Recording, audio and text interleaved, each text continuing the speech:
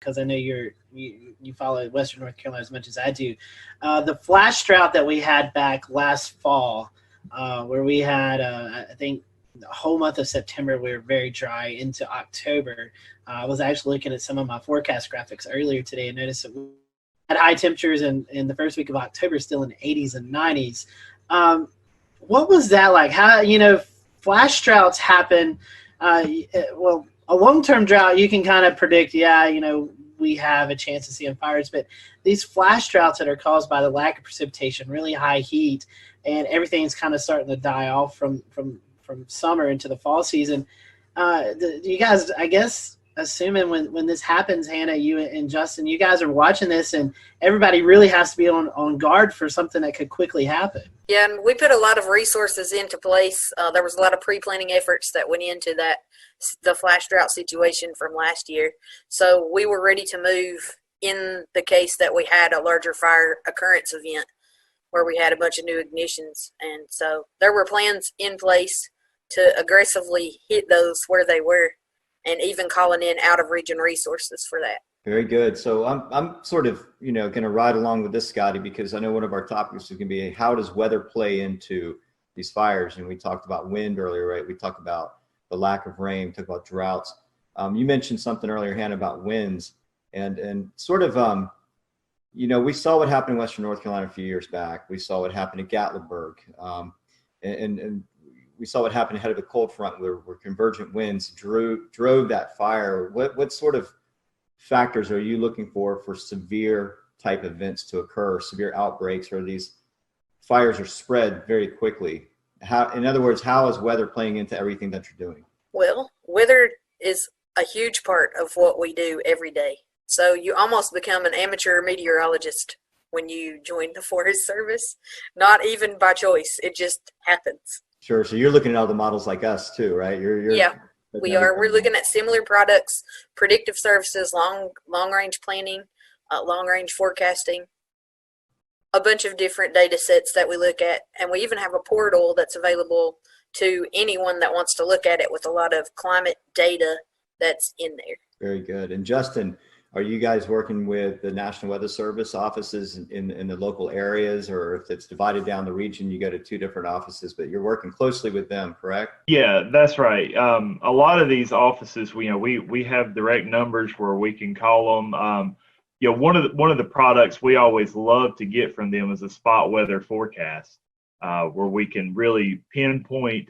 I want to know what the weather's going to be at this exact location. So yeah, we're in very frequent contact with our National Weather Service guys. And so I'm gonna kind of switch this because we're starting to talk about territory, right? And we're looking at mountainous areas versus coastal plains. So like what would be differences between a fire in the mountains in Western North Carolina and a fire in Eastern North Carolina? So, whenever we're dealing with fires in the western part of North Carolina or the mountains, the biggest difference there is we have a lot of terrain to deal with. Whenever you have a wildfire on a steep slope, it's going to burn typically a lot faster going upslope. The other issue that we run into is the equipment that we can use in some of these terrains. You can't put a bulldozer on a 50 or 60% slope. You can, it's just very, very tricky. So most of the firefighting that we do in that type of terrain is, a lot of manpower with hand tools.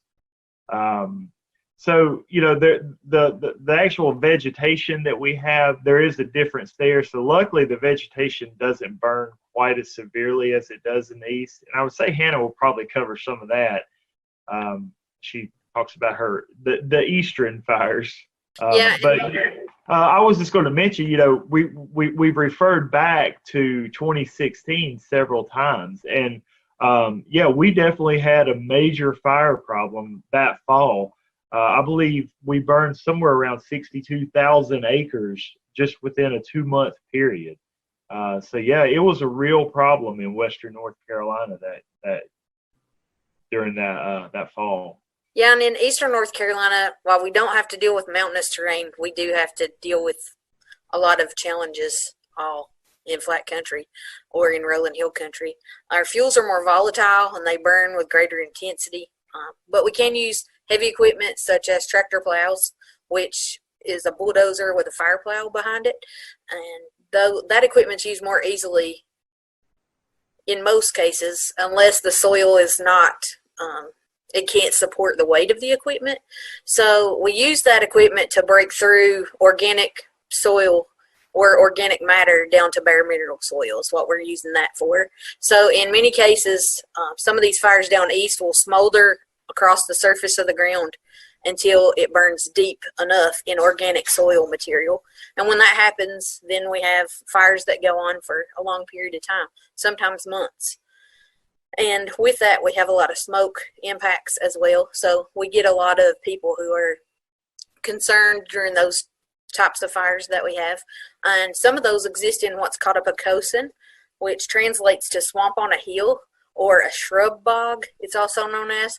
So those are wetlands with deep acidic sandy peat soils, and they have like an accumulation of organic material that it'll resemble muck, black muck underneath the crust of the surface. So, and that builds up over years and years and years. But those are fire adapted ecosystems, and in the east we are used to having to deal with that type of an ecosystem. I remember the fires. I'm trying to remember what year it was, where southeastern North Carolina, near the coast, and northern Myrtle Beach and the Grand Strand areas, they had a serious breakout up there. And smoke, we're going right into our next topic, which is going to be smoke management. Visibility factors, travel, the dangers of being on the road near these things and not knowing where the fire actually is and not being able to see. I mean, we've seen that out west in California. Here, what are your challenges with smoke management? How do you get the word out to folks? We use a lot of tools in the toolbox to get the word out. We always have public information officers on any fires that we have, and then we have public information officers with our agency, and we're constantly working to try to get the word out to the general public and any of our shareholders or stakeholders, cooperators that we need to advise on those types of issues. But it takes a broad toolbox full of tools to get the word out. So we use social media, we use email, we use all the traditional methods through news releases, and then we invite the news media out to some of our fires so they can get the word out for us as well.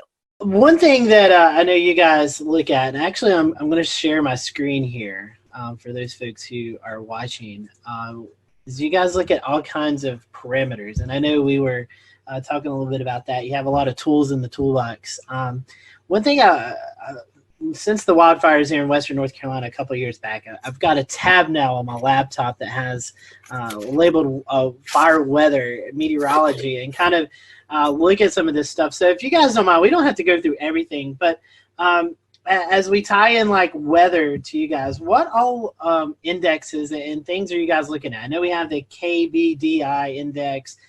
You guys look at kind of like the initiation point. You're looking for fuels, fine fuels. Kind of talk to us a little bit about that and what you guys really look at day to day for the potential for wildfires. Yeah, that's So our fire weather intelligence portal, this has been a great tool for us as fire managers, in the prescribed burn realm, but also for the wildfire realm here too. Because a lot of times when we're looking at wildfire, we're not just looking at one specific area or just one county. A lot of times we're looking at like an 8-county district, or possibly a 30-county region, or the whole state. So we may need to look at different indices crossing over the state. So some of your more obvious ones, temperature, relative humidity, wind speed and direction, precipitation over the past 24 hours. We like to look at some of that stuff, but some of the other things that we really like to look at are, let's say, the Keach-Byram Drought Index. That's one that can tell us, just how dry it actually is out there. The lower the number, the wetter it is. As we start going up closer, 500, that means we're starting to get into a pretty severe or significant drought situation. Some of our other parameters that we look at, you mentioned ignition component. That is one, pretty much tells us how easily a fire is going to ignite. Some of the other ones we're looking at, the energy release component right there. That's one that just tells us how intense that fire is going to burn. So there's a lot of different indices in there, and all of them are relative. That just it's just another tool in our toolbox, as Hannah mentioned earlier. Just different things we can look at that'll help us as fire managers to determine how that fire will burn on any given day. And how are these values come up with? Like, is there like tools that you guys have that you go out and sample the soil? How do these values come up there? I mean, right. What all goes into that? So you'll notice they're kind of placed oddly across the state there. There's actually a small weather station at each of those that are taken. We actually have small fuel sticks out there, and that takes some of our fuel moistures, and then a lot of your typical weather readings such as temperature, relative humidity, wind speed, precipitation. It also takes in solar radiation. Trying to think if there was anything else that I'm missing on those. But those are called, remote automated weather stations. And another thing, Hannah, I'll bring you into this. This is another thing that I look at. It's the national, the NICC. It kind of gives you a seasonal outlook for wildfire. These outlooks are constantly in our minds. We do an annual refresher training every year, and at that meeting we go over these for the upcoming season, and that's getting us ready for the spring fire season, leading up to our work capacity test that we take annually so we can travel and help other like western states whenever they are having large fires as well. So we look at these and we brief on these throughout the months, even into the summer and into the fall. So we are looking at this way ahead of time. And as soon as this information is released, a lot of times you'll see it floating around social media pages and other things. So it's a hot topic of conversation for any wildland firefighter. And correct me if I'm wrong, but I believe as we went into last fall of 2019, it was above average for the Southeast just because of the flash drought. I believe that's what I remember seeing. So another agency in the weather community that does some fire forecasting, Justin, is the Storm Prediction Center, where they issue fire forecasts. Do you guys, maybe the force office in North Carolina, maybe in Raleigh, do you guys coordinate with them, or how do you guys get those outlooks, or how does that work? I'll be honest with you. Whenever you sent me, we had talked about that earlier. I think that may have been yesterday. Yes. That was the first time that I had dealt with that. I don't know if Hannah has worked with that particular tool, but I played around with it a little bit, and it seems like that's definitely another tool that I'm putting into my toolbox. So, Hannah, I don't know if you had seen that before or not. I have not. Well, I'm glad we were able to help you guys out. Yeah. For those who may be watching or listening to the podcast, we've had on Randy Bauer from National Weather Service in Norman, Oklahoma, who is also in with the Storm Prediction Center. And they issue these fire weather outlooks for the day of and then 3 to 8 days. It's kind of like the severe weather outlooks, Evan and Shay, that we see on a daily basis. But they kind of highlight areas that they're concerned about for the potential of some increased fire danger. And Shay, correct me if I'm wrong. If I'm not mistaken, we kind of saw this last year in eastern North Carolina, northeast South Carolina, where dry lightning was highlighted for portions of the area. No, that's exactly right. They've even done it a little bit out in the Midwest as well during some of the drier seasons and where positive strikes might be forecast. Anything of heat values where drought conditions, severe drought conditions are existing, and it seemed like it was maybe a little controversial, but at the same time, they're trying to incorporate more into their risk factor for severe weather to be a threat, even more of a threat on any level. So they're working with the Forestry Department and others as well, from what I understand. I'd like to learn more about that this year because it is kind of new with them. So yeah, I think to me, it's a good effort on their part. Definitely so. Justin, Hannah, one reason that we wanted to invite you guys on tonight, is the North Carolina Forest Service is really putting a big campaign out about being ready and prepared for fires. But one thing I wanted to talk about before we do that was the idea of prescribed burning and how that kind of helps you guys get ready for the wildfire season. So could you briefly kind of talk about the purpose of prescribed burnings, and then we can kind of go into the wildfire mitigation, what you need to do as we get into the fire weather season? I'll go ahead and grab that one. So our prescribed burns, we're going to do those anytime that we we have a forest stand out here that we want to reduce the hazard in. If you don't have a fire in there, the leaf litter, the pine litter just continues falling to the ground year after year after year, and it accumulates more and more and more.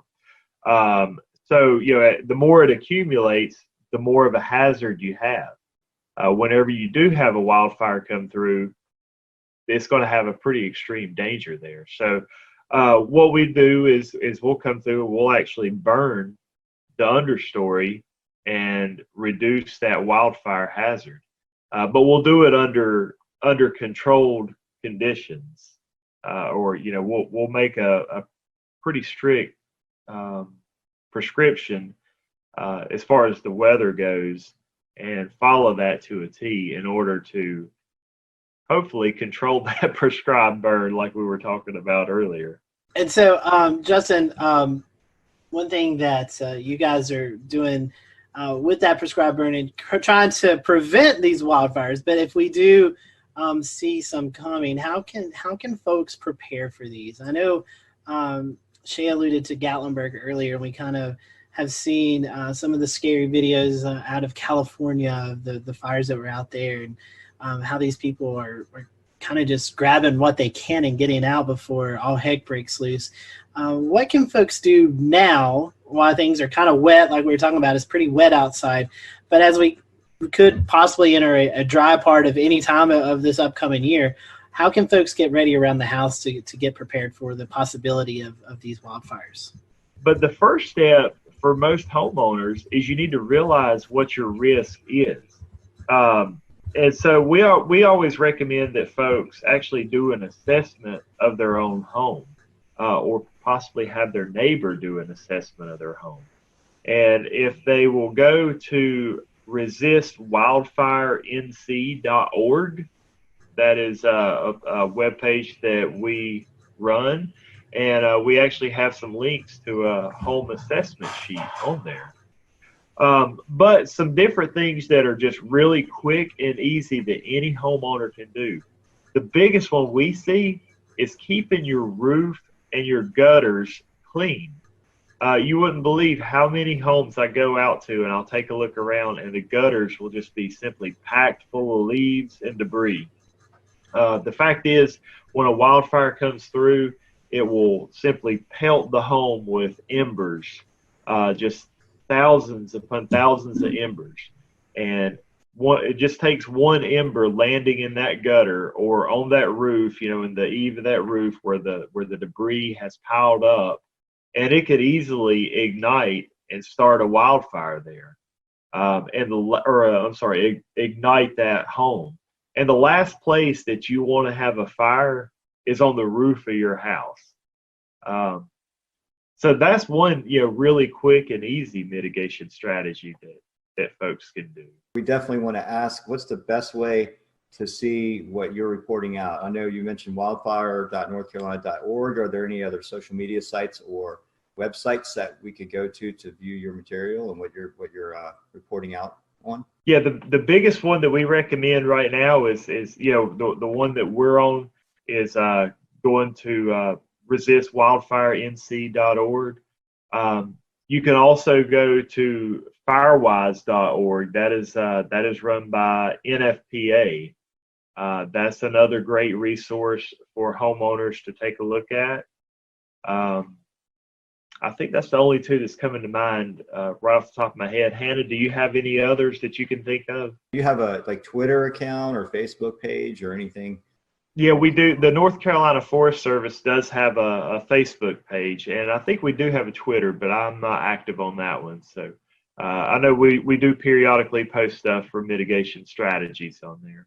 Justin, it was a pleasure having you on. Anything else you or Hannah would like to cover kind of before we close out the program? Well, I think the other mitigation strategy I was going to cover real quickly was just going to be, the one of the most important zones around the house are just the first 5 feet around the home. And that's typically where we have a lot of our flower beds, where we do a lot of our landscaping. So it's very important, the things that we put there, such as not putting highly flammable plants in that area, and then the mulch what we're putting down on the ground there is not using a flammable mulch, not using anything that's organic that can catch fire, such as pine needles or a shredded bark.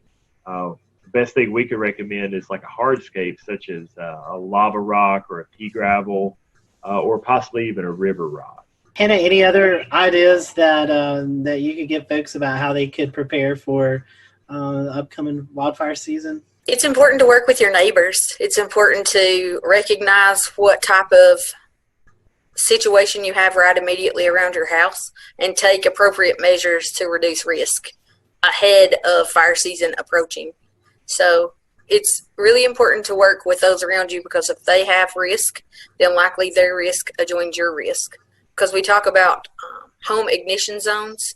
So the zones around your house from 0 to 5 foot is your immediate zone, and then from 5 to 30 feet is your intermediate zone.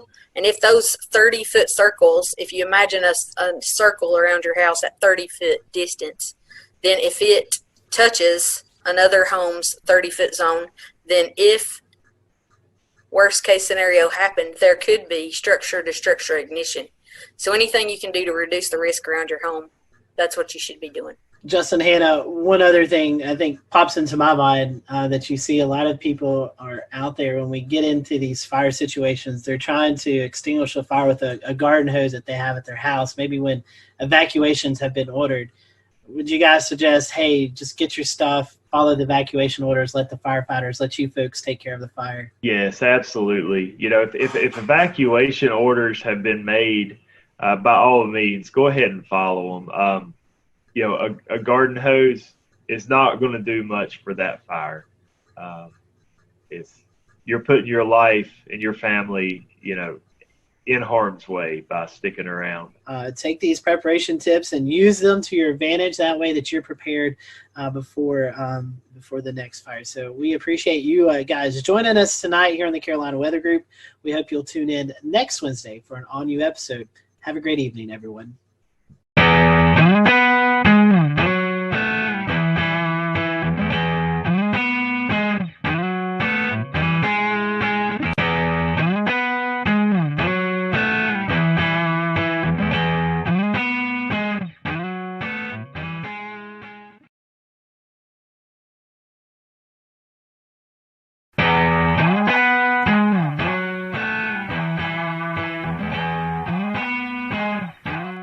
Good evening, I'm James Brierton in Charlotte. It is May the 6th, 2020. Can you believe it is May already? We had a thunderstorm roll on through here earlier and brought the temperatures way down as we are looking ahead to a cool down the next few days, and through the weekend could be pretty chilly as you wake up on Mother's Day, Sunday morning. But we're so happy you're with us tonight on this Wednesday night. The panel will be along in just a few moments for tonight's episode. It's kicking off a new series that we're calling Quarantining at Home. We're kicking it off with the weather team from WECT, the NBC affiliate in Wilmington, North Carolina. It's designed to be kind of a lighthearted experience among all of the serious news that is going on. But first, we do have to start on a more serious tone tonight. The National Weather Service has confirmed that an EF1 and an EF2 tornado struck southern portions of Chester County and Lancaster County in South Carolina about this time yesterday. It all kicked off at about 6:30 when the National Weather Service at Greenville-Spartanburg issued that tornado warning as a tornadic supercell was moving to the east just south of the city of Chester.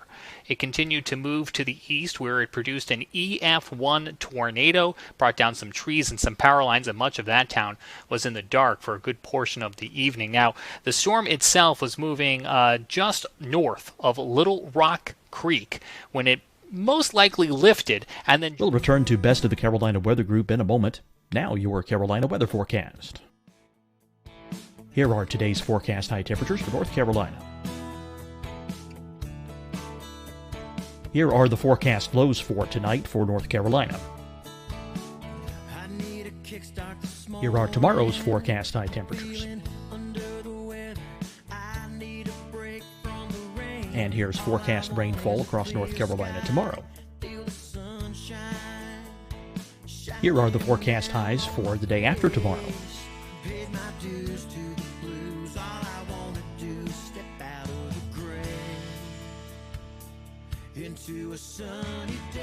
And here's the forecast rainfall across North Carolina for the day after tomorrow. This is the total rainfall forecast across North Carolina for the next 3 days. Here's the severe thunderstorm outlook for today from the Storm Prediction Center.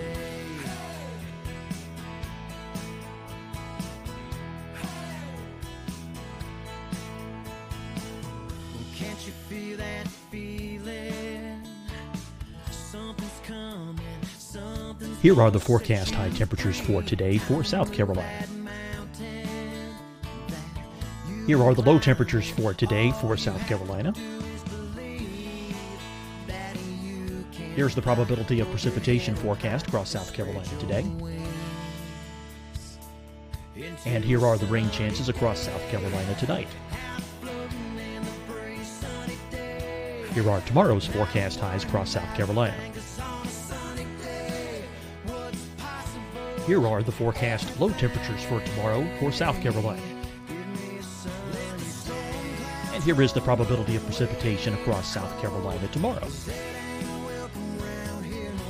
Here's the precipitation chances across South Carolina tomorrow night.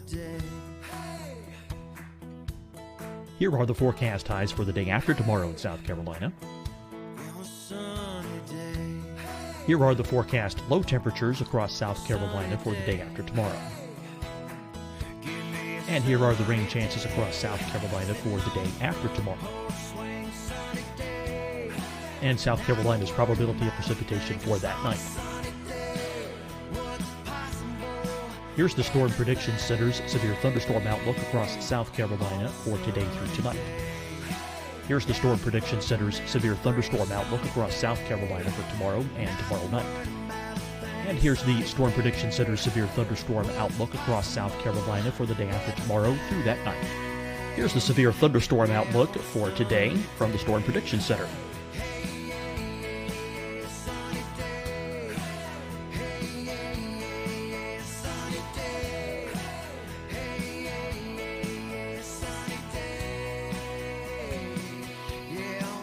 And now here's a live look at weather radar across the southeast.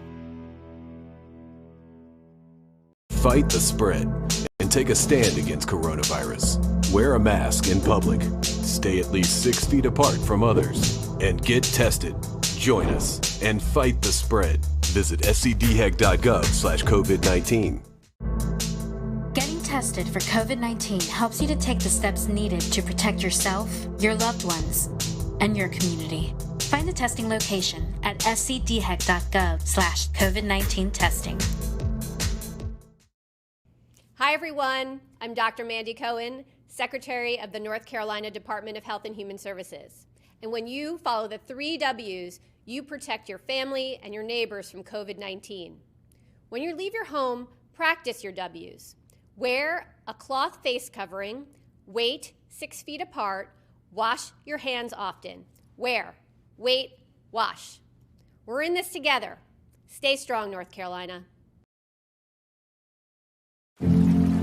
Deciding when to wear a mask isn't about who you know or how well you know them. Just ask yourself, will I be with anyone I don't live with? If the answer is yes, get behind the mask. Help slow the spread of COVID-19. Get behind the mask. Learn more at covid19.ncdhhs.gov. You'll see your Carolina weather forecast at 25 and 55 past. And now back to the best of the Carolina Weather Group on the all-new Carolina WeatherNet. Consider a second tornado then touching down near Interstate 77 as it began to leave Chester County, enter into Lancaster County, move towards Great Falls, where the National Weather Service out of Columbia took jurisdiction of the storm. Now, both Weather Service offices went out there today, did storm surveys, and the team out of Columbia came back with EF2 damage caused by the tornado in Great Falls, and that would have been winds of about 115 miles an hour. The other thing you're looking at here on your screen, we're going to go ahead and bring these beautiful and stunning pictures full screen for you. This is friend of the show, Chris Jackson, was out yesterday in the area with his drone. I believe it's a DJI Maverick. And take a look at these stunning pictures. You can see that supercell coming towards him, the lightning that is being produced by this storm. Now, the tornado itself is not believed to have caused any deaths or injuries. However, one man did die in Chester County yesterday from a lightning strike, and you can see some of that powerful lightning here being produced by the storm. And then it dropped hail up to 2 inches, golf ball size hail reported as associated with this storm, and you can see how it littered the ground. Almost looks like a winter morning here as Chris is showing us these aerial pictures, and you can see almost a fog rolling in, and it is actually a fog rolling in over the valley caused by the sudden cool of those temperatures and all of that cold ice particles now sitting on the ground. So the National Weather Service is still working to finalize most of their storm surveys, and we'll have updates for you on Facebook and Twitter as we learn more. But again, to recap, EF1, EF2 tornado in parts of Chester and Lancaster County on Tuesday evening, and thanks to Chris Jackson for these pictures. Now let's get over to Scotty Powell and the panel for tonight's kickoff of our Quarantining at Home series with the meteorologist from WECT in Wilmington. Scotty.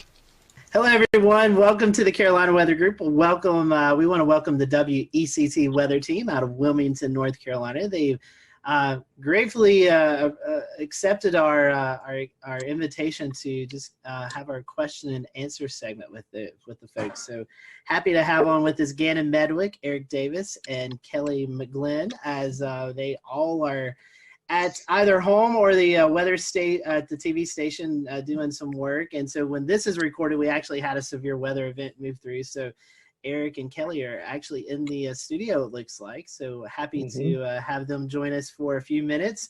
Guys and gals, we just want to start off with some quick hitting questions. So I'll throw out the first question, and I'll let Dan and Evan join in. Our first question is about social media. Which do you prefer better, Twitter or Facebook? Gannon, I'll let you start. It's a good one. I'd probably say Twitter in terms of the way things just come up and they have to be succinct. So I'd probably say that. Although Facebook, I have had more traction and followers over the years. So that's a positive. All right. Kelly, Eric? I'm personally probably more of a Twitter myself. I have a lot more followers on my Facebook page, but I think in terms of weather information, if you're looking purely for that, I think Twitter is definitely the way to go. But Facebook is definitely a different way to interact, I think, on a more personal level. Kelly, do you have a choice? I would say I like to use Twitter for active weather events. I think folks tend to appreciate that more than Facebook, where it could pop up, days later. And, sometimes people will get that mixed up with actually what's going on outside. But in terms of Facebook, I think it's good because people like to see a personal side to you. So to get kind of who you are outside of the studio out to social media for people to kind of connect with you on that kind of level is why I like Facebook a little bit better than Twitter. Absolutely. Those are great answers. I'm going to hop in with one of my favorite questions from the list. What is your favorite weather disaster themed movie? I know there's one big forerunner here. That's a great, yeah. But again, we'll start with you. Weather disaster. The first one that popped into my head was Perfect Storm. Okay. with Mark Wahlberg and George Clooney back in the day. Like, someone said that last time. That's a good choice. Yeah, and it was kind of fun. I mean, you pick out in any weather and disaster themed movie that you pick out the inadequacies of the weather and the geography, and that gets you a little bit. But that one was fairly entertaining, I guess. Okay. Good. Kelly? The first thing that popped into my mind was The Day After Tomorrow. Oh, yes. Just because my dad used to like that movie. So I kind of, grew up watching it and always kind of had some kind of appreciation for all the wild stuff that happens in that movie. Good choice. I guess mine would be Twister. That was out about the time I was graduating from graduate school, or graduating from college. That's about probably aged myself a little bit, but I just love cow, flying up in the air. That's classic. And there's a lot of liberties with that movie, but it's kind of a cool theme. I like it. Yeah, absolutely. Those are great. Dan, you got one? Yeah, and I'm with you there. That Twister. Personally, I think if you haven't seen Twister at least a dozen times, you're missing exactly. out. But kind of in the same mode here. Back to you, Gannon. Kind of circling around. As far as music goes, do you have any favorite type of music, or even any music that kind of gets you in the mood for weather or weather-related music? There's really no weather connection to music, but that's an interesting thought. I wonder if there's something deeper going on that maybe I'm not aware of consciously. But if I'm in the forecast center, I'm listening to a variety of music. My couple of favorites are hip hop, either classic or modern. I like classic alternative, like 80s new wave, and I also like some classic rock, like Zeppelin and Pink Floyd. So I'd say that it's pretty rangy in terms of those styles. Gannon also likes to listen to rap too. He always has some sick rap songs. That was number one. Yeah, hip-hop, yeah. Not on board with the rap so much, but I'm a big 80s fan. Just love all kinds of 80s music. I mean, Michael Jackson. I mean, the range, Def Leppard, I like the hard rock, and some 90s stuff is good too. I'm going to move to a different room. We also have Kelly might be moving to a different room. Just because we're hearing each other. A little bit of feedback, I think. We have Gabe Ross joining us. Gabe also meteorologist at WCT. So Gabe, welcome. As Kelly's moving, we'll let you answer that question. Any favorite type of music for you? Favorite type of music? Great question. Typically, my go-to is 70s classic rock. Anything that's got a good beat to it. Typically, my Sirius XM is tuned to 70s on 7. So any of that, even like early 80s rock that kind of bleeds over. Gannon and I have a soft spot for Hall & Oates, I think. Oh, Hall & Oates. Yeah. Good stuff. 80s, I'm on board. That's like the common denominator, I think. We all had a lot more hair then, didn't we? Yes, we did. Some of us weren't born yet. I was going to say, yeah, Some of us had no hair. I think Kelly is moving around, so we'll let her chime in here in a second. Here's another Kelly's one. Gonna blow your mind. Some of our quick hitting questions. A dog or cat person? Gannon, I think I already know the answer for you. Dog. Dog. Score one for dog right here. I would go primarily dog, but, if the cat's tame enough, why not?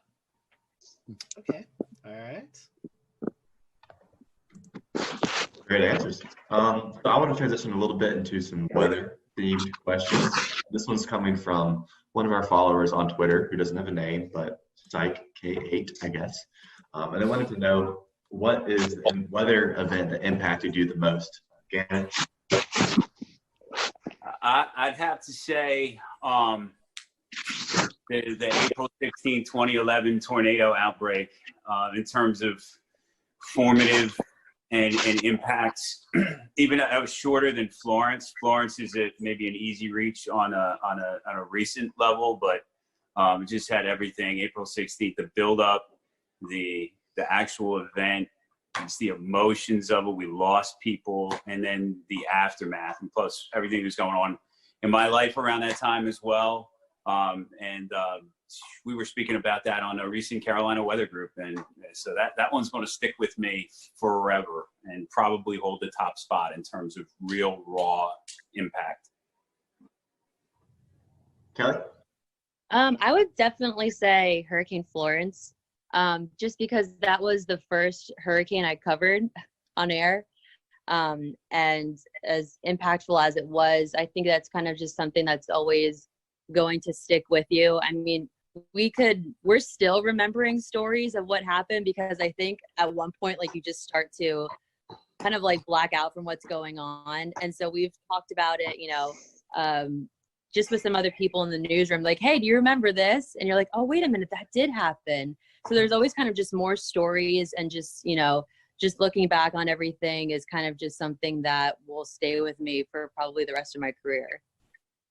Good answer. I'd probably say recently, I'm with Kelly, probably Hurricane Florence, but Gannon makes a good point with the April 2011 tornadoes. I happen to actually be working in Texas on the May 3rd, 1999 outbreak. Remember, Texas and Oklahoma, more Oklahoma. Now, I wasn't in Oklahoma at the time, but I was in Abilene, Texas, and we had a couple of what would now be classified as EF2 tornadoes touching down, baseball size hail, just incredible stuff. But I was on the periphery of that event. That was pretty exciting.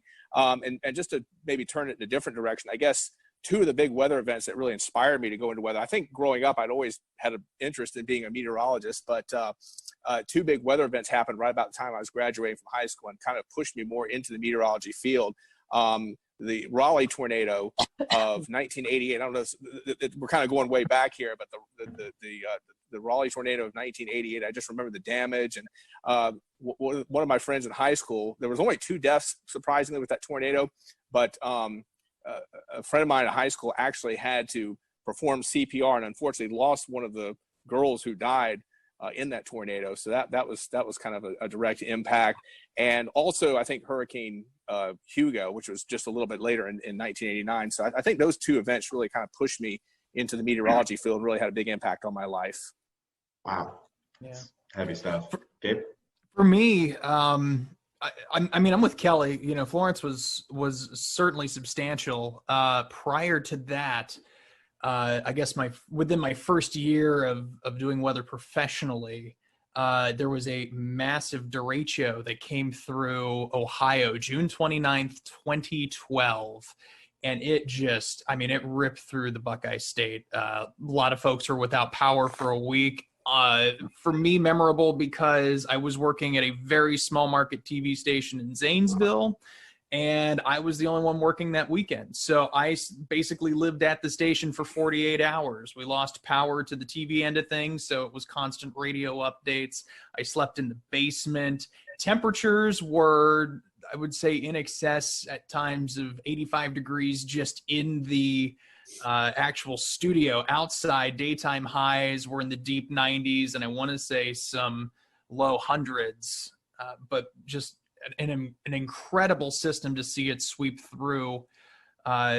Straight line winds, I want to say they were close to 90 miles an hour, if not more than that. It's been so long, but it's certainly sticking in my mind. But of course, most recently, Florence, and even a little bit with Dorian too, just the tornado outbreak that Gannon and I were covering that morning. It will stick with me for a long time. Well, and so sticking with you here, you've talked about what's most memorable, but what would be your favorite? What's your favorite type of weather to forecast? Favorite type of weather? Winter weather. That's the easy one. I love snow. Eric. Don't get to see a lot of snow, so I get pretty excited with snow. Yeah, pop-up showers and storms are pretty expected during the summer. So after a while, it gets kind of tiresome. But yeah, anytime there's a threat of snow, mixed precipitation, especially down here, we get it from our viewers all the time. They're just oh, is it going to snow? Well, a degree or 2 difference, and that's what we get. So it's a lot of fun. Okay. Kelly, Gannon, you have a choice on that? I love tropical forecasting. That's my jam. I don't like winter weather forecasting at all, just because people are so mean about it. God forbid True. you get chilly rain instead of, That's true. snow, and it's the be all end all of the Carolinas. But I've always just loved tropical weather. That's been my thing for probably quite some time now. Yeah, I would have to agree. Tropical is my favorite. Challenging weather to forecast and impactful weather to forecast. In terms of just favorite all around, though, I love those first couple of fall air masses that come down in September, October, August. Yeah. If we're lucky, we get a little taste. And I think those are fun to sort of gauge and talk about, just because you realize everybody's ready for that at that point. Even if you like summer, everybody seems to be happy when the weather just gets a little more mellowed out. So that's the kind that I like, that makes everybody happy. Hurricanes and tropical storms probably take the top spot, though, in terms of the challenge in the meteorology. It's just fascinating. So speaking of your favorite weather, kind of the reverse of that, do you take it personal when you miss a forecast? I mean, does it bother you, or do you just kind of shrug it off and say on to the next one? I'll start with you, Eric.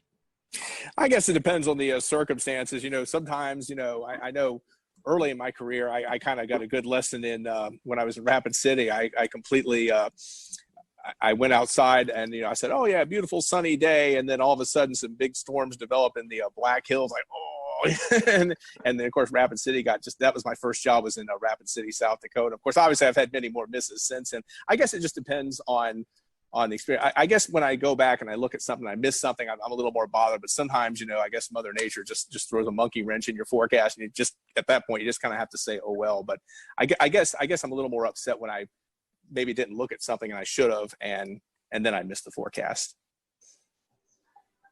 Kelly, Gabe, Gannon? Ladies first. Yeah. And I don't mean you, Gannon. No. He wants to answer. I mean, yeah, of course, it's something that, if we miss a forecast, or, the timing of a line of storms is off by a couple hours and it arrives earlier. And, a lot of people work outside in the summer, like landscapers, and, people have businesses along the beaches, and they rely on those forecasts for their businesses. So, from time to time, we know how the summer goes here. Of course, we can't predict where those pop-up storms are going to be, but, I think it's a kick in the butt when we miss our own forecast, and, we let some viewers down, if you really want to say let them down. Or, but I think for the most part, our viewers are very appreciative of our forecasting and how, accurate we can be in the summertime, and especially during hurricane season. We get a lot of emails saying, how appreciative they are of, how interactive we are on social media and whatnot. So there's, pluses and minuses to that too. I don't really feel like I take it personally, except for you got to put your name and your face on your product, so that when your product is less than perfect, it reflects on you that way. So you can't help but be personal. But I think I've learned to kind of compartmentalize that and shake it off, if you will, maybe more than if I was a really young forecaster. And then also you learn when you have to eat humble pie that maybe you should have messaged it different. Maybe you knew there was a possibility that the outcome could have been that. Maybe I could have articulated that better. Probabilistic approach to forecasting, as opposed to, oh, the high's going to be 75. And then if it's like 73, is that bad? No, we're talking about the same kind of flavor. So yeah, take it personally, but grain of salt. But only because we have to put our name and our face on the product. Otherwise, treat the instance as a learning opportunity to do better next time. Yeah, I think you hit the nail on the head with that, Gannon. At least in my case, probably compared to the other Mets that are on the team, I'd say I have I won't say least experience, but I know these guys could write books on the stuff that they know by comparison. And when I miss a forecast, it is just that, a learning experience, and agreed with Kelly that our viewers, I think, are very generous. They understand that what we do is difficult, and if it's a huge blow in the forecast, for instance, cold air is rushing in and it comes farther south than we anticipate, and so instead of seeing highs in the mid 70s, we don't even make it to 70, and that becomes tricky. And to Gannon's point, how could I have messaged that differently? What steps can I take to be clearer about that message going forward? We blame it on the wedge here in Western North Carolina. It's all about the wedge. All right, Evan. So last time I asked this question with the WFMY crew, we got somewhat of an unexpected answer. So this will be interesting. What is your favorite model website, if you have one? Okay, I'll jump in. I use Weatherbell. I use the other ones like Pivotal and Tropical Tidbits occasionally. I probably need to use those a little bit more than I do, but I started paying the Weatherbell man, and I feel like I got once you pay for the ticket to the amusement park, we're riding every ride. We're gonna use that all day. So that's kind of what I'm stuck on for the time being. It's good. I didn't get a Weatherbell account, but Pivotal just started charging. I was kind of using their Euro model, and then I think it was like Monday. I think they started charging. I was like, I kind of got to have something. Got to have my Euro. So yeah, I went ahead and just sucked it up and paid Pivotal. So I'm paying Pivotal. I'm with Gannon. I like Tropical Tidbits a lot. I'd say Pivotal and Tropical Tidbits are probably my two favorite. Okay. Complete agreement with the two of you. Pivotal, Tropical Tidbits. Good to know that they're paying. It's been since Sunday since I forecasted. So if they're paying now, then it looks like I'm going to have to knuckle down and get an account. Just ask old Gannon. He'll help you out there. Eric, can I Weatherbell's a good side though. Yeah. Yeah. What about you, Kelly? I have to agree with the rest of the guys too. I like to use Tropical Tidbits obviously during hurricane season, but I favor Pivotal weather for severe weather. I just think they have different parameters than Tropical Tidbits has, and I like to use that more. Now, did those answers surprise you?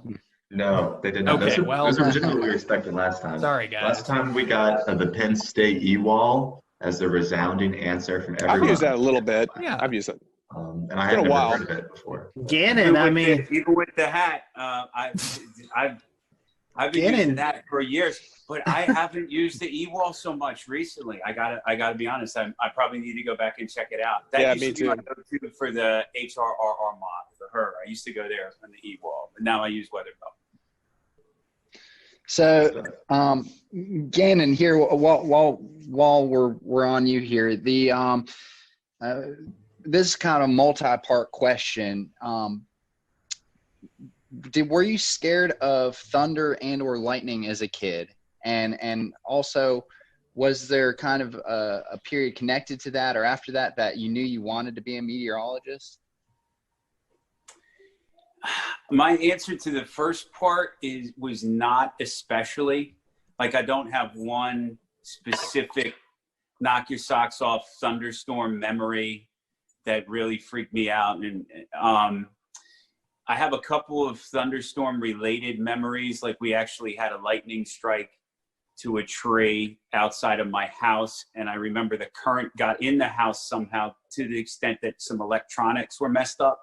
And I remember thinking, wow, how would that, So it's like 3-4 years old. That kind of gets the gears turning in your head that something bigger is at play. It didn't really turn into fear.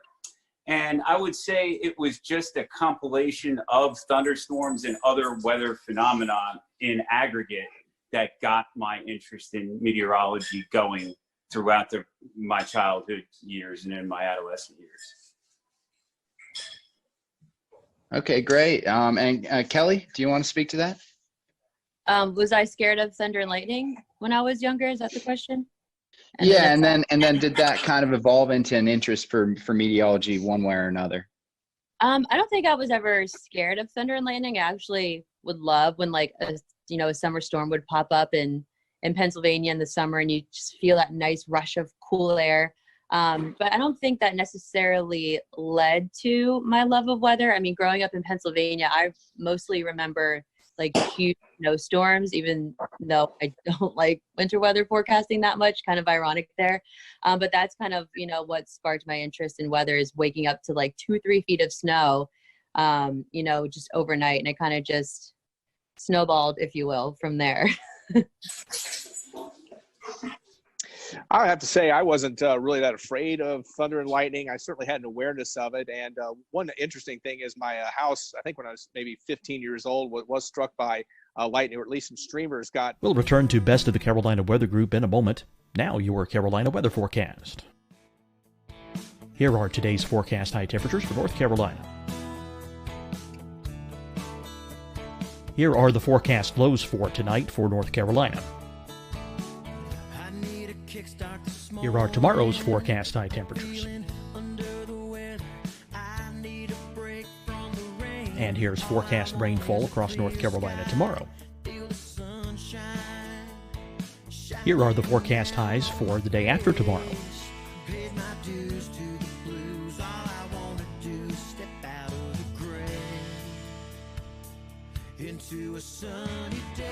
And here's the forecast rainfall across North Carolina for the day after tomorrow. This is the total rainfall forecast across North Carolina for the next 3 days. Here's the severe thunderstorm outlook for today from the Storm Prediction Center.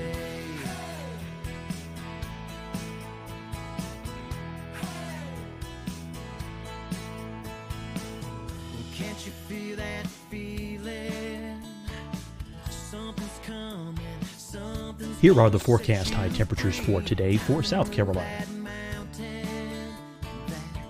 Here are the low temperatures for today for South Carolina.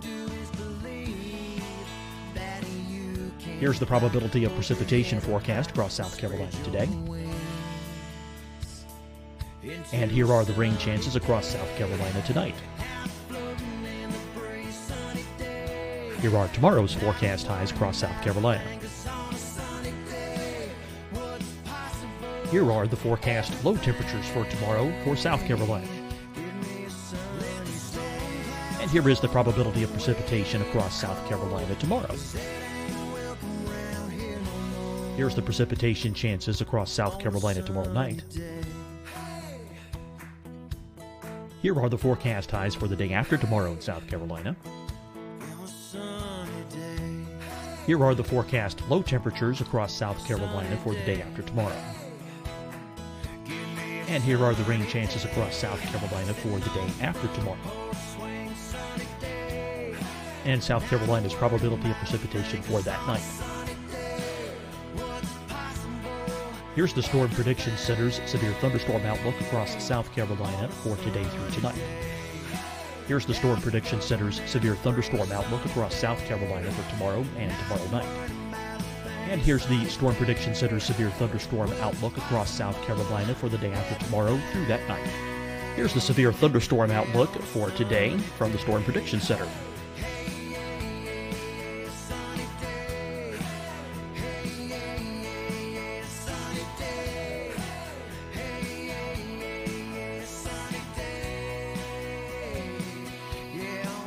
And now here's a live look at weather radar across the southeast. Fight the spread and take a stand against coronavirus. Wear a mask in public. Stay at least 6 feet apart from others. And get tested. Join us and fight the spread. Visit scdhec.gov/COVID-19. Getting tested for COVID-19 helps you to take the steps needed to protect yourself, your loved ones, and your community. Find the testing location at scdhec.gov/COVID-19 testing. Hi, everyone. I'm Dr. Mandy Cohen, Secretary of the North Carolina Department of Health and Human Services. And when you follow the 3 W's, you protect your family and your neighbors from COVID-19. When you leave your home, practice your W's. Wear a cloth face covering, wait 6 feet apart, wash your hands often. Wear, wait, wash. We're in this together. Stay strong, North Carolina. Deciding when to wear a mask isn't about who you know or how well you know them. Just ask yourself, will I be with anyone I don't live with? If the answer is yes, get behind the mask. Help slow the spread of COVID-19. Get behind the mask. Learn more at covid19.ncdhhs.gov. You'll see your Carolina weather forecast at 25 and 55 past. And now back to the best of the Carolina Weather Group on the all-new Carolina Weather Net.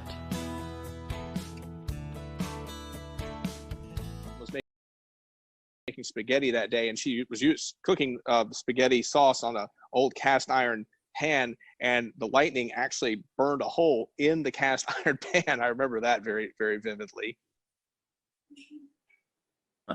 Well, see, I'm going to go the opposite of these guys. I was scared to death of storms growing up, and I think doing weathers has helped me over the years, of course, get over that. I remember, I was living in Thornville, Ohio at the time. It was the summer of 96 or 97, I think 96, and we had just a huge, string of showers and storms that came through that resulted in what was basically tornadoes, and constantly the EAS tones going off. As a kid, it's kind of scary. So it always stuck with me. From there, I was always at least keeping an eyeball on the weather forecast, no matter what it was. And then when I got to college, I had actually, long story short, my folks had us grow up basically in TV. They were both TV personalities, TV managers in Columbus, Ohio. Got out of it for a little bit, and then college came around, and then got back into it. And so I started on the news end, and then I actually dated a meteorologist my junior year of college, and then that sparked the love of weather. So the relationship didn't last, but my love of weather from there on did. At least you had something lasting from that. We'll call it a nice parting gift. Another question, and then we want to kind of get to some more fun questions. While we're taping this, we've been going through some crazy times in the country with the COVID-19 pandemic. So this is kind of another two-parter question. A lot of folks have been able to do weather from home, a lot of meteorologists. So my question is, what are your thoughts on doing weather from home, and what do you think the future of meteorology looks like? Do you think we can incorporate this more into your daily routine of what you guys do on TV? Whoever wants to start, I'll let whoever. Well, my thoughts of weather from home is I think it's a great way to offer the service, the public service of distancing as you can. We've kind of followed the guidelines at work from our middle and upper managers, and we're kind of, as weather in terms of directives, the last off the boat, really. A lot of our anchors have been broken up, and our reporters have been taken away. Some of our producing has been doing sales, etc. But they've left us in place. But I mean, I think it's great when it can be done. I know Gabe has a great setup that he's probably going to speak to, and but I'm enjoying watching some of the setups and the creative things that people have in other media markets. Every little bit helps, I suppose. Yeah, Gannon's right about that. I for sure think that this entire outbreak is going to change the landscape. Are we going to be doing this completely at home from now on? No, but certainly we have a baseline of what to do in the event that we can't be at the station. I mean, it's really no different than doing live shots, but the key is going to be for stations to help as much as they can, their meteorologists, their anchors, reporters, utilize the technology they have, or provide them with the technology they have that is comparable to what they would have if they were in the building. Yeah, I kind of agree with Gabe. Again, I think it is incumbent upon the stations to make sure that the meteorologists have the tools that they need, the computers, the broadcasting equipment they need to broadcast from home. I love the idea. Of course, I think you always run into the issue, of course, is is probably severe weather. It's probably a little easier to probably see the broadcast from home on a quieter weather day, but when you start getting a severe weather situation, especially, it kind of feels like it's more incumbent to be at the station where you have all of the tools that you would really need to do a broadcast, especially on short notice. Yeah, just to piggyback off what they were saying, I have personally seen a lot of very impressive work from home setups. And I think, at least for me, going in, you normally think you're a broadcasting major. Everything that you do needs to be done from the studio. And now that we, kind of are taking that step forward to work from home, there's so many different, opportunities and doors open on how much can you expand this? What more can you do from home? And then you also think, how long is this going to last for? And, if it's, tech trends to be something that pops up more in the winter or in the summer or whatever it would be, would people just start to transition to working from home during that, time where people would more likely get sick than, during the off season, if you will, from that coronavirus? It's amazing how many different setups there are too. I mean, you're right. I even saw a picture of someone using augmented reality in California, and their weather hits. Wow, that's impressive. So transitioning away from some of the weather talk, and Kelly, I'll put this right back to you. What are some of your I guess your favorite non-weather hobby? Well, I've recently started painting at home just to keep myself busy. And I've also realized that I'm pretty good at doing puzzles, since that's kind of one of the only things that I can do now. But I also love doing anything at the beach. Anybody who knows me knows anything coastal or nautical or ocean related. Like, my name is just all over it. I really want to start surfing. That's like the next thing on my list. Are you able to get to the beach right now? I know. Well, Ganna said there's parking in Carolina Beach, so I'm going to try and get down there like ASAP, because I usually go probably like 3 days out of the week, and I haven't been in like 2 months. So I'm starting to go a little stir crazy there. The waves are good today, so I know. It could be a good day to learn. I'm seeing that. Even just body surfing would be fine with me. Just something to get into. I love being in water and around water. Awesome. Good choices. Eric? Well, I don't get to do it enough, but I'd like to play tennis with my son. Obviously, in recent years, I've been raising my kids, but now they're kind of getting older. So actually, probably in the future, I'm going to have a little more time to myself. But yeah, I love sports. I like golf. I'm a terrible golfer. I haven't golfed much recently, but I do love the sport. Obviously, I love just getting out, walking around. And obviously, when I go to neighborhood swimming pool, beach, things like that. Pretty simple guy. Wouldn't say I'm real complicated, but those are the kind of things I like. We found out during a photo shoot that Eric has got some pretty awesome hoop skills. Oh, yeah. This was. Need to get in shape. I got to get in shape though. That's the first thing. Well, yeah, is there but any video of this? I feel like someone recorded some cell phone video with it. I'm not 100% certain, but I could shoot a little ball of the day. I could. Yeah, it was October and November. I'm a perpetual band kid, so my athletic talent is slim and none unless it's pro wrestling, because it's predetermined and I know how to do it. So you was fitting in well with the WFNY crew last week. Every single one of them played an instrument, and they were all in the band back in the day. So we're trying to get a band together, a weather, meteorologist band. So we'll maybe reach out. Not me. Oh, well, I'm your guy. Any drums or any percussive needs, I've got you covered. Okay. Gannon, what about you? Favorite non-weather hobby? If you guys get a band together, I'll just call the bars to see if I can get you in. That'll be my role. I'm not very musically inclined. I like a lot of the things that my cohorts said they like. I like sports. Play a little sports. This past week I did tennis, but I like watching sports, keeping up with sports. Around the house, grilling and chilling, gardening. I like to exercise, so try to do that. I got a little elliptical machine that I try to hit at. Even if you're tired, it just feels good to get drenched with sweat when you can, a couple of days a week at the very least. And then just the salt water, having that, I really like it. I'm with Kelly. Made it down to the beach yesterday. They kind of have a just keep moving along directive going on right now. So there's no coolers or beach blankets, but that's real nice. when you can do that, because that's just a real good way to unplug, is being near water. I've always found that to be the case.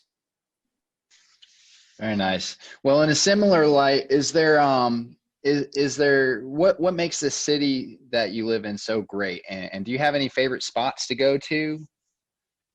Anything you can recommend to the viewers? I'd say Wilmington is great in its variety of things to do for a city of its size. I think it's a relatively small city, and you might pick something out of Charlotte or Atlanta or Washington, D.C. that Wilmington wouldn't have had a chance of even having. So, I mean, I know there's scale to be had, but there's plenty to do. And then the variety of landscape with the different water bodies, the ocean, the intracoastal, the river, so close, that naturally lends itself to a lot of different things to do.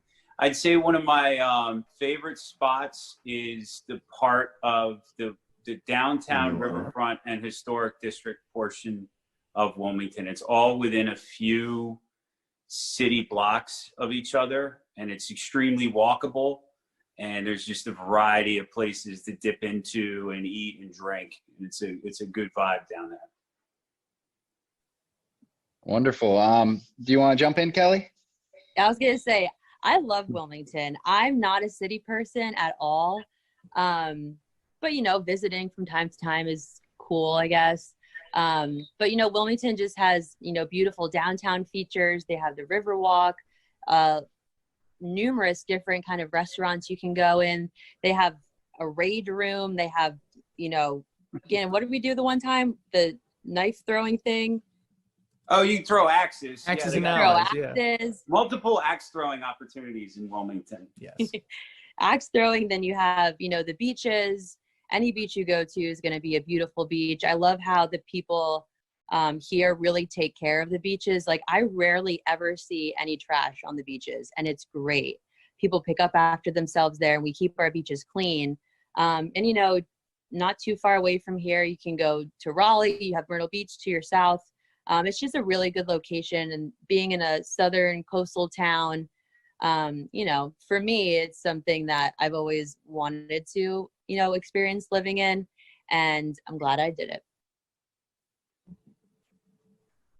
Yeah, I completely agree with what my colleagues have said. I kind of like the Fort Fisher State Park myself. I think that's kind of a hidden treasure in a way. One nice thing about Fort Fisher is, you know, you probably, of course, hear about, like, you go to Carolina Beach or Wrightsville Beach, you have to pay a lot of money to park. But obviously, Fort Fisher is a state park. You can park there for free. So that's a good beach experience. And plus, it's not quite as crowded either. So that's kind of a nice place to walk around, or if you want a little quieter beach experience. Mm-hmm. I'm for sure more of a Wrightsville Beach kind of guy. I live near Wrightsville Beach, so I can very easily run or, you know, jog to the beach and get in and around there, kind of the Mayfair area. Also, really just from here up through like Surf City, North Topsail, some of those places, they're a lot of fun. I don't want to say a lot of folks my age, but, you know, 30 somethings, you're going to find some 30 somethings, you know, in that neck of the woods. So it's pretty cool to get out there. And yeah, most people keep to themselves. And the one thing that was remarkable, when I came down here 5 years ago from Ohio, I was just floored at just how nice everybody is. You don't get that kind of niceness in Columbus, Ohio, when you walk past somebody in Walmart. Oftentimes it's what are you looking at me for? Like, what's going on? You know, here it's like, hi, how are you? Oh, wow, I didn't get cursed out. That's incredible. So it was a nice change of pace. I love the people down here and the scenery just as much. Well, you know what they say is that people who are at the coast often are have a little bit more of a relaxed personality and are generally happier, right? That's true. And it sounds like we all need to try the Riverwalk too, if we haven't done that. I know that's I'll have to put that on my list. Worth it. But I think, Evan, you have one more question to follow up with, and we'll go with that. Yeah, so one last very short, very silly question to kind of end us off for the eve or the afternoon, I guess. Gannon, start with you. Really philosophical here. Is a hot dog a sandwich? Oh, shoot. You were really going to ask that question? Yeah, we were joking around earlier. I'm going gonna say yeah, like a square is a rectangle, but it's a square. What goes on? What What goes on your hot dog, Gannon? Tell us what's your toppings. Oh man, I haven't had hot dog in years, but I had like brats, so same kind of thing. It's mustard and then sometimes pickle relish, but definitely mustard. I like the rectangle is a square is a rectangle, whatever. That's good. That's good logic. I got mathematical on you. I'm going to say yes, because if it's between two pieces of bread, in my mind, that qualifies as a sandwich. Very, very simple criteria. If I have to have a hot dog, I'd probably say chili, mustard, and some onions. Got to throw some onions on there too. Okay. Well, by that criteria, quesadilla is a sandwich too, then, right? Oh, okay. Sure. That's for bread, the next bread. show. It's got to be bread. Hot dog That's kind of a bread. parallelogram. Gabe, Kelly? I'm stumped. Would never consider a hot dog a sandwich, but I guess if you think about it, kind of. Yeah. I don't know. You know, in elementary school, when, they'd send out the list of what's for lunch or whatever, they actually would have for us hot dog sandwich, which is okay, small town Ohio, great. But I guess it would be considered a sandwich in that regard. I mean, if that's the same thing with, with a hamburger, I guess it's technically a sandwich between two pieces of bread, like Eric said. So in my case, I'm with Eric though. I like chili on my hot dog, and I am a cheese fiend. So whether it's nacho cheese, cheddar cheese, you name it, load it on there, good to go. So Gabe, on my hot dogs, I do the cheese rotel dip. You can mix the rotel and the cheese to get with a little bit of chili. It's good. It's good. Oh yeah. Oh, and bacon too. Duh. We're planning in my front. A little bit of bacon on there, just for some taste. Awesome. Kelly, what's on your hot dog? I know I stumped you, but I'm still figuring out if a hot dog's a sandwich over here. I haven't even gotten past the first question. But I guess, I don't know, kind of just the classic hot dog kind of gal, onions, mustard, ketchup. What's that one hot dog place in Southport that's now in Wrightsville Beach, guys? Do you know what I'm talking? The Trolley Stop or something like that? Maybe it. Yeah. They have a bunch of really cool, different kind of hot dogs there. So I don't know. Is a hot dog a sandwich though? This is a question that's going to have to come back every time we do this now. So, I bet I like for y'all's you, answers. These were good. I bet for you guys watching, you never thought we was going to talk about hot dogs on this show. But we are going to start to close up. So I would love to give each and every one of you the opportunity, if our followers and listeners find themselves in Wilmington, how can they find you on the social media platforms so they know what the weather's going to be like when they're visiting the Wilmington area? Again, and I'll start with you. Thanks, Scotty, and thanks, guys, for the opportunity to hang out. I'd like to revise my answer on the hot dogs to include chili, first of all. But also, if you're in Wilmington, you have any interest in Wilmington weather, I'm at Medwick, just my last name, on Twitter, at Gannon Medwick, all one word, on Instagram, and then meteorologist Gannon Medwick -WECT is the search for Facebook. So I'm on all of those three places. Forgot my Instagram. I'm gonna have to remember that. But on Twitter, I'm at Eric Davis, WECT, ERICDAVIS, WECT. Meteorologist Eric Davis -WECT. You can find me on Facebook. I'll have to get back to you on the Instagram. I forgot for the moment. I have it, Eric. It's WX Eric D 10. WX Eric D10. There you go. That's Instagram. Thank you, Gabe. Quick search. My Twitter is at Kelly_WX. And for those that may be watching that doesn't know what WX means, it means weather. And my Facebook is just meteorologist Kelly McLinn. So if you do come to the Wilmington area, you won't be disappointed. And hopefully you won't be disappointed in what the weather is that day. But otherwise, it's a beautiful place.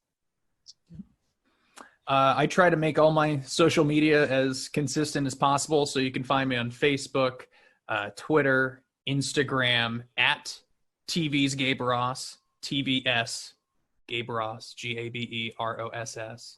YouTube and all the other fun stuff you can find on that too. Well, and I just want to say too, I'm not like other Kellys who spell their name with a Y. Oh yeah. My name is Kellie, so that may help you find me too. All right. There you go. Well, we appreciate you you all joining us this afternoon. For everyone who is watching, thank you for joining us, and catch us next time as we wrangle up another group of meteorologists and ask them these silly questions. Have a good day.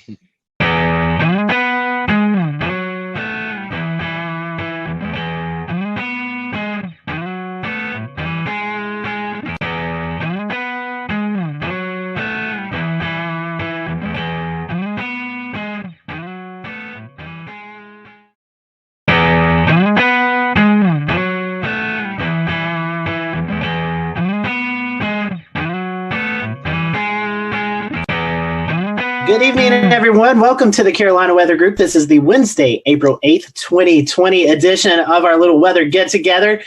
We hope you are all staying safe out there. Tonight, we're going to be talking about storm chasing and COVID-19. We know that the pandemic is ongoing throughout the United States, and we are entering severe weather season. So we're going to talk to some storm chasers tonight, some familiar faces and some new faces. We want to welcome in Kevin Smith. He's with the National Weather Service in Pocatello, Idaho.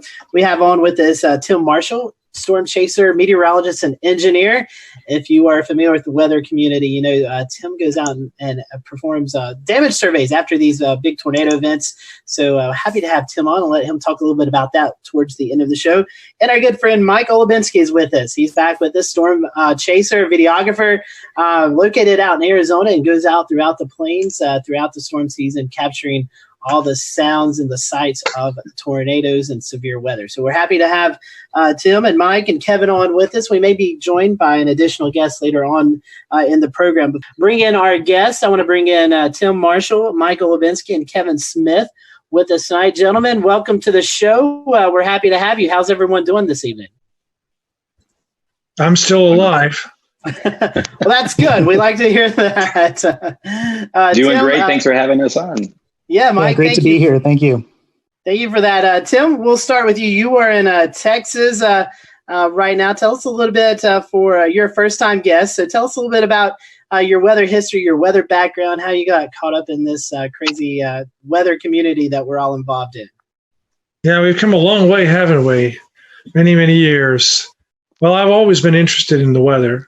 Ever since I was small, I really kept weather records in my house. My parents asked me what I wanted for Christmas. I told them a barometer. They said, "What's that?" And I go, "It's a device that measures barometric pressure, air pressure." And I got a barometer, so I kept daily records. I wrote to TV weatherman. They wrote me back in those days. And then Ted Frigida was at the University of Chicago, and I was in a suburb of Chicago, Oak Lawn. I got hit by a F4 tornado on April 21, 1967. I was about 9 or 10. And I knew right then and there I wanted to study tornadoes the rest of my life and figure out what these things are. And I didn't realize at that time I was going to chase them down, but that came later. But I wanted to go to school and learn about tornadoes, and that's what I did. That's awesome. And Tim, we want to get more into what you do after the tornado later on in the show. Let's bring in Kevin Smith. He's with the National Weather Service in Idaho. Kevin, currently in Idaho, but you also have some ties here to North Carolina. Tell us a little bit about you. Yeah, so great to be on, and thanks for having me on the show tonight. So grew up in central New York, Syracuse area, right in the middle of New York State, and right on the edge of the lake effect snow belts, which might have helped spur a little bit of my early interest in the weather. And I'm not really sure what really got me into it. You know, a lot of people have stories of a big tornado or a big storm or some trigger for them that really launched them into their meteorology careers, their storm chasing careers and whatnot. And not sure really what it was for me, but ever since elementary school, knew I wanted to be a meteorologist and was particularly interested in the National Weather Service, just for the public service side, public protection side of everything. So went to college down in NC State, Raleigh. So there's my connection to North Carolina. Started in 2007. working on my meteorology degree and was there for 4 or 5 years. So, got to know a lot of great people down there. And Dan Whitaker and I believe we met possibly doing some local chasing back during that time when I was in college. Got some exposure at the Raleigh Weather Service office, doing some volunteer work there, whatnot, and got involved in the ham radio side of weather spotting and the Skywarn programs there in Central North Carolina as well. And so graduated in 2012, and just like a lot of people are facing, very competitive these days to get into the National Weather Service. And it took several years of applying and kind of refining my credentials and gaining some more experience in different areas. And during that time, I spent some time actually firefighting and doing private security as my paid job during that period. So a little bit of a break, and then was able to get a job offer at the National Weather Service out here in Pocatello, Idaho, just a little over 3 years ago.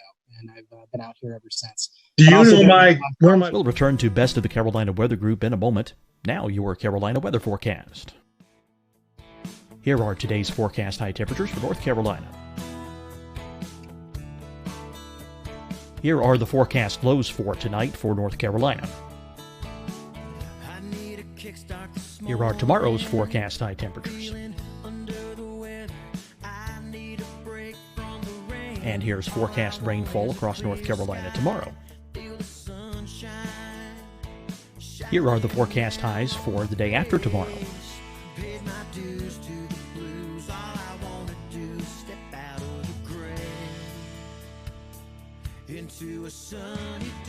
And here's the forecast rainfall across North Carolina for the day after tomorrow. This is the total rainfall forecast across North Carolina for the next 3 days. Here's the severe thunderstorm outlook for today from the Storm Prediction Center.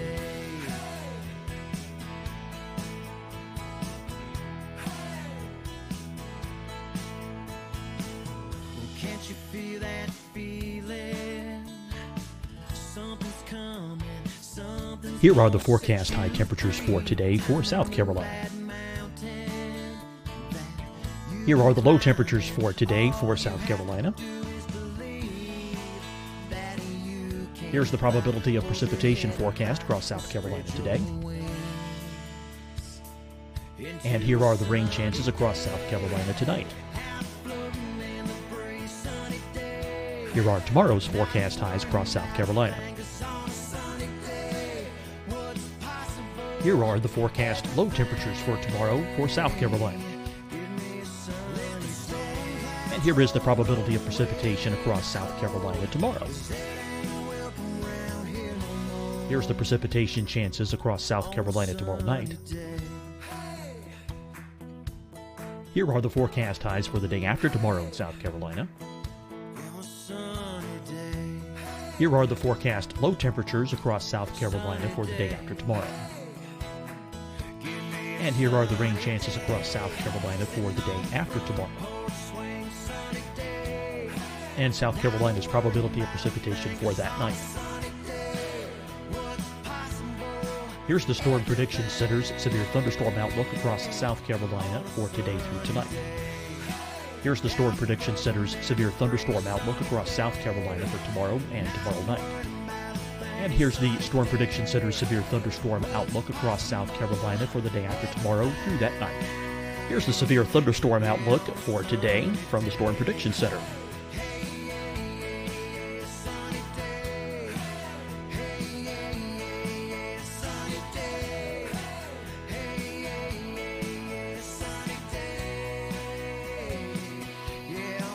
And now here's a live look at weather radar across the southeast.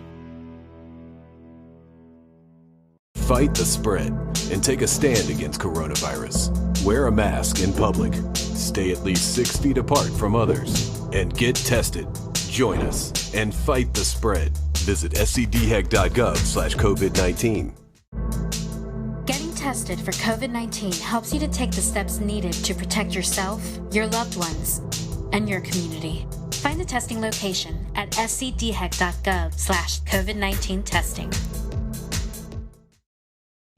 Hi, everyone. I'm Dr. Mandy Cohen, Secretary of the North Carolina Department of Health and Human Services. And when you follow the 3 W's, you protect your family and your neighbors from COVID-19. When you leave your home, practice your W's. Wear a cloth face covering, wait 6 feet apart, wash your hands often. Wear, wait, wash. We're in this together. Stay strong, North Carolina.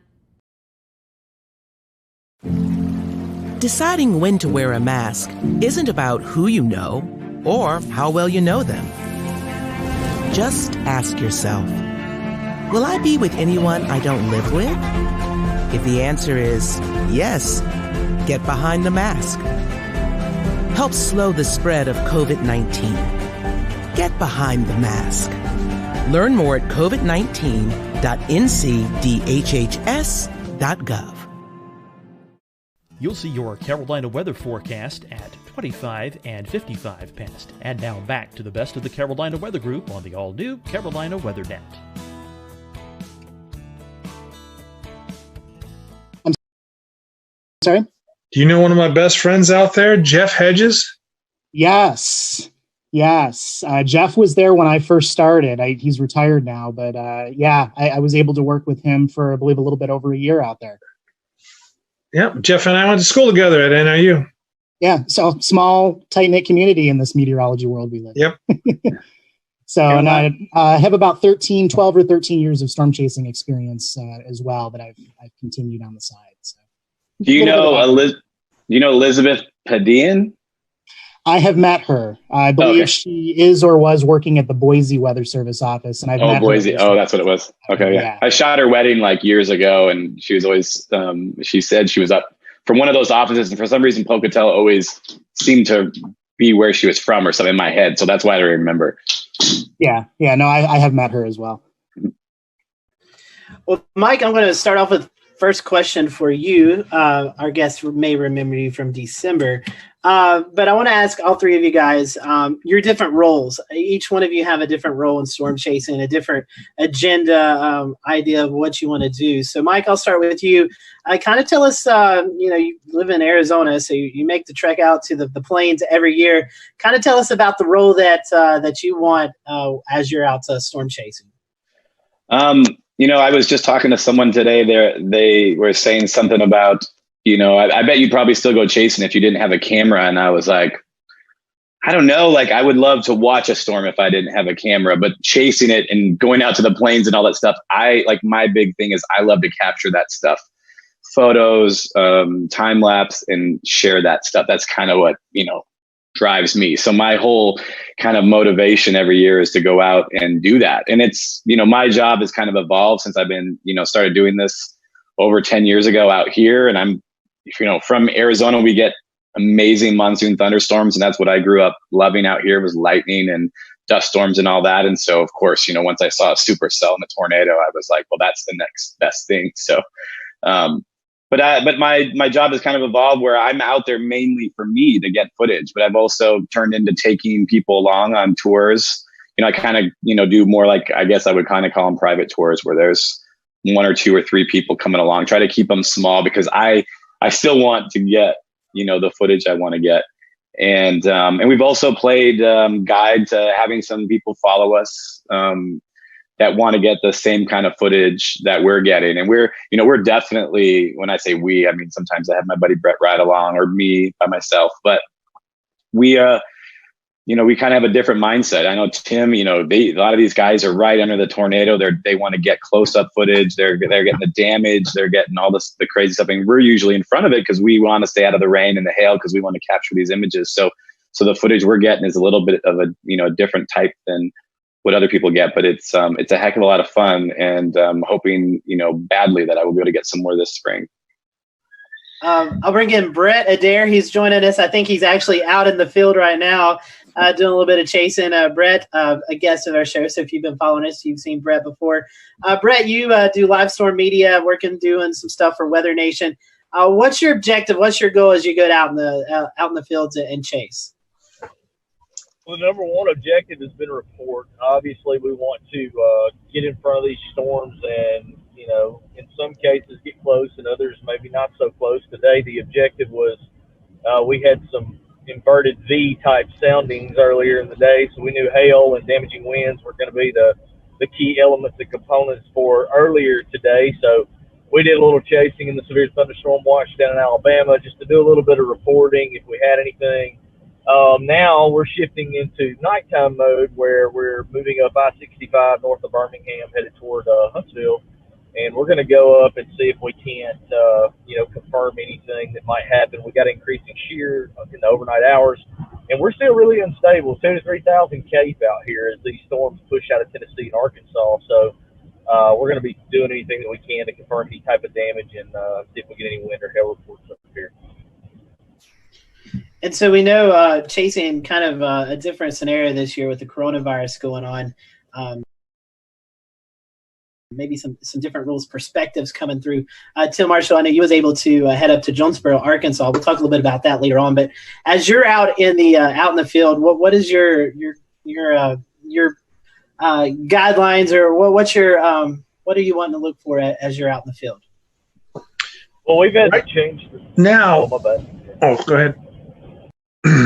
Now, right now, I am on this EF scale committee, and what we try to do is get pictures of certain buildings that are damaged by tornadoes. So that's my mission, and that's why I was in Nashville, I was in Jonesboro and Dallas, looking for these specific damage indicators, as we call them, and get photos of that.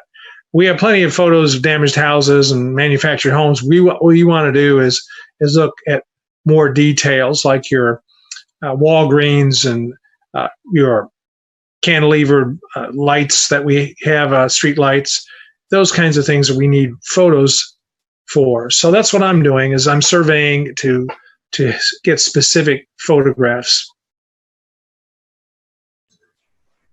Awesome. That's some great perspective there. Some good information that we get from your storm surveys. Dan, I know you friends with Kevin, and maybe you guys can kind of talk about that side of the conversation tonight.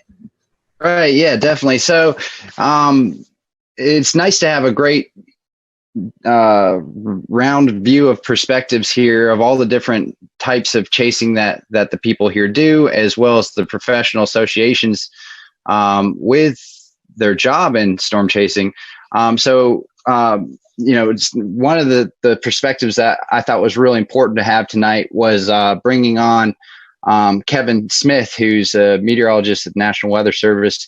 I've known Kevin for a while. We've ran into storms together. We've in North Carolina, we both would end up on some of the same storms as we were chasing it.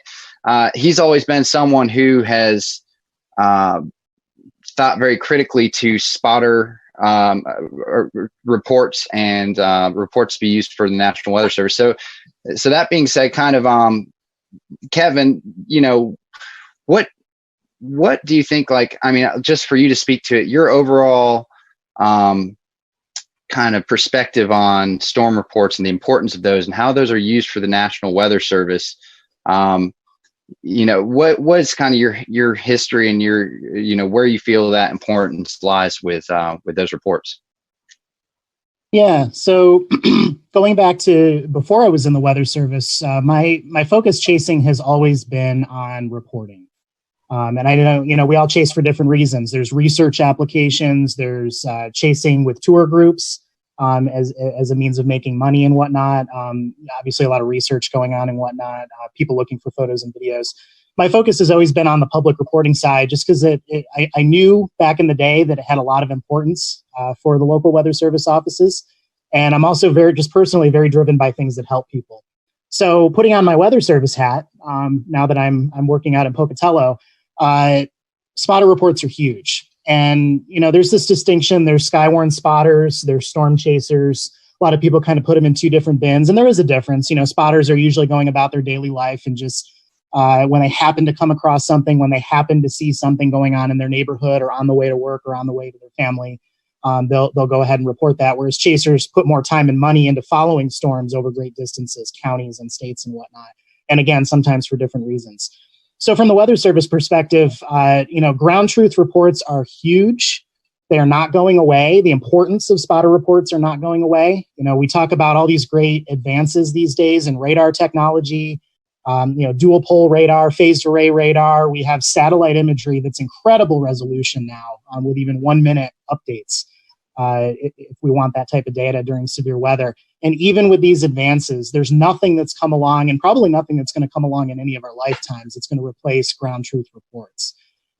So the Skywarn program, the practice of calling in reports, whether it's to the media or directly to the Weather Service offices, remains incredibly important for our operations at the Weather Service. And I think that's going to remain incredibly important going forward, even with the advances. Well, thanks for explaining that really well. I guess kind of the purpose of tonight's conversation, how everything kind of comes back around is, how things are going to change this storm season with the threat of coronavirus and the way things are going this storm season already. And hopefully that changes in a few weeks or a month, and, staying ultra optimistic that by late May or June, things will be a lot closer to where they were, before all of this. But that's just the optimistic storm chaser in me. All that being said, I think one of the important things is, what if we're talking 5 years from now and we're looking back at this storm season, what are going to be the biggest takeaways? What are the most important things that may have happened weather-wise from a lot of people staying home, from a lot of research potentially being halted. So that being said, Kevin, kind of back to you about this reporting, just kind of starting there, as we're all trying to make sense of severe weather and trying to figure out the best way to make sense of ground reports and get those in. How do you think that might be affected this storm season? Kind of our security, and then we just have. It's really hard to tell. So obviously, and probably everyone on this panel is aware, there's a lot of debate right now going on among the spotter community, storm chaser community on to chase or not to chase, and CDC guidelines, and how is the overall season going to be impacted? With everything going on with COVID. In terms of the reports that are streaming into the Weather Service offices, it's hard to tell. We get a lot of reports from the local spotters in each CWA, so each county warning area, the area that each Weather Service office is in charge of in terms of forecasting and warning operations. I don't speculate that would change significantly, particularly with a lot of people at home. Our spotters that usually call in reports are hopefully going to continue to call in reports throughout the pandemic as long as they can do so safely. In terms of maybe having less chasers out in the field, it's really hard to speculate on that. Whether that's going to have an impact on the overall verification process or just the amount of reports that are coming in. Officially, from the Weather Service standpoint, we strongly recommend everyone to follow all the CDC guidelines and all the local guidelines related to the pandemic. That's kind of a first priority before we get into, I need to report the wall cloud. But outside of that, pandemic or no pandemic, we want those ground truth reports whenever they can be sent. Kevin, one of the things that you said that stuck with me was the importance that in normal times, these observations can provide to you guys at the National Weather Service. I'd like to have you speak a little bit more to that in just a second, but what I'd like to do to kind of draw a parallel between the two conversations we're having is play a sound clip today from here in Charlotte, North Carolina, where Mecklenburg County Health Director Gibby Harris actually drew a line between what hurricane forecasting is like and what trying to forecast the coronavirus is like, and it plays off of exactly what I think you were just talking about how today's observations determine tomorrow's forecast. This runs about a minute. It's a little long, but I want to let our weather-centric audience hear this sound. We have built the modeling that we're using in this community based on methods that were developed by a team of researchers at the University of Pennsylvania. The CDC has also used this model. We're working with our partners at Atrium and Novant, and it requires data from all three of our systems to run these models. We've adjusted the models with our local data and are monitoring the projections daily. Every time we put in new data and adjust the assumptions based on what we're seeing in our community, the forecasts can shift. These models are not unlike what you see when we have a hurricane. When you see models from a hurricane, you see where the hurricane is, and then the cone that goes out from the hurricane. That means that it could happen anywhere within that cone based on the modeling that they're able to do. And the further you go out with the modeling, the wider that cone becomes. That's what we're dealing with in this situation. We have limited data, and we're using what we're seeing in other communities to help us with that modeling. But you have to know that this is a moving target for us, and we're doing the best we can with what we have.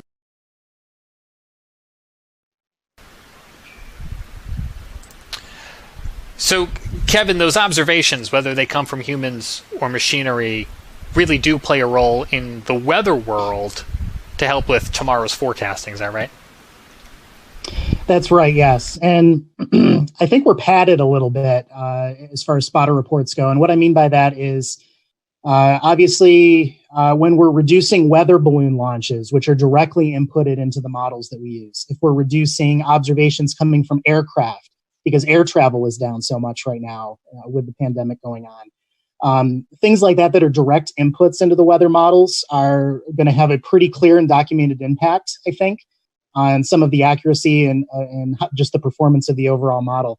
When we circle back around to ground truth reports from spotters and from storm chasers, again, it's hard to ascertain. We're not plugging a spotter report or a chaser report directly into a model.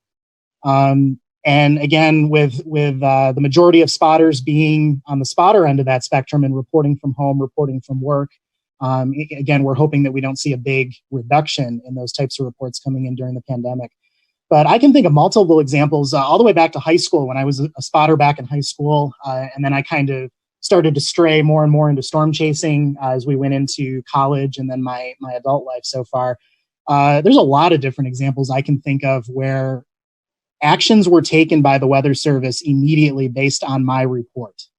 And that's a really great feeling.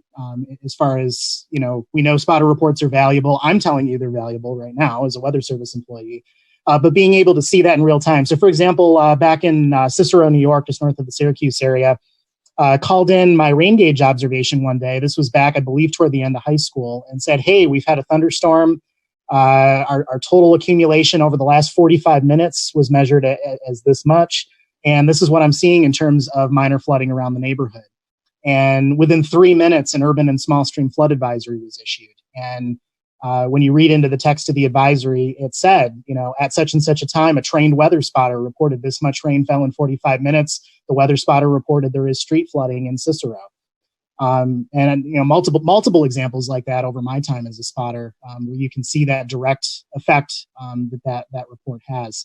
So I think it's kind of in a different category.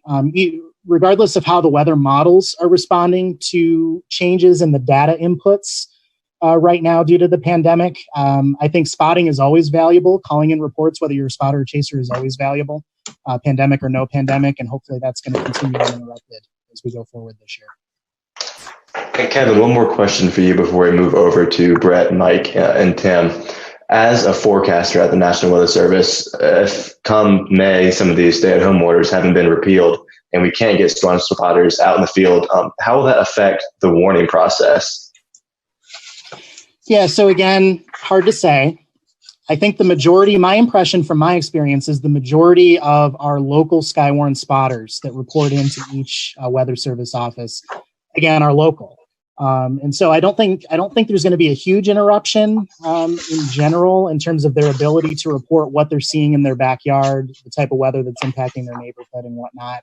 And again, it's hard to categorize, if people are not going out as much as they would, if some of the local spotters are not driving the neighborhood looking for damage, maybe because of the pandemic, or if we're cutting down on the chaser presence out in the field, just from the storm chasers, whether they're local or coming in from another state. It's very hard to tell what type of impact that would have. But the final thought on that, again, is whether you're a storm chaser, whether you're a spotter, whether you're someone looking to get involved in that process, these reports matter a lot. We use them every single high impact weather event and operations at all the Weather Service offices, and it's a great thing to get involved in. And if you want me to at some point, I can speak a little bit more to that and how to get involved as well. Yeah, actually, Kevin, near the end of, as we after we talk about some more things, we'll be talking about that specifically. And for any of the listeners, it would be great for us to give them things to do they can that they can do from home to become involved with better reporting and stuff like that. So we'll be actually speaking to that. I think it's a great and very useful thing that we can all kind of try and figure out what we can all do while we stay at home. So, but over to you, Brett. You're out in the car, you're pursuing storms right now. Just as a kind of overall question, what is so important about today and about what you're doing that you're in the car and following these storms right now? What from a media perspective and from a meteorologist's perspective is the reason you're out there, and why is that so important? Yeah, Dan, I mean, it's one of those situations where now, some people are definitely scared to go in the field because, the advisement has been to stay at home in most states. For us, we're still essential. We still have to report. We still have to, give the news, whether it be the news or weather news. And we're having to take really drastic steps to change things in the field ourselves. Normally, when we go out, we do this. We're, covering the storms, and then we may be covering damage. And then in most cases, we're going to go and, try to find a place to have a meal, try to find a place to sleep for the night, get ready for the next day, or get ready to head home. For us, over the last month and a half, my wife already has a bit of an issue with lupus. So she has an underlying condition. So I'm having to be extremely careful. We have tons of hand sanitizer, gloves, N95 masks. We've been sleeping in tents on air mattresses at campgrounds that were open. Now we're going to likely have to do some primitive type camping when we go out for the next month or 2 months or however long. We also are having to bring our own food because in many cases we just don't, either A, you don't have restaurants open to do curbside when we're finished with our day, or B, the comfort level of trying to get food right now is just not there because personally I think you could easily spread a virus through, food contamination. So, I mean, we're just having to be extremely careful wiping down gas pumps before we use them, wiping down credit card readers because we've still got to pump fuel. It has really changed the way that we operate, and we're having to really slow down and be more attentive to the things that normally would be second nature to us when we're in the field. So personally, I'm a little more worried about other things than the storms, and you have to pay attention and really think about things more in depth. And it also, I second guess myself sometimes. I don't want to become complacent about the weather and then have an issue there as well. So it's becoming very challenging, but we still have to be out here, reduce number of spotters. One thing that has not happened yet, and luckily for all of us it hasn't, what if we had a radar failure during, a time of this where we don't have as many spotters and eyes out in the field on storms if we had severe weather? Luckily our equipment hasn't failed us yet. Let's just continue to hope we get through this without any of those type of issues as well. Yeah, that's right. So Tim, to kind of speak to you, you've already been out chasing as well. You've done your damage assessments. You've seen some of these effects probably as well. Is there anything like what Brett was talking about that you think you've had to change, or that's limited your ability to do your job or to pursue the storms? Absolutely. Everything Brett was saying with regard to carrying hand sanitizer. I have an N95 mask and have gloves. I have surgical gloves. I have a whole box of them. So every time I go to fuel up, I put on a surgical glove and then go ahead and proceed to use that and then throw it away after I fill up the vehicle. Fast food is the order of the day, obviously, and that's not good for my health. My doctor would certainly frown on that, but that's the way chasing is. So some of the fast food restaurants are still open fairly late at night, and even the Sonics we found are open, and not my first choice to go eat there. But if it's the only thing around, you want something warm there. There you go. Hotels, I have not found to be a problem yet. I've been finding that many hotels welcome to have a visitor because they don't have hardly anybody in the hotels. So I'm not too concerned about that. So far, we've done pretty well. We've had a couple chases already, and it's been fun. But I think what happens is we'll see how things work over the next few weeks and months, and see how bad it gets or if it improves any. And so, Mike, I want to bring you in because Tim lives in Texas, Brett's in Alabama. You're in Arizona, so you have to do a lot of traveling to get to where you need to be. What do you think the effects may be for you? Have you already experienced some of them? Kind of tell us, walk us through your game plan. Well, at least I haven't experienced them. I haven't been out chasing yet. I've kind of put a goal in my head of not chasing until May, just so I don't even think about it right now. I just want to wait till things maybe get a little better. Plus, I have 3 kids. They're out of school, and my wife works at our church where there's only a couple people working, so she still goes in every day. And so I'm kind of hunkered down, helping them, get caught up on schoolwork that they need to do. We'll return to Best of the Carolina Weather Group in a moment. Now your Carolina weather forecast. Here are today's forecast high temperatures for North Carolina. Here are the forecast lows for tonight for North Carolina. Here are tomorrow's forecast high temperatures. And here's forecast rainfall across North Carolina tomorrow.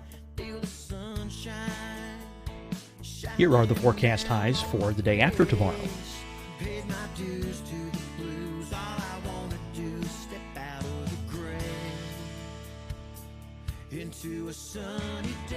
And here's the forecast rainfall across North Carolina for the day after tomorrow.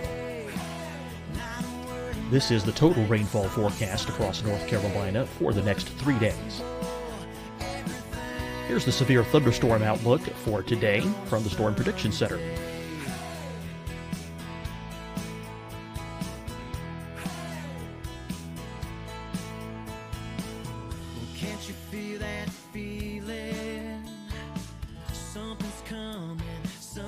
Here are the forecast high temperatures for today for South Carolina. Here are the low temperatures for today for South Carolina. Here's the probability of precipitation forecast across South Carolina today. And here are the rain chances across South Carolina tonight. Here are tomorrow's forecast highs across South Carolina. Here are the forecast low temperatures for tomorrow for South Carolina. And here is the probability of precipitation across South Carolina tomorrow. Here's the precipitation chances across South Carolina tomorrow night. Here are the forecast highs for the day after tomorrow in South Carolina. Here are the forecast low temperatures across South Carolina for the day after tomorrow. And here are the rain chances across South Carolina for the day after tomorrow. And South Carolina's probability of precipitation for that night. Here's the Storm Prediction Center's severe thunderstorm outlook across South Carolina for today through tonight. Here's the Storm Prediction Center's severe thunderstorm outlook across South Carolina for tomorrow and tomorrow night. And here's the Storm Prediction Center's severe thunderstorm outlook across South Carolina for the day after tomorrow through that night. Here's the severe thunderstorm outlook for today from the Storm Prediction Center.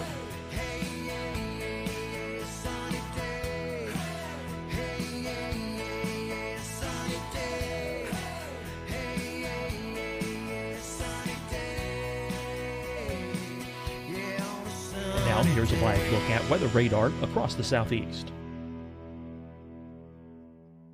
Fight the spread and take a stand against coronavirus. Wear a mask in public. Stay at least 6 feet apart from others. And get tested. Join us and fight the spread. Visit scdhec.gov/COVID-19. Getting tested tested for COVID-19 helps you to take the steps needed to protect yourself, your loved ones, and your community. Find the testing location at scdhec.gov/COVID-19 testing.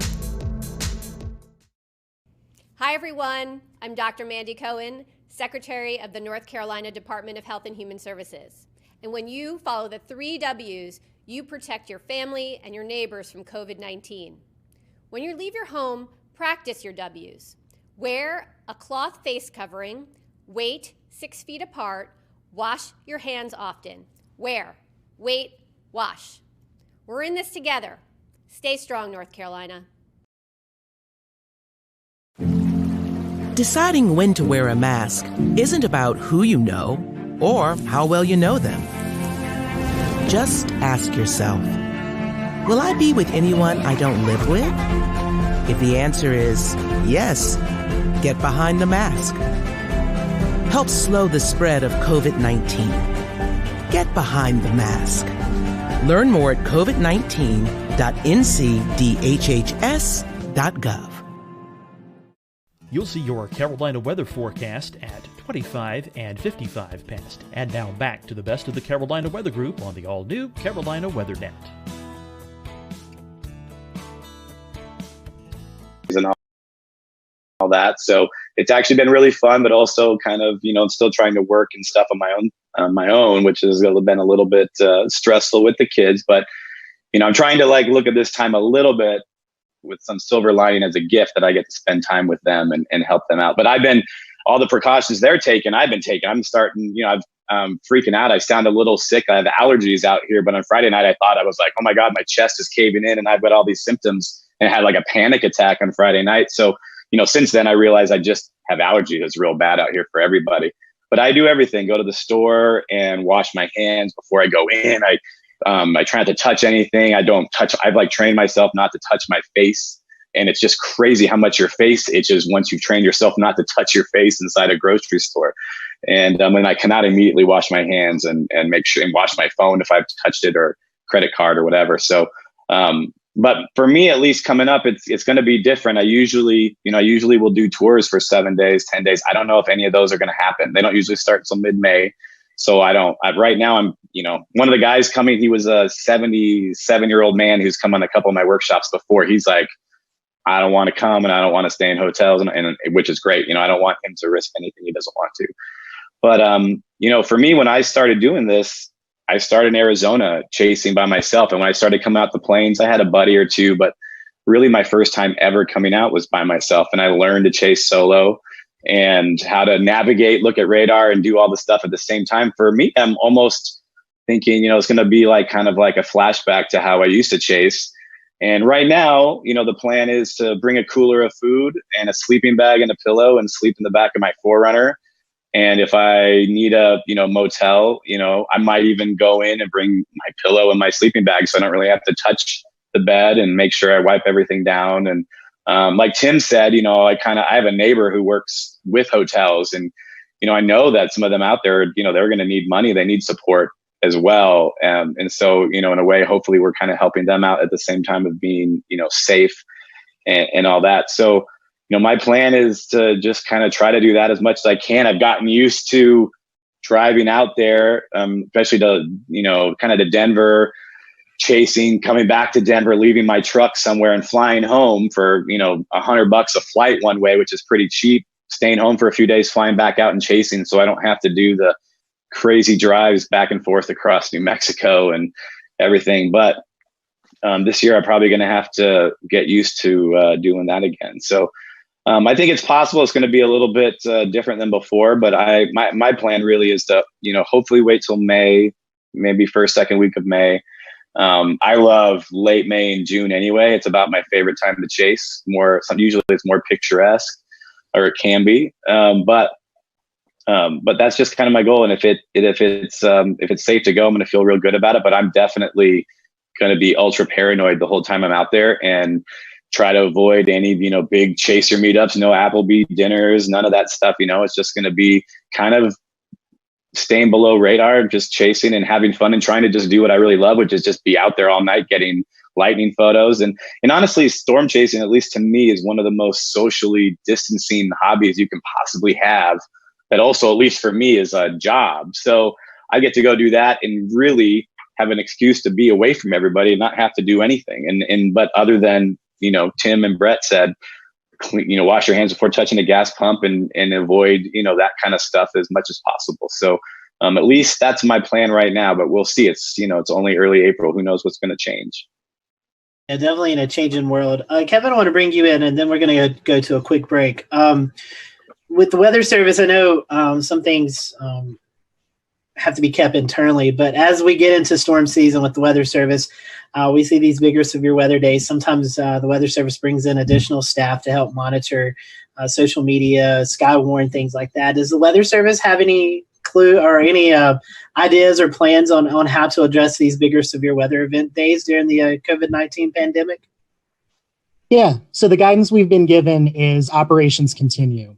So broadly in the Weather Service, we have a lot of people teleworking if they can, particularly on the management side, upper management, even some of our IT support and electricians type positions, electronic support, are trying to telework as much as possible.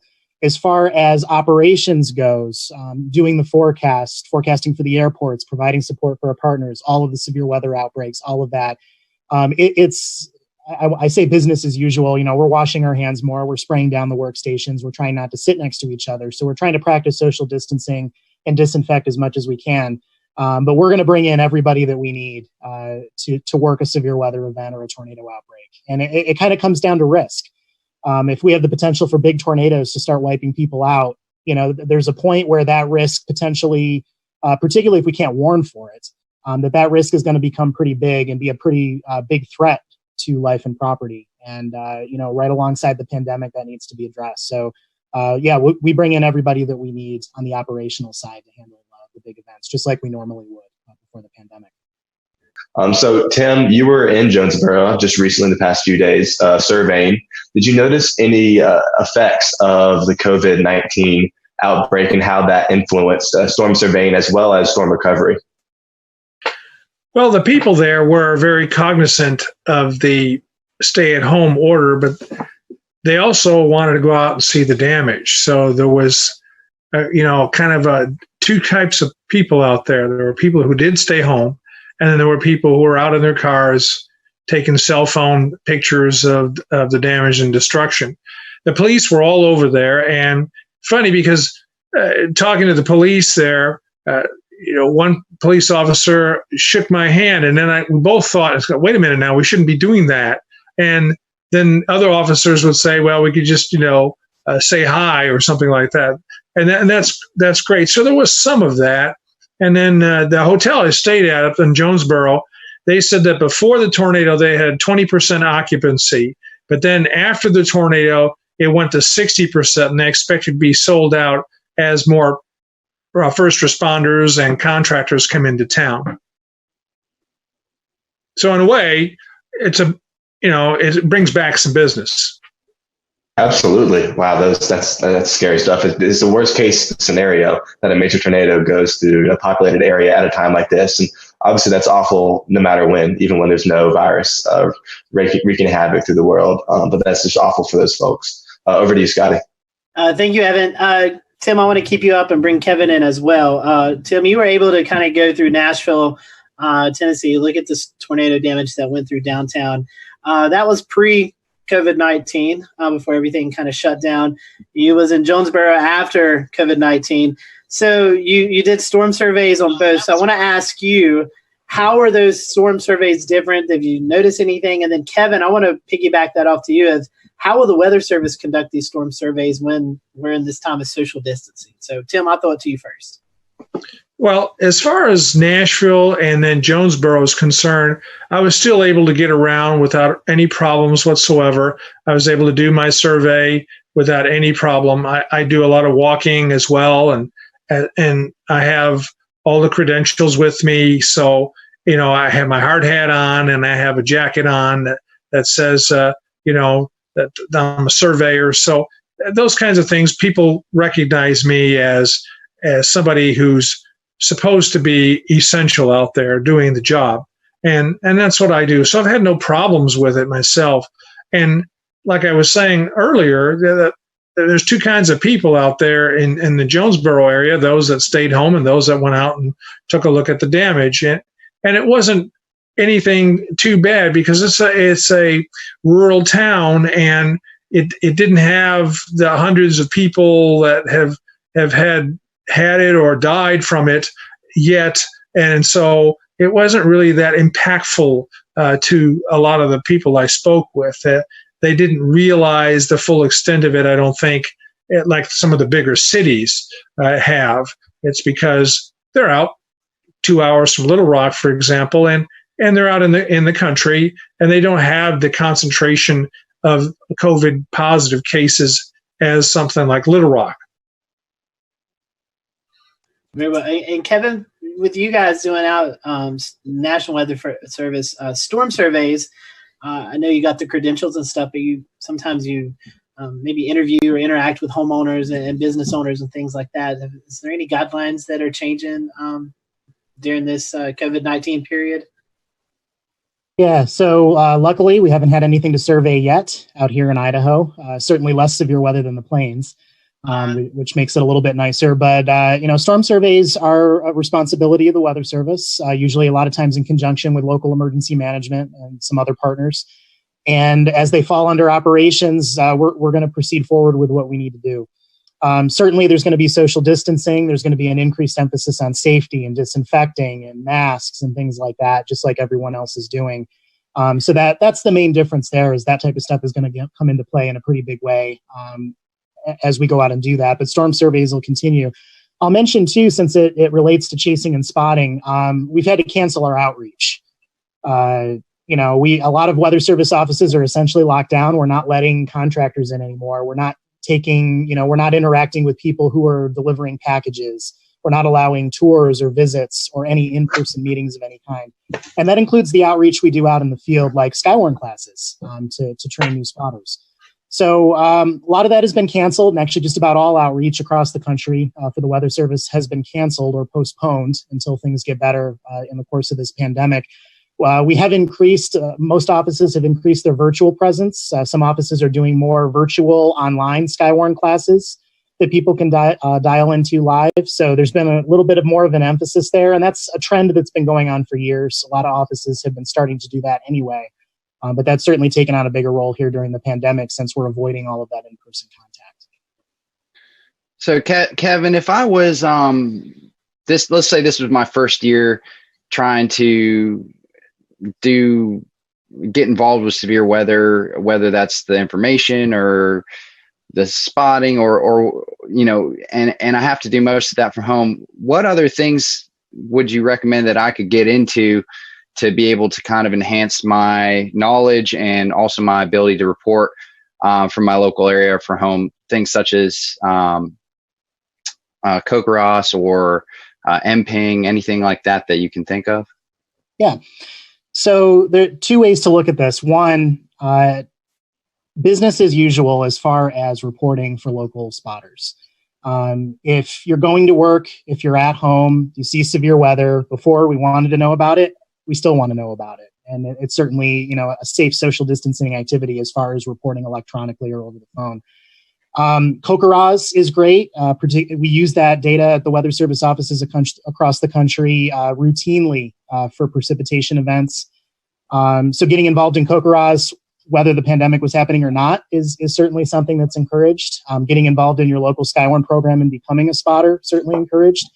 And then there's other technologies out there such as Spotter Network and MPing that are both pretty popular among the spotter and chaser community. And those are fair game as well during the pandemic. So if you haven't gotten involved in Spotter Network, there's a little training that you can take online to get involved there, and that's a way to submit reports. And those reports do process into a lot of our systems at the Weather Service offices, like NWS Chat and some of our other systems. And then on the MPing side, MPing, it can be a little less useful at times depending on the category you're using. In terms of whether we can directly use that for storm verification. So for example, if you're reporting quarter size hail in MPing, perfect. A lot of Weather Service offices have started using that data on a regular basis in an official capacity. Some of the wind damage categories in MPing are a little more binned. They're a little more broad and not very specific, and that isn't always the most helpful as far as verification goes. But remember, MPing is being used for research by the NSSL, by OU, and I believe SIMS is involved in well. So outside the Weather Service, there's a lot of applications for the MPing data. So that's still a great, valuable way to report. And they're still looking to really push that and get more and more reporting through MPing. Utilizes crowdsourcing to really provide its value. So all of these are on the table, regardless of whether there was a pandemic or not. And we certainly encourage people to continue to take those routes and get involved if you're interested in getting involved. Tim, in years past, you've been involved in projects such as Vortex 2 and more recently Rotate. How might this diminish travel and being more careful about what you do while you're out chasing? How might all of those things affect severe weather research this season? Well, there'll be no project this year for me. I was informed that the folks that are in charge, Josh and Karen, lost funding, unfortunately, with NSF, so there's not going to be any kind of program this year. But they have asked me in past years to go along with them and to serve as one of the lead probe vehicles out there to deploy those instrumented pods. And the reason for that is because of my long years of experience and how I have this passion for getting up right in front of tornadoes. And we've had some good success over the years with them. It's just I wish it would go every year instead of kind of waiting on the whims of funding. But I guess that's the way it works. So there won't be a project this spring, but I'll be out. I'm always out every spring, have been since 1978, and I will continue to go out and chase. Brett, I want to talk to you. I know you, Live Storms Media, you guys are out shooting video and different media outlets contact you about that. Do you think that might be a bigger thing this year to kind of break the COVID-19 news cycle, people wanting to see something besides the coronavirus with severe weather video? It's already been that way. We've been kind of noticing an uptick lately. A couple of other issues though with it.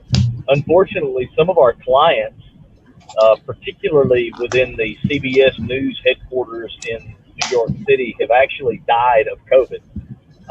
So it has created internal challenges on the administration side for the bigger networks. As you can imagine, treating their people and covering the story as much as they can. Another issue that we have actually ran into this year is we covered the Eufaula, Alabama tornado last week as it roared through. And, your first thoughts are to get out, check on people, number one. Number two, when people start talking to you and coming up and telling you about how the storm was, and then, from my media background, my perspective is, okay, would you like to do an interview? And it's very, very hard for me to try and retrain myself. Wait, I can't mic this person up, or we're going to have to take a different approach. We're trying to stay 6 feet back. Well, the boom mic pick up the audio, those type of things. So the actual coverage element has had to change overall as well due to COVID. But back to your original question, yes, we've seen an uptick in weather video. I think really and truly, there's so much doom and gloom with the curve and the number of fatalities nationwide, the number of cases, that anything that is different that's going on television, people are kind of glued to, because they know the seriousness of the situation, but they're getting burned out on hearing about it. Definitely so.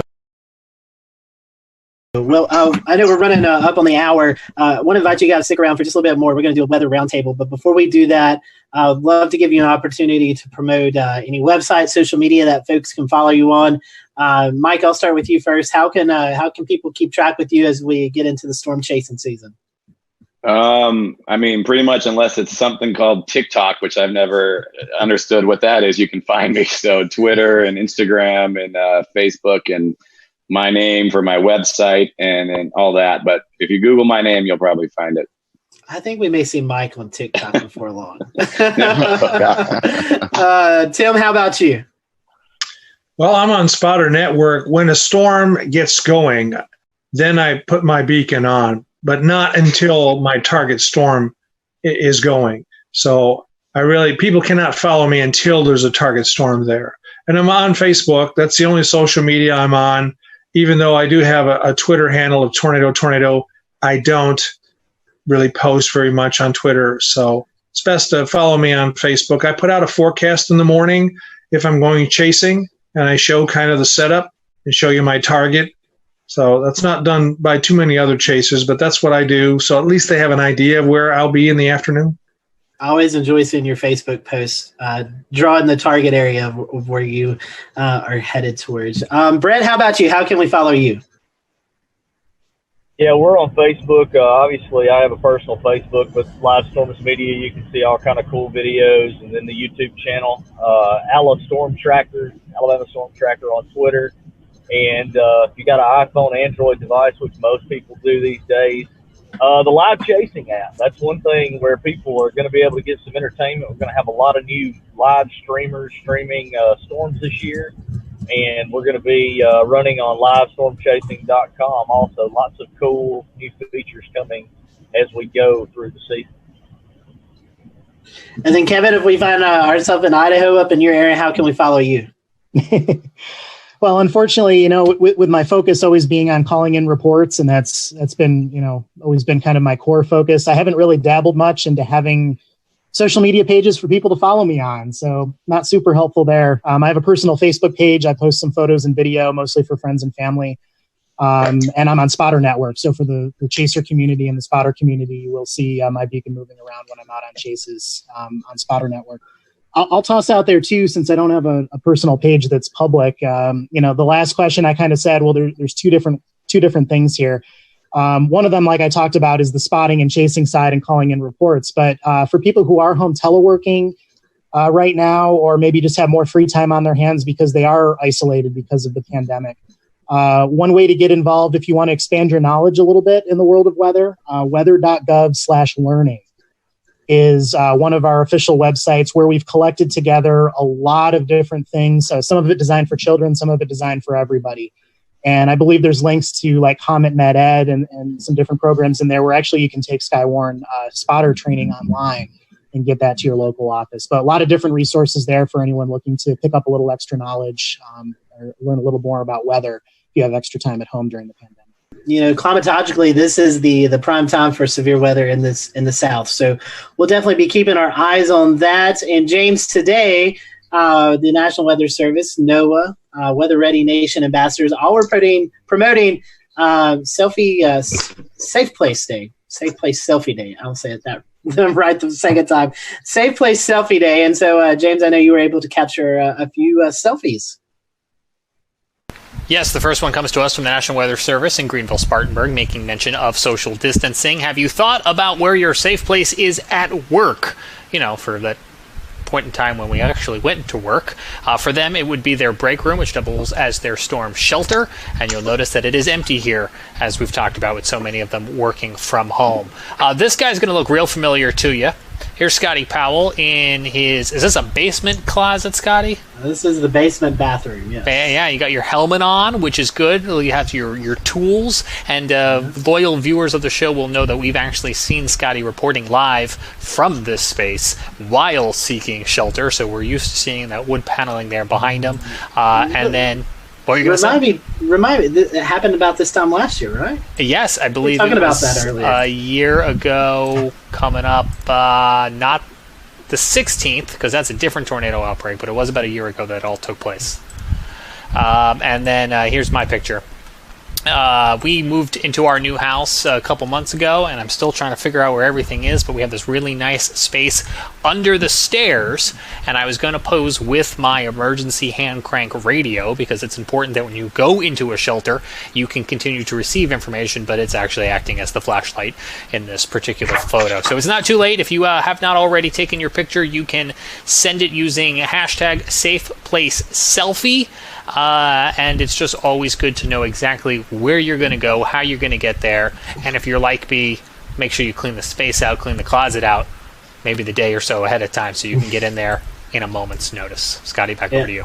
Yeah, so we have a couple of days. We'll be watching that severe weather possible setup over the weekend. So that's all for tonight. Next week, we're going to be talking about the April 16th, 2011 tornado outbreak in the Carolinas. So be sure to tune in next week. We all hope you have a great Easter weekend. Stay safe out there, and we'll see you next time here on the Carolina Weather Group.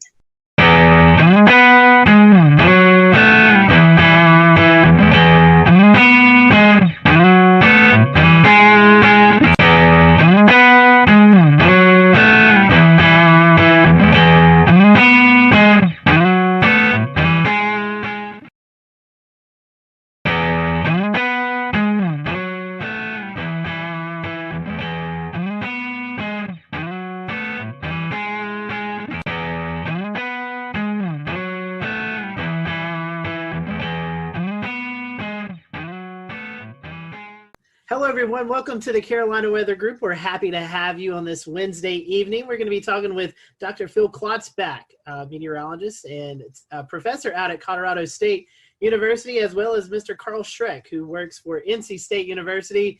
You've also probably heard him associated with NOAA up in the Asheville office. So, Carl, a fellow North Carolinian on the show tonight, and we're going to be talking about some research that they've put together, and they are trying to get a little momentum behind of this theory of classifying hurricanes not by the traditional way. We'll return to Best of the Carolina Weather Group in a moment. Now your Carolina weather forecast. Here are today's forecast high temperatures for North Carolina. Here are the forecast lows for tonight for North Carolina. Here are tomorrow's forecast high temperatures.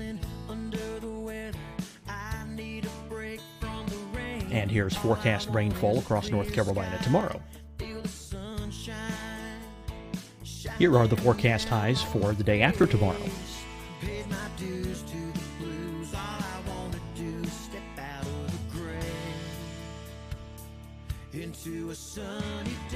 And here's the forecast rainfall across North Carolina for the day after tomorrow. This is the total rainfall forecast across North Carolina for the next 3 days. Here's the severe thunderstorm outlook for today from the Storm Prediction Center.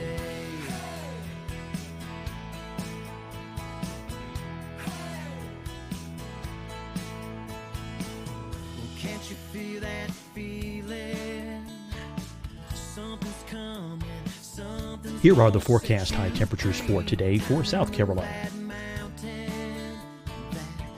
Here are the low temperatures for today for South Carolina. Here's the probability of precipitation forecast across South Carolina today. And here are the rain chances across South Carolina tonight. Here are tomorrow's forecast highs across South Carolina. Here are the forecast low temperatures for tomorrow for South Carolina. And here is the probability of precipitation across South Carolina tomorrow. Here's the precipitation chances across South Carolina tomorrow night. Here are the forecast highs for the day after tomorrow in South Carolina. Here are the forecast low temperatures across South Carolina for the day after tomorrow. And here are the rain chances across South Carolina for the day after tomorrow. And South Carolina's probability of precipitation for that night. Here's the Storm Prediction Center's severe thunderstorm outlook across South Carolina for today through tonight. Here's the Storm Prediction Center's severe thunderstorm outlook across South Carolina for tomorrow and tomorrow night. And here's the Storm Prediction Center's severe thunderstorm outlook across South Carolina for the day after tomorrow through that night. Here's the severe thunderstorm outlook for today from the Storm Prediction Center.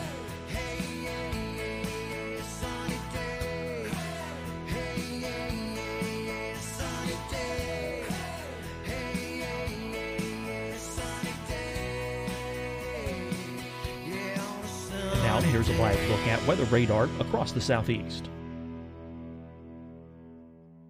Fight the spread and take a stand against coronavirus. Wear a mask in public, stay at least 6 feet apart from others, and get tested. Join us and fight the spread. Visit scdhec.gov/COVID-19. Getting tested for COVID-19 helps you to take the steps needed to protect yourself, your loved ones, and your community. Find the testing location at scdhec.gov/COVID-19 testing. Hi, everyone. I'm Dr. Mandy Cohen, Secretary of the North Carolina Department of Health and Human Services. And when you follow the 3 W's, you protect your family and your neighbors from COVID-19.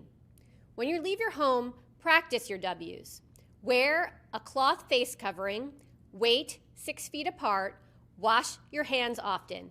Wear, wait, wash. We're in this together. Stay strong, North Carolina. Deciding when to wear a mask isn't about who you know or how well you know them.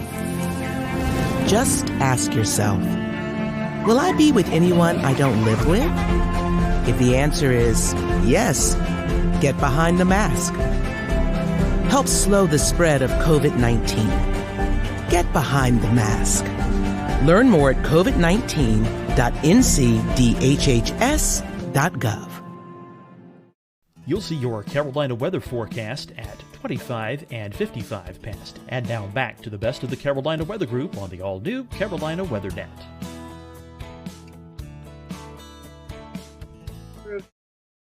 Surface pressure, and that is something that we've seen over the past couple of years with, you guys know, living here in the Carolinas, we've had our fair share of tropical weather. So as always, we appreciate you following along, and if you have any comments throughout the show, feel free to drop them in the perspective outlets that you're watching on tonight. So Phil, we've had you on the show several times. We're happy to have you back. Carl, this is the first time for you, so I'll start with you first. Kind of give us the background of your weather history, and then Phil, I'll turn it back to you since and let you kind of give our audience a little bit of background behind you too. So Carl, I'll let you go first. All right, yeah, thanks, and thanks for having me on the show tonight. So I grew up right down there in Raleigh, North Carolina, and one of my pivotal moments was in high school when Hurricane Fran made landfall in Wilmington, followed I-40 right up to Raleigh, and just the power of that storm and all the damage that it caused and the power outages and missing school for 2 weeks, which seems like nothing now, but back then that was a big deal. So decided to go on to grad school, and to this day my parents don't understand why I went from North Carolina up to Albany, New York to study tropical weather. But Albany is actually kind of one of the hot spots for tropical meteorology. And I did my master's and PhD in tropical meteorology up there, mainly large scale things, equatorial waves and the Madden-Julian oscillation on subseasonal scales. And then managed to find my way back here to North Carolina, where I got a postdoc out here in beautiful Asheville, working for NC State University, but at the National Climate Data Center at that time, NCDC.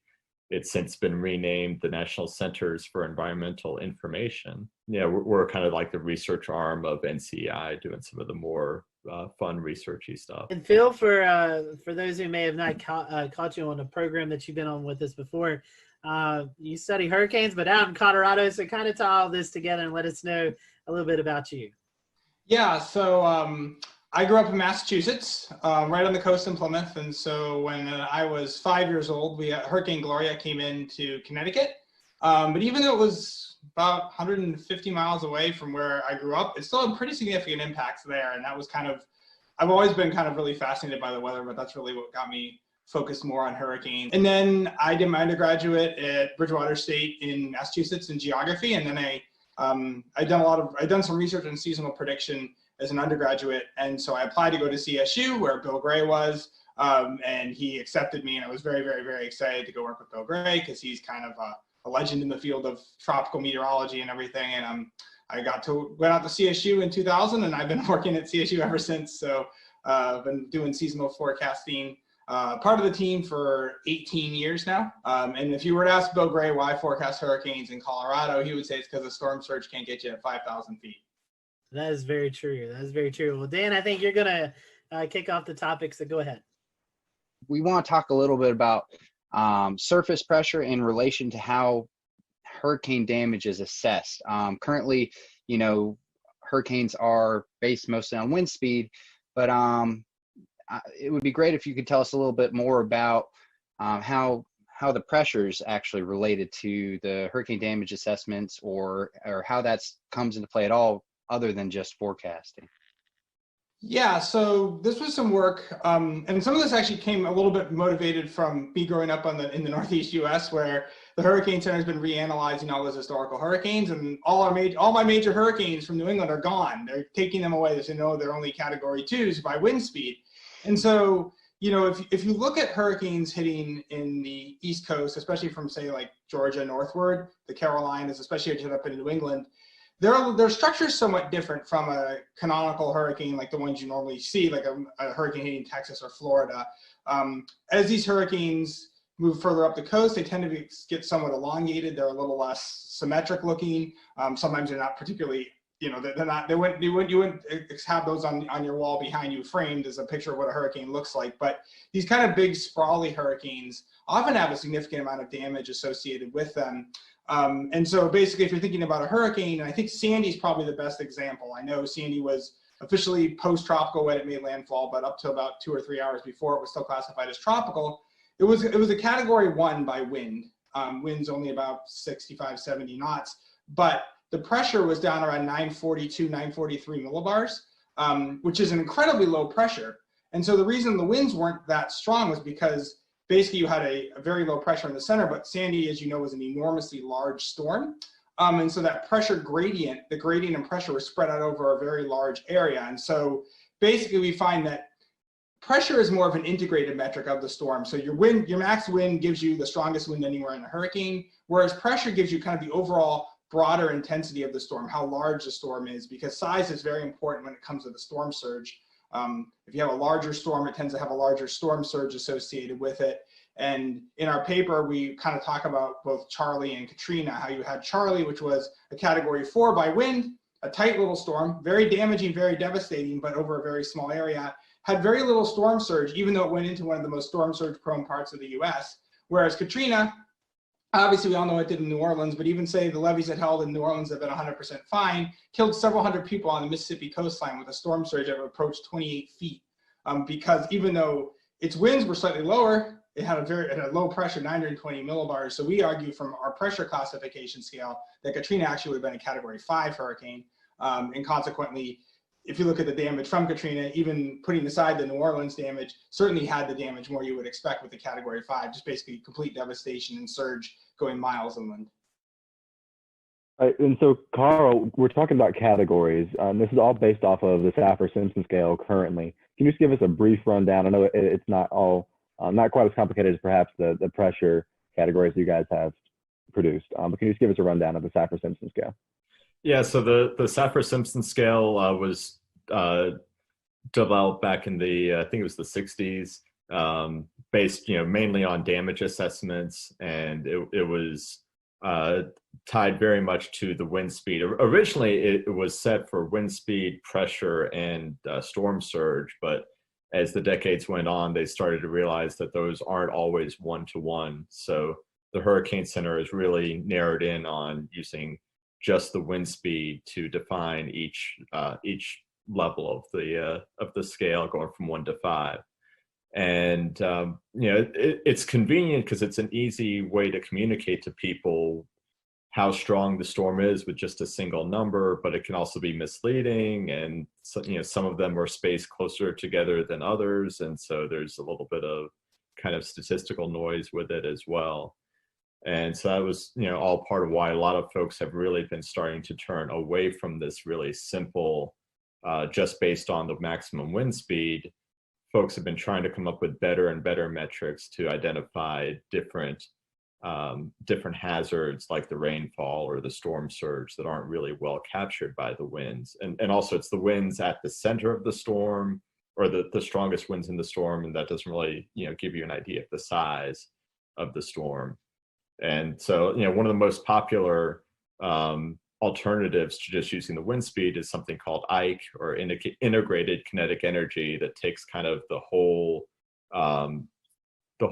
disk of the storm and kind of adds up all of the wind speeds throughout the size and really takes into account that size.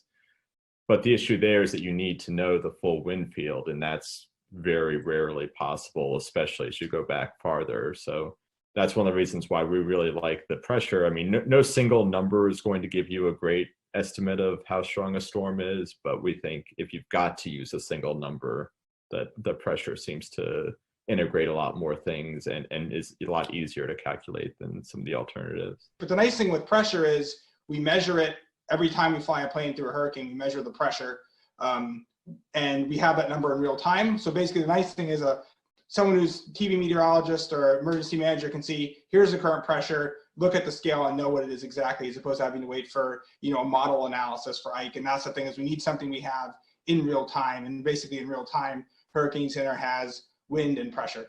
And we argue also you can measure pressure a whole heck of a lot better than you can measure wind, both with aircraft and especially on the ground during a hurricane. Obviously, we all know anemometers tend to crash and burn in strong winds right when we want them. So your research, is this at the point where we could see this becoming the new scale in the near future? I don't know. I mean, I think, the general public, I think we do need a scale for hurricane intensity. I think you need a 1 to 5 scale. I mean, you look at whether it's a hurricane, a tornado, or even just like storms, your CTV stations will categorize it under 1 to 5. I think really what we find is that it gives you an overall better indication of, one, how much damage the storm is likely to cause. If you look at the historical relationship between wind and damage versus pressure and damage, pressure works better. And we've seen that. You see it also with fatalities. The storms with lower pressures have higher fatalities compared with the storms with lower. I mean, higher winds cause more fatalities too, but the relationship is better with pressure than it is with wind. When it comes to storm surge in general, lower pressures, you're going to see higher storm surges, even with a stronger relationship than you do with wind. And one of the big things we've seen is a pushback against Saffir-Simpson in the last, say, 10 to 12 years, as with these large storms like Ike and Sandy doing a lot more damage than we would expect from the category. But if we were categorizing them by pressure, we wouldn't necessarily have that strong pushback, because they've actually worked pretty well. When you look at the pressures, they correlate really well with the damage. And obviously all we're looking at is the storm itself. We're not looking at where the storm is making landfall, because obviously if a storm makes landfall in, a major metropolitan area like Miami or Houston, it's going to do more damage than if it makes landfall in a much sparsely populated area. So just simply looking at the pressure, we can explain about 55-60% of the variability in the damage, not even knowing where the storm is going to make landfall. So for a rapidly intensifying hurricane, would this provide any more, any better communication tools, or how would this apply to a storm perhaps like Michael that was rapidly intensifying as it approached the Florida coastline?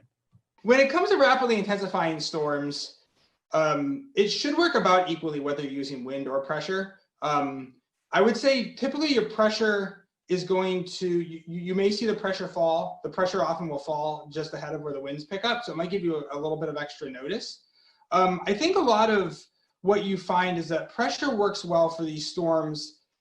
I would say that pressure is going to work a little more robustly than wind when you have an eyewall replacement cycle. Because when you have an eyewall replacement cycle, the storm grows in size, the winds come down, but the pressure will maybe go up a scooch, but it's not necessarily going to go up. You're not going to see as big a dramatic a variation in the pressure as you do the wind. And so often when these storms go through eyewall replacement cycles, it's like, oh good, the winds are coming down, but the pressure is staying the same or even going down at the same time. And so it's not, things are getting better, it's the storm's getting larger. And basically kind of the way I always figure it is that the pressure's falling, there's other things that come into play, but in general, if the pressure's falling, the storm's either the winds are picking up, the storm's getting larger, or a combination of both, all of which is bad.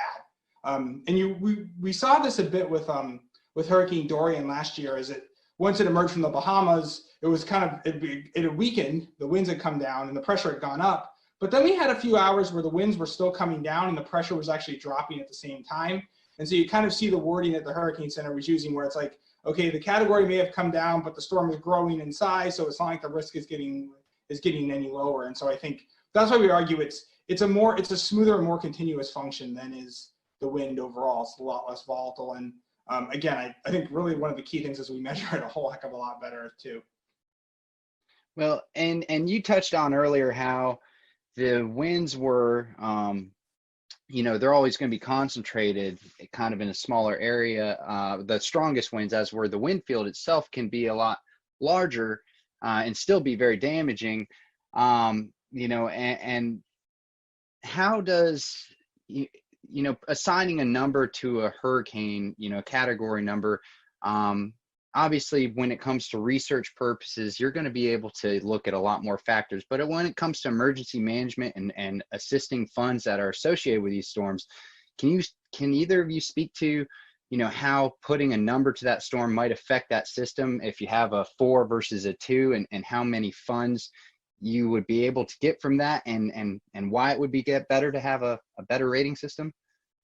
Yeah, so I'm not sure exactly how the numbers are used in that scenario. I know that like the Hurricane Center has been increasingly trying to kind of de-emphasize the Saffir-Simpson scale. So like if you look at the warning graphics, the cone of uncertainty, nowhere on there, you have to really dig pretty hard to find the Saffir-Simpson category. It may not actually be in there usually. They usually just give the wind speed and the pressure. They'll put, hurricane, major hurricane, which is category 3 or greater, but they don't really get beyond that because people seem to focus too much on the category, and they'll see, like Florence as it was approaching Wilmington, we've got downgraded from a category 4 to a category 2, but we all knew that the rain threat wasn't going away at all. And with pressure, the downgrade wouldn't have been as significant. So really where the Hurricane Center seems to be moving is, and I think this is similar to other parts of the Weather Service, where it's really warn on hazard instead of warn on the hurricane itself. So they're really more focused on having this custom suite of different storm surge products and wind products going farther inland, and the rainfall and the flooding, like having each individual component warned on. And that's really, I think that's what the emergency managers probably really need, because they really care about what's going to happen in their county, not necessarily what's happening at the coastline if you're not, right there on the beach. But if you're on the nightly news, going through all those details is going to take a lot longer than you probably have. And so that's why boiling things down to just one number still is valuable. It's just a matter of trying to figure out what one number is going to be the best for it. And we think this is a better solution, but we'll see how quickly people pick up on it. Have you guys looked at applying this to typhoons in the Pacific or any other basin? I would love to do that, but unfortunately we don't have really independent pressure measurements from wind. So in the Western Pacific, almost all the assessments are based on satellite. So they have basically what's known as a Dvorak scale, intensity estimation scale. And basically it and all its derivatives are based off of like satellite presentation, and then they assign a wind and a pressure based on that. So unfortunately, the Atlantic is really the only basin we have independent pressure measurements to actually be able to do this analysis. We actually do have aircraft recon that goes back from like 1950 to 1987 in the Western North Pacific. Unfortunately, I don't think, Carl, you can correct me if I'm wrong, but I don't think the pressure is archived in the best track though, unfortunately. So like the statistics at the end of the year, basically the Hurricane Center or the Joint Typhoon Warning Center in the Western North Pacific will go through and reassess the storm, maybe tweak its location slightly, or maybe change its intensities. And so in the Atlantic, they archive the position, the wind, and the pressure. And in the Western North Pacific, they only archive the wind speeds. So the other really interesting thing that Phil was touching on there with the West Pacific is, so the Joint Typhoon Warning Center, their best track historical data only reports the wind for most of the record. But we do have the pressure fixes from recon data. And the really ironic thing is those winds that are reported in the best track were almost never measured.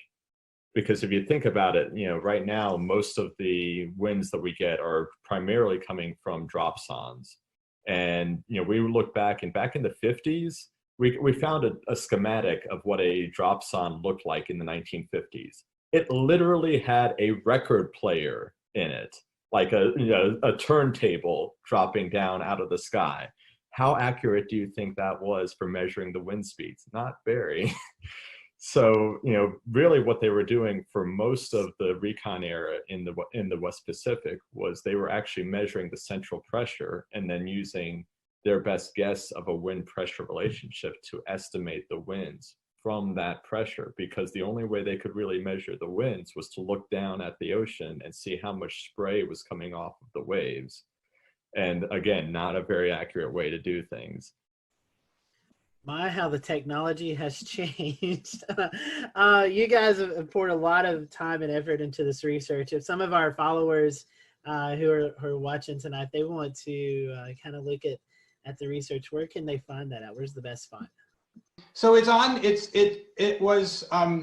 been accepted. It's currently in early online review early online for publication. So you can view it. It's currently the way it was accepted, the way it's currently formatted. They'll actually put a nice new formatting on it. It was supposed to come out in April, but I still haven't seen like the final version. So I suspect it's now going to be May. We have some other stuff going on in the world, so a lot of stuff has been delayed. If you search Phil Klotzbach, Carl Schreck, and wind pressure, you'll definitely find it from that. There's not a lot of us roaming around. Well, gentlemen, we certainly appreciated your time tonight talking about this as we get into the tropical season. I know there's a lot of conversations going on in the weather industry about the Saffir-Simpson scale and maybe adapting or changing a little bit. I think tonight you've got a little bit of an idea of what a future scale may look like as we go throughout the next few years. So, gentlemen, we certainly appreciate your time, and hopefully this tropical season will be a little bit quieter, but if not, when you hear about surface pressure, hopefully tonight's episode will kind of give you a better idea about how we're determining the damages that these hurricanes could cause. So thank you for watching the Carolina Weather Group. We hope you have a great evening, and we will see you back here next time.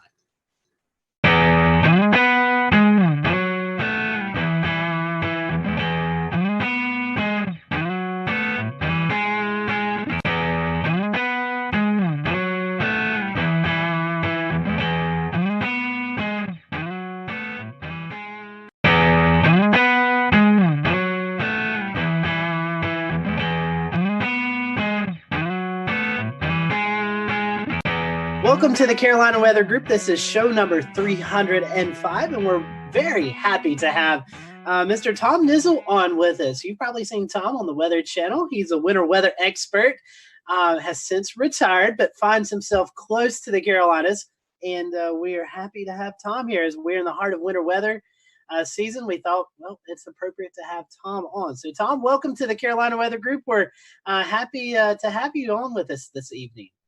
It's great to be with y'all, and I'm originally from up north in Buffalo, New York, but now I'm right next door to you, just across the border in a place called Roan Mountain, Tennessee. Yes, Roan Mountain, Tennessee. You probably heard about that on the show here. Ricky Matthews, meteorologist up in the Bristol, Tennessee area, talks about Roan Mountain, as does Evan Fisher, who goes up several times throughout the winter season to do some snow chases. So you've heard about Roan Mountain, so now you can kind of put a face with the place tonight. So, Tom, you have been dubbed the winter weather expert at the Weather Channel. You worked for the National Weather Service. You've been able to develop some weather programs, some tools. Kind of talk to us about your weather journey. How did you catch the weather bug? Kind of go through with us on your journey and how you got to each stop along that journey. Yeah, well, thank you. And again, thanks for having me on. This is an honor.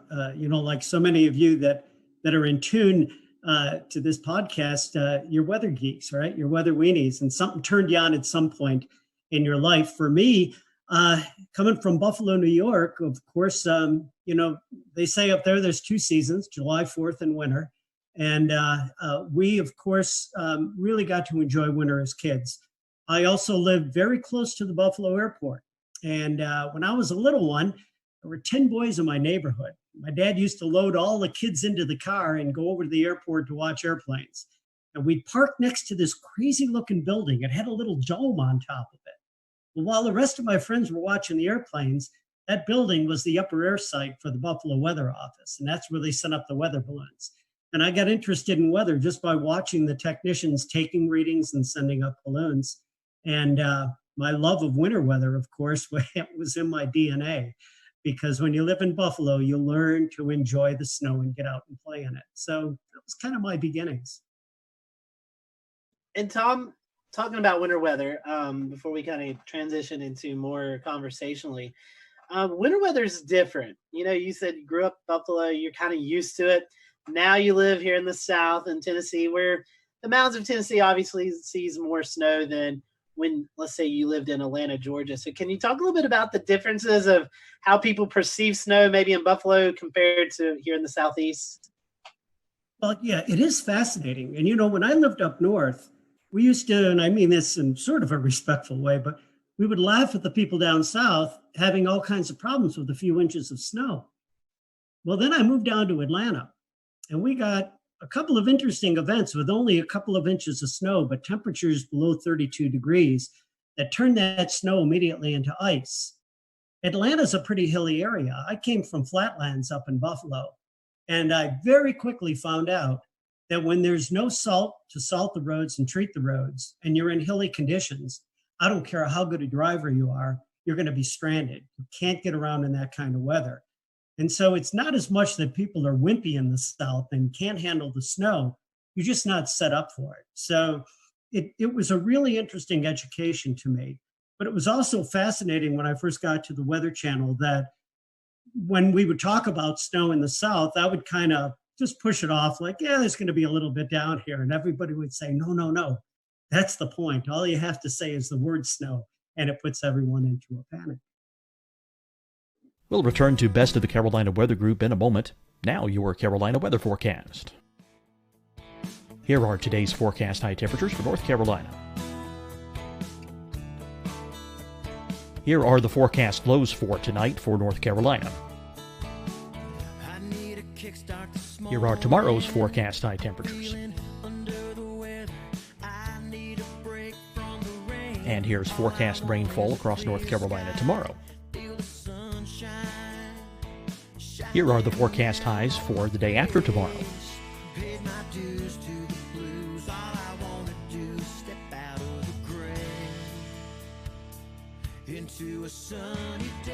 And here's the forecast rainfall across North Carolina for the day after tomorrow. This is the total rainfall forecast across North Carolina for the next 3 days. Here's the severe thunderstorm outlook for today from the Storm Prediction Center.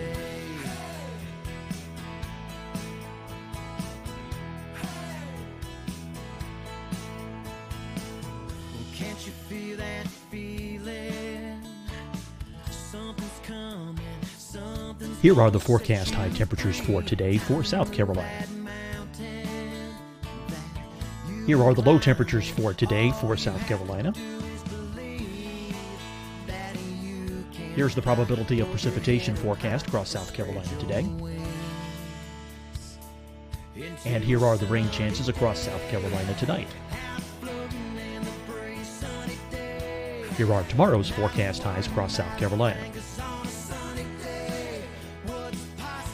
Here are the forecast low temperatures for tomorrow for South Carolina. And here is the probability of precipitation across South Carolina tomorrow. Here's the precipitation chances across South Carolina tomorrow night. Here are the forecast highs for the day after tomorrow in South Carolina. Here are the forecast low temperatures across South Carolina for the day after tomorrow. And here are the rain chances across South Carolina for the day after tomorrow. And South Carolina's probability of precipitation for that night.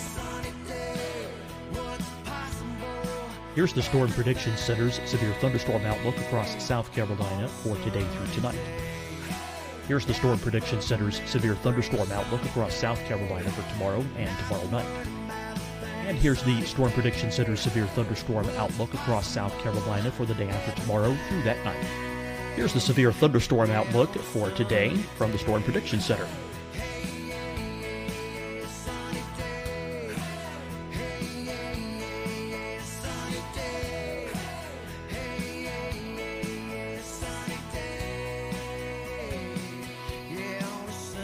here's a live look at weather radar across the southeast. Fight the spread and take a stand against coronavirus.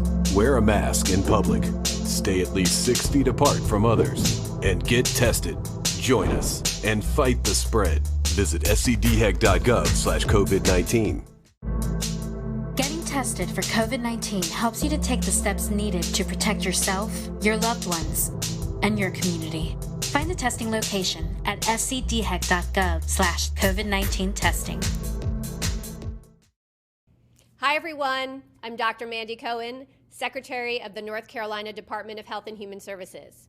And when you follow the 3 W's, you protect your family and your neighbors from COVID-19. When you leave your home, practice your W's. Wear a cloth face covering, wait 6 feet apart, wash your hands often. Wear, wait, wash. We're in this together. Stay strong, North Carolina. Deciding when to wear a mask isn't about who you know or how well you know them. Just ask yourself, will I be with anyone I don't live with? If the answer is yes, get behind the mask. Help slow the spread of COVID-19. Get behind the mask. Learn more at covid19.ncdhhs.gov. You'll see your Carolina weather forecast at 25 and 55 past. And now back to the best of the Carolina Weather Group on the all-new Carolina WeatherNet. Truth.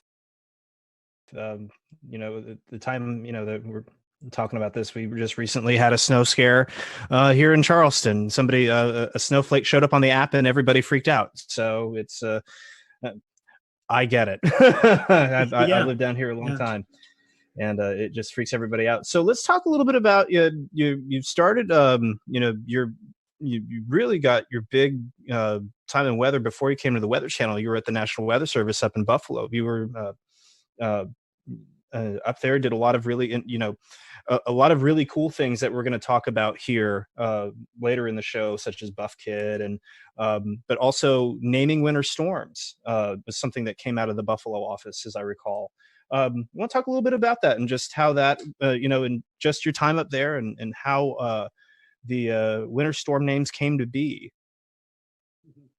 Well, let's start with career real quickly here. It's great to be in the right place at the right time. When I graduated from college with a bachelor's degree out of State University of New York in Oswego, one of the lake effect snow capitals of the world, I worked research for about 3 years in the Buffalo area in atmospheric science, and then transferred over to, at that time, the Weather Bureau, now the National Weather Service office in Buffalo. And immediately began this interest in lake effect snow, this crazy type of snowstorm where it can be snowing in one part of your town with 2 feet of snow, and 10 miles away you could have green grass. I was born and raised with that, but I didn't understand it that well. So getting into the Weather Service office in Buffalo really sprang my career into learning more about lake effect snow. And as I went through that career there, a 32-year career, I went from a forecaster to a science officer and eventually the meteorologist in charge there in Buffalo. Great time, just a wonderful time to work in an office where so many people had an interest in winter weather. And, we developed a lot of tools to help predict winter weather. So tell me a little bit about, you worked on some really innovative things, including Buff Kit. And Buff Kit is, we love it here for fog prediction, smoke dispersal, things like that. Talk a little bit about, what that was like, seeing that get off the ground and how that has been applied across the weather enterprise. Yeah, Buff Kit. It's a fascinating story about a tool that was developed by forecasters for forecasters in the operational environment. Way back when I started in the Weather Service, there were only very basic computer models with very basic information. But in getting to network with people from Washington, D.C., we were able to pull much more data out of the computers at Washington and be able to develop programs that would display that information and that data, forecast information on an hourly basis from computer models that up to the point in my career, you only got information and weather forecast at 12-hour intervals at just the mandatory levels in the atmosphere. So we had this plethora of tremendous amounts of data that were coming into our offices, but no way to really display them. And we developed this tool called BuffKit. I was in on the ground floor with the development of that, but the guy who was really responsible was a guy by the name of Ed Mahoney, that still is in the National Weather Service at the Warning Decision Training Branch out in Norman, Oklahoma. Ed was an amazing programmer. Came in as our science officer to Buffalo. And over the course of about a year and a half, it turned into this magical laboratory right within the forecast office. We would say to Ed, we want a tool that's going to help us predict fog, or maybe predict strong winds with momentum transfer down through the atmosphere. Ed would look at the data, go into his office, sit down at the computer like Scotty at the computer in the Enterprise, right? And just type away, type away, type away. And about 3 hours later, come out with another tool that we added to this toolkit designed in Buffalo, and hence the name BuffKit. I wanted to get back into one of the topics that we brought up a little while ago, which was lake effect snow. So Buffalo being on the eastern side of Lake Erie, we all have heard stories about just some of the amazing amounts of snow that fall from lake effect snow in the Buffalo area. Specifically, a couple of years back, there's about 5 feet of snow that fell during one event. That it was forecast. It was a huge event. But talk to some of our viewers about what is lake effect snow and how you understood it in your office. How did you forecast for that? Lake effect snow, of course, when we talk about lake effect, it's mainly in reference to the Great Lakes, though it can occur in bodies of water all around the world. Essentially, they're a snowstorm on about the scale of a summertime thunderstorm. So they can only sometimes be just a few miles wide across the length of a band of snow that comes off the lake itself. The snow develops as cold air comes across that relatively warm water of the Great Lakes. So you may be moving air at maybe 10 degrees Fahrenheit across a lake that's 40 degrees. You get a tremendous amount of latent heat release and heat and moisture that actually rise off the lake into that air. And as it continues to rising, cools, condenses into snow. And then the wind direction is what determines where that snow falls. So as the winds change direction, the snow band will move downwind of that. And that's what the big challenge is to predict lake effect snow. You got to think about the fact that you're predicting for one side of a city, maybe 2 feet of snow, whereas your friends that live on the other side of the city may see no snow at all. So it was a tremendous forecast challenge. And early on in my career, it was long before you guys were, some of you may be on the face of the earth, computer models were at a much lower resolution because you didn't have the computer power to work with these models. And some of these early models did not even see the Great Lakes. That is, the Great Lakes weren't even an input into the model. So they wouldn't even recognize the ability to predict or simulate a lake effect snowstorm. So early on, we actually had forecast methods that we used to predict these snows. And again, you see the Great Lakes there. These are huge bodies of water. I mean, they compose 20% of the fresh water in the world. I think about that. And I read a statistic on that. If you take all the water in the Great Lakes and you spread it across the entire United States, it would be 9 feet deep. So put that in your head and think about it. These are huge volumes of water, and they actually control the weather, and not only on a local scale, but on a regional scale across the eastern United States. And yes, and we may touch on this a little later, if you get the right wind direction off the Great Lakes, you can actually see lake effect snow down along the Appalachians. Very, very interesting. So a little bit, I just want to dive a little bit more into this, right? Because we touched on what the lake effect snow is. Wind direction for Lake Erie. If you look at the length and the width of the lake, not so much the depth or the longitude, but the latitude, you think west-southwest winds. And then how do you forecast the time that it's going to occur? Say, like you said, 10 degree Fahrenheit air moving over 40 degree waters.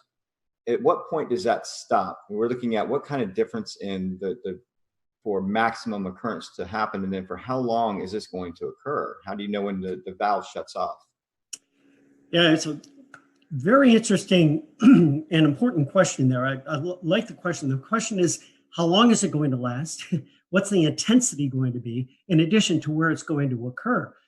What's important is you need cold air moving across the Great Lakes, but that cold air has to be deep enough to allow clouds to grow to a great enough depth to produce snowfall. If the cold air is really, really shallow, like that cold air that dams here on the east side of the Appalachians and is really shallow, you're not going to develop the clouds to produce lake effect snow. So that's a very important parameter. As far as how long is it going to last, once again, once that layer of cold air becomes shallow enough that it gets squeezed out by high pressure that moves across the area and begins to produce subsidence, that will cut off the lake effect snow.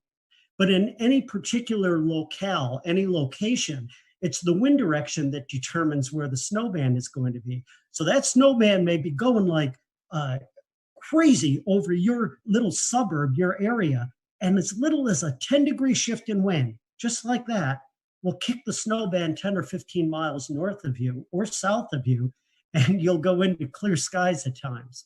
So it's a very, very intricate set of parameters that produce lake effect snow. Again, temperature difference to get that heat and moisture off the lake, the depth of the cold air to allow clouds to grow, and then the wind direction, which determines where that will all occur. And if you put all those parameters together and keep the winds in one direction for a long period of time, then you get pasted with snow. If you're under that snow band, think about the fact that it can produce 4 to 6 inches of snow an hour. Put that snow band over you for about an 8-hour period, and you're looking at anywhere from 32 to 36 inches of snow. Very insightful. Thank you for those answers. I got one more topic to ask you about, and then I'm going to hand this off to Scotty. Tell us about some of your most memorable winter events. Being from up north, you probably can give you one a year from up there. But, and again, many of you too young to remember this, but one of the coldest winters on record in the eastern United States was back in the winter of 1976-77.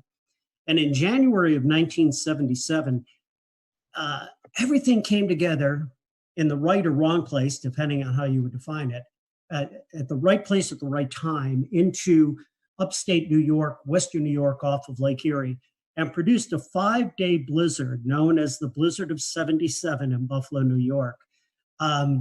Unfortunately, 29 people died during the blizzard. Many of them were found frozen in their cars that had gotten covered over by snowfall from 5 days. And think about this, 5 days of blizzard conditions. Blizzard conditions that stranded people on roadways. Back then, you didn't have cell phones. You couldn't get on that phone and just call someone to help you. The conditions occurred with temperatures down near the freezing or the zero mark and wind chills down to 20 to 30 below zero. Anyone caught outside in that storm was in peril. And again, unfortunately, there were many, many people that died from that. That was probably the benchmark storm for me because the intensity and the duration of that event. But we've had other really interesting lake effect snow events that have occurred. Back in Christmas week of 2001, I was working at the office in Buffalo, and during that week, we picked up 82 inches of snow. And this wasn't in mountainous areas or areas that were not populated. It was right across the city of Buffalo, and that really put the city at a standstill for several days. Tom, when you had a chance to go to the Weather Channel, your area of responsibility grew from upstate New York to the entire country. What was that learning curve like? Oh man, what an education to go from forecasting for, several counties in a portion of the state, and then all of a sudden ending up being responsible for forecasts across the entire nation.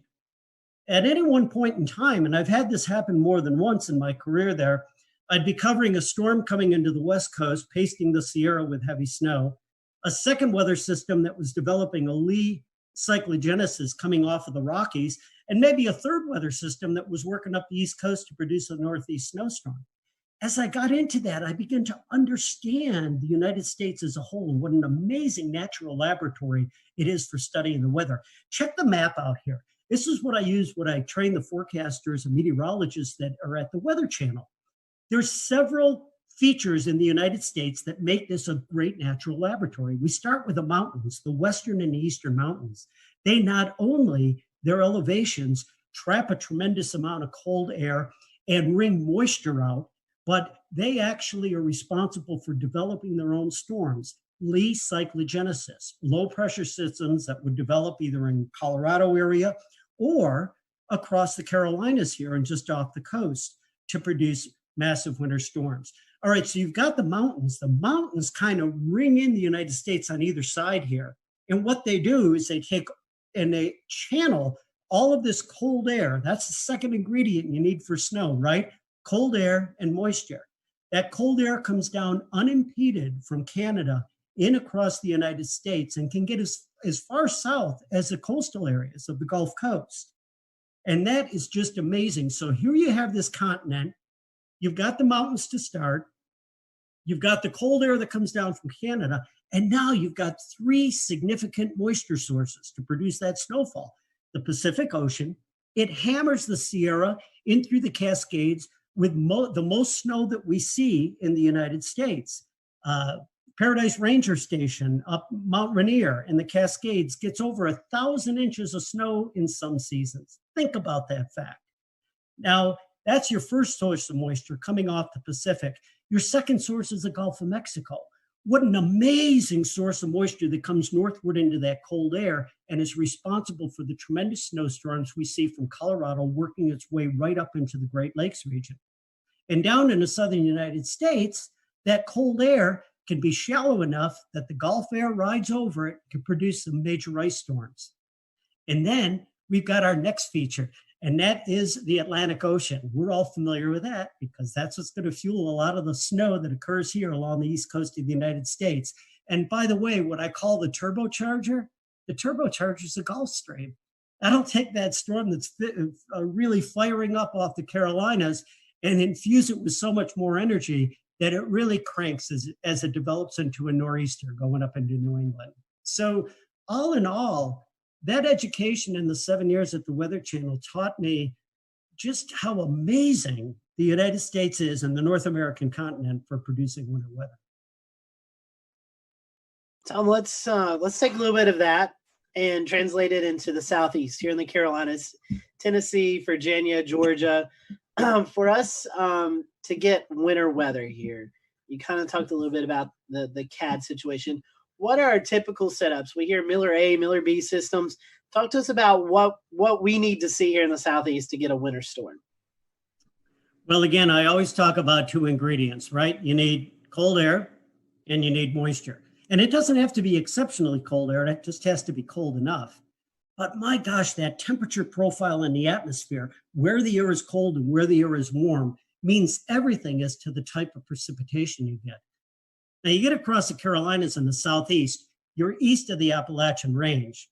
And so very often you will end up seeing events that set up that bring really cold air from New England down along the east side of the Appalachians. And many of us are familiar with the term cold air damming or the wedge. That cold air that slides down, it's very shallow. It's kind of like molasses.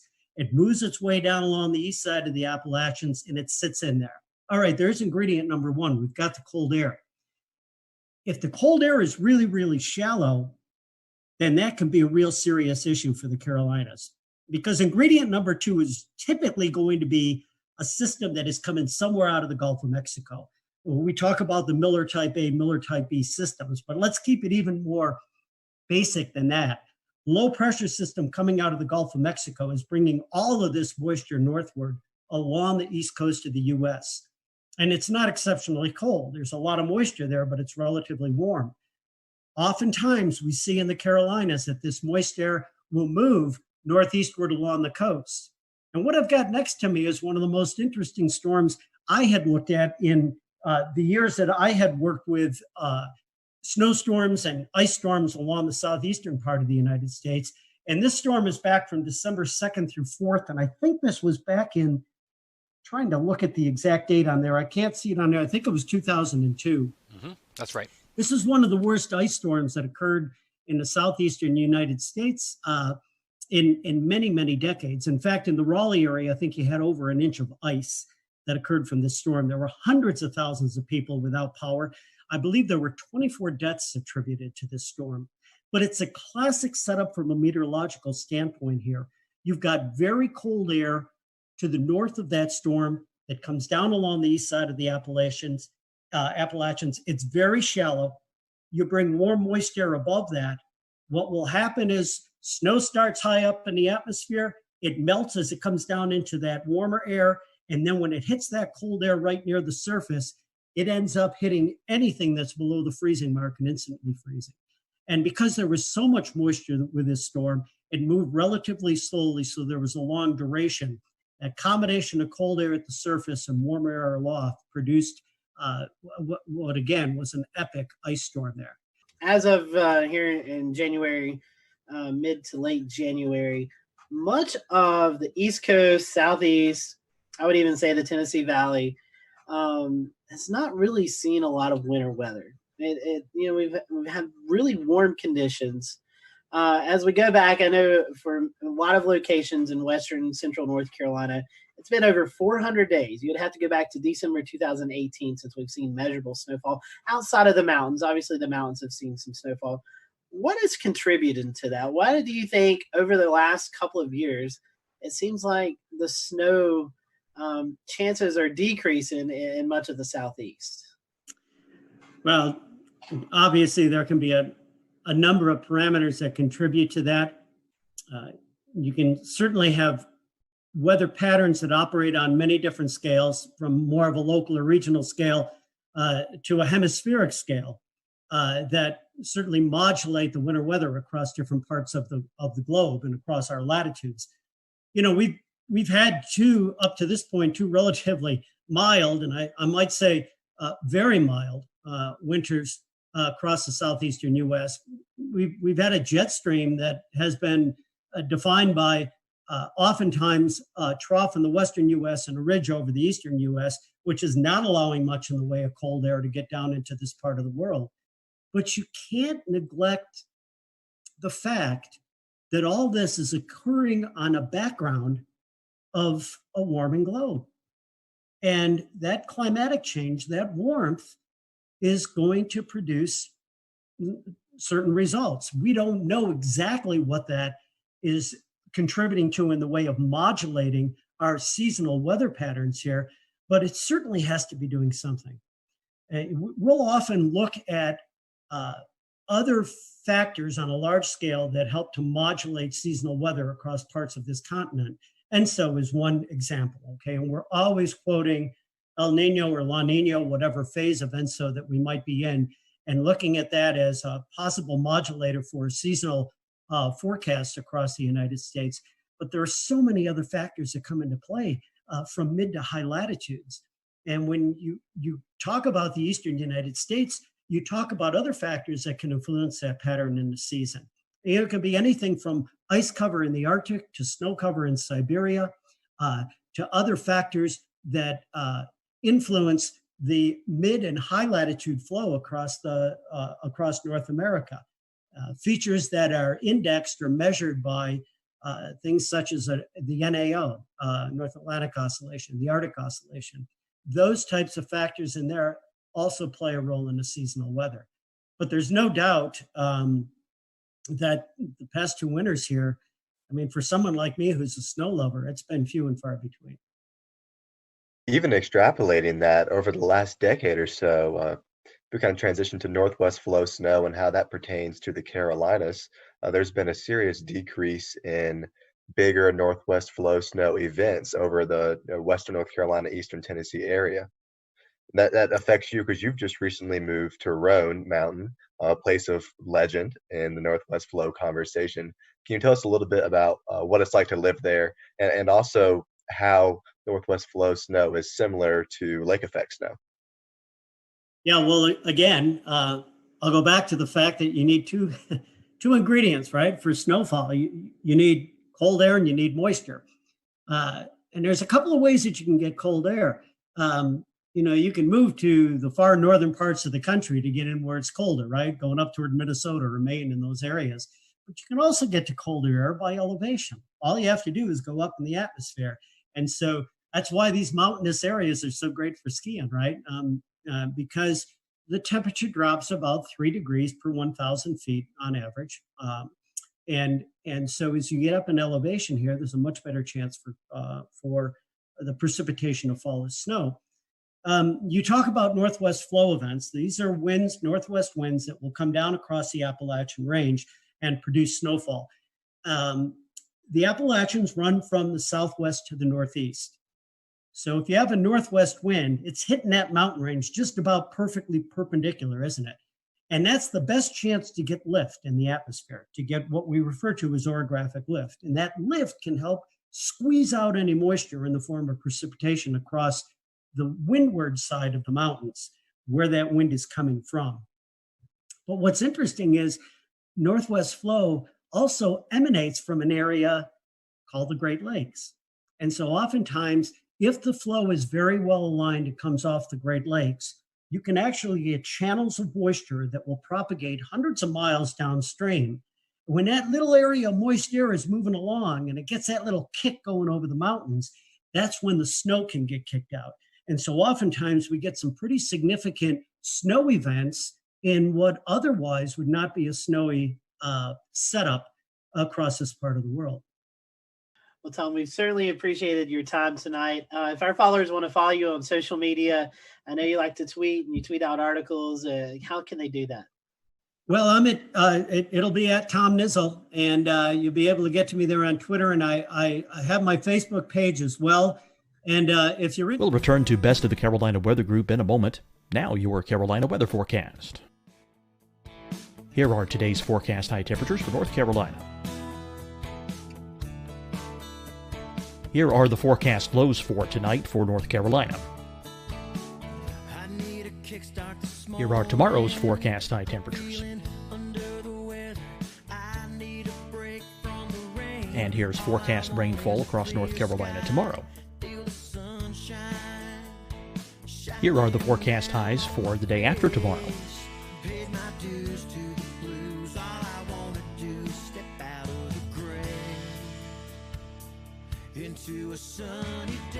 And here's the forecast rainfall across North Carolina for the day after tomorrow. This is the total rainfall forecast across North Carolina for the next 3 days. Here's the severe thunderstorm outlook for today from the Storm Prediction Center.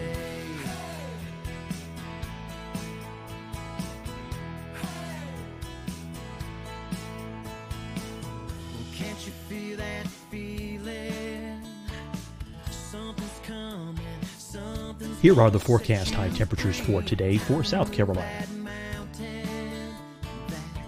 Here are the low temperatures for today for South Carolina.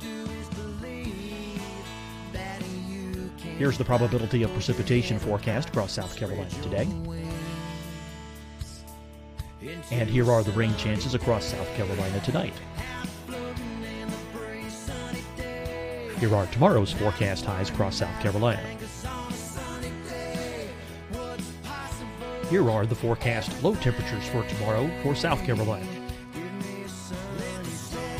And here is the probability of precipitation across South Carolina tomorrow. Here's the precipitation chances across South Carolina tomorrow night. Here are the forecast highs for the day after tomorrow in South Carolina. Here are the forecast low temperatures across South Carolina for the day after tomorrow. And here are the rain chances across South Carolina for the day after tomorrow. And South Carolina's probability of precipitation for that night. Here's the Storm Prediction Center's severe thunderstorm outlook across South Carolina for today through tonight. Here's the Storm Prediction Center's severe thunderstorm outlook across South Carolina for tomorrow and tomorrow night. And here's the Storm Prediction Center's severe thunderstorm outlook across South Carolina for the day after tomorrow through that night. Here's the severe thunderstorm outlook for today from the Storm Prediction Center.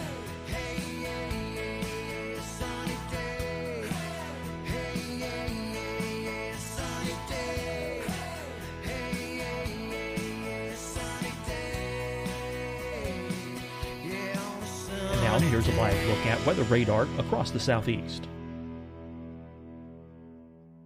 Fight the spread and take a stand against coronavirus. Wear a mask in public. Stay at least 6 feet apart from others. And get tested. Join us and fight the spread. Visit scdhec.gov/COVID-19.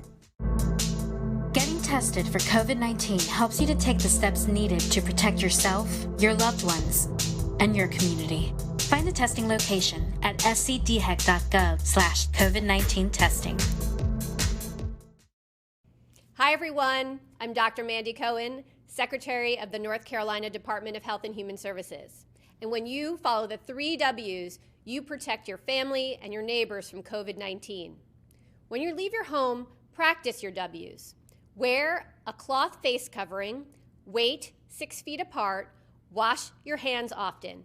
Wear, wait, wash. We're in this together. Stay strong, North Carolina. Deciding when to wear a mask isn't about who you know or how well you know them. Just ask yourself, will I be with anyone I don't live with? If the answer is yes, get behind the mask. Help slow the spread of COVID-19. Get behind the mask. Learn more at covid19.ncdhhs.gov. You'll see your Carolina weather forecast at 25 and 55 past. And now back to the best of the Carolina Weather Group on the all-new Carolina Weather Net. The Facebook page called Mother Nature Snowflakes. So you can hit me at all those spots. And yeah, I'll friend you for sure. Awesome. Well, go follow Tom on social media. Great follow. Check out his snow photography. Hopefully we can get you a few more snow events up there in the East Tennessee Mountains before winter ends. And we've appreciated you being with us tonight. As always, we thank you for watching the Carolina Weather Group. Remember to like and subscribe our podcast. Send us any requests. If you have any guests or topics you'd like for us to talk about, send them our way. Until next time, have a great one.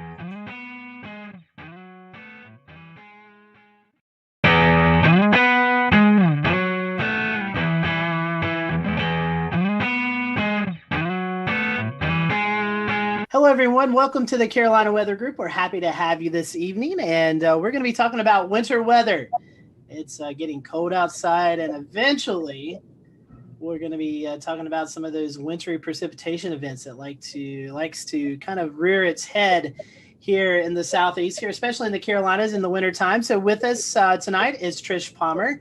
She is the coordinating meteorologist at the National Weather Service in Greenville, Spartanburg. And if you've watched our show you probably remember Trish, but if you haven't, Trish, welcome back. I know recently you got a promotion there in the office to the WCM. So before we kind of get into winter weather, tell us about that position. It's I know it's kind of different from going from the forecast desk to doing a lot of more things, kind of juggling in the air with the new job promotion. Sure, and thank you guys for having me on again.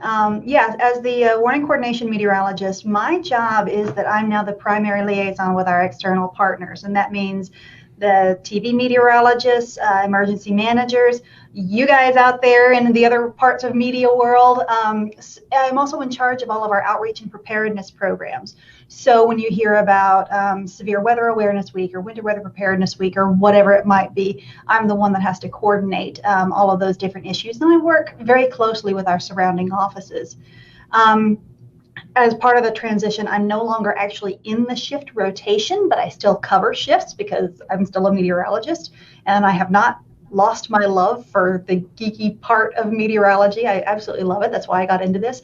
But now with the promotion and my title as the warning coordination meteorologist, getting to work with the partners and establish those relationships and working with the media and helping to bridge the gap between what we do in the Weather Service and what you guys and the TV meteorologists do in taking the message to the public. It's the whole weather enterprise needs to work together really well in order to effect the proper response from the public. And I really enjoy being that liaison and working with all these different facets of the weather enterprise. Forecasting is a big deal, but communicating is another big deal. And you about put half and half now these days with the various ways that we can communicate. And one of those ways that we really want to communicate is winter weather. And it's one that we don't get a lot of storms here in the Carolinas, but when we do, they're pretty impactful. So Trish, talking about the winter weather products, we kind of start with a winter storm watch, and then it kind of builds from there. Talk to us about these different products and what each product, the criteria is for each of those. Okay, so for a watch, just like any other watch that we might issue, a severe thunderstorm watch, a tornado watch, tropical storm watch is what we had this year as well. A watch means that conditions are favorable for these hazardous weather types to occur, and you need to have a plan in place. You need to be thinking about what you would do or where you would go if that weather event were to impact you. So a watch is basically, we're keeping an eye out of the sky, we're watching the weather. Again, have a plan, make sure you're prepared for whatever happens. So in the case of winter weather, we like to issue a watch anywhere from 36 to 48 hours in advance of the onset of wintry precipitation. And the watch timing with that, we're really looking at about a 50% confidence level, that we're 50% confident that this hazardous weather will occur. As we get closer to the event, we can transition the watch to a warning or an advisory. And the difference there is that with the warning, we're looking at 80% confidence that hazardous winter weather will occur. And with an advisory, it's still 80% confidence, but it's more like nuisance winter weather. So the difference would be if you consider snow. Right now for the Piedmont of the Carolinas, our criterion for winter storm warnings for snow is 3 inches. So if it's below that, that would be more of a nuisance event, which would warrant an advisory. And if it's 3 inches or above, you'd get a warning. Now, we do have flexibility with our forecasters because we all know that, say, 2 inches of snow in Charlotte at 2 o'clock Sunday morning is very different from 2 inches of snow in Charlotte at 7 o'clock Monday morning, right? So we are able to take the societal impacts into account when we're issuing those warnings. So for 2 inches of snow at 2 o'clock Sunday morning, probably an advisory. 2 inches of snow at 7 o'clock Monday morning, you're talking about rush hour, school buses, that's where we would have that flexibility to go ahead and issue a warning, even though the objective, the number criterion isn't quite met. So we have that flexibility there. We have different criteria for sleet and freezing rain too. For a warning for sleet, we're looking at 1/2 inch. For freezing rain, for a warning, we're looking at 1/4 inch.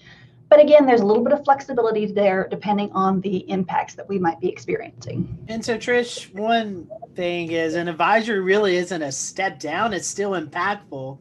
It just, the accumulations are different than what a warning is. And, some folks may see advisory as, it'll be okay, when in fact it's still going to be impactful to people. Right, especially when you're talking bridges and overpasses. You could still have dangerous areas on the roads, dangerous travel conditions, even with an advisory. Again, going from a watch to either a warning or an advisory, we're going from 50% confidence to 80% confidence. So we're confident that something is going to happen. It's just the scale of whatever that is. So we don't want people to just take advisories lightly. You still have to be prepared, and you still have to take precautions.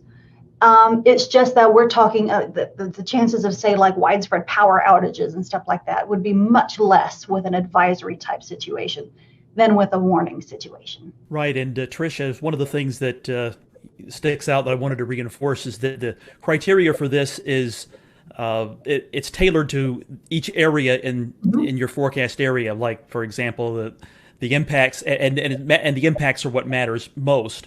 So, what would be most impactful for Asheville is different than what would be impactful for Charlotte and Greer. So obviously you're going to have different criteria for those areas, that's what matters, and that's the thing you need to be thinking about is whether you get this lower level advisory, but still important, or the higher level warning, which is even more important, that would be issued for your area. Right, exactly. And we all know that the mountains get more snow than the Piedmont does, right? So our criteria for the mountains for snow is 4 inches, whereas the Piedmont gets 3 inches. And the further north you go, the higher that gets. You go for places like New York, you're looking at 6 or 7 inches, maybe even 8 inches before they get to a warning, because they know how to handle it. They have the resources. The impact isn't as great up there as it is down here. Again, just partially based on climatology. Right. And something else to think about if you're traveling outside this area is that criteria will be different elsewhere. If you go into Raleigh, if you go to Philadelphia, if you go to Chicago, those criteria are going to be different still. Think about the level of impact when you hear about these advisories or warnings being issued. It indicates how serious the event's going to be. Right, and we have the exact opposite in the summer. You know, down here we can handle the heat a little bit better than people can up north. So somebody down here may go up north in the summer and that's a heat advisory, whereas down here we're expecting heat indices of 105 for heat advisories, but up north it might be more like 95 or 100. And you know, we Southerners are like, what? They can't handle 100 degrees. But it's different. It's based on climatology and what your body is acclimated to. Trish, the National Weather Service also issues wind products year-round, but during the wintertime, it gets especially breezy across the western half of the Carolinas, and specifically in NWS GSP's forecasting area. That's maybe not a winter weather type that most people think about, but it can definitely drive wind chills down and cause widespread power outages. So can you talk a little bit about the criteria for wind products in general? Sure. Well, we've got the wind aspect and we've got the wind chill aspect. And then of course we have the winter weather aspect. So when we have a winter event, lots of times we roll them all into one product rather than issuing a whole bunch of different products.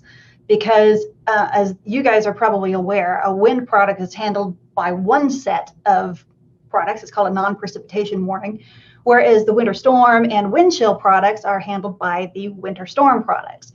So it can get very confusing. So we often wrap these in together. And so we can sometimes tweak our criteria to make it match what the weather is looking like.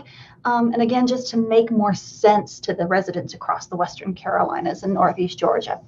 So for example, when we issue a high wind warning, that's when we're expecting frequent gusts over 50 knots or 58 miles per hour. That's not uncommon in the northern mountains in the middle of the winter because we have the jet stream coming down. We've got some really tight pressure gradients that set up often. And anybody who's watched the weather at Grandfather Mountain knows it can get very, very, very windy up there. So you'll see those products a lot. The step down from there is a wind advisory. And that's really when we're expecting winds, 30 to 39 miles per hour with frequent gusts over 40 to 45 miles per hour. Again, we have the flexibility to adjust that. It's been kind of a wet season, so maybe we might issue a wind advisory at wind speeds just a little bit lower. We also know that once we get to wind speeds that are over 35 miles per hour, school buses have a real hard time driving in that. So we're trying to line up our products a little bit more with what the schools are needing from us.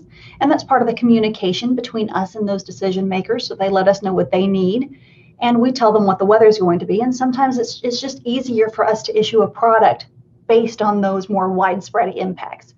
So when we take the wind and the temperatures into account, then we get the wind chills on top of that too, right? So once we're looking at wind chills below 0 Fahrenheit, that's when we're going to start looking at wind chill advisories, wind chill warnings. Again, it's going to be a little bit lower in the mountains than it would be in the Piedmont.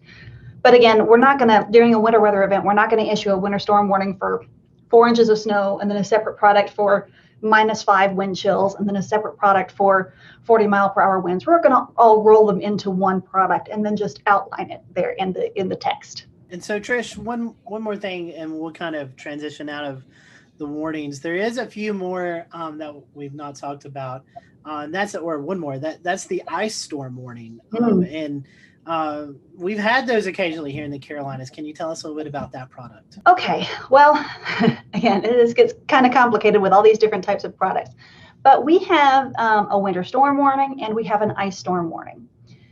The difference is that a winter storm warning is considered, either a mix or a mostly sleet or snow event, whereas an ice storm warning is mostly freezing rain. The difference is, again, in the impacts. When we have snow, we don't have quite as many widespread power outages as we might with a freezing rain event, because the freezing rain is accumulating on the power lines, whereas snow doesn't always accumulate on the power lines. The difference is, like, if we could look back to December of 2018, that was pretty kind of an earlier snow event. So there were still some leaves on the trees that hadn't fallen off. And so we had more widespread and prolonged power outages just because, I mean, the leaves were brown, but they hadn't all fallen off. So there are some, again, impact-based issues that we're dealing with there. But freezing rain can often be a bigger hazard for travel than snow can, because if we can get the roads treated for snow, lots of times the road crews can keep up with it. But ice is a totally different beast, because you've got the power lines, you've got the tree issues, you've got bridges and overpasses. Sometimes you can't even walk. Whereas with snow, you get a little bit of traction just based on the snow itself. So ice storms are a slightly different beast. And we're happy we haven't had a big one in a while. NOAA released their winter weather outlook not too long ago. And it all kind of, it takes everything into consideration, the La Nina state that we're in currently, as well as other factors throughout the year. Can you tell us a little bit about that outlook and how it might impact the Carolinas? Well, the outlook, like you said, it takes a lot of big picture seasonal things into effect. And the outlook is developed by another branch of the National Weather Service called the Climate Prediction Center. And these are folks who are climatologists by training. They have a lot of experience in seasonal forecasting, and they look at all of this stuff and they produce this outlook. Now, for us, partially because we're looking at a La Nina year, we're looking at more likely we are going to have above average temperatures through the winter season and below average precipitation. Now, I want to be clear that that doesn't mean we're not going to get any big events. If anybody remembers back in 2011, January of 2011, I mean, here at GSP, we had 6.5 inches that year, and that was a strong La Nina year. So it doesn't mean we're not going to get any big events. We actually had somebody call the office and said, well, we're going into a La Nina winter. Does that mean we're not going to have any flooding? No, that doesn't mean that at all. It just means on a seasonal basis, the average temperatures will likely be above normal and the average precipitation will likely be below normal. But here on the local level, we look out 7 days and we are forecasting for these high impact weather events. And we're going to issue watches and warnings no matter what the seasonal outlook is, because you could still have an extreme event any time of year. Very important to consider when we live in the South here that one snowstorm can bring you double your normal snowfall in a year. So even though on average we're likely to see a warm and dry winter, it only takes a 1 week long cold pattern to give you above normal snowfall. So keep that in mind, because what's normal is actually not much. So you can actually get a lot well above normal snowfall for a year just because you got one big snowstorm. Yep. And it's really important for your viewers, your listeners, to understand that they need to be prepared for all types of high impact weather. Don't take a seasonal outlook of, above normal temperatures, below normal precipitation, and say, I can let my guard down. No. You always need to have an emergency kit ready. You always need to be prepared. And so, Trish, talking about that, the forecast, it seems like, with tropics, we get a little sector of that. But with winter weather, we get a bigger sector of seeing these fantasy weathercasts that go out 10, 15 days in advance and kind of show these big monster winter storms developing. But honestly, tell us how hard it is to forecast winter weather here and how those Fantasyland storms that some people like to post, hardly ever verify here. You can find a model run that'll say basically anything you want it to say. And what's the saying that even a broken clock is right twice a day, or even a blind squirrel catches a nut every now and then. So there may be some extreme forecasts out there, and maybe somebody gets lucky and it gets right. But the important thing is for people to rely on trusted sources of weather information. So don't just look at one social media post from Joe Blow out there. Talk to your, you guys have a huge Twitter following, and you guys have reliable sources that you tweet and retweet, whether it's your local favorite TV meteorologist or us here at the National Weather Service. It's really important that people rely on trusted sources of information. And in the end, when it comes to watches and warnings, we in the National Weather Service are congressionally mandated to issue those products. And then we rely on you guys on the media side of things, whether it's TV media or internet media or whatever, to get the word out there to the public. I mean, some people will get it through our website. But our interface is more working with the media and emergency managers. So we really rely on you guys to be the go-between between us and the public. So again, we're the ones that are issuing the watches and warnings, but often it's you guys in the media that are communicating that to the public. So that back and forth interaction is really important. And when it comes down to some random social media post with some random forecast, anybody can be right every once in a while. And a lot of that is just clickbait. They want people to click on them to get likes or followers or whatever. And there's really no point in scaring people with crazy forecasts all the time. Again, go to your reliable, trusted sources of weather information. Absolutely. Know your meteorologist. Or if you're finding weather information from someone you don't know who is actually posting it, it's some anonymous type of weather site, you may want to take that with a grain of salt. But exactly. If it's the National Weather Service, a company like the Weather Channel or AccuWeather, or a local meteorologist, those are ones you can trust, especially if you're hearing the same or similar message from all of them. Trish, we were talking about that. Obviously, winter weather gets everyone excited. But there's also some aspects here in the Southeast where we could see severe weather in the wintertime. We have seen, severe weather aspects. And even when you mention La Nina, you in the back of your mind, late winter, early spring, you think of potential of an active fire season. So there's other things that we're looking at in the wintertime besides snow, sleet, freezing rain, and high winds. Yes. We live in a very active portion of the country. We don't really get a break here. There's not really much of a down season. Sometimes October, early November can be kind of quiet. It's actually kind of quiet out there this week. But certainly recently it hasn't been. We've had a lot of rain and some big flooding events. So there's always something that could be happening. So like you said, winter, we're going into winter weather. That doesn't mean that there's not going to be tornadoes at some point. February 6th of last year, we had a pretty big event back then, this past year. We had tornadoes back in January of 2020. So tornadoes can happen any time of year. And again, that's why people need to be watching the forecast, be prepared for anything. And you mentioned fire weather. We've been lucky in the fire weather aspect, and that we haven't had much of a fire weather season in the past few years. It's been 2016 since we've had a really big one, and that was a bad one. To avoid fire weather, we've got to have a lot of water, right? So you get 6 of one, half dozen of the other. But that is certainly an issue before the leaves start greening up, the big spring green up. As we get into late winter, we still got leaves on the ground. It's not quite as wet anymore. We've still got some big wind systems that are coming in that'll continue to dry us out. So yeah, fire weather in the early part of the spring is a big issue. This time of year also, in the late fall, it's also a big issue because all the leaves are falling down. So it's also always important to be monitoring fire weather conditions as well, especially if you need to do some outdoor burning. Check with your local officials to find out if there's a burn ban. Please do not burn a brush pile without checking the forecast.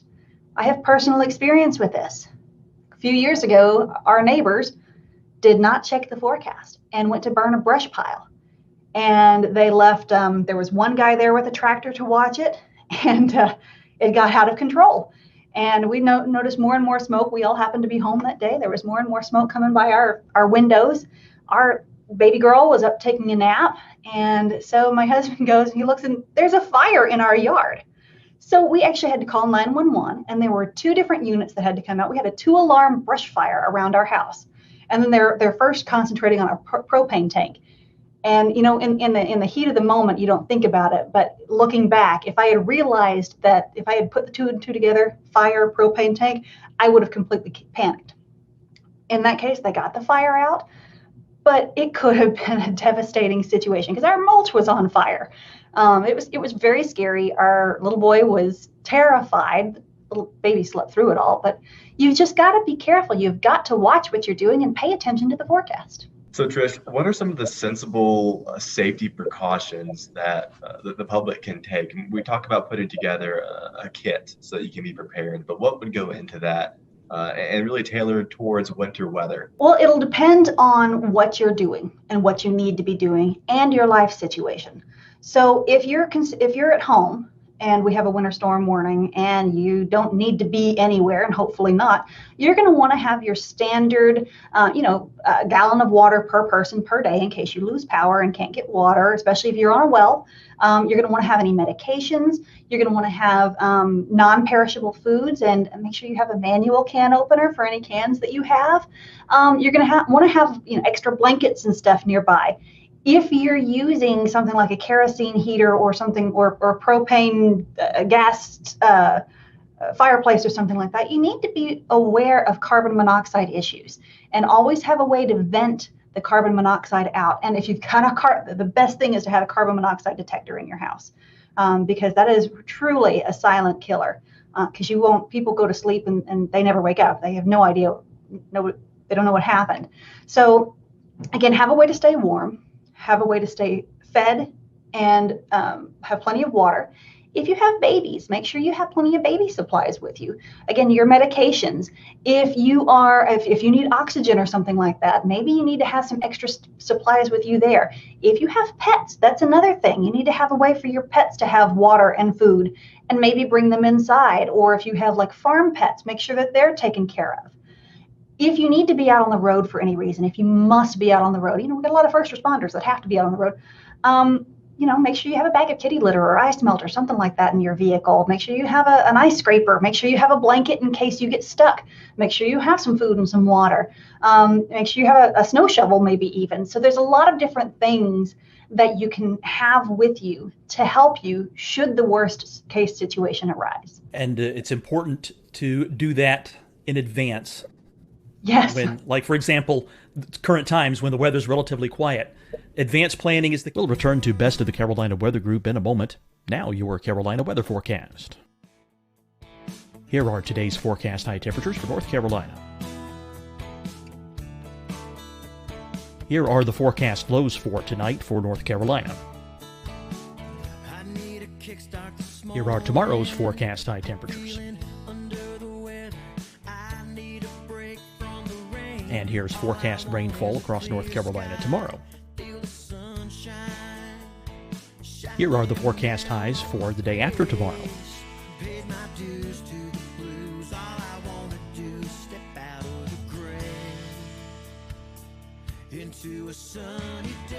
And here's the forecast rainfall across North Carolina for the day after tomorrow.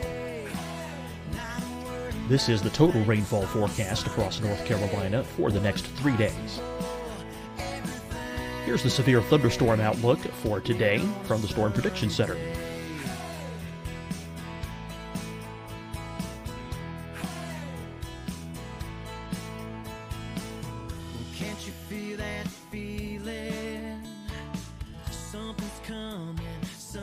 Here are the forecast high temperatures for today for South Carolina. Here are the low temperatures for today for South Carolina. Here's the probability of precipitation forecast across South Carolina today. And here are the rain chances across South Carolina tonight. Here are tomorrow's forecast highs across South Carolina. Here are the forecast low temperatures for tomorrow for South Carolina. And here is the probability of precipitation across South Carolina tomorrow. Here's the precipitation chances across South Carolina tomorrow night. Here are the forecast highs for the day after tomorrow in South Carolina. Here are the forecast low temperatures across South Carolina for the day after tomorrow. And here are the rain chances across South Carolina for the day after tomorrow. And South Carolina's probability of precipitation for that night. Here's the Storm Prediction Center's severe thunderstorm outlook across South Carolina for today through tonight.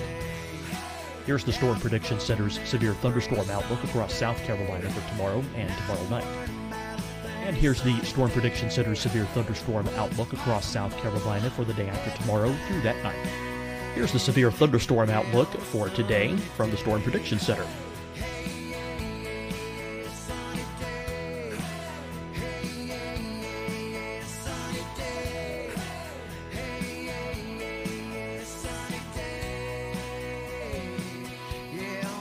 And now here's a live look at weather radar across the southeast. Fight the spread and take a stand against coronavirus. Wear a mask in public. Stay at least 6 feet apart from others. And get tested. Join us and fight the spread. Visit scdhec.gov/COVID-19. Getting tested for COVID-19 helps you to take the steps needed to protect yourself, your loved ones, and your community. Find the testing location at scdhec.gov/COVID-19 testing. Hi, everyone. I'm Dr. Mandy Cohen, Secretary of the North Carolina Department of Health and Human Services. And when you follow the 3 W's, you protect your family and your neighbors from COVID-19. When you leave your home, practice your W's. Wear a cloth face covering, wait 6 feet apart, wash your hands often. Wear, wait, wash. We're in this together. Stay strong, North Carolina. Deciding when to wear a mask isn't about who you know or how well you know them. Just ask yourself, will I be with anyone I don't live with? If the answer is yes, get behind the mask. Help slow the spread of COVID-19. Get behind the mask. Learn more at covid19.ncdhhs.gov. You'll see your Carolina weather forecast at 25 and 55 past. And now back to the best of the Carolina Weather Group on the all-new Carolina WeatherNet. Ready when things happen, be them a weather disaster or something else. Get ready in advance. That way, for one thing, you can actually secure the supplies. They might be in short supply when we're close to an event and you know something bad's going to happen, a big snowstorm or whatever. Be ready in advance. And ready.gov is a good place to go and look for other tips for not just weather emergencies, but also other kinds of disasters too, earthquakes and so forth. Exactly. And always have your phones charged up. Always have these charged. Even if the cell phone networks get clogged up, often text will still work. So if something were to happen and you get stranded, maybe you don't have a cell phone signal, you might be able to still send a text to a family member or something like that and ask them to ask for help for you. But always have your phones charged up. That's a big one too. Especially going into a big event, just keep it plugged in overnight and just have it there. There are lots of like manual battery chargers that you can get. You can get crank chargers, crank radios, and stuff like that. So there's lots of different options out there. Well, Trish, speaking of winter weather, we'll kind of close with this. For those folks who live in Western North Carolina, upstate South Carolina, and far northeast Georgia, how can they follow you guys? What's the best way for our followers and listeners to get information from the Weather Service there with winter weather coming up? I know your website, you've got social media. What's the different outlets they can check out? Well, like you said, our website, weather.gov/GSP for Greenville, Spartanburg, weather.gov/GSP. That's going to have all of our latest information, the most official information. We do have Facebook and Twitter at NWSGSP. Facebook and Twitter, social media is not an official source of warning information, okay? Because sometimes that can go down. Sometimes our meteorologists get overwhelmed and we can't always keep some of that updated. A lot of that auto posts. The other thing is that Facebook algorithms sometimes don't always show you the most recent posts. So we have stopped posting warning information on Facebook because we've had a lot of complaints from people getting old warning information instead of new warning information. So we'll use Facebook more to post precautionary and preparedness activities and actions. And we might use Twitter more for the actual warnings and advisories, those kinds of real time, what's going on right now situations. We love to get reports from people. We don't know what's happening basically anywhere except outside our office. And we have these little bitty windows. We can't see very far. So it's really important for people to tell us what's going on out there. And that's not just winter. That's all year round. If you see a tree that comes down, let us know. If there's a thunderstorm out there and it's causing, there's flooding on your road, let us know, because we don't always know what's going on at the ground. So get out there with a ruler, take a picture of the ruler. Those are the best. If you can take a picture of the ruler in the snow and then tweet it to us at NWSGSP, or if you go to our website, there are places that you can report your weather there. We really, really, really appreciate that information, because that helps us to understand what's going on out there so that we can then adjust our thresholds. That's all good information. Trish, we certainly appreciate you joining us, and fingers crossed. I know I like winter weather. I believe you like winter weather. I know Evan loves winter weather. Frank, I know you've had your winter weather in Pennsylvania, so you might want a little bit of a break. But yeah, I'll take this La Nina winter.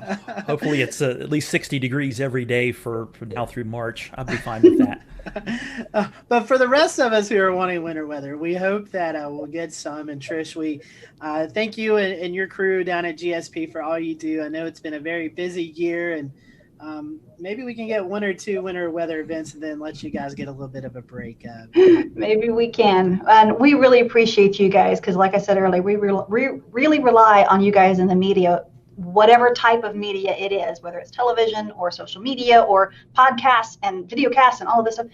Again, we rely on you guys to be the go-between between us and the public. And we appreciate the efforts that you guys make to help in that regard. We're honored to do it and honored to help you all out any way we can. And we thank you guys, our followers. Give us a like on this podcast. Let us know if you found this information valuable to you. And be sure to follow GSP on Facebook and Twitter, and let them know what you are seeing this winter season. So for everyone here at the Carolina Weather Group, hope you have a great evening, and we will talk to you soon.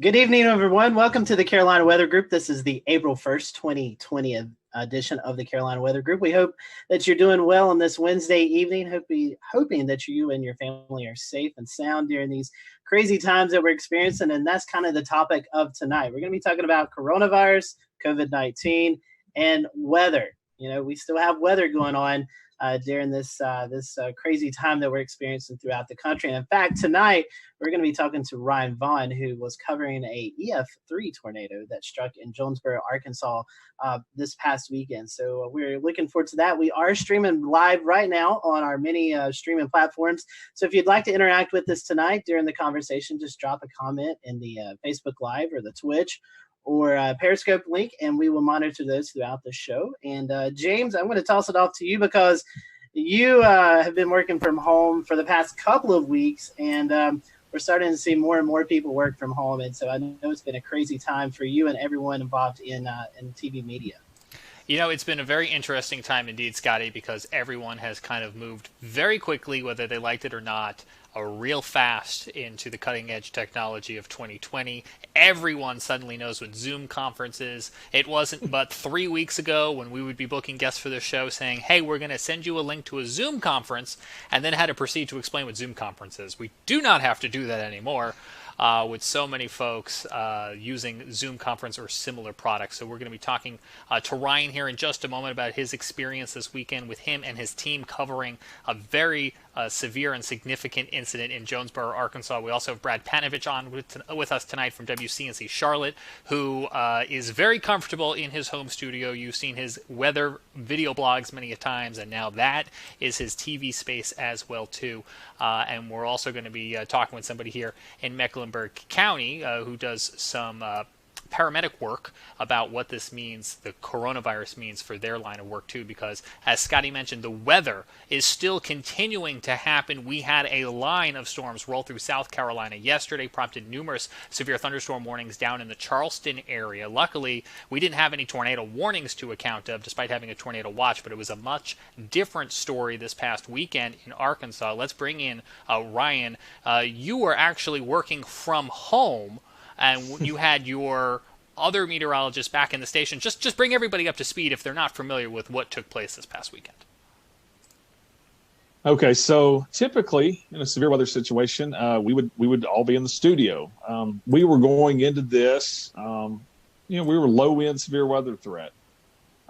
We knew tornadoes weren't out of the realm of possibility, but we were kind of thinking gusty winds, and I think everybody, even the Storm Prediction Center, kind of had northern Illinois pegged for the hot spot. Well, tornado warning comes out for one of our southern counties. And we had already kind of discussed that, okay, in the interest of social distancing, and we were already kind of playing that that role already was already kind of unfolding. I said, well, we've got a solid system here. How about I go here and you guys stay back there, and we wouldn't be there, and hopefully we wouldn't go into long form programming. And so the tornado warning came out for Woodruff County a little bit after 4 o'clock. And at that point, you could draw a line and see that there was a chance that this was going to come into Jonesboro. We have some video from your coverage. We're going to pop up here in a double box. Oh, man. Walk us through. This must be the moment that tornadic cell started producing in Jonesboro, if I'm correct. Hold on one second. I just now lost. There we go. I'm back, I think. Yeah, that's this is where it was producing here. So what was going on? Zach Holder is in front of the chroma key wall, and we had already at this point had a pretty large tornado out of Jackson County. So we were watching this one pretty close, and the meso was going right over town, and we really just started getting some indication that it was cycling. And sure enough, we were concerned that it was going to, if it cycled through and it produced a tornado, it would be right in the middle of Jonesboro. And you see what unfolds here now. For Zach, he's in his 20s. He hasn't covered a ton of tornadic storms, especially like that in front of a weather camera. He did spectacular. Aaron Castleberry, if I'm not mistaken, I think that was his first severe weather event ever covering broadcast wise. So. It was hard to not get emotional. I've lived here almost 20 years, and outside of a couple of years, I lived in Alabama, and to watch that go through the town that you've forecast for and covered for so many years, it was tough to kind of hold the emotions back on that one. I want to ask you. Go ahead, Ricky. I was going to say, talk about having to work with the delay and the live view delay or the TVU delay, and being able to hear Zach and the folks in the studio at the same time. Yeah, that was tough. I learned some lessons. We had the delay, and stepping on each other and things like that was a little bit of an issue because when you're in severe weather coverage, you speak in half sentences. You can be sitting there talking about, okay, guys, this tornado is coming for, and you'll stop, and you're thinking they're done, and you step in. And so there was a little bit of an issue there in the middle of that also. So while we're all going through that, Southwest Power Authority feeds Jonesboro and Paragould. So even though I was 19 miles to the north, when they started taking power hits, I started taking power hits. So I lost programming. I lost what they were seeing. And then also was losing access to Max. So I had Max 1 up in here. They were using Max 2. Then they lost Max 2. So they needed access to Max 1. So after I lost programming, after I lost ability to have Max, and they needed it anyways, that is when I grabbed my phone, grabbed my laptop, and that's when I went out chasing, if you saw the coverage afterwards. Ryan, previous to this weekend, had you ever done live TV from home? Oh, live television yet from home? Yes, that past Thursday we had done all shows. We were kind of dabbling. We're going, okay, do we want to do this completely from home? Do we not? And so Thursday was a beautiful day. Zach was back at the studio, and so we did that. I went live from my backyard. And it went great. Everything went great. And so that's kind of where we were going into this, going, okay, this could work. I will say there was another time about 2 years ago, we had a just random tornado warning. No watch. I'm not even sure if we were in an Outlook, random tornado warning. Didn't produce a tornado, but it was about 2:00 in the morning, and master control calls. And of course, my weather radio and everything's going off. And I told them, I said, I don't have time to make it to the station. So I pulled Max up in my office and I said, pot up the phone. I'm controlling Max. I'll talk over it. And we did it then. So, I had done that one other time, and no one really even knew then that I was at home. We just talked over it, went through about 30 minutes of a tornado warning, and that was done. Hey, Ryan, looking at the weather outlook from last week, it looked like the severe weather was going to be maybe in Illinois area. How did you and your team go about preparing for this with, trying to keep as minimum people in the studio?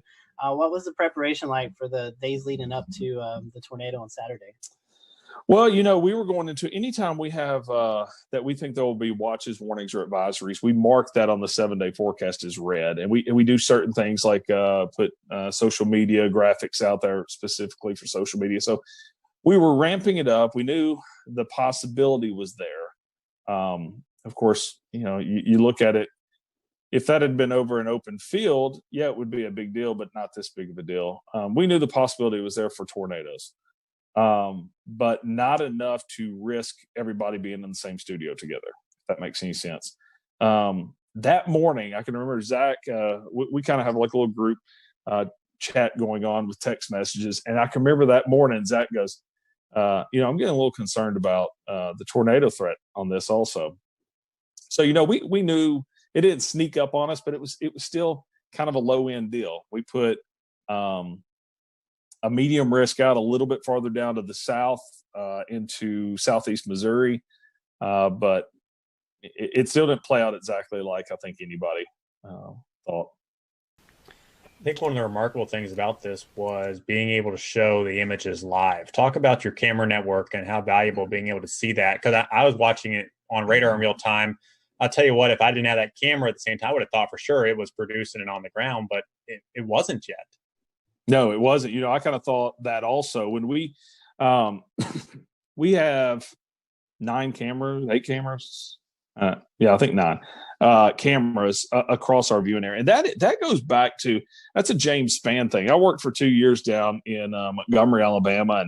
And of course, got to know all the stations down in that area. And, James was really big on cameras back then. And it did just make sense. It's like, man, if you can get eyeballs in every single county, especially when you live in as flat of an area as we are in, it's going to be really hard for a tornado to sneak by us. So we have several cameras in Jonesboro. We have some to the west down in Batesville. We've got some up here in Paragould. I say some, one in Paragould, one up in Pocahontas, one in Walnut Ridge. We've got almost every county around us covered. Now after this, I want 2 or 3 more. But I've always been a big fan of cameras. This is actually our second tornado in about a year that we've caught on camera. So, and the other one was heading right from my house also. So, Ryan, you talked a moment ago about the emotional impact of being able to see this tornado. Is that one of the roles that the Skycam network plays as opposed to just colorful imagery on radar? Well, I had so many people. One thing that I always do is I go out to the damage path as soon as possible afterwards. And that night and that next day, over and over again, people said, man, we watched it and we knew it was serious. You can say all day long until you're blue in the face, hey, this tornado's on the ground, this tornado's on the, you can tell them, and they're still going to run out there and look at it. But showing it like that, everybody was taking cover. You're not going to be out looking about for it. You also, as you just mentioned, went down to look at that tornado path after the storm. And you mentioned on James Spann's Weather Brains earlier in the week that that's one of the things you do. You are actually a community responder. Talk to me a little bit about the importance of having that dual role that you play as both a broadcast meteorologist and a community responder. Yeah, I'm part of the rescue squad here in the county that I'm in. So if you listen to the coverage, at one point I turn on the radio and I'm trying to communicate to our guys and emergency management and dispatch in this area. And and then I was thinking, as we were driving down there, my son was going with me, and he said, "Are you going to put your turnouts on when you get down there?" And turnouts, if you're not familiar with that, that's all of your gear that you put on when you start to get in the rescue and extrication for vehicles or rescue of tornadoes. And I really, for the first time, was thinking, I don't know. I don't know what I'm doing. Am I getting down here and I'm helping with rescue? Am I getting down here and telling the story of the tornado aftermath? Am I doing a little bit of both? So I was confused. It was one of those first times where I was thinking to myself, what are we going to be doing when we get down here? And of course, our news folks were already on the scene. Zach and Castleberry were continuing the coverage from a weather side of point of view. And I really did. I mean, you look at that, I thought we were going to be pulling dead bodies out all night. And we weren't. So we had Damon Lane from KOCO in Oklahoma City on our show 2 years ago, and he talked to us about what it was like one day to be on television at the studio tracking a storm as he knew it was coming into his neighborhood. What was it like to be home with your family within earshot and having a tornado in your community while also trying to be a broadcast of it? Well, a lot of people have laughed about hearing the snapping. I was going, and what I was doing, I was trying not to go, "Hey, Jennifer," yell into the other room, or, "Hey, George and Avery and Kate, get downstairs." I was trying not to do the yelling at your family, "Get the dog out of here, get the dog downstairs," that thing. So I was kind of meaning, get in here so I can, lip sync to your lip, and so Jennifer comes in here, and I said, "Get downstairs, get downstairs, get downstairs." And I point over at the television, and I wasn't sure if they were watching it in there. And judging by my wife's eyes, I don't think they were. And she looks over at the television, and by that point, it was tearing stuff up, and they moved real fast and went down there. But our wives do this, without us here all the time. In severe weather, they get tornado warnings here, and her job is already to get all the kids and pets and go downstairs. So I don't really know what I was doing, saying, "Hey, like I'm gonna step in and be the leader of this," because they're already, they've done this in the past. And so I realized that after the fact. I'm like, you don't need me to tell you to go downstairs. You probably already knew. But it was wild. And then when I was leaving here, we were having flash flooding in our neighborhood. And it was kind of wild, but I knew that they had everything under control here. And fortunately, I've got a 17-year-old that can handle things here. So I felt comfortable leaving in the midst of that also, once I knew it was going east of us. Ryan, the tornado EF3, 140 miles per hour winds. I think this happened right around the 5 o'clock time frame. On a normal Saturday night, people would be out at restaurants, shopping. But with the coronavirus going on, thankfully, unfortunately, we had 22 injuries, but I feel like this could have been a whole lot worse if we wasn't going through COVID-19. Oh, this would have been, we would have been pulling bodies out. Of those 22 injuries, only 2 of those were hospitalized. So you got to think of a large part of those were probably just scratched up arms and things like that. But, I just think I had just left the mall about 2 hours earlier. We went and picked up a cake right beside the mall, right where it hit. And I can remember going by Best Buy. My wife and I were even talking about it. We were like, wow, look at that. They've got a tent out front. And what they were doing is she goes, yeah, I bet they're, you pull up and you say what you need and they run in and get it and check you out. And I was like, oh, yeah, that's kind of cool that they're still open. We even commented and talked about it before we were heading home. And so you had, just a handful of workers in the mall. The rest of the mall was closed. So if you look at the aerials, I mean, it just tore up the mall. JCPenney, the roof completely ripped off, and you really can't tell until you look at the aerials how messed up JCPenney was. And Dillard's ripped out. A Saturday at 5 o'clock, all those places would have been busy. You think of Cheddar's. I think that's a national chain that you guys may know about, but Cheddar's is a restaurant that would have been completely packed with probably about an hour wait with people sitting all around it. on a normal Saturday at 5 o'clock. Instead, they had a couple of workers that were cooking to-go orders. You had Academy Sports. You had several restaurants through there. And it also went through, and I'm going to check the numbers on this, but I venture to say the busiest intersection in Jonesboro, Arkansas, if not the top three. I mean, definitely. So you just had an extremely populated area that if this had hit on a normal Saturday night where people aren't staying inside, it would have been very bad. You know, Ryan, you've had a crack at this before with back in the day when you had that other situation where you were home and you had to broadcast real quick. And you've prepared some and everyone's prepared, but last weekend was something no one has ever experienced before. And certainly to a greater degree than the last tornado that you covered from home. What did y'all learn from that? Well, I learned, the power hits, for one thing, I learned that we need an UPS system even here at the house if we're going to do that. I learned also that I want an over-the-air antenna, which I've already gotten now. But more than likely, even doing all of that, there's going to come a time where we just all need to be in. I know we're trying to take the steps to be socially distant and things like that, but I think if we have another severe weather event like this, we probably just all need to be in studio. Ryan, talking about the coronavirus stuff for a second, what challenges did that present after the tornado with rescue crews, with the recovery aspect and things like that? The scary part of it is, and it's really part of the reason why I decided that I need to start broadcasting from home, is that everybody forgot about it.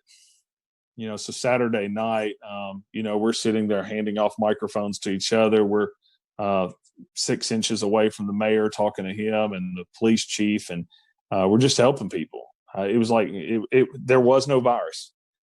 Late that night, we start thinking about it a little bit, and start thinking of, okay, we need to stay a little farther apart. We need, things like that. And then the next day, you get out and you get into the damage.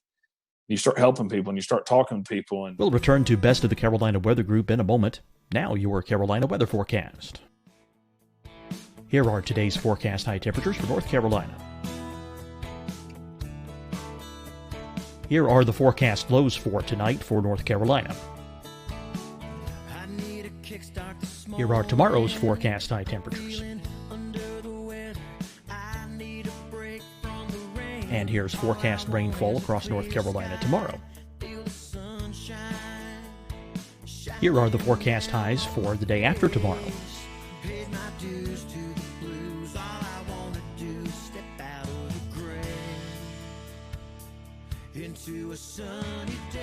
And here's the forecast rainfall across North Carolina for the day after tomorrow.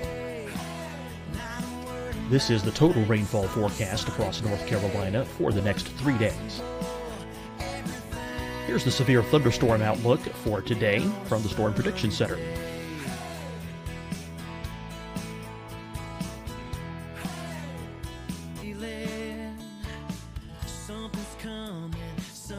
Here are the forecast. Here are the low temperatures for today for South Carolina.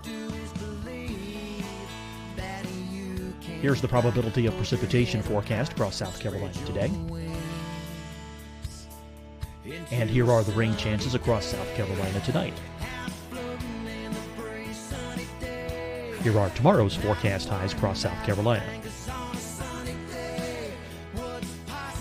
Here are the forecast low temperatures for tomorrow for South Carolina. And here is the probability of precipitation across South Carolina tomorrow. Here's the precipitation chances across South Carolina tomorrow night.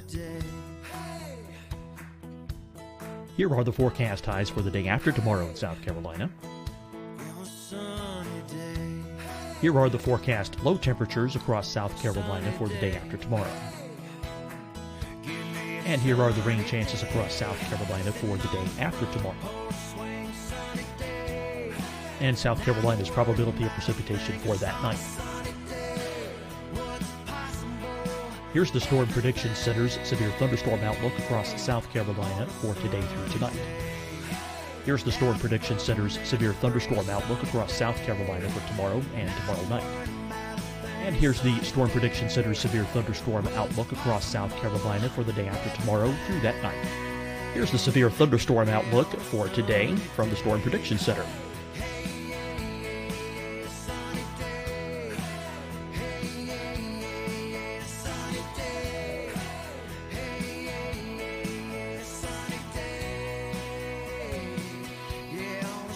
Now here's a live look at weather radar across the southeast. Fight the spread and take a stand against coronavirus.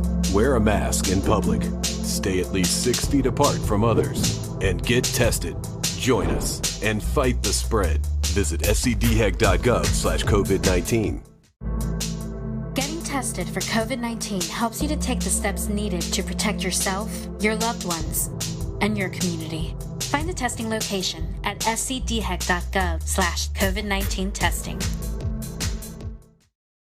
Hi, everyone. I'm Dr. Mandy Cohen, Secretary of the North Carolina Department of Health and Human Services. And when you follow the 3 W's, you protect your family and your neighbors from COVID-19. When you leave your home, practice your W's. Wear a cloth face covering, wait 6 feet apart, wash your hands often. Wear, wait, wash. We're in this together. Stay strong, North Carolina. Deciding when to wear a mask isn't about who you know or how well you know them. Just ask yourself, will I be with anyone I don't live with? If the answer is yes, get behind the mask. Help slow the spread of COVID-19. Get behind the mask. Learn more at covid19.ncdhhs.gov. You'll see your Carolina weather forecast at 25 and 55 past. And now back to the best of the Carolina Weather Group on the all-new Carolina WeatherNet. Everybody's just hugging each other and just happy that everybody's alive. And, I had one lady come up and just give me a hug. And it was like, well, I'm not going to sit there and say, no, coronavirus. You're not going to say, well, I'm not going to go in this person's home and help them clean up because of the coronavirus. But later in the day, everybody just kind of starts thinking, well, this could be really bad. We've got people coming in from out of state. We've got people that are older. We've got, just everything started coming around to where you slowly started seeing people taking more precautions. You slowly started, people are elbow bumping instead of hugging and crying and things. I did notice, in fact, Tim Marshall, I met up with him at the tire store, and that's the first time that I saw they were separating out the cleanup and rescue into groups of 10. And they were telling all of them to stay 6 feet apart. So it took a while, but for a period, everyone forgot it.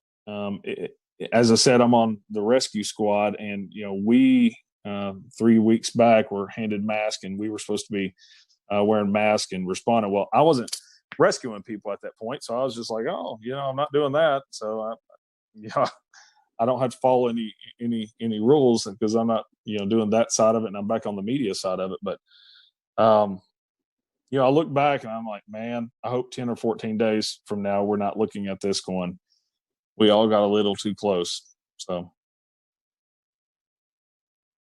and that's it'll be very interesting to see how that goes. And you're right, it is weird. I mean, even me personally forecasting on a day-to-day basis, I've kind of had to tell myself, hey, this is still important, but it feels less important on a day-to-day basis with everything going on. So I want to bring in Corbin here real quick to kind of talk about maybe something that you guys experienced too, Ryan. And it was trying to shelter people during severe weather and with the whole coronavirus situation going around. And Corbin, you kind of work in the emergency management field a little bit. Talk about what scenarios would play out and what problems play out with sheltering people during severe weather events while this virus is going around. So obviously that's one of the things that we really want to look into. Is sheltering in general is never a good situation per se, especially in severe weather events. And we're all very aware that, life goes on even though the coronavirus is our main focus right now. So one of the main things, obviously, is social distancing. There are some guidelines out from FEMA as well as DHS or DHHS that say, basically each person needs anywhere from about 50 to 80 square feet. So that's going to limit how many people we can put in a building and create shelter for. And especially if we're looking, 6 feet apart, so we don't, sneeze and cough on each other to limit the coronavirus spread at this point. So that's some of the things we're thinking about and we're actively working through in the Emergency Operations Center.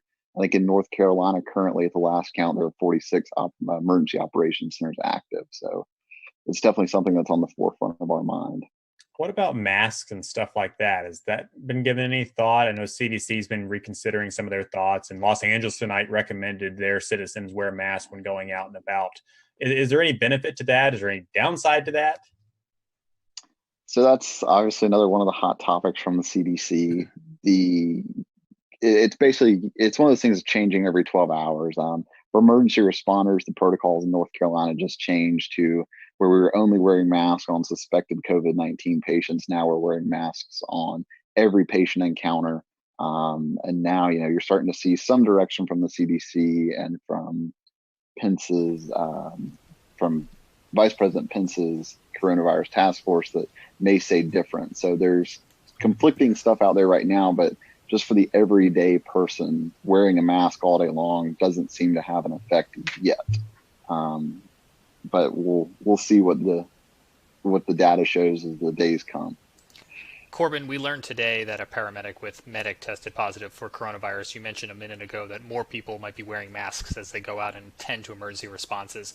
Did that decision to have everyone wearing masks as they're responding to calls come as a result of that positive coronavirus case, or more in line with the CDC updated guidelines? So just to clarify one thing, I'm a paramedical lead supervisor in Cabarrus County, but I did see the news about medic's case in Mecklenburg County as well. And that was actually put out yesterday by the North Carolina Office of OEMS prior to, I'm assuming, that case testing positive. But you got to remember, so an N95 is to protect the provider. A surgical mask also protects the provider, but it's better to kind of put on the patient because it's going to prevent them from spreading their germs, just like a surgeon in surgery. Patty, I think you had something. Yeah, I was wanting to ask Corbin. I'll ask you and Ryan both. Ryan, you live in Tornado Alley per se, the Arkansas area, kind of prone to tornadoes, especially this time of the year. As the CDC and as we hear about the doctors, they're talking about we're going to continue to kind of see that spike happen over the next 2, 3, 4 weeks. Do you think this will become more of a concern, Ryan, when you're talking to your folks? I know I'm not sure about your particular area, but I know places like Kansas and Oklahoma, they have these public storm shelters. How do you think I don't want to say you guys have fear of tornadoes because you're more used to them than we are here in the Carolinas, but how do you think preparing for severe weather days as well as dealing with the coronavirus, how do you think the psyche's going to play on people out in your area, Ryan? That's a great question because we have had some of the public shelters closed. And because a lot of them are, some of them are in basements of hospitals and stuff. And you say we're used to them. Saturday night has scared a lot of people, and the storm anxiety is going to be really, really high. And I don't really know how that's going to go. As far as public shelters, even some that are open, it'll be interesting to see. Or even, there's a lot of places where, like our house, we have a basement here. Not everyone around us has basements. So we've always just, hey, come on over, take shelter. Will we all continue to do that? I think in a tornadic situation, I think you throw it out. I know that may not be the right answer. And I'm sure my doctor friends may say, I don't know, but I don't know. Corbin, to you guys are dealing with the COVID-19. We're getting into the Carolina severe weather season where maybe not as many tornadoes, but we still have this threat of severe storms. and you're trying to message the threat of severe weather, but also trying to communicate about the COVID-19. So how are you guys in the emergency management spectrum are dealing with the preparation of severe weather and dealing with the ongoing virus? So one of the things we have set up in Mecklenburg County, the Emergency Operations Center there, is we have a decision support services line set up with the National Weather Service, which we set up in all like of our special events and things like that. We do have the ability to have the National Weather Service in the EOC with us, just a phone call away, a request away. But it's something that our Joint Information Center that deals with all the public information is looking at as well as we progress into our summer season, our storm season per se. We're going to start messaging, obviously, coronavirus, COVID-19, but also our severe weather messages as well. Before the coronavirus hit, we did participate in the nationwide tornado drill day at fire headquarters and everything like that. So we're still trying to do our normal stuff as well as focus on COVID.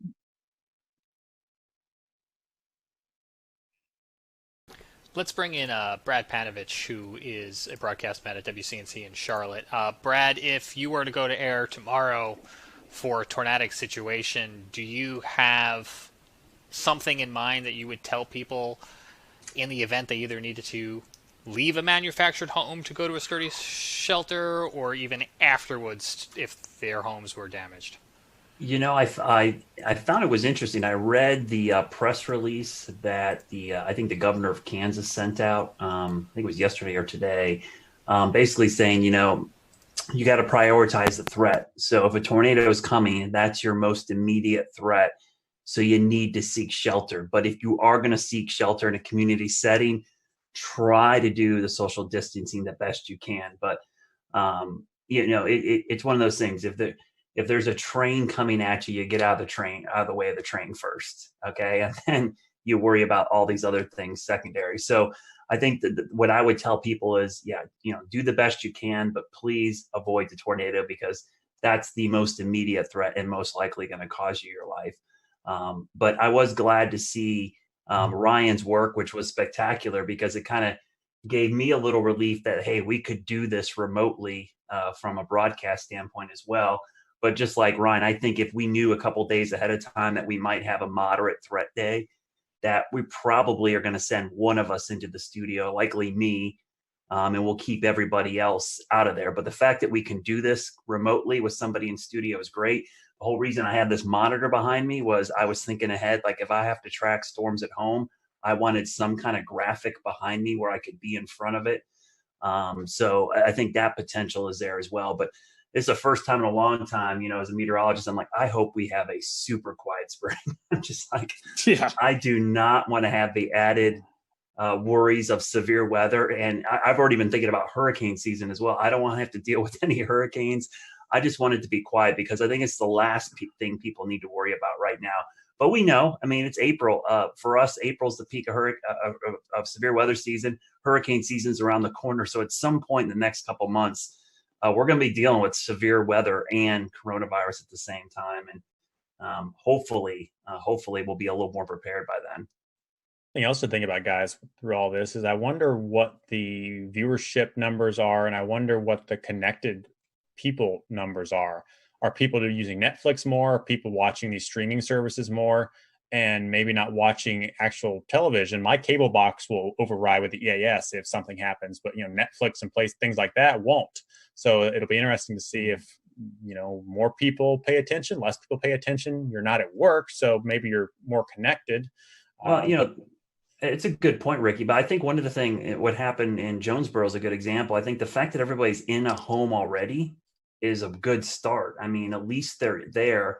One of the things that I love what Ryan did during this event was, tell people to call people. The thing is, as a broadcast meteorologist, you can never assume everyone's watching you. They're not.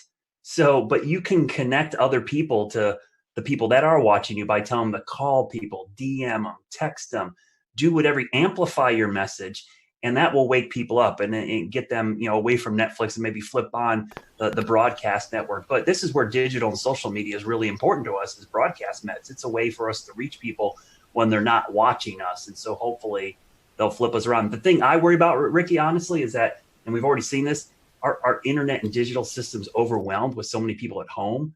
Are the WIAs going to be bogged down? Are the cell networks going to be clogged up? Are we going to be able to push out this information because there's so many people using all this bandwidth right now? Yep, good point.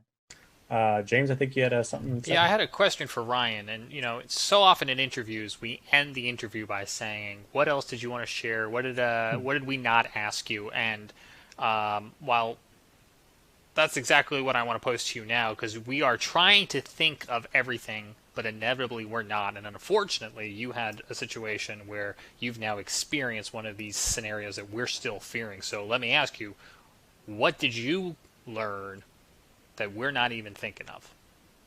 Well, two things. This wasn't my first time to have a tornado in front of us on live television, but it was the most populated. And you just have to remind yourself to keep your emotions in check. It's tough, and you can say it a million times. Oh, I would, but you really have to keep, stay calm, because it's going to continue moving forward. And so that's one thing that, for every broadcaster, as Brad said, telling people to call people. And that was huge. There was a lot of people that I didn't run into anyone that said they didn't know it was coming. It was either I was watching you guys, your app went off, or my mother or sister or whoever called me and said it was coming. So nobody knew it wasn't coming, but you got to spread out the tentacles and get everybody working for you, more or less. But from the side of this whole new thing with social distancing and everything, is in the cleanup process. Even though we're all wanting to hug each other for all being alive and making it through it, we just got to be smart through this whole thing. Corbin, what about you guys from an emergency response paramedic scenario in your experience? Do you think if we got into a weather situation, the response might look slightly different, or the advice coming out from officials to the public might look slightly different? It may look slightly different, but obviously we're going to prioritize life and safety first before everything. So everything we do is to save life. And if that means, that we have to put people at risk of getting COVID-19, then it's probably something we're going to do in that situation. Whereas if it's a sheltering situation, it's a little different. We can, open more shelters per se for less people. Instead of a shelter we put 300 people in, we may just put 100 people in and then open 2 additional shelters, something to that effect. So it's something that, it's taken into consideration, but ultimately that life safety is the priority of every first response agency out there. Yeah, it's certainly a lot to weigh. Brad mentioned a minute ago in an analogy with a train, and Ryan, you mentioned it as well too, in that, in some sort of silver lining, not having people out at the restaurants and the malls and the supermarkets may have done you guys some good. It was. That is a huge lifesaver. Not having the people on the road. We still had people on the roads, but not having large numbers of people out there was saved lives. What other agencies? We're talking a lot about weather and medical and first response, but the hospital systems as well too, I think, could be a concern. Brad, what's on your mind, I guess, when you think of this strain on the entire system? Well, when you have so many people in the healthcare, emergency management, everybody working on this COVID-19 pandemic, if we have a mass casualty event or some kind of huge, you worry about how the resources are stretched so thin already. And I even think about it from a health standpoint. It's like, this is not the time to have a broken arm or leg, because you are not a priority at the hospital when you go in there. And in fact, going to the hospital puts you at more risk than, treating yourself maybe outside of the hospital. So that's what I worry about. If we have a big event in a populated area, and I'm sure that's what Ryan was worried about on Saturday, is like, this thing's plowing through his main metro. It's like, man, how are we going to handle this with all this other stuff going on? So I think that's a big concern. And that's why I think just people in general have to be very cautious over the next couple of months. We don't need to have unneeded visits to the ER for things that, we could prevent. Like, I've even talked to my kids like, hey, let's not jump out of the tree, okay, for the next month or so. Let's not try to jump the bike over the rock because we're probably not going to be able to get into the ER. So from a weather safety standpoint, don't take that added risk. If there's lightning outside, let's just go inside. We don't need someone to get hit. If there's severe weather, let's be overly precautious and safe in this situation because we don't want to have to go to the hospital or ER in this situation when they have a whole mess of another concern to worry about right now. Yeah, absolutely. And I think the trick there is going to be getting people to maintain that attitude for a prolonged period of time. Scotty read an interesting article today, and I'm going to go to him in a second to summarize talking about weather data and observation. And I feel like now is a good time to bring it in because we're talking about the strain on the response system, but also the strain on that data system. Going back to what Brad was talking about could the systems be overwhelmed, the emergency alert systems, or even the data observations? Scotty, that was something that you were reading about today, right? Yeah, so the World Meteorological Organization, the WMO, came out with an article today talking about COVID-19 and how it could affect some of our weather modeling, weather forecasting. I can maybe toss this to Brad here in a little bit, and Ryan, maybe they can tell you a little bit more than I can. But basically, there's all kinds of observations. You know, we run satellite radars. If you're familiar with the Carolinas, it seems like one of our radars is always down, and so it takes people to go out and fix those. And with the strain and the social distancing, the folks may not be there to get that. There's also another concern with the airplanes that are taking off, just everyday flights. A lot of these airplane companies have weather observations on them. They send temperature, humidity levels, wind speed, wind direction, and all that's kind of fed into our systems and kind of help us with our weather modeling and our weather forecasting. So with the less flights that are going out right now, with people not traveling from COVID-19, and just the strain on the staff to get out and fix these instruments that we use every day in the weather community, we could start to see some concerns with that as we get longer and longer into this COVID-19. Brad, I know you love to talk about weather models and how we get all that data in. I know you've actually done some weather school talks about that, which we'll talk about in just a little bit. But can you kind of tell the public a little bit about how we could start to see more inaccurate weather data as we get through this process? Yeah, so I actually posted some graphs the other day. This is called what we refer to as AMDARB data. It's basically aircraft data. And I'm going to try to share my screen here. I don't know if this is going to work, but we'll try to do this. You guys can see my screen. Oh, maybe it's not going to share. I'm going to share it here, hopefully. Not yet. Otherwise, is it something you tweeted? I can double box? No, it's let me see if I can bring it up. It won't let me share it. But what it was is a chart basically showing the lack of upper air obs from aircraft. People don't realize that every commercial aircraft that takes off and lands collects, data for us. And so what has happened is that we have actually, let me see if I can share it. There we go. You guys see it? Yeah, we got it. So what you're looking at here is I made it a little bigger. This is the GFS model. And that red line is the drop in observations from aircraft going into the GFS model. You can see pre-COVID, which is earlier in the month, we were getting about 15 to 18,000 observations into the 12Z GFS. As of this morning's GFS, that is down to like 2,000. I mean, that is just a tremendous drop. And the best way I can explain this to people that have seen hurricane coverage, you may have seen me talk about how we often like to get the plane out in the system so that we can get better data for the models.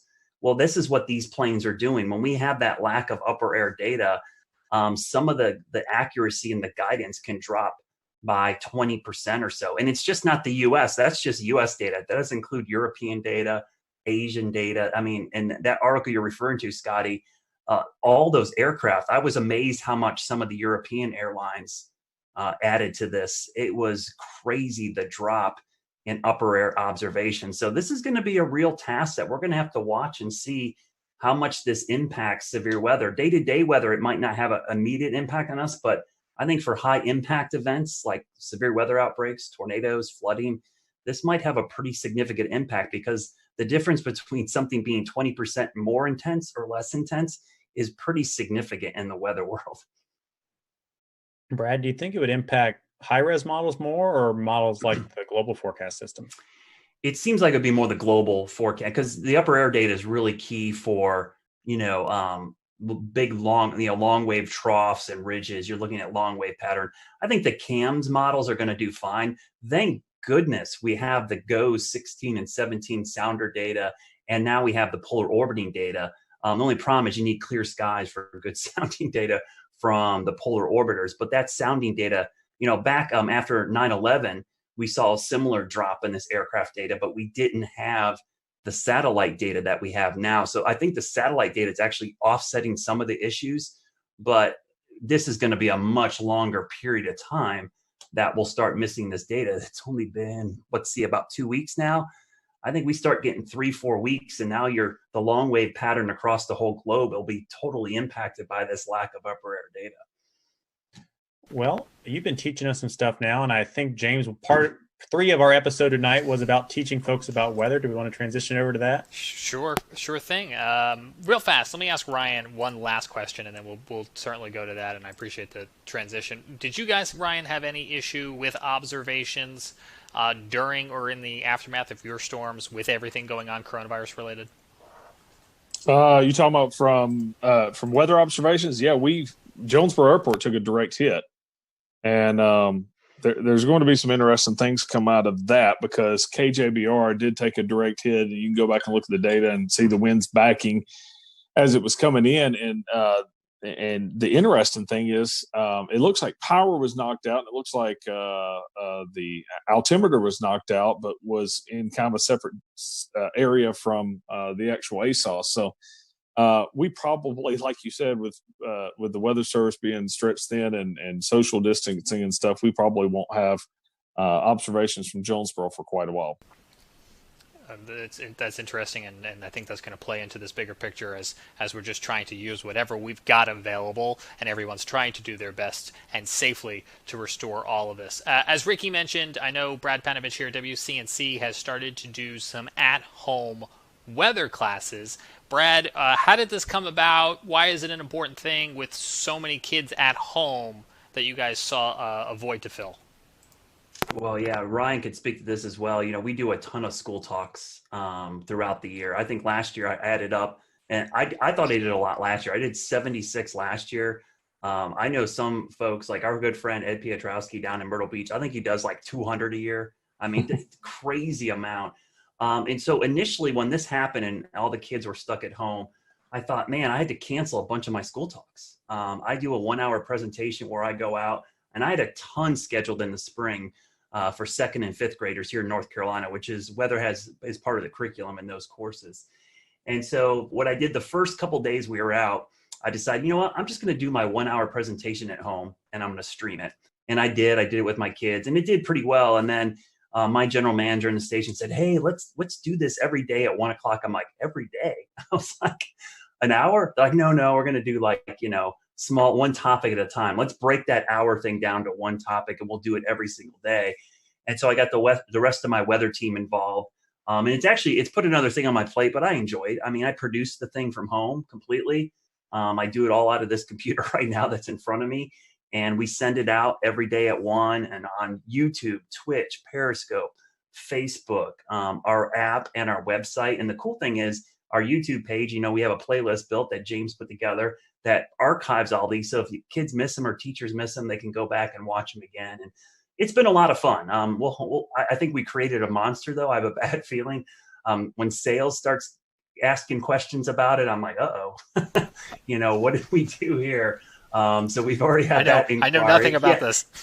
Yeah, so you're like, oh, what did we do? Now it's going to have a sponsor, and we're going to have to do this every day for the rest of our lives. But I think it's really important, because the cool thing about weather, I'm a weather geek. We're all weather geeks, right? We love it. But to me, it's one of the few sciences for a kid. It's just not something in a textbook. You can teach it to them, and they can immediately go outside and apply the principles of atmospheric science to what they actually see every day. So for a lot of kids, this is their first real science that they see, because a lot of times, physics and chemistry just looks like something in a book, but atmospheric science is actually something they can see, touch, and feel. So I think it has a real big impact on them. And in these tough times, it's actually been kind of a nice thing to be able to do, and have the kids like tweet pictures at me of them in front of their TV watching it on YouTube or watching it. The funny thing I'll say, the Twitch stuff has been great. I've had so many kids on Twitch reach out to me who, don't normally watch the weather. Like, hey, this is pretty cool. What games do you play? So it's like, everyone wants to wants me to game with them online, and maybe me and my son will team up and we'll get in there and get a server going, and we'll start playing some games with some people online. But it's been fun. Last week we played one of the virtual storm chasing games Oh, on our Twitch. Exactly. Yeah, I'm really. I think that'd be fun. I would like to play like NBA 2K with like some other anchors at the other stations. I think that'd be cool to have a little like tournament in the market. Broadcast Met iRacing. What's that? Broadcast Met iRacing. Yeah, or something. I think that would be cool. I think viewers would eat that up. We could stream it online. It would be great. You're giving those sales folks some more ideas. We'll get our sports guys to do commentary. It would be awesome. Corbin, I have one question for you before we kind of wrap up. As Brad was talking about, he does a lot of hands-on things with students. You guys in emergency management, you guys do the same thing. So has this kind of affected you all with your outreach to the public? Yes, it's affected our outreach substantially. We're not really doing much face-to-face right now. You'll notice if you go to like the Charmec EM, Instagram, Facebook, Twitter account, you start seeing some videos pop up from the Emergency Operations Center in areas like that, where we're trying to do some education, but just obviously not face-to-face like we normally do. I think last year we did anywhere between 30 and 50 face-to-face talks with everywhere from school-age kids to older adults to talk about emergency preparedness. So it's definitely affected that, and we're seeing that effect, I think, just across about every industry at this point.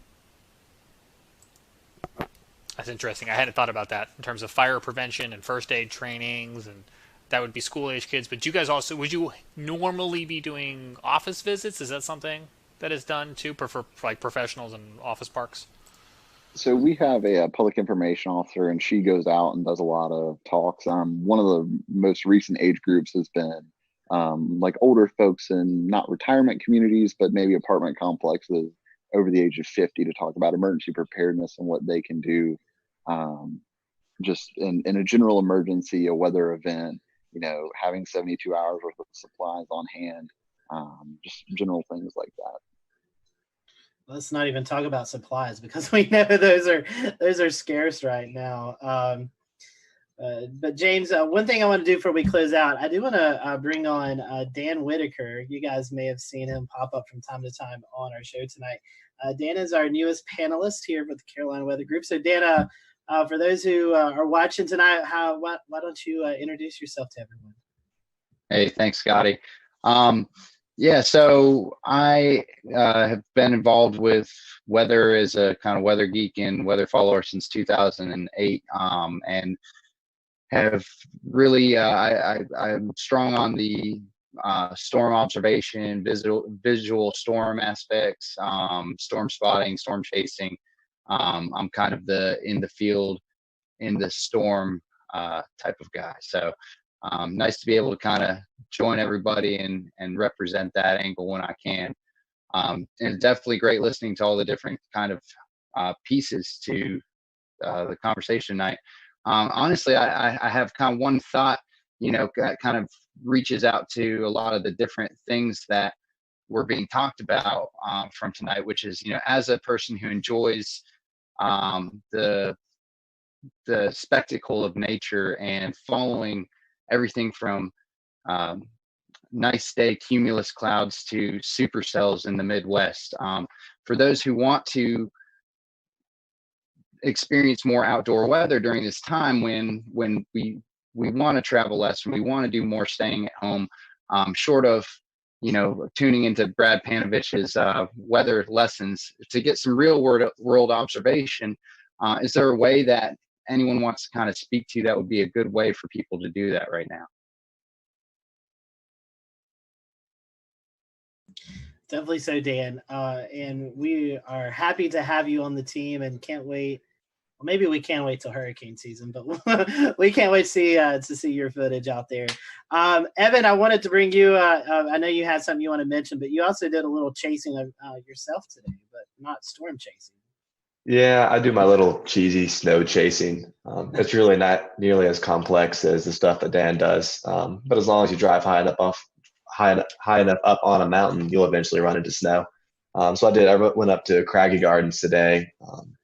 Parkway was closed at about 4,900 feet, but I ended up running the rest of the way up to Craggy Pinnacle at 5,900.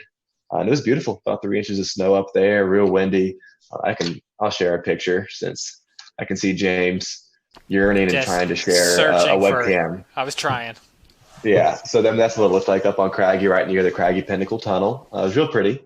But you're right, Scotty. The one other thing I wanted to mention tonight before we close is that we've talked about a lot of the challenges that have been presented to us over the last couple of weeks as we suddenly get thrown into this new coronavirus situation. But there are some opportunities and some good things. If Melissa Griffin were here from the South Carolina Climate Office, she would be talking about Coco Ross. I know we just finished up March Madness, but this is an excellent opportunity for people to be joining Coco Ross and submitting precipitation reports every day because everyone's got to stay at home, right? So why not get up at 8 a.m. for work or school and check the rain gauge? So she would want us to mention that. And just because it's not March doesn't mean we can't do it. But go join Coco Ross. We'll tweet out a link later tonight. That sounds good. That's a great point, Evan. We definitely, I think I read a tweet, North Carolina's second in Coco Ross reporters. So that's pretty cool. And I know South Carolina's up there as well. So the Carolinas representing really well. So anybody have anything else before we kind of close up shop tonight? All right. So I appreciate you guys watching tonight. We hope that you stay safe out there. Continue to practice those best practices of social distancing and kind of just staying inside. Eventually, hopefully sooner rather than later, we'll get back to normalcy and be able to enjoy what we've not been able to enjoy for the last 3 weeks. So we're thinking about everyone. We hope that you stay safe out there. We appreciate you watching the Carolina Weather Group tonight. Be sure to follow Ryan and his folks if you're ever out in the Arkansas area. Ryan, once again, great coverage Thank you. this weekend for you and your team out there. Spectacular. And we hope that everyone in your community will get back to normalcy with the cleanup from the tornado. And we extend our thoughts and prayers to your folks out there as well. So we hope you all have a great week, and we'll see you back here next week for another episode of the Carolina Weather Group.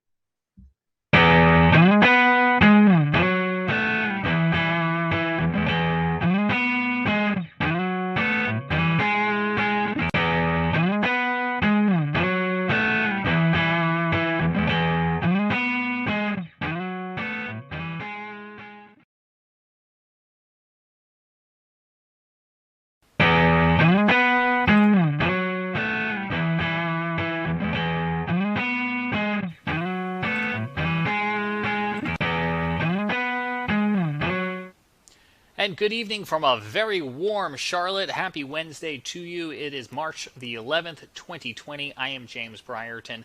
It is Severe Weather Awareness Week carrying on here in the Carolinas. Last week, it was Severe Weather Awareness Week in North Carolina with a tornado drill on Wednesday, and we were lucky enough to bring you some special snippets from our friends at WCNC Charlotte. Well, joining us again this week as Severe Weather Awareness Week continues in South Carolina is Chief Meteorologist Brad Panovich back from WCNC. Brad, thanks for taking the time out again for us.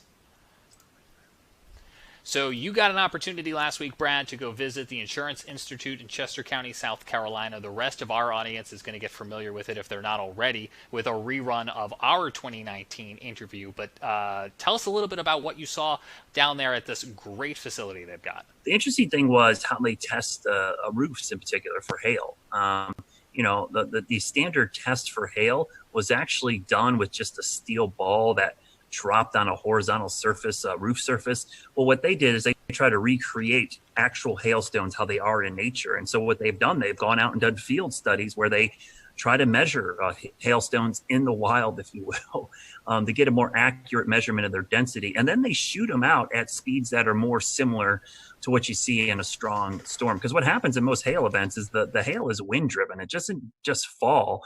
It's being blown by 60, 70, 80 mile an hour winds. And so they test roof structures in particular, metal, asphalt shingles, plywood, just to see how they withstand it. And then they can rate these shingles so that you have, like, as a consumer, a better idea of what you're getting into when you're going to put these on your roof. And it also helps the insurance industry kind of understand like what kind of damage certain type hail can cause to your building.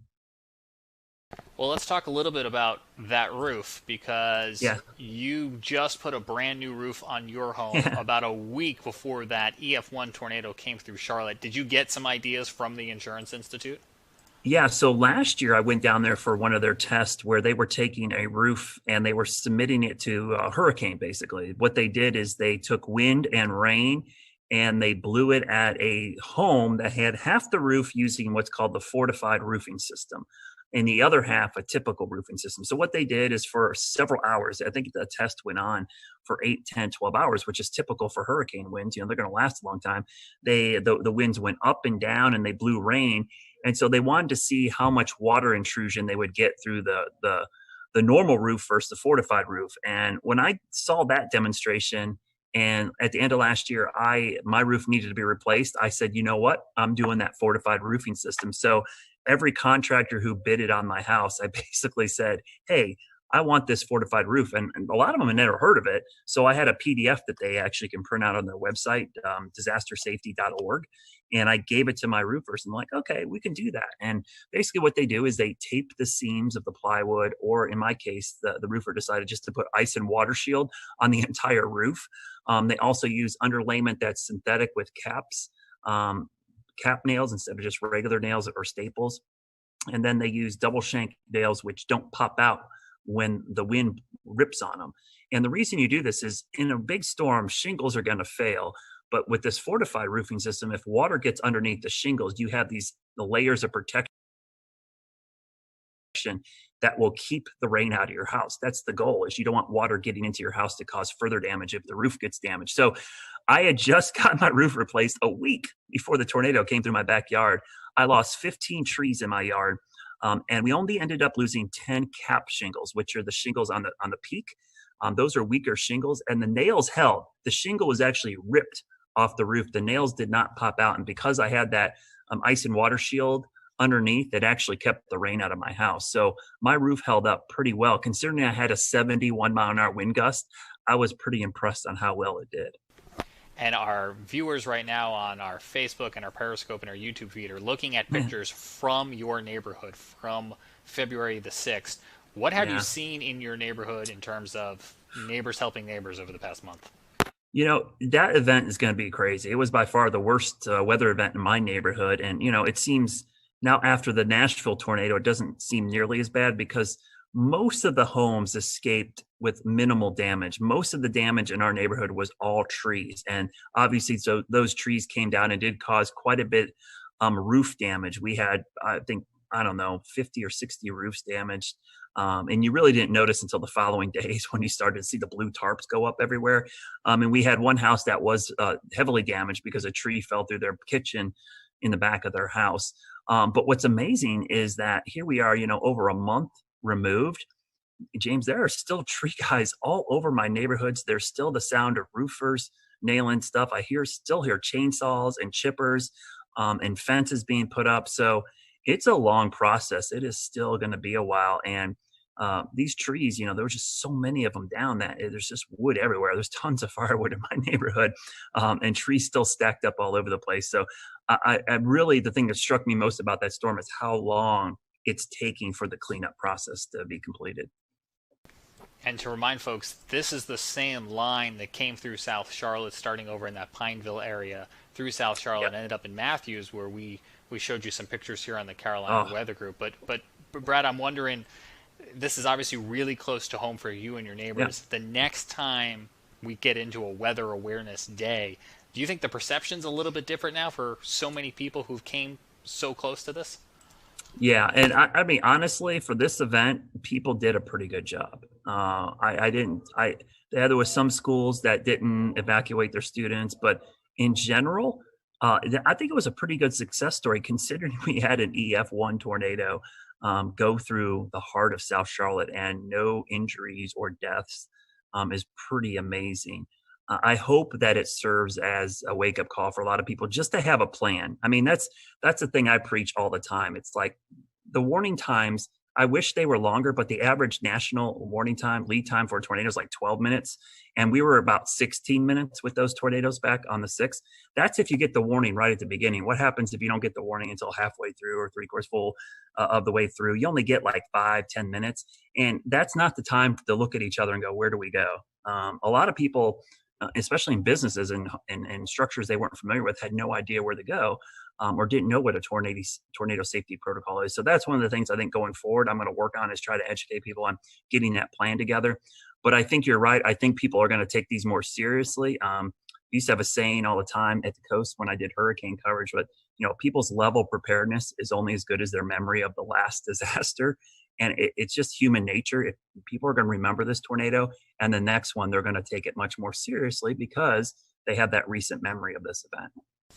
And we unfortunately had another incident last week in Nashville that will be on a lot of people's mind, with a deadly late night, overnight tornadic event that came on through, playing out right in the middle of what was North Carolina's severe weather preparedness week. So for Brad, so anyone who may have missed some of the material that went out last week, what are some of the items that you would recommend that people have on hand to be informed and be prepared?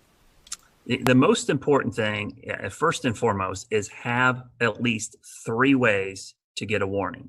And I mean 3 minimum. That would include watching us on WCNC. That would include weather apps, text alerts, social media, radio, a weather alert radio. Have at least 3. And the reason I say that is because often in these cases, 1 or 2 of those might fail. So you need some redundancy. So first and foremost, think about, do I have 3 ways to get a warning? And the WCNC Charlotte weather app is great. Our news app is great. Text alerts are awesome. The WIA, which is a wireless emergency alerts, are great. But also, Twitter notifications from me is pretty good. I have a lot of people that actually have done that. And I'm kind of shocked how many people actually do that. They have my notifications turned on when they think there's going to be severe weather. And I push out all our tornado warnings. The next thing is to have a plan. So once you get the alert, you got to know what to do. So whether it's your home, your business, your school, or your place of worship, you need to know where to go for severe weather safety in all of those structures. So think about it when you're at work or school the next couple of days. Where would I go in this building? And it's got to be in an interior room away from the outside walls and windows, on the lowest floor possible. So make sure you have that plan in place. And those 2 things are really the most important things that you can do, because those are universal. Those work with, hurricane season. It works with earthquakes. It works with just about any natural disaster, to have a way to get the alerts, but also a way and a plan of what to do. And then obviously we talked about flash flooding, severe thunderstorms, and lightning, which from a hazard standpoint, lightning, severe thunderstorms, and flooding are much more frequent than tornadoes. I did a graphic in my class the other day about risk perception. Tornadoes have a very high risk perception, but the actual hazard is small. And it's just because the tornado is actually pretty small compared to the map. But severe thunderstorms, lightning, and flooding have a small risk perception, but the threat is actually very large. You're most likely going to encounter one of those than you would a tornado. So it's important that you prepare for all types of severe weather, because we have a saying in our business: wind is wind and water is water. It doesn't really matter what causes those. If you get enough of either, it's going to cause problems. And for anyone who missed any of those explainers, you can find them at wcnc.com/prepare. There's the plug. You can also find them here in the Carolina Weather Group feed by scrolling up or checking out some of our latest posts. So, Brad, appreciate you coming on. So happy that you were able to get that work done on your home just before those storms, and hopefully other people will follow that lead. As we mentioned at the beginning of our broadcast, we want to revisit our 2019 interview when we had a chance here at the Carolina Weather Group to learn about the Insurance Institute. They've got one of the coolest jobs in the Carolinas, and it's so great that we get to call this place home, and that they constantly are welcoming you guys on down there, Brad. Yeah, and I would highly recommend go to disastersafety.org. They have a great site of all the things you can do to make your home weather ready, and a way to talk to contractors, because some of these things, James, they're super cheap. Like the things I had done to my roof, it only added an additional couple $100. When you're talking about, a 6-figure roofing job, a couple $100, it could save you a long a long history of having issues. And the other thing is my insurance company actually offers a discount for having a fortified roof installed. So really a good way to get a discount on premiums. And I should ask you before we go, Brad, tomorrow, Thursday, yep, slight chance of seeing some storms? Yeah, I think Tennessee, unfortunately, looks to be the area that's going to get hit the hardest, but that line of storms is going to move into the Western Carolinas late tomorrow at some point. So a wind and hail threat certainly possible, especially along and west of I-77. So we're getting in that time of the year, James, where, March, April, May for us is big severe weather season. So we're kind of entering that, and it's a good time to use those severe weather safety tips we just gave you to kind of put them into action over the next couple of weeks. Stay tuned, stay weather aware. They're tips that you could use tomorrow, and if not tomorrow, it never hurts to be prepared for the next go around. Absolutely. Thanks, Brad. We're going to go ahead now and take you to that 2019 interview and check out this place in Chester County, South Carolina.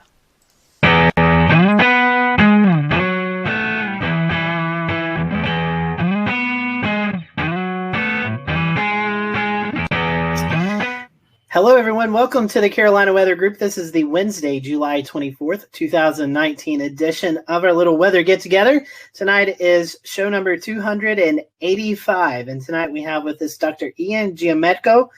He is the lead research meteorologist at the Insurance Institute for Business and Home Safety.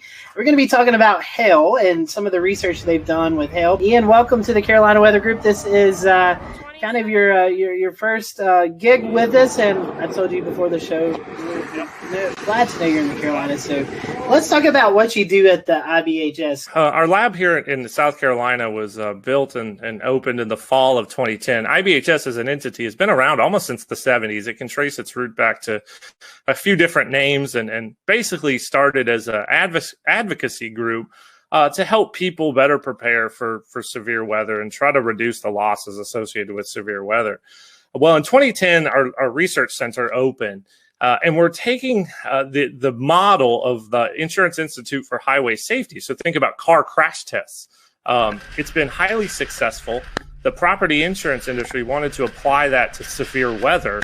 And so $40 million later, in the midst of our economic recession, trying to bring that facility to life, we have our lab, and it is a pretty neat place. Our centerpiece is a full-scale wind tunnel. We call it our large test chamber. We have 105 6-foot diameter fans that can take winds up to about 120, 130 miles per hour. We can do full-scale hail simulations. We can do wildfire ember attack scenarios in there. Basically, anything the weather's out there, we can throw at it. And our goal is to understand how all these different hazards associated with severe weather attack structures. How can we build better? What are the systems that we can improve?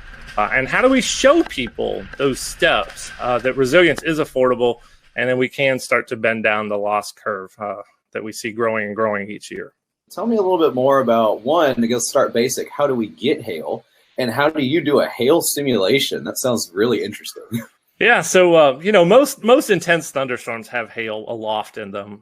It can grow from particles that freeze or grapple, kind of those melted snowflake conglomerate things. And as they make their kind of horizontal arcing traverse through a thunderstorm, they can collect more ice and water and essentially grow and grow. Sometimes they become too heavy and fall out and get down to the ground. Sometimes they fall and then they melt before they get down to us. And other times they can hang around up there in a thunderstorm and get really, really, really big and then fall down. And those are the ones that can break things. Once you get above that kind of 1.5 inch or so threshold, that's when you start seeing legitimate property damage. Now for cars, it's a little bit less. But for us, it's duplicating the properties of hailstones in the lab. And we can propel them or fire them at materials, basically using electronic controlled potato guns. So in our small lab, we have a single, actually we have two setups, basically cannons with barrels that have a pressurized air tank, and we calibrate that to an exit velocity and associated kinetic energy that a hailstone would have when it hits things.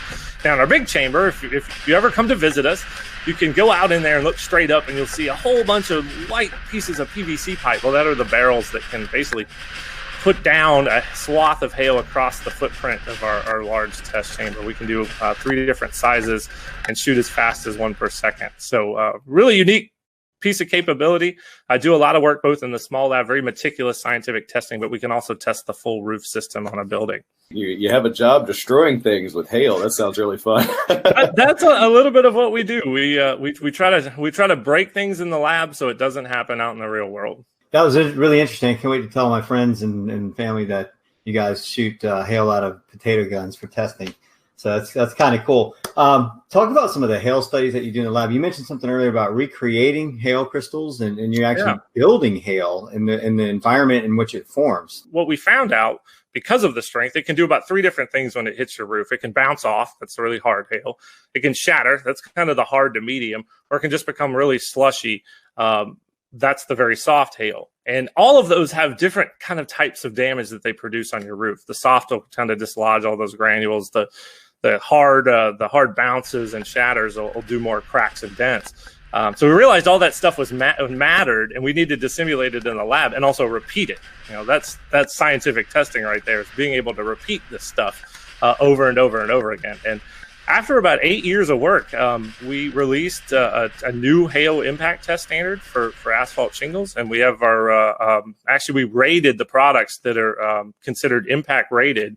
And we have a rating scale that's actually out on our website now. So if you're looking to get a roof that's more resilient to hail, I would encourage folks to check that out. It's at ibhs.org. You'll see what products are out there and which ones meet the top of our class and which ones are at the bottom, and where you might want to be.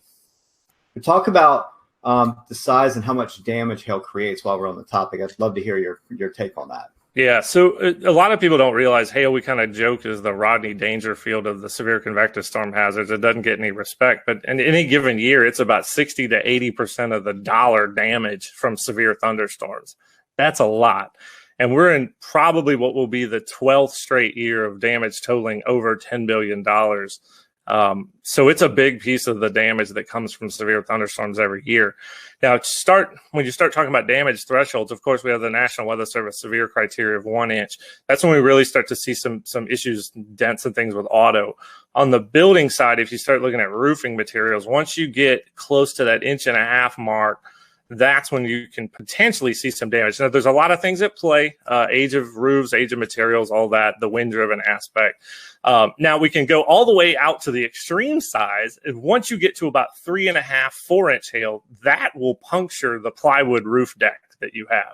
So you're thinking fall speeds close to 100 miles an hour, pretty intense hail. That I hope we never... We'll return to Best of the Carolina Weather Group in a moment. Now, your Carolina weather forecast. Here are today's forecast high temperatures for North Carolina. Here are the forecast lows for tonight for North Carolina. Here are tomorrow's forecast high temperatures. And here's forecast rainfall across North Carolina tomorrow. Here are the forecast highs for the day after tomorrow.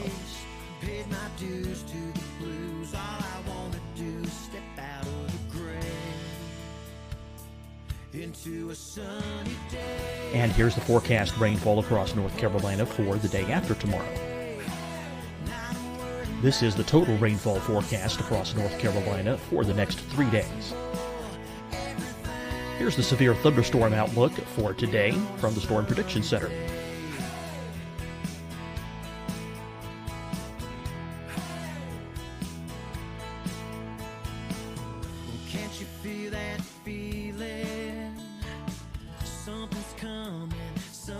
Here are the forecast high temperatures for today for South Carolina. Here are the low temperatures for today for South Carolina. Here's the probability of precipitation forecast across South Carolina today. And here are the rain chances across South Carolina tonight. Here are tomorrow's forecast highs across South Carolina. Here are the forecast low temperatures for tomorrow for South Carolina. And here is the probability of precipitation across South Carolina tomorrow. Here's the precipitation chances across South Carolina tomorrow night. Here are the forecast highs for the day after tomorrow in South Carolina. Here are the forecast low temperatures across South Carolina for the day after tomorrow. And here are the rain chances across South Carolina for the day after tomorrow. And South Carolina's probability of precipitation for that night. Here's the Storm Prediction Center's severe thunderstorm outlook across South Carolina for today through tonight. Here's the Storm Prediction Center's severe thunderstorm outlook across South Carolina for tomorrow and tomorrow night. And here's the Storm Prediction Center's severe thunderstorm outlook across South Carolina for the day after tomorrow through that night. Here's the severe thunderstorm outlook for today from the Storm Prediction Center.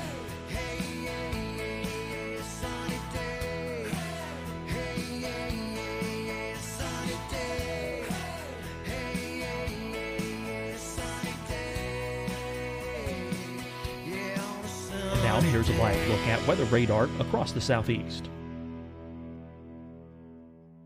Fight the spread and take a stand against coronavirus. Wear a mask in public. Stay at least 6 feet apart from others. And get tested. Join us and fight the spread. Visit scdhec.gov/COVID-19. Getting tested for COVID-19 helps you to take the steps needed to protect yourself, your loved ones, and your community. Find the testing location at scdhec.gov/COVID-19 testing.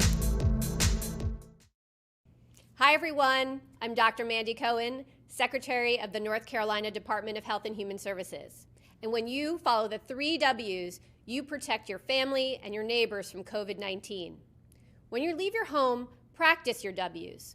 Wear a cloth face covering, wait 6 feet apart, wash your hands often. Wear, wait, wash. We're in this together. Stay strong, North Carolina.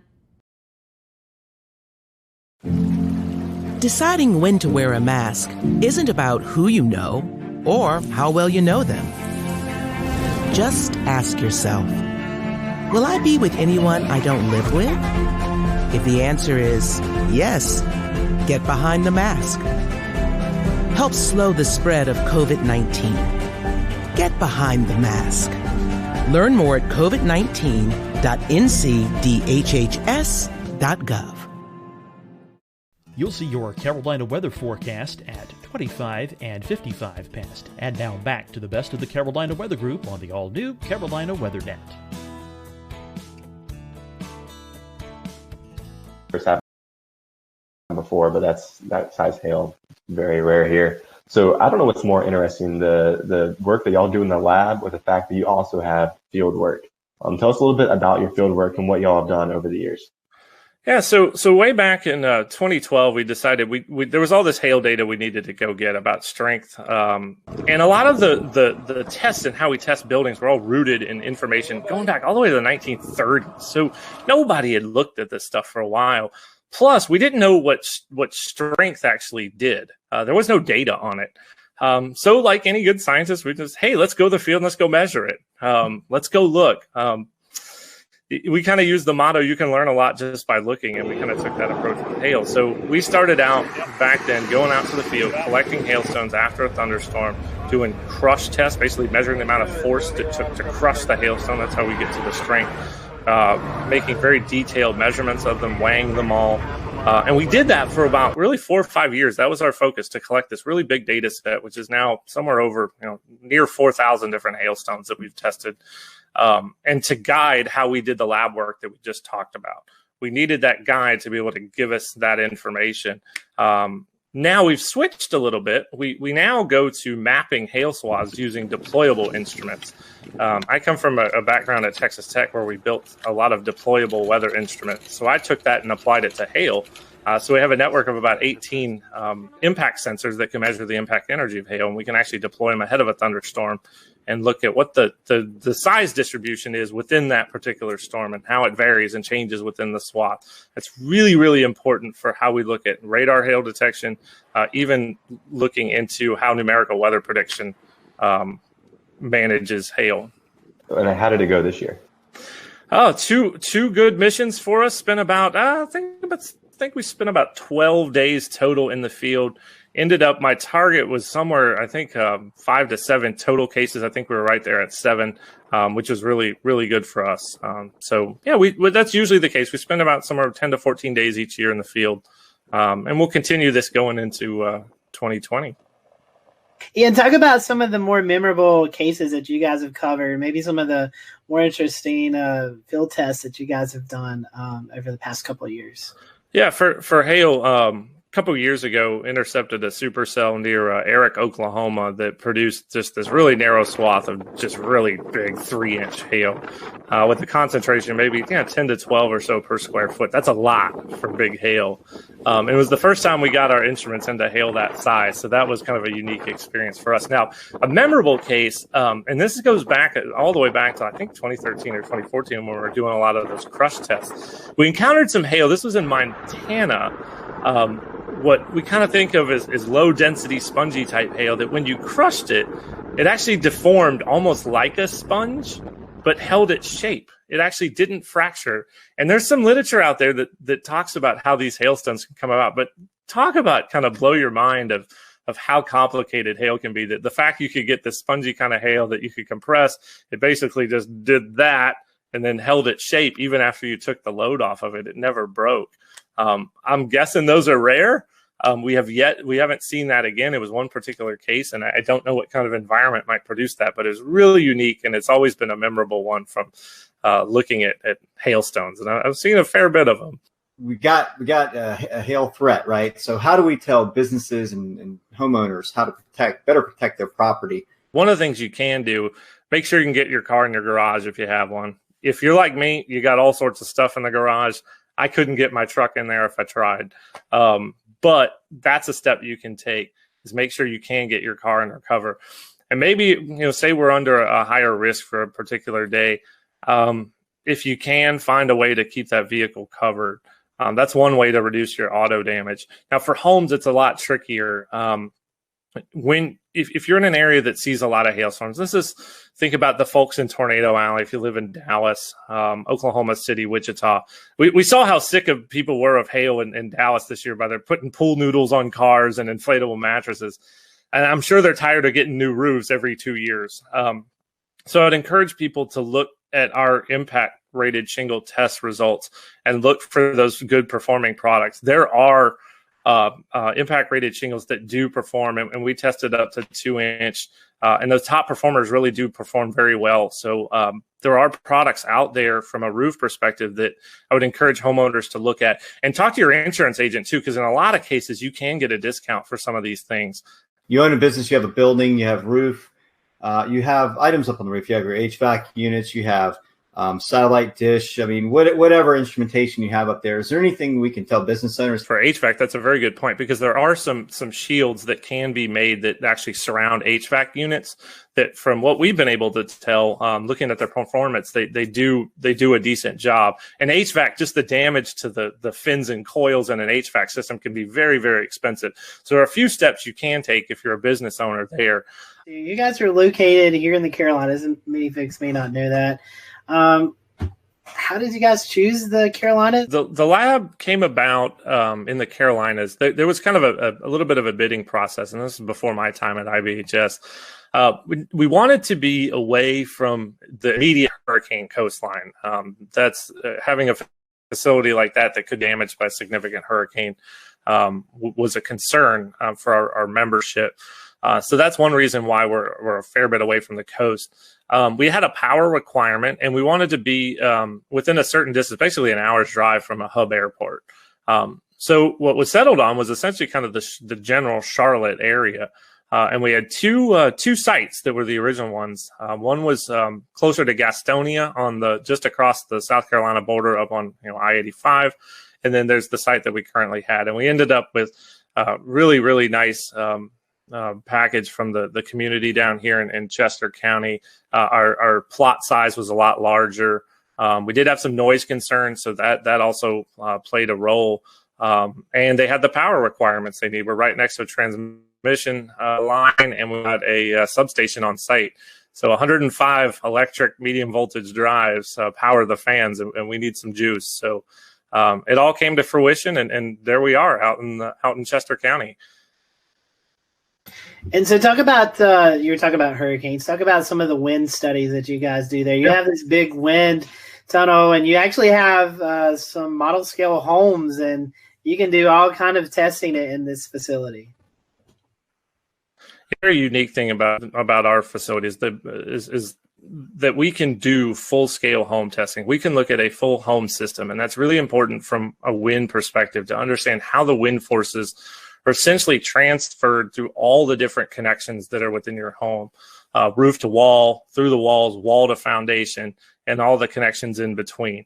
You have to really look at it in a system perspective to understand how wind essentially attacks structures and what you can do to mitigate it.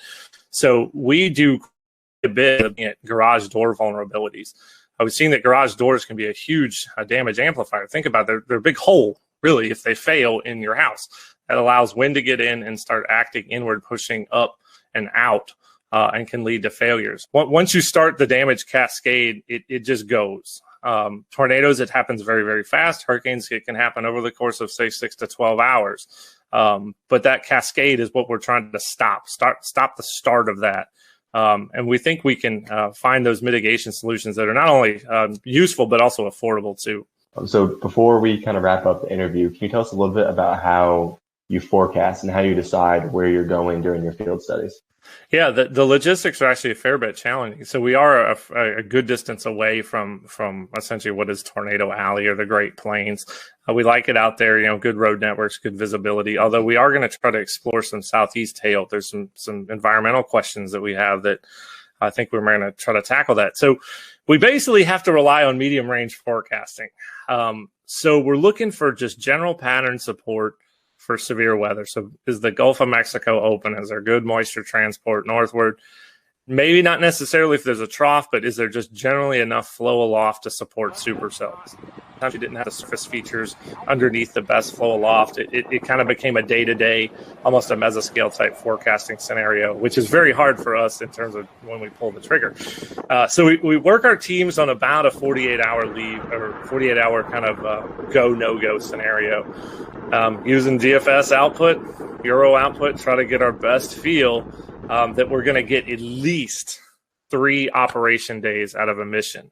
We got to have some kind of confidence that we're at least going to get 3. It's just not worth shipping equipment out and bringing the team to the field. So, okay, say we give a go. We actually ship 5 big Pelican cases of equipment. FedEx is fantastic. Out to some target cities, and it's usually where we can store equipment. So Norman, Oklahoma at the National Weather Center, have lots of colleagues there.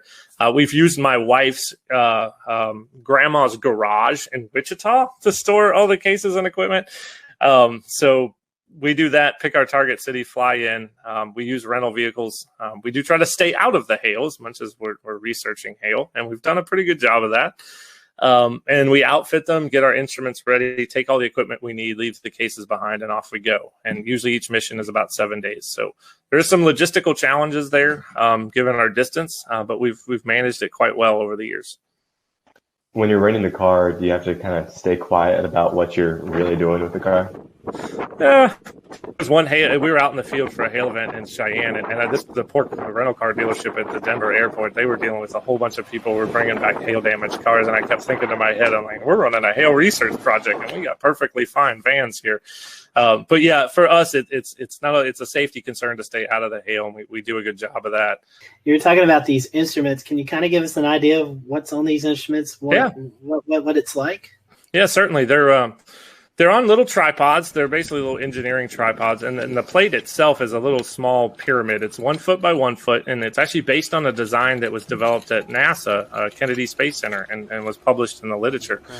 So we use that same plate design. It's got a little acoustic sensor, a piezoelectric disc that can record the vibration of the plate. So the higher the signal amplitude of that vibration, the larger the kinetic energy of the hailstone that hit the plate. And then we can work backwards to estimate a size. The unique thing about ours, we actually use robotics microcontrollers as our data system. We use an Arduino Do. It's about $35. A lot of maker components. We needed to make them cheap so we can have a bunch of them. And it samples really, really fast, about 5,000 times per second. So we can actually resolve impacts at 0.05 of a second.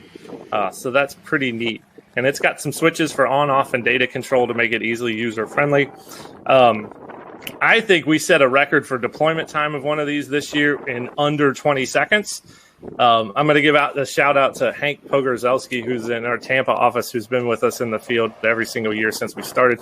Hank went out the door, set the probe up, and was back in the car before I could log the information of where the actual instrument was. So it had to be somewhere in the 15 to 20 second range. So big old tip of the cap to Hank. I think he set a time speed record there. Well, Ian, we've certainly appreciated you giving us some of your time tonight. If our followers want to continue the research you guys are doing or follow along, how can they do that? Yeah, so we got a couple ways. So first of all, if you're a consumer out there and you want to see some of these DIY resilient type solutions and things you can do for your home, go to disastersafety.org. That's our kind of front-facing consumer website. For some of the research work, you can go to ibhs.org. But please follow us on Twitter at Disaster Safety. You can also follow our hail research specifically at IBHS Hail Study. You'll get a kind of an inside look on that Twitter account as to what we're doing in hail. We've had many guests on this show, and I think you've got one of the coolest jobs because you get to use potato guns and mix it with weather. I mean, I don't know how much better that can be. So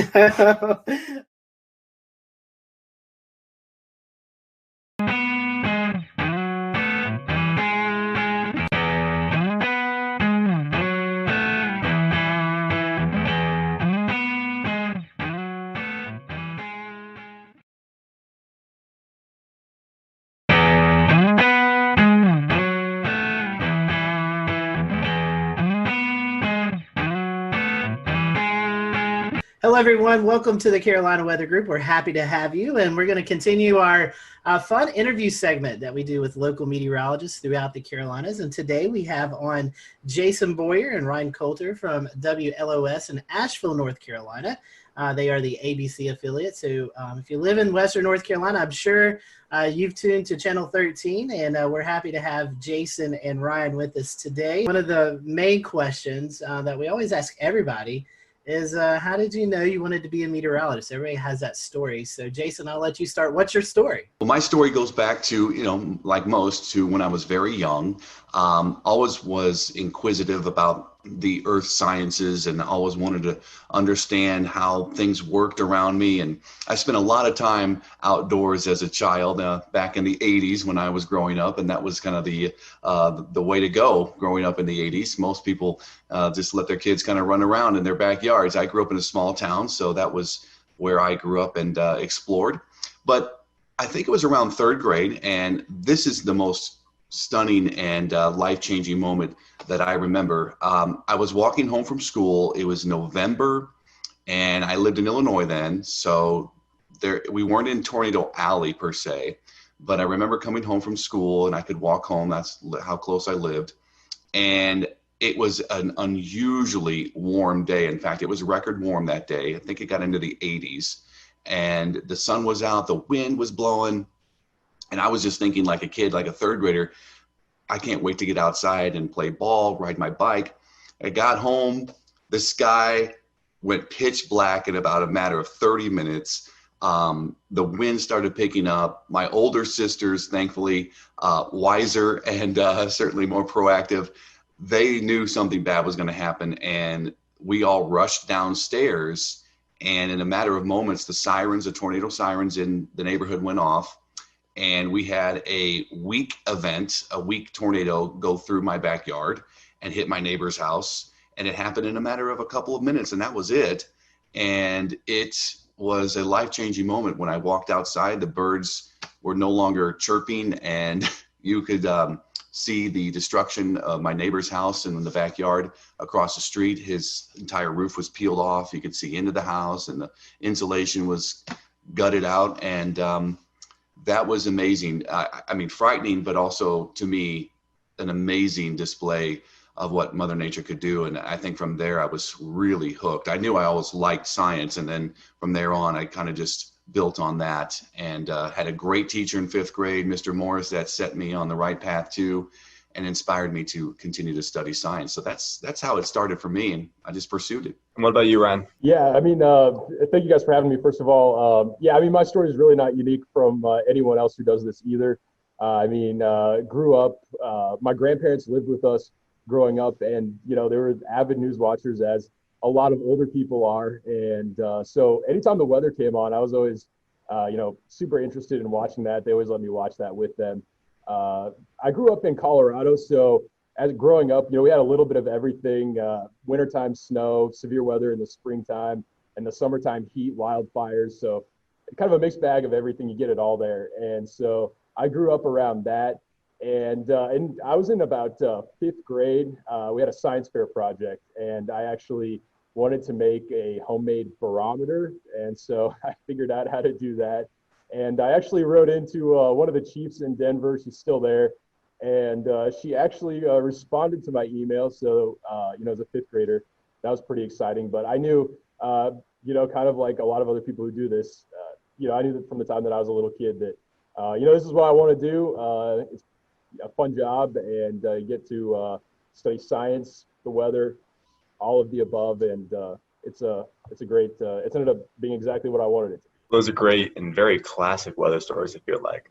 Super interesting. So keeping on kind of the same track of weather before we deviate off to some more unique conversations. Did you guys ever have a meteorologist that you looked up to as a kid or as you were coming up through school? Ryan, I guess we can start with you. Yeah, interestingly enough, there was a meteorologist in Denver, and he was really cool. He ended up being on both the stations. I grew up watching him on TV. And when I got to school, he ended up actually being my advisor at school when I got into the university. So I learned so much from him, and it was really cool. Of course, I always told him, I grew up watching you, and that doesn't go over very well when you say that to him. But no, it's true. He truly helped me along the way a lot, and then I got to learn from him, so even better. I did have a role model as well, and growing up, I would watch Channel 4, the CBS affiliate in my market, St. Louis. And yeah, I grew up watching a particular meteorologist there, and he was the chief, and kind of wanted to mirror him and grow up to be like him as well. So it was a unique situation, but I got to meet him actually in person. We had a old-time power show in my rural town, and he flew in a helicopter, and I mean, it was the biggest thing that ever happened in my small town, seemingly, at that point in my life, and got to get an autograph, talk to him briefly, and so that was a moving situation for me too. So Jason, I'll pose this question to you first, and then Ryan, I'll let you to finish up. So, Jason, you've been in Western North Carolina a while. We have all types of weather. So this question is, would you rather forecast for severe weather or the dreaded winter weather that we face here? Yeah, they have their unique qualities, obviously, and they're very different when you're trying to forecast those two situations. And the most challenging, I think, would be winter weather because it usually is much more of a large-scale system.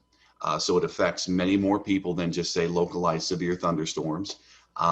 So you're dealing with everybody's topography too, and it's very topographically driven by elevation and location in relation to the mountains. So that is the challenging forecast. I look forward to that. It's the most stressful one, but it's part of the job. You come into this situation here in Western North Carolina, and you quickly realize how big of a deal winter weather is. Most would categorize our severe weather as flash flooding, a big risk. I think flash flooding is certainly one of the bigger risks here, living in the mountains. But when it comes to winter weather, that is usually the memorable severe weather for most when they think back to when they were younger, or maybe even the older folks. They'll say, look, I remember the big snow of certain year, certain month, and it sticks in their mind. So that would be the bigger challenge, and also the more exciting, I guess, forecasting that. Ryan, I think your career was in Texas for a while, so you had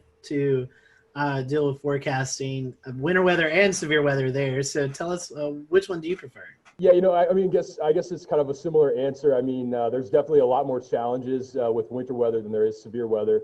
Where I was at in Texas, we would get severe weather. We would be, wall-to-wall coverage for, sometimes 6 hours at a time, or even longer than that. I don't even remember what our longest stretch was on air. I would say, though, there is more challenges in winter weather, and I would say there's more that can go wrong when we're forecasting for winter weather as well. So, we can say we think we might get 2 to 4 inches for Asheville, for example. The temperature comes in a degree or two warmer. We're not getting that. And people get a lot more upset when you miss winter weather forecasts versus severe weather forecasts. So I would say, I would rather, I guess from that standpoint, I would rather be forecasting for severe weather. It's usually, I want to say easier, but usually you can have a better idea of exactly the elements that could be coming at you. There's, people are, again, they're more mad when you tell them 2 to 4 inches of snow and we only get an inch of snow, or you get, on the other end, you get 3 to 6 inches of snow, and then they don't like that either. So, yeah, definitely severe weather would, I guess, be my preferred. Well, Jason, you mentioned topography a minute ago. And with this conversation of severe and snow, I feel like this kind of rolls into a question that we had on social media about lower precipitation totals and kind of the French Broad Valley. I know you have a map and some resources to talk about, so I'll kind of let you take over from there. Yeah, I think when people talk about Western North Carolina weather, the first thing that comes to mind is snow, but then rain is actually a very diverse topographical feature here as well. So I brought this 3D relief map just to give you an idea. It's kind of one of my more favorite maps to look at. I could study this. I've looked at this 100 times already, and I could still just look at it almost every given day. So here's the French Broad River Valley right here. This is I-26 running through, and it's a valley. So it's the Broad River Valley. So it's pretty wide considering the other features here. The French Broad starts down in Transylvania County near Rosman and goes north through Asheville and all the way up into the Holston River into eastern Tennessee. But what you have around the valley are higher elevations. So Asheville sits kind of in the middle here, Hendersonville down here, Brevard right there. And the prevailing winds during the spring and summer months are south and southeasterly winds. That will draw moisture from the Atlantic and the Gulf, bring it into the mountains. And because of the features we have from lower elevations in the upstate and Piedmont to highest elevations here, the air has to rise. And so the air will rise and cool and condense into clouds and form a significant rain event down here into the southern mountains, whereas Asheville is in that rain shadow. And the rain will fall mostly to the west and south or to the north and east because we have the Black Mountains and the Craggies up here. So that prevailing wind will certainly help rain form more over this area of the county, Buncombe County, eastern side, and into Yancey. So we'll return to Best of the Carolina Weather Group in a moment. Now your Carolina weather forecast. Here are today's forecast high temperatures for North Carolina. Here are the forecast lows for tonight for North Carolina. Here are tomorrow's forecast high temperatures. And here's forecast rainfall across North Carolina tomorrow. Here are the forecast highs for the day after tomorrow.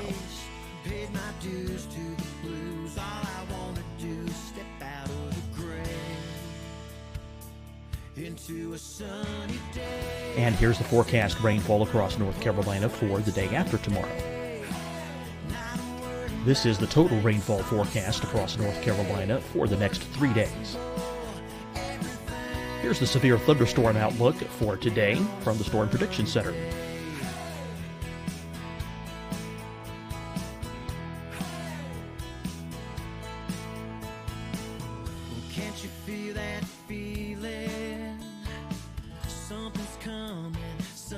Here are the forecast high temperatures for today for South Carolina.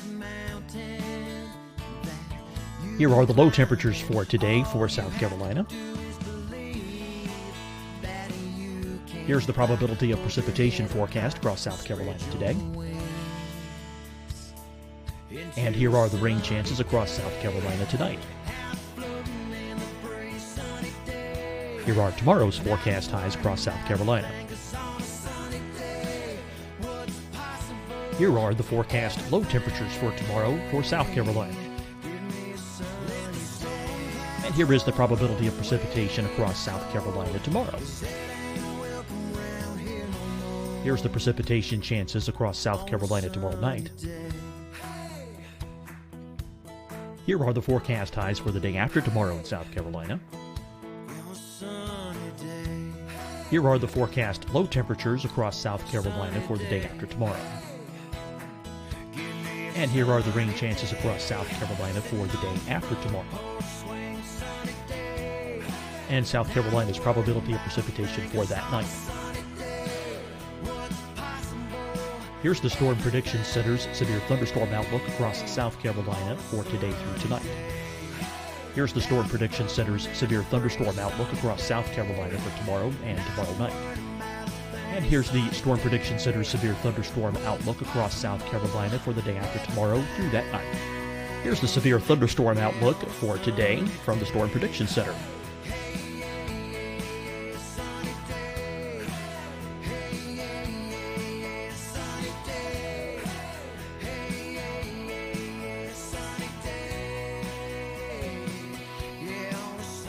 Here's a live look at weather radar across the southeast.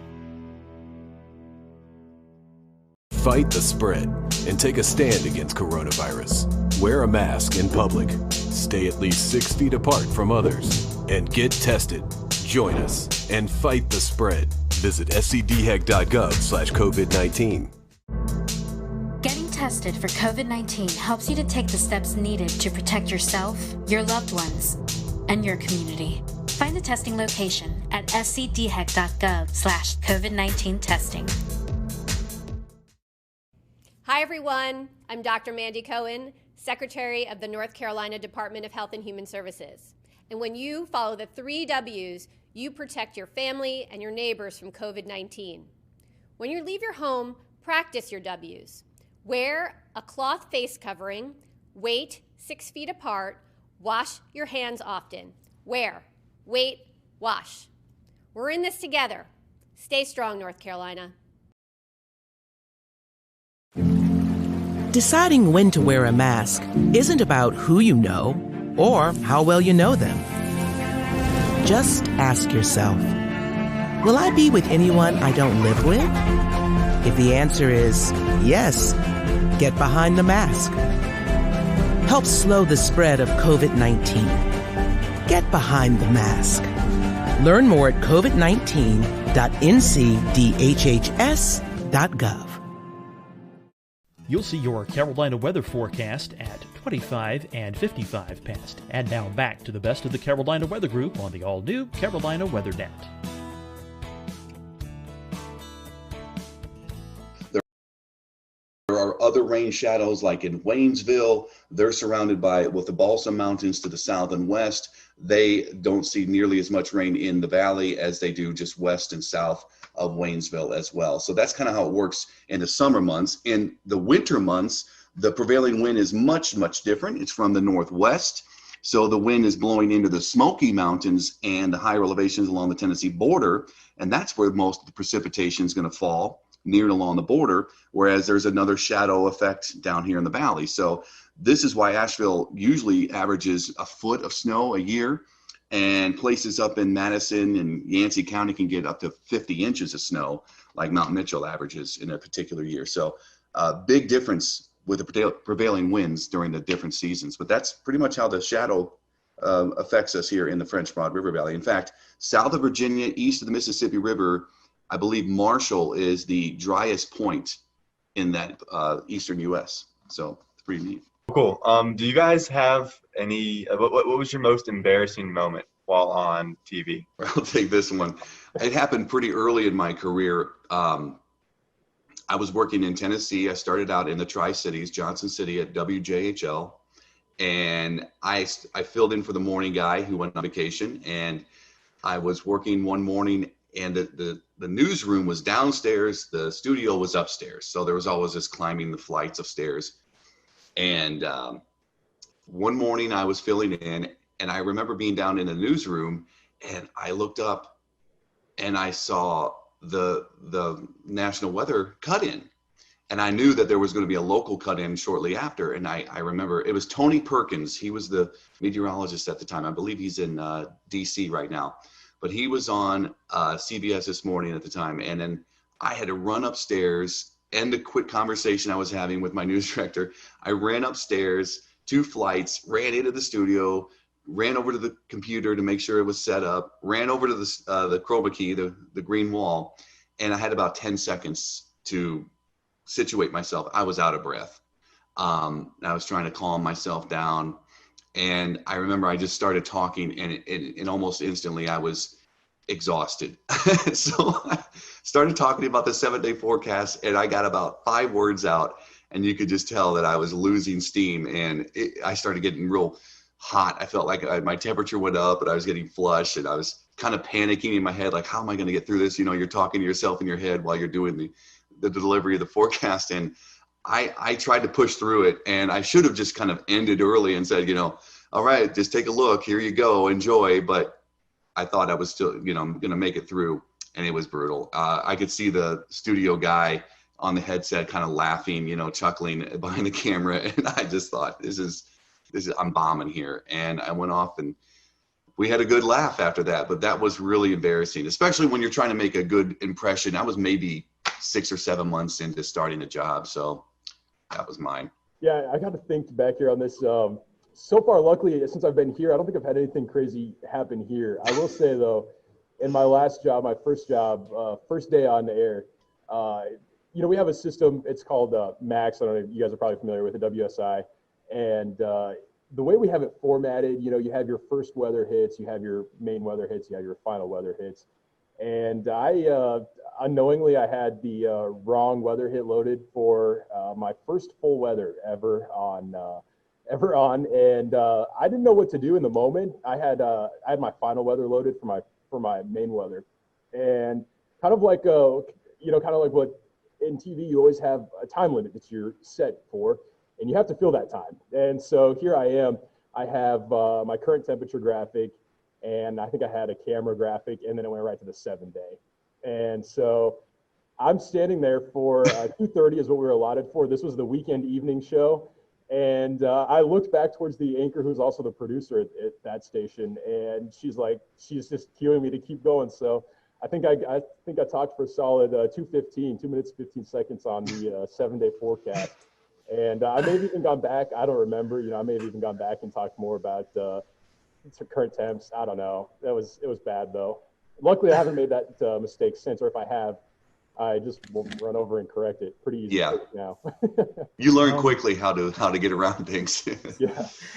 Oh my gosh, that's funny. Both of you guys have experienced this, and tell us what it's like, and then we'll maybe go into some more non-weather questions. A lot of folks may tune in when the weather's at its worst, and you guys are doing wall-to-wall coverage. Tell us a little bit about that. I mean, that's pretty intense for you guys. Jason, you were talking about, you know, you were out of breath, you know, with that little run, but, you know, being on the wall for 2, 3, 4 hours straight, that's got to be mentally, you know, exhausting as well as physically exhausting. Talk to us about that. It certainly is.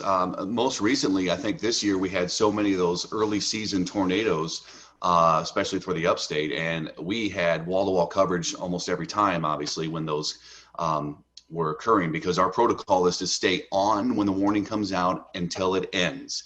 And what do you do when you have a tornado warning that goes for 30 minutes and then another one comes out in between and another one comes out in that? So we were going on and on and on.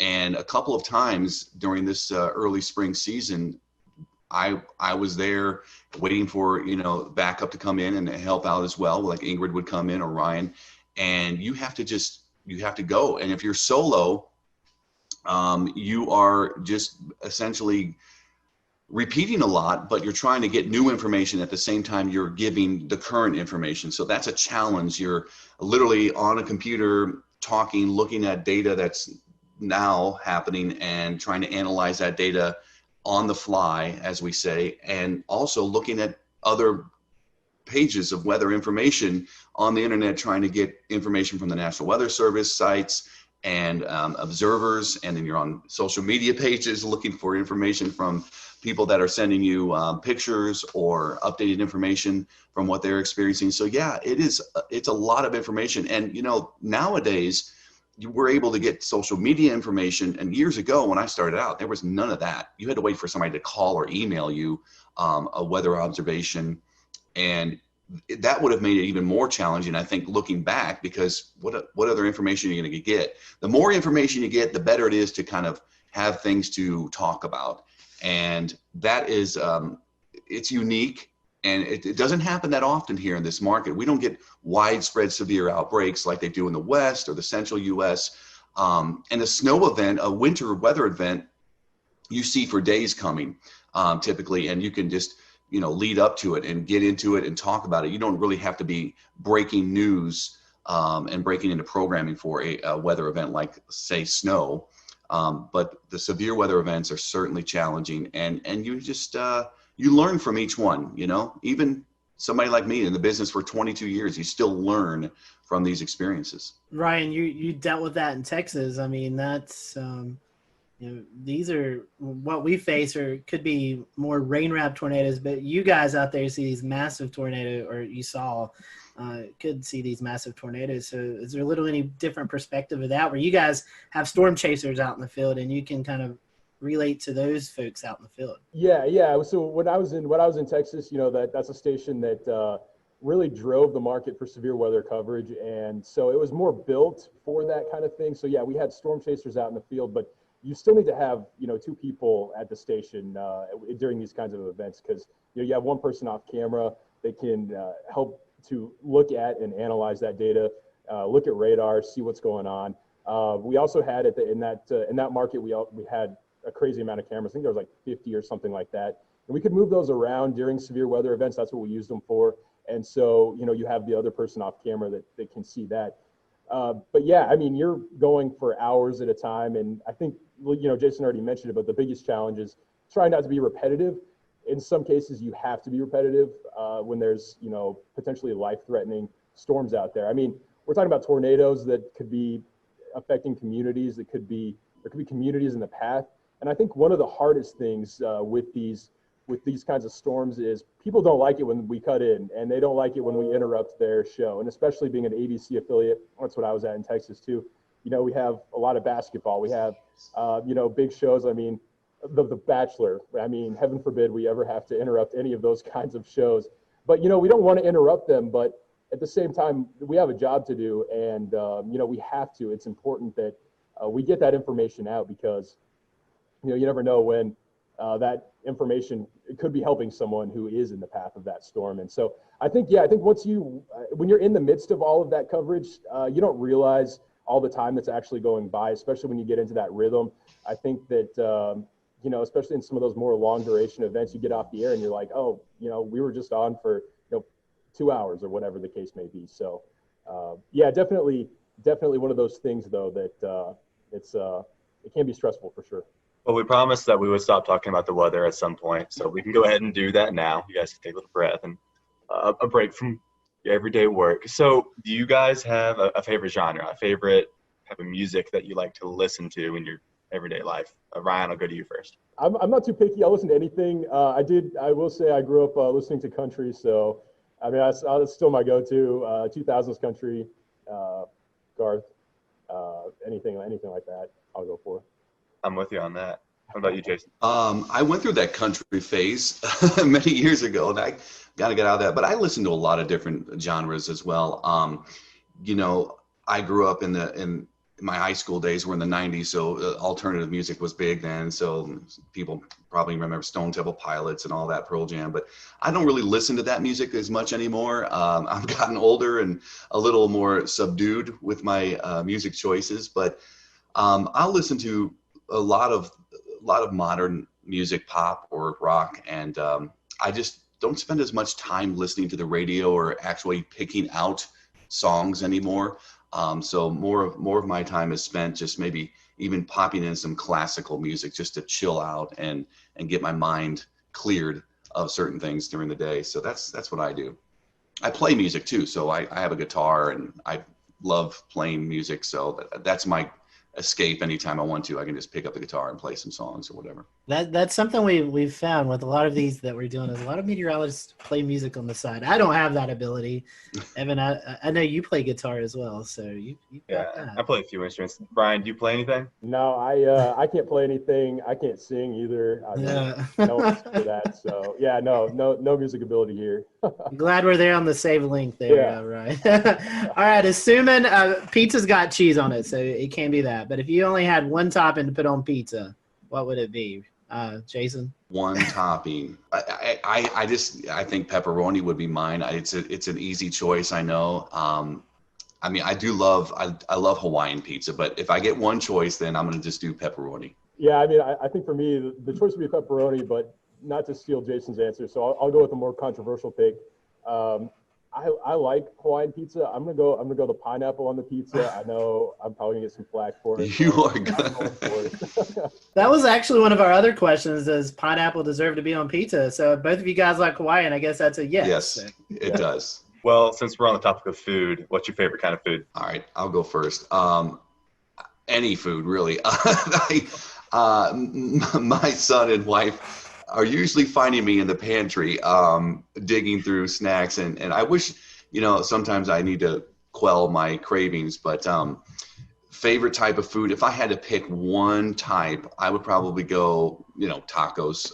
I love Mexican food. I love Italian food, but I love Mexican food. So man, this one's hard. I like all kinds of food also. Really not too picky. The things I don't like, the one thing I am picky on, I don't like a lot of seafood. But I have a major sweet tooth, and it doesn't matter the time of day. I can go you put candy in front of me, I will eat it. It doesn't matter what it is. I'm not picky. Amen to that. Either. So in order to try to keep myself out of trouble on that stuff, I do like, I like Mexican food too. I hate to go with the same answer again, but we see why Jason hired you now. Just a lot of similarities here. I would say, though, I do like Mexican food as well. Enchiladas, definitely probably one of my top choices. Ice cream would be number one, but oh, yeah. Besides that, we'll go for a healthier option there. Here's a controversial question. Is a hot dog a sandwich? I've never thought of hot dogs as being sandwiches. I mean, I wouldn't, but again, it's bread, it's meat. I mean, that's what a sandwich is. I don't know. But I don't know why we have to categorize it as a sandwich. I think they're kind of by themselves, hot dogs. I don't know. By the way, there's I guess I lied a second ago. I said I'm not that picky. There's one more food. You don't need I will pass on the hot dogs. I don't know. I mean, I've never considered it to be a sandwich. It's kind of in its own category, I feel like. It's a hot dog. Bread. I mean, yeah, it is tricky though, because I mean, again, yeah, you have your bread, you have your meat, mustard on a hot dog, I guess, whatever people like. You have the top. I mean, I don't know. That's a good one. I'm gonna go with no though. It's not a sandwich. I agree. We're gonna have to start keeping track of these answers. We have gotten yeses on this. Yeah. So we have to keep track and see what the Carolina meteorologists actually think of hot dogs. So coming back to the Asheville area and away from food, you guys have a favorite location to go visit or hike, something like that in Western North Carolina? Gosh, so many. Convenience-wise, we love the Arboretum. It's close to our house, and we could just jump on there with the bikes and ride. It's pretty easy trails for Hudson, my son, and that's a good go-to. Just hopping on the Blue Ridge Parkway, that's also very convenient. We love going to Grandfather Mountain. It's a little more out of the way, but we love going up there. I love the uniqueness of the rockscapes and the swinging bridge, and seeing off to the east, you have this completely drop off in the elevation, and then you have your mountains around. So those are my two big places, but I could go almost anywhere, and really be happy as long as there's a trail or hiking or biking trail and some vistas. I'm good to go. Yeah, and I'm still new to the area here. I haven't had a lot of time to explore a whole lot, but I will say the close place for me that I could go to any afternoon would be DuPont State Forest. It gets kind of crowded this time of year, I've found, but a little bit of everything there. You can get some elevation. You got the waterfalls, so a lot to do there. I've actually spent a little bit of time in South Carolina here more recently. I found some cool places, cool pockets down there. So, there's a short drive down there as well. Ryan, you're from Denver. Evan and I, we went storm chasing. We was based out of Denver. We flew in and kind of went from there. So we took our last day, we took our trip into the Rockies, and it was June the 3rd, and it started snowing on us, Evan, I believe. Yeah. So what's your favorite place to go in the Rockies? Oh man, it depends on the time of the year. Rocky Mountain National Park, it's such a stereotypical answer. That's a great place to go in the summertime. In the wintertime, I'll take any of the ski resorts. Love skiing, so I'll take any of them any day in the wintertime. Probably not Loveland. I would say more of the Copper Mountains, maybe Keystones of the state. Steamboat Springs is another great place, but even Denver, man, I know I'm not narrowing this down very well, but Denver's great. Love Denver as well. So I don't know. Amen. Well, guys, I know we're nearing our kind of end time, so I'm going to ask one more quick question, and Scotty will close this. So the last one for me is going to be, do you have a favorite weather disaster movie? It can be super cheesy. Well, Twister immediately comes to mind. My wife loves Twister. My son loves Twister. I love Twister. That would be the number one, but The Day After Tomorrow's good. My son loves weather disaster movies, of all things. Can you imagine? He's the perfect child. So he loves any kind of disaster movie related to weather. So I've seen all of them. But yeah, I still think Twister ranks at the top. Oh, that's a tough one. I don't watch a lot of movies. Immediately, A Day After Tomorrow came to mind for me. Great movie. That's one that, you can stay involved in the entire movie. Yeah. No chance of losing focus on that one. But yeah, I have a short attention span, so not a lot of movies. Twister, of course, is great. It's the all-time classic answer, but yeah, I'll go with Day After Tomorrow for sure. I think those have been our most popular answers when we've asked this question. Well, gentlemen, final question here. For those folks maybe who are getting ready to leave high school or are in college and thinking about maybe changing their degree and they're interested in weather, what would be your advice to these folks? Why should they choose meteorology if it really interests them? And Jason, I'll let you go first. Well, that's a diverse question, but here it is in a nutshell. Meteorology offers so many opportunities. Besides what Ryan and I do every day, broadcast meteorology is a small sample of overall the meteorological profession and the meteorology field. You could go into research. You could work for NOAA. You could work for the private sector. You could start your own company. There are many climate-driven sectors to go into as well. That's becoming more and more important, and certainly more and more are leaning towards the environmental/climate side of things too. It's just such a diverse area of study. It's great for somebody that loves science, and you got to stick with it. It's challenging. Many people don't understand how much math and physics goes into meteorology unless you've taken those courses. It is a very challenging profession and study, but I think it's wonderful. So yeah, just stick with it. If you love science, meteorology is one of the best fields to get into. I obviously haven't been at it for very long. I'm still pretty young myself, but I would say the biggest thing is, there is a lot more work involved than I think that people realize.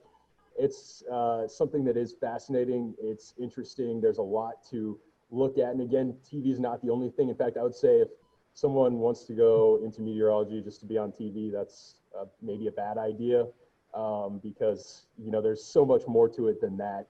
A lot of math, a lot of science, but it is fun. And, every day for us looks different. And I'll disagree and agree with the statement to a certain degree. Everyone always says you can be wrong and you still get paid. We're right most of the time. But you know what? Even if we miss a forecast, it is true. We still get paid. So that part's kind of cool too. It would be challenging if they did pay by the accuracy of the forecast. Some people, you never know, right? Goodness great. I can imagine now dealing with the Carolina wedge and at least a temperature forecast. That would be horrible if that was true. It's challenging. minus $100 every degree you're out. Oh my goodness. Yeah, that would be brutal some days. Well, guys, we're going to let you do your social info so folks can follow you if they're not already. Ryan, how can our followers follow you on social media? Yeah, I'm on Facebook and then Twitter. I should know what my handle is, but I don't. You can find me on there as well. And I'm on Instagram, and same thing. I gotta figure this out. But I don't know what my handle is on there either. Not much help. Well, I'm Ryan, sure if you just your handle on Twitter, it's Ryan_WLOS. So if y'all want to follow him, you can find it there. I think it's the same on Instagram. So there we go. All right, well, Ryan, thank you. Jason, how can our folks follow you if they're not already? I believe. Well, I'm on all three too: Insta, Twitter, and Facebook. I won't get into the uniqueness of each demographic and socioeconomic thing, but the idea is that I'm pretty simple. I think it's just at Jason Boyer WLOS. We appreciate you guys joining us, and for you guys who are watching, thank you for watching. Until next time, we hope you have a great evening.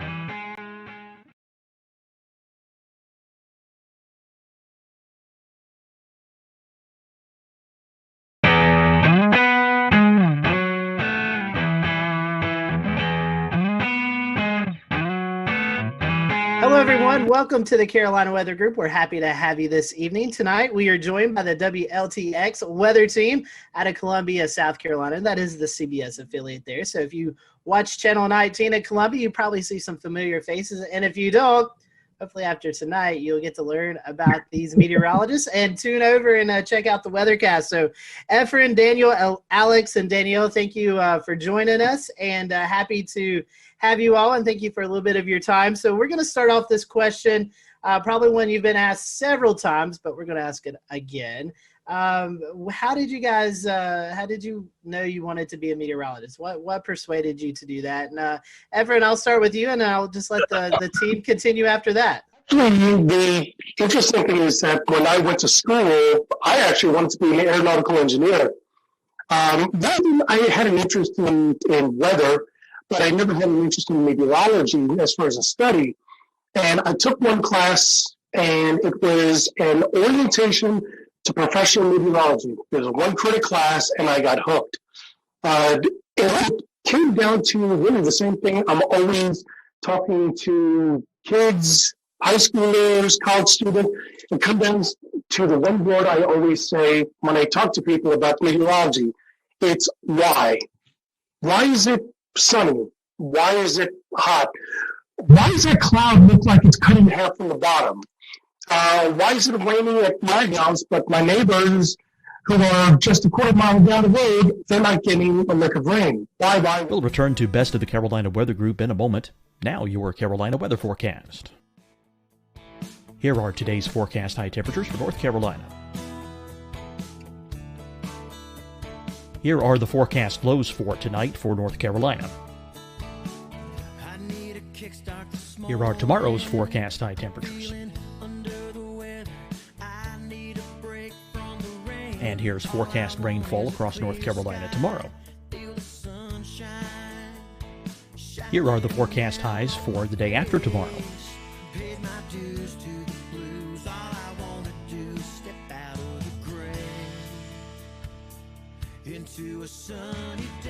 And here's the forecast rainfall across North Carolina for the day after tomorrow. This is the total rainfall forecast across North Carolina for the next 3 days. Here's the severe thunderstorm outlook for today from the Storm Prediction Center.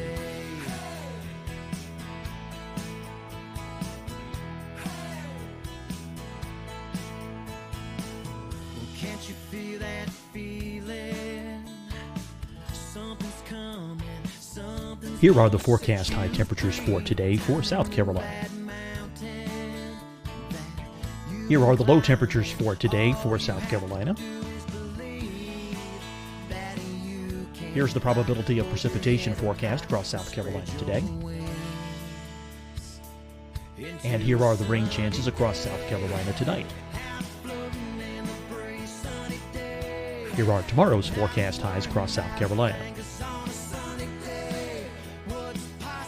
Here are the forecast low temperatures for tomorrow for South Carolina. And here is the probability of precipitation across South Carolina tomorrow. Here's the precipitation chances across South Carolina tomorrow night. Here are the forecast highs for the day after tomorrow in South Carolina. Here are the forecast low temperatures across South Carolina for the day after tomorrow. And here are the rain chances across South Carolina for the day after tomorrow. And South Carolina's probability of precipitation for that night. Here's the Storm Prediction Center's severe thunderstorm outlook across South Carolina for today through tonight.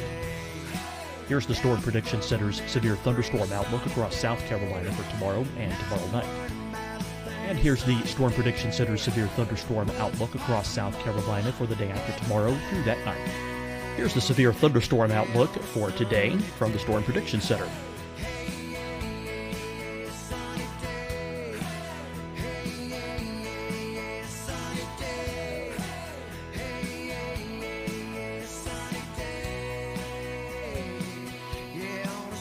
Now here's a live look at weather radar across the southeast.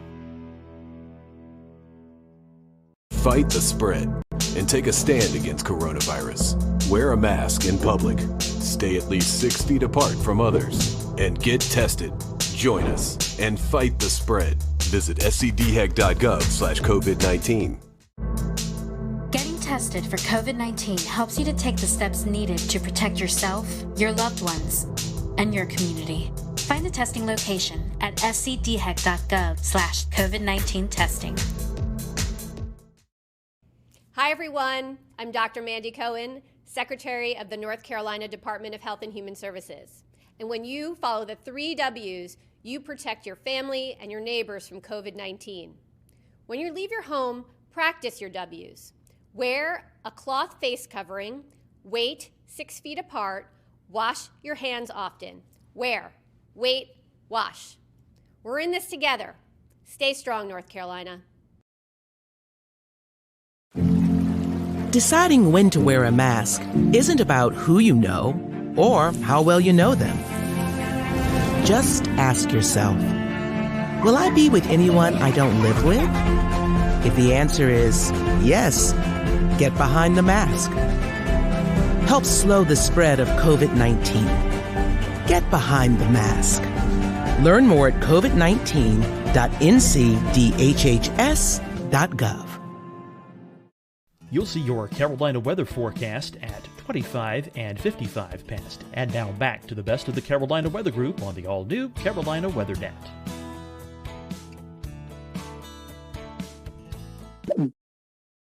That's where my interest really came in. Why is the weather the way it is? And every time I ask the question, and still today, it's that passion of wanting to know why it is. And even finding out why it is, I just still wanted to know more. It's like those little kids who, when I was 8 years old and sitting on my lawn and looking straight up and going, that cloud looks like a dog, and that cloud looks like a tree. Those are the things that, really got my interest peaked when I was a kid, but it wasn't as an adult that I realized that there's a very big interest and I just want to know more.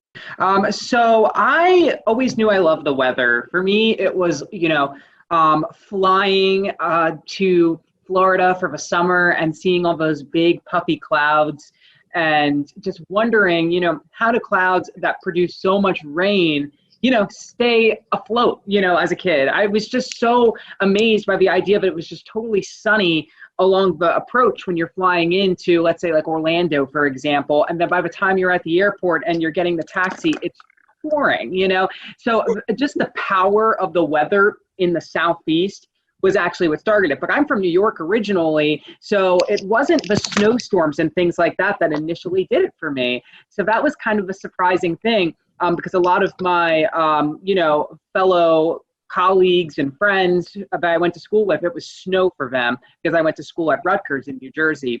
So yeah, I originally wanted to be kind of more of the operational forecasting side of things, but then I realized when I was in school after Hurricane Sandy that I wanted to do more television and communication, because a lot of people were impacted by storm surge because they had no idea what it was. It wasn't well communicated, as far as the city evacuating people from for Sandy. Hurricane Sandy wasn't a hurricane when it made landfall. So there were just so many communication things. I mean, we see it now with the derecho in the Midwest. People don't know what a derecho is.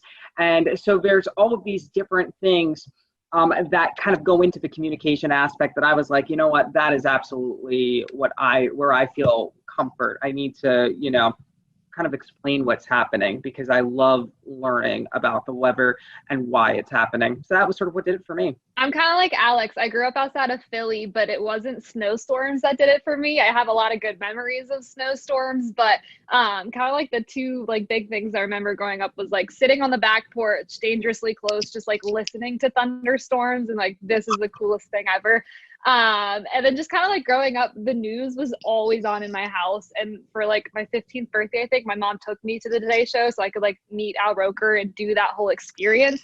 So I knew I kind of like wanted to do news, but I hated writing. And I naively thought like weather's cool. I love science. I'm never going to have to write as a meteorologist. Wrong.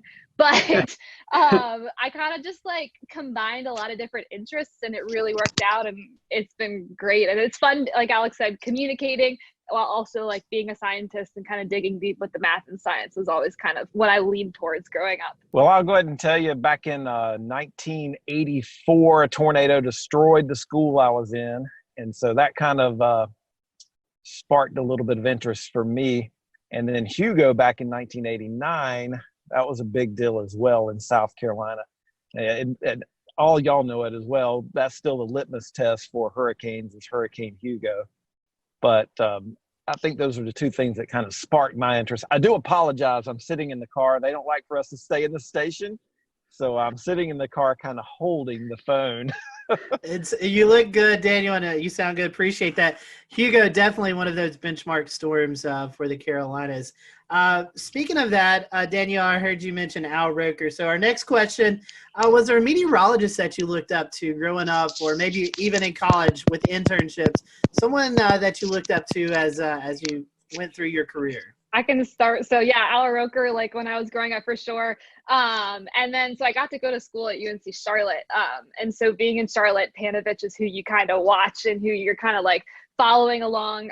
So on the more local scale, Panovich was definitely a really good mentor and then ended up being a teacher at school. So he was one of the people that definitely helped solidify that for me. When I was a kid, I watched a lot of Weather Channel. Anytime I was sick at home, I was so excited that I could just watch that all day long and, just hear the forecast around the country. So honestly, growing up, seeing a lot of those meteorologists, all of them, I was just totally attached to and interested in because I felt that they were very knowledgeable and that they dug in deep to the weather. So I appreciated that always. I have to say, probably in high school, Stephanie Abrams her career was really starting to rev up. And I probably looked up to her the most because she was just so, her personality was just what it was. She wasn't really afraid to hide it on air. And I was always, in high school, the kind of person who just said whatever came to mind. So I felt like I could kind of relate to her. And she also, was big on the science and on the math. She was from Florida. I loved Florida weather, so there was like that connection I always felt with her whenever I would watch her on TV because she was really into the science, but she also had like this personality where she was like unapologetically herself, And so I think Stephanie Abrams was definitely a person during my formidable years that I looked up to. Well, I'll jump in. Crazy enough, since I live where I work where I grew up watching Jim Gandy.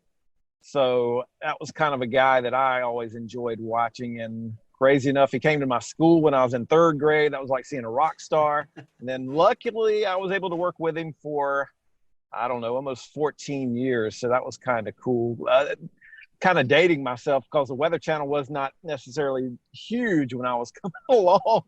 So I do remember watching Ken Torrey, and I met him a few years ago, and he seemed to be a pretty nice guy as well. Something that you guys have dealt with already this year, severe weather in the Columbia area. So our question is, which one do you find more challenging forecasting, severe weather or winter weather, which we get a little bit of in the Carolinas? Alex, I'll let you start.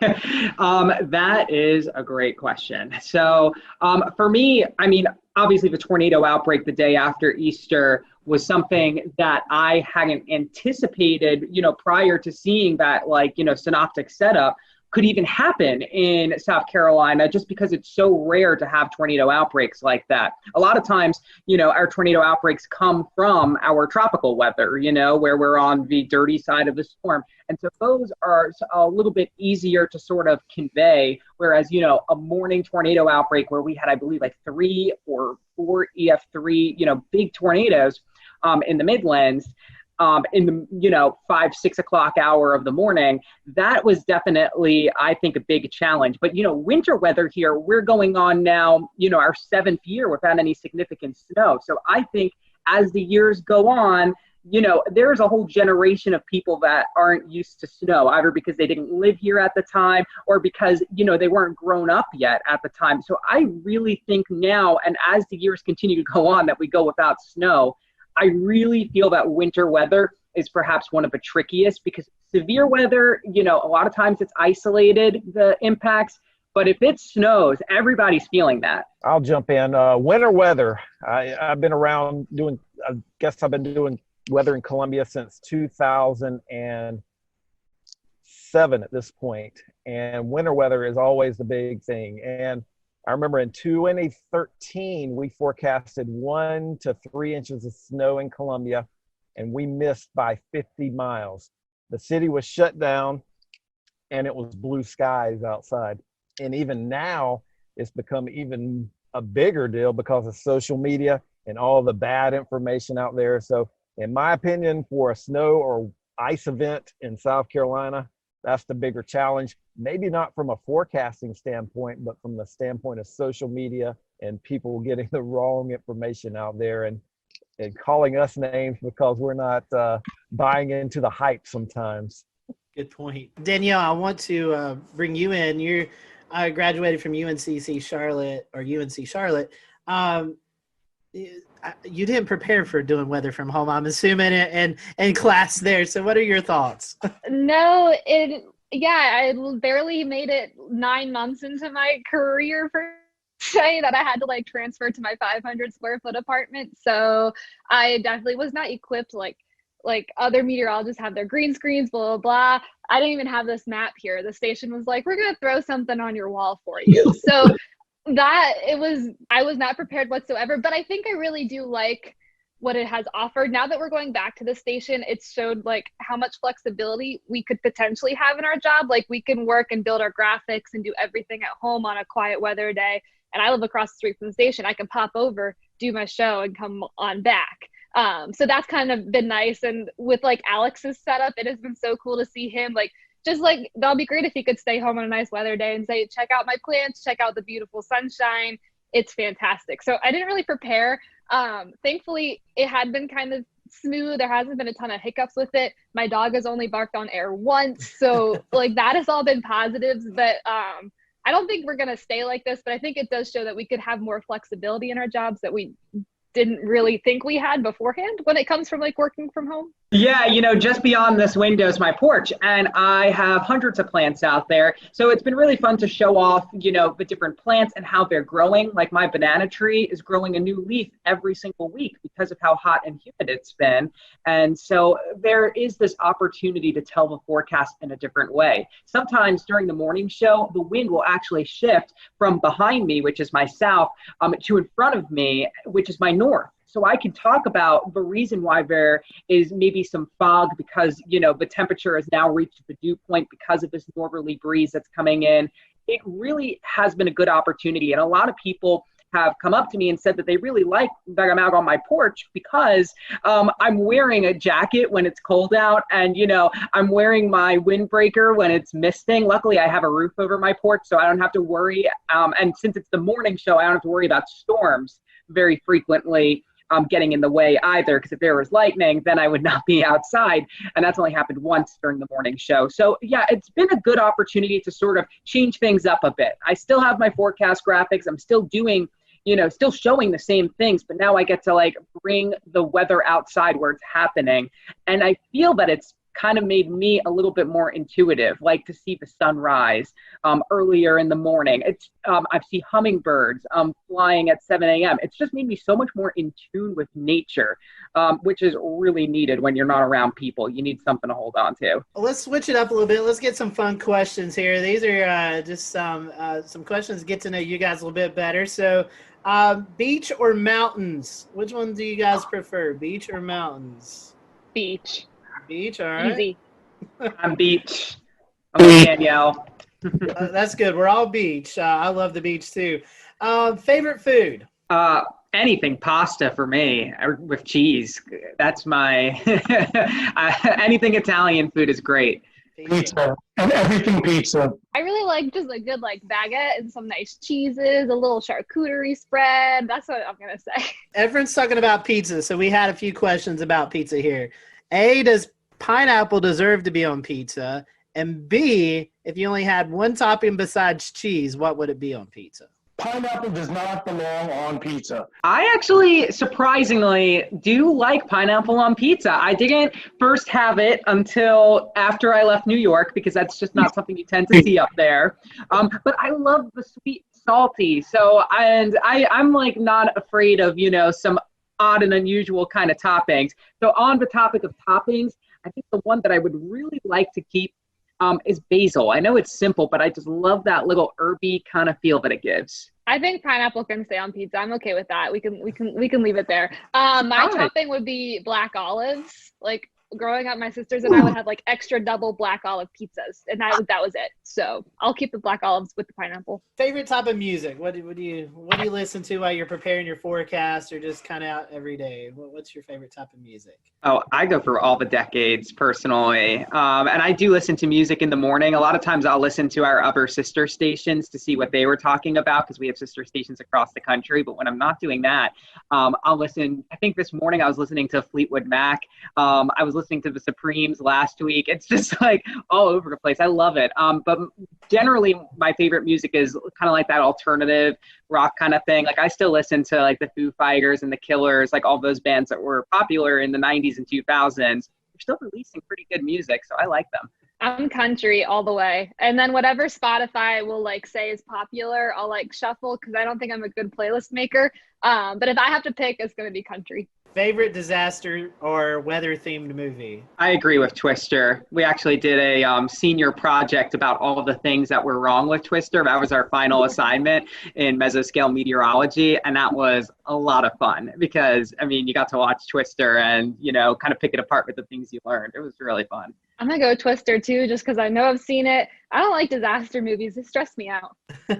I feel like I heard a couple of weeks ago there may be a Twister 2 coming out soon. So we may all have to get together and kind of do what you did, Alex, and kind of point out the inaccuracies of the movie. I'm down. That sounds so fun. All right. We have one more controversial fun question, and then we'll kind of start to wrap up. This is one that we've done with all of our specials here, and it goes back to food. Is a hot dog a sandwich or not? Oh. A hot dog, is it a sandwich or is it just a hot dog? Some people say it's a sandwich, some people no. What's the definition of a sandwich? Well, they say it's two pieces of bread and a meat, but a lot of people say that doesn't qualify. A hot dog doesn't qualify. Bread. It's one bread. That's one bread. True. That's a good point. I'm with Efren. That is a really good argument. Final question.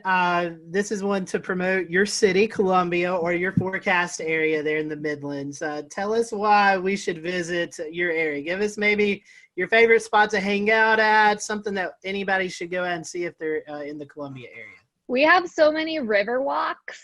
Those are like my favorite places to like take my dog and exercise or like go tubing down the river, and you're still like right next to downtown. So I feel like there's a really good mix of like, you can do your downtown thing, but you could also like kind of get out in nature. I really like that aspect of the city. I was going to say the same thing, the rivers. And we have some great parks too. And so you have like awesome geography. Like I'm up towards the Sandhills, which is totally different than Riverwalk. And they're all like a 15-20 minute drive. And sometimes I'll go to both of them in the same day. And in one of them, you know, my feet are all sandy. And then in the other, you're, you know, at the bottom. So it's a great place to sort of learn the fall line because we're right on it, and sort of what the difference is. Plus it's, you know, literally the dead center of South Carolina. So you want to go to mountains or to the beach, you're kind of like in a good territory to go to either. Truly say this to a lot of people. I live in North Carolina, but South Carolina is like a second home. It's a beautiful state, and it's definitely a place that you need to check out. So, y'all, we appreciate your time today. I'll let you be able to promote your social media, Facebook, Twitter, Instagram, if you guys want to do that. So if our followers aren't already following you, they can there on social media. Alex, I'll let you go first. Sure. It's Alex Calamia WX. That's my Twitter, and my Facebook is Alex Calamia as well. My Instagram is very plant focused. We have Gandy's Garden here at WLTX, which is all about climate and the garden, and it's applicable to everyone in the Southeast. So Instagram is a big place for you to see all my plants. So that's Alex Tropical Pics. But you'll also see it on my Twitter and Facebook. We're always talking weather and plants. It's fun. I am at WX_Danielle on Twitter and Instagram. Lots of forecasting on there. And then on Facebook, I am meteorologist Danielle Miller. So come on over. Nice and simple for both my Twitter and my Facebook. It's Efren WLTX. EFREN WLTX. You can find it on both of them. It's easy. As long as you spell my first name correctly, you'll be able to find me. Daniel just emailed me, said his phone was overheating, so he wasn't able to stick around. But if you want to follow Daniel, it's Daniel_Bonds on Twitter. And then on Facebook, I think it's the same thing. You can follow his weather page, Daniel Bonds. Just search it up, WLTX. So we want to appreciate you guys watching us here at the Carolina Weather Group. Guys, thank you for spending some time with us. And we will see you all next time here on the Carolina Weather Group.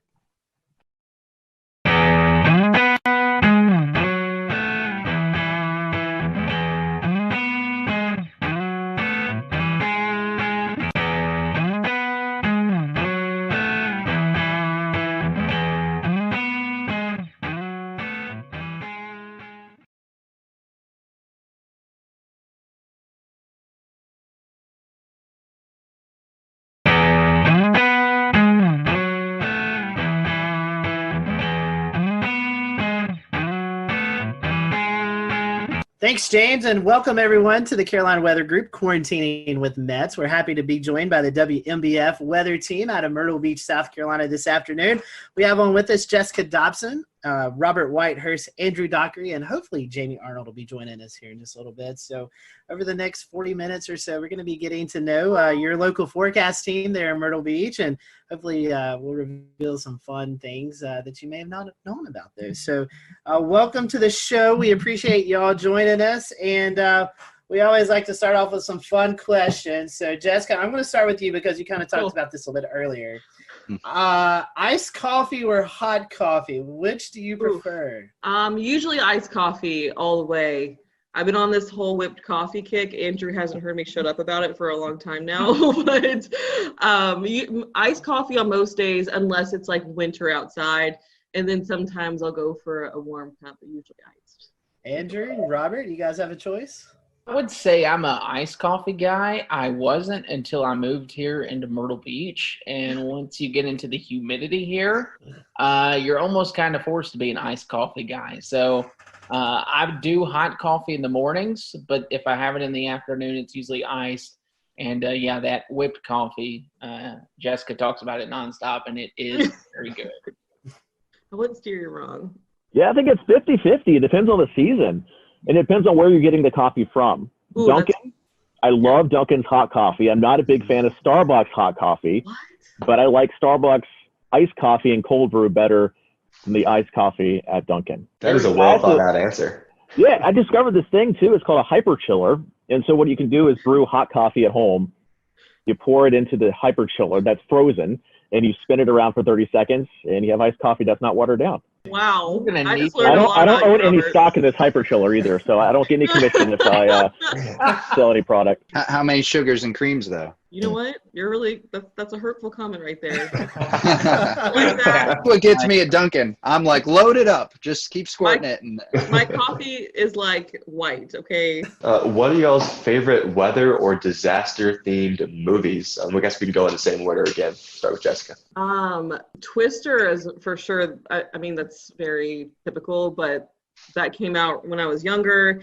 And, you know, Jessica, she had blonde hair. I have blonde hair, so it just kind of really, it stuck with me. Love that movie.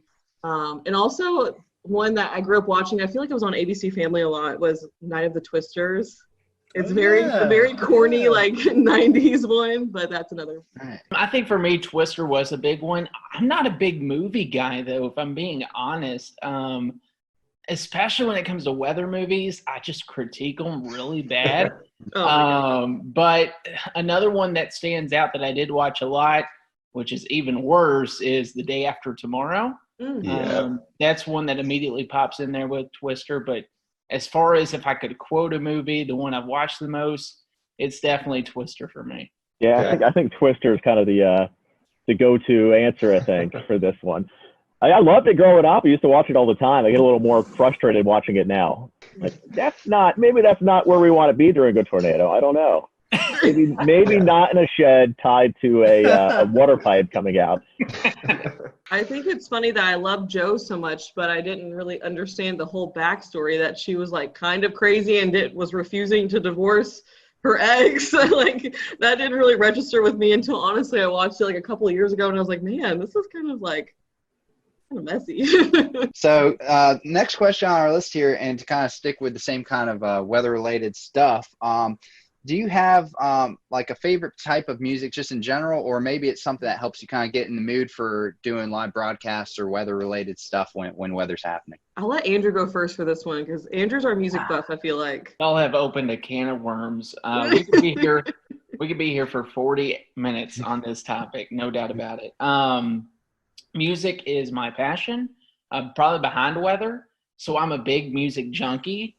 With that being said, I love every type of music. Anything kind of gets me in the mood. I usually do something that's not super upbeat in the morning since we're on the morning show, but something that'll just like, all right, this is a good feel, kind of like a acoustic indie vibe maybe. But I can listen to anything from Fleetwood Mac to George Strait to Tom Petty, Bruce Springsteen, you name it. I love it. I am a big component, though, of playlists. And I think I told Jessica this yesterday. I made a hurricane playlist. I might have to make it public one day. And it's all these songs about hurricanes. And I'm a big runner, too. So, like, right before Dorian arrived, I was just, like, rocking out to all these songs that had hurricane references in there, from Jimmy Buffett to Luke Combs to all kinds of music. And it was fun. But yeah. We'll return to Best of the Carolina Weather Group in a moment. Now your Carolina weather forecast. Here are today's forecast high temperatures for North Carolina. Here are the forecast lows for tonight for North Carolina. Here are tomorrow's forecast high temperatures. And here's forecast rainfall across North Carolina tomorrow. Here are the forecast highs for the day after tomorrow.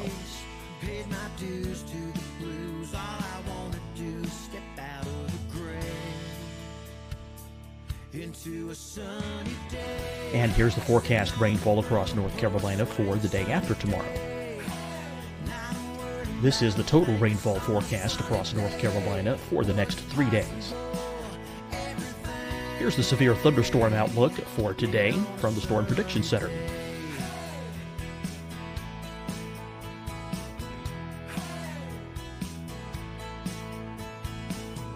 Can't you feel that feeling? Something's coming, something's Here are the forecast high temperatures for today for South Carolina. Here are the low temperatures for today for South Carolina. Here's the probability of precipitation forecast across South Carolina today. And here are the rain chances across South Carolina tonight. Here are tomorrow's forecast highs across South Carolina. Here are the forecast low temperatures for tomorrow for South Carolina. And here is the probability of precipitation across South Carolina tomorrow. Here's the precipitation chances across South Carolina tomorrow night. Here are the forecast highs for the day after tomorrow in South Carolina. Here are the forecast low temperatures across South Carolina for the day after tomorrow. And here are the rain chances across South Carolina for the day after tomorrow. And South Carolina's probability of precipitation for that night. Here's the Storm Prediction Center's severe thunderstorm outlook across South Carolina for today through tonight. Here's the Storm Prediction Center's severe thunderstorm outlook across South Carolina for tomorrow and tomorrow night. And here's the Storm Prediction Center's severe thunderstorm outlook across South Carolina for the day after tomorrow through that night. Here's the severe thunderstorm outlook for today from the Storm Prediction Center.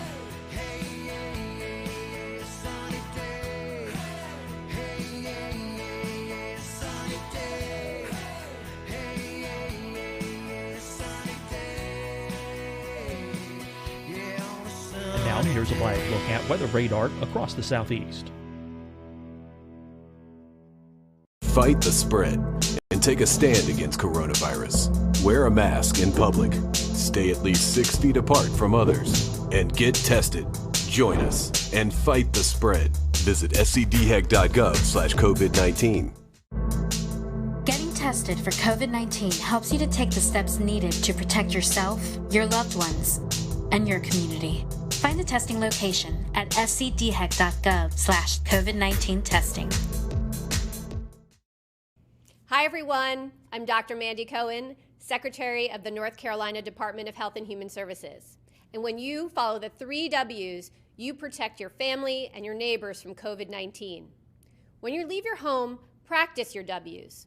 Wear a cloth face covering, wait 6 feet apart, wash your hands often. Wear, wait, wash. We're in this together. Stay strong, North Carolina. Deciding when to wear a mask isn't about who you know or how well you know them. Just ask yourself, will I be with anyone I don't live with? If the answer is yes, get behind the mask. Help slow the spread of COVID-19. Get behind the mask. Learn more at covid19.ncdhhs.gov. You'll see your Carolina weather forecast at 25 and 55 past. And now back to the best of the Carolina Weather Group on the all-new Carolina Weather Net.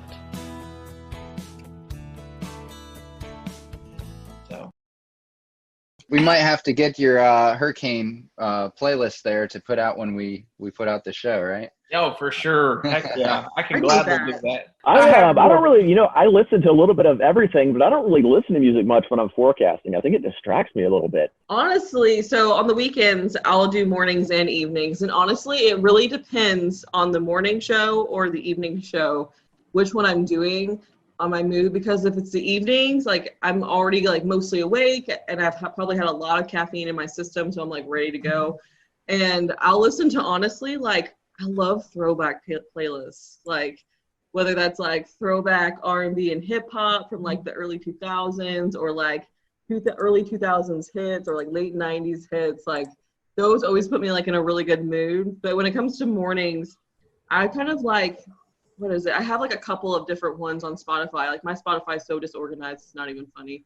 I'll like think of a band and I'm like, oh, I want to listen to that kind of music today. But mostly like things kind of more chill, probably like Mumford and Sons or Neon Trees or Kings of Leon too. I listen to them a lot in the mornings. It really depends. Like my mood changes also throughout the morning. Sometimes I'm like, no, I need something a little more somber. Like, so it really depends too for me. But I like all music too. Like, I'm the worst when I'm driving in a car with someone else and a song comes on and I start singing it and it's just not. It goes downhill from there. Like those Spotify playlists used to work great for me until I had a daughter, and now it'll go from Luke Combs to the Frozen 2 soundtrack. Moana. And then back to Aladdin and Moana, and then back to some sort of rock song. It really brings you all over the place. Yeah, that sounds honestly kind of great though. Like, Gotta throw in a Disney song every once in a while just to kind of bring things back down. Yeah, I gotta humble you. All right, weather question, kind of a two-part question. When did you know you wanted to be a meteorologist? And was there someone that you looked up to when you were younger, going through high school, college, that kind of also pushed you into that direction? So for me, I don't think there was ever really a moment in time where I just knew. I honestly just kind of always knew. Like even when I was looking at colleges, I was like, okay, well, I'm going to do meteorology.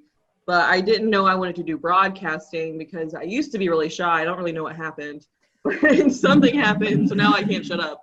But that kind of evolved throughout college. But in terms, I watched a lot of the local meteorologists. I think someone who pushed me a lot, though, who I met in high school, didn't realize how important it was to meet him, though, was John Gordon. He really pushed me to just kind of like take on my own personality when it came to weather. He works with, I don't know if you guys are familiar with him. He used to actually be a hurricane hunter. Now he's the MIC at the National Weather Service in Louisville. And I volunteered with him one summer, and like it totally changed everything for me. But I always grew up watching the meteorologists on air. There weren't always a lot of females though, so it was kind of hard for me to I never really had one specific person I looked up to because I kind of watched them all. So yeah, long story short. I think for me, I was in 5th grade. I grew up terrified of thunderstorms. Couldn't stand them. And I turned to the people on TV to kind of guide me through the storm, as corny as that sounds. My mom was in TV her whole life. She's behind the scenes. So she is a research director. She's been doing that for years.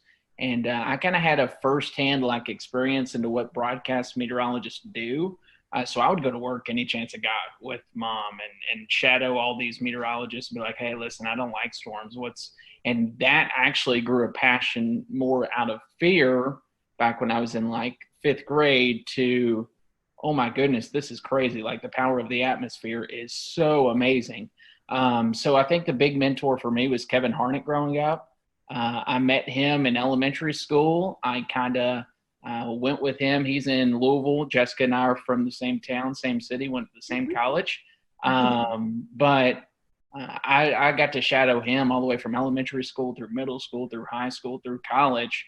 And it really paved a way for me to understand how this business works, but also to really just be amazed at, there's people that are out there that are afraid of this type of thing, but just to be amazed at the power and how the technology these days is almost like there shouldn't be a fear just because we've come so far for how we are in this industry. And I think that's a big focal point for me right now is to try to teach people, hey, if there's a warning issued, take precaution, but at the same time, there's no need to be afraid of these things.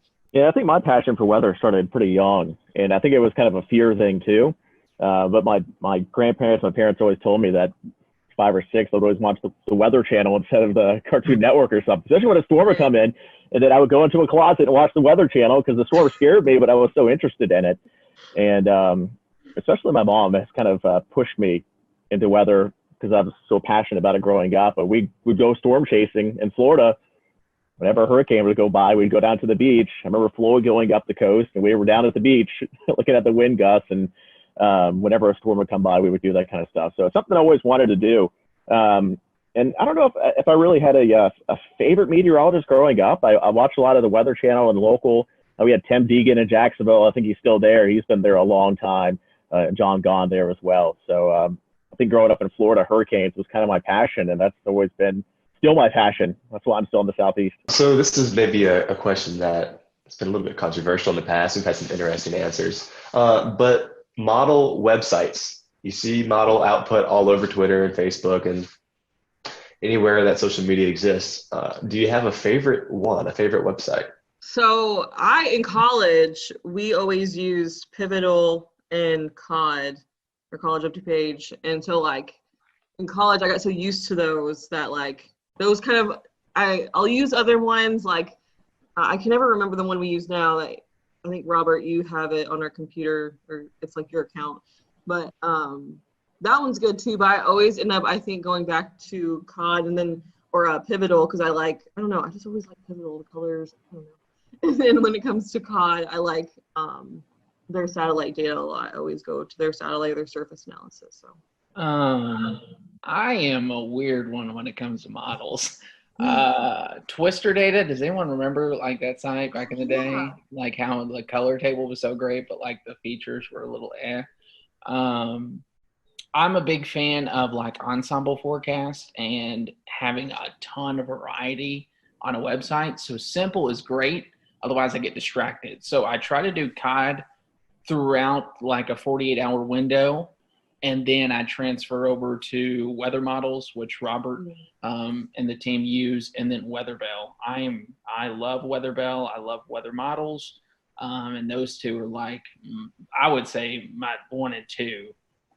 But if it's coming to a quick 48-hour look of a forecast, it's usually Pivotal Weather or College of DuPage if I need to get something out quick. Otherwise, I'll spend way too much time on the other two. Yeah, I think a lot of them, each have their strengths.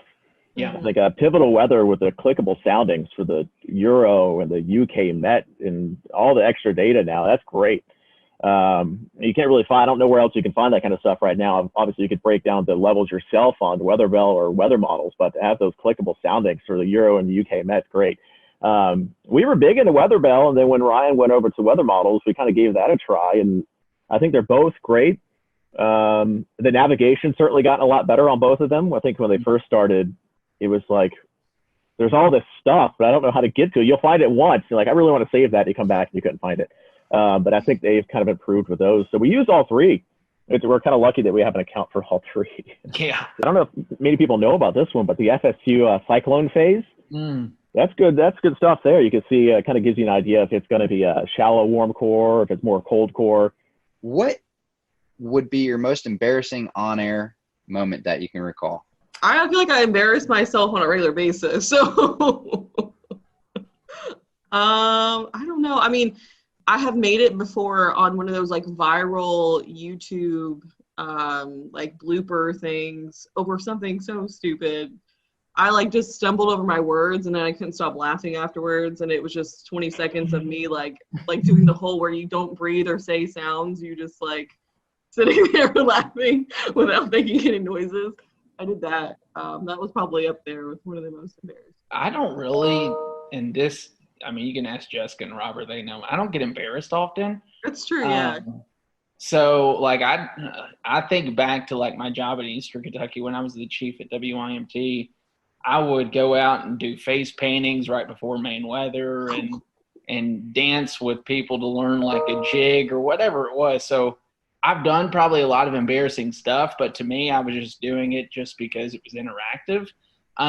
But something I did not plan that happened was I did a whole main weather and Twitter blew up. This was back at Bowling Green, and it was obvious that my fly was down the entire time. So that was the only thing I can think of. I will never remember or forget that day. But other than that, everything else it takes a lot to embarrass me, but that day certainly did. This isn't a bad one, but we have a Hurricane Expo we do every year. And I went to a little girl who was with her dad and a live interview. And I asked her, hey, are you having a great time here? And she looked at me and said, no. And I had no idea what to say. I was like, oh, well, there's some fun stuff over there. Back to you. You didn't respond with, I like turtles, right? And this is the thing with kids. They'll tell you the truth. They're not going to sugarcoat it. Storm chasing. I know Western Kentucky goes out in the storm chasing every year. Have you guys been storm chasing? Any memorable events from that? Oh my gosh. Storm chasing. I went twice. And best 2 weeks of my life, both times. Like, hands down. Like, second time, they were both great for different reasons. The first time, I was in 2016, in May of 2016, which I don't know if you guys remember or not, but that was the whole Dodge City event that unfolded, which was the craziest day of my whole life. Just like a tornado on the ground for I think over an hour, and it had, sister tornadoes at one point, and it was just like complete madness. Like I'd never seen chasers like that before either. And really that whole season I got to see pretty much every type of storm structure you would want to see, whether there was tornadoes or not. So that was really big for me. It was like literally, like everyone says it, but it was literally like everything you learned in your meteorology class and your textbooks, everything you see, but it was like in front of your face. And so that was really cool for me. The second time we didn't see quite as much, but WKU goes over a 2 week span, which I think a lot of schools probably do that too. And we did a lot more sightseeing. We went out to New Mexico, and we got to do a lot of cool things outside the whole storm chasing thing too. But I got to be with like my best friends when they saw their first tornado. So like lots of bonding, and like it was just the best of both worlds, like being with your friends, but also at the same time learning so much, like being able to share all those like experiences and your same passion with other people. I could go on for days about storm chasing.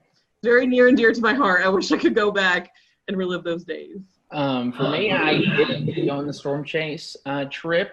I worked 2 years in college while doing school, so I did 19 hours of classes in a 40-hour work week in Bowling Green, which was crazy. The first year I couldn't because of a job. We just lost someone, so I couldn't take off.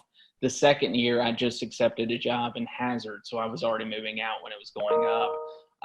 I've storm chased on my own. I've never seen a tornado with my eyes. I've been around storms that produced a tornado at night and knew that, hey, this had a good chance of a tornado. I've seen damage firsthand from a tornado. I think the most powerful experience, though, would have been when we signed up for something that's not even storm chasing. We remember March 2nd, 2012 was a big time event in Kentucky. It was the one time I left Kentucky to go to and paid like for this big conference in Oklahoma. I never attended the conference. Like I just sat there and because everyone back home was so freaked out. So that was probably one of the more memorable events, is coming back and seeing the damage of what that produced up in Henryville and all that, because it's still crazy to look back at. But yeah, it's kind of a bucket list thing for me. I've never really done storm chasing much, other than with my mom going to the beach when hurricanes went by. And of course in Jacksonville, it's always when they went by for the most part. So we could go down to the beach and I went gusts 40, 50 miles per hour. It was kind of crazy to watch, and they would always shut down the bridges going over the waterway, so we get stuck at the beach for an hour or two until the storm went by. But I've never really done any big storm chasing. I worked in Hattiesburg, Mississippi for a couple of years, and we certainly had quite a bit of severe weather there. A lot of tornadoes, and certainly saw a lot of pretty bad damage around there, but never actually seen one in person. I foresee a WMBF storm chasing trip here in the near future. I am down 100%. So our next question is about favorite non-weather related hobbies. Robert, I don't think we've started with you yet, so I'll let you lead off if you want. I love to get outdoors. So I love to mountain bike. We love to camp, go fishing. Growing up, my dad and I would always go up into North Georgia and go camping for a weekend, do some trout fishing in the Chattahoochee, going up into the little rivers up and the streams up in North Georgia and to the upstate of South Carolina. So of course I'm outdoors for this shot too. So I guess I'm a big outdoors guy too. Hiking, kayaking, boating, running lately has been a big passion of mine, just because I love food too. So food's a hobby. I love to eat. And then I also, like I said, I love music, so I play guitar, play the mandolin, play a little bit of piano. Any instrument I could play, I try to get my hands on. But yeah, I think those are the big things. I just love being outdoors. I hate sitting on the couch all day. I always have to be doing something. My hobbies have kind of changed over the years. I used to dance growing up. I was on the dance team in college, but obviously now don't really do as much. But I kind of, now that I live near the beach, I don't ever like to be sitting in my apartment. So I go to the beach literally as much as possible. Like when I get off here, I'm probably going to try to go to the beach because it's so nice outside. I love to read. I love reading books, especially recently, like autobiographies about either meteorologists or people in broadcasting, like books that I can take a lot away from. I love to cook. I don't like to clean. But I like to cook pretty much any chance I get. And I like to experiment and try to, like, if I can't, like, recreate like really good dishes from places I like, so I'm not as tempted to eat out as much. But it's really hard in Myrtle Beach. I plan on eating my way through this place. So yeah, and then hanging out with my cats. Since all three of y'all like doing stuff kind of around the city and stuff, is there a shout out to some of the places or things that you like the most? What makes your city so great? Can you name a couple favorite spots? Beach. Any particular part of the beach? Yeah, I mean, there's a couple spots here. I mean, everybody kind of, when they come to visit, they go to downtown Myrtle Beach, and it gets a little busy, a little crazy. I think the locals go a little farther north or a little farther south, and it gets a little quieter, and you can actually relax a bit. So maybe that's if you're going to come to visit Myrtle Beach, try to branch out from just downtown Myrtle Beach. There's a lot to offer up and down the coast, and that's the thing with Myrtle Beach.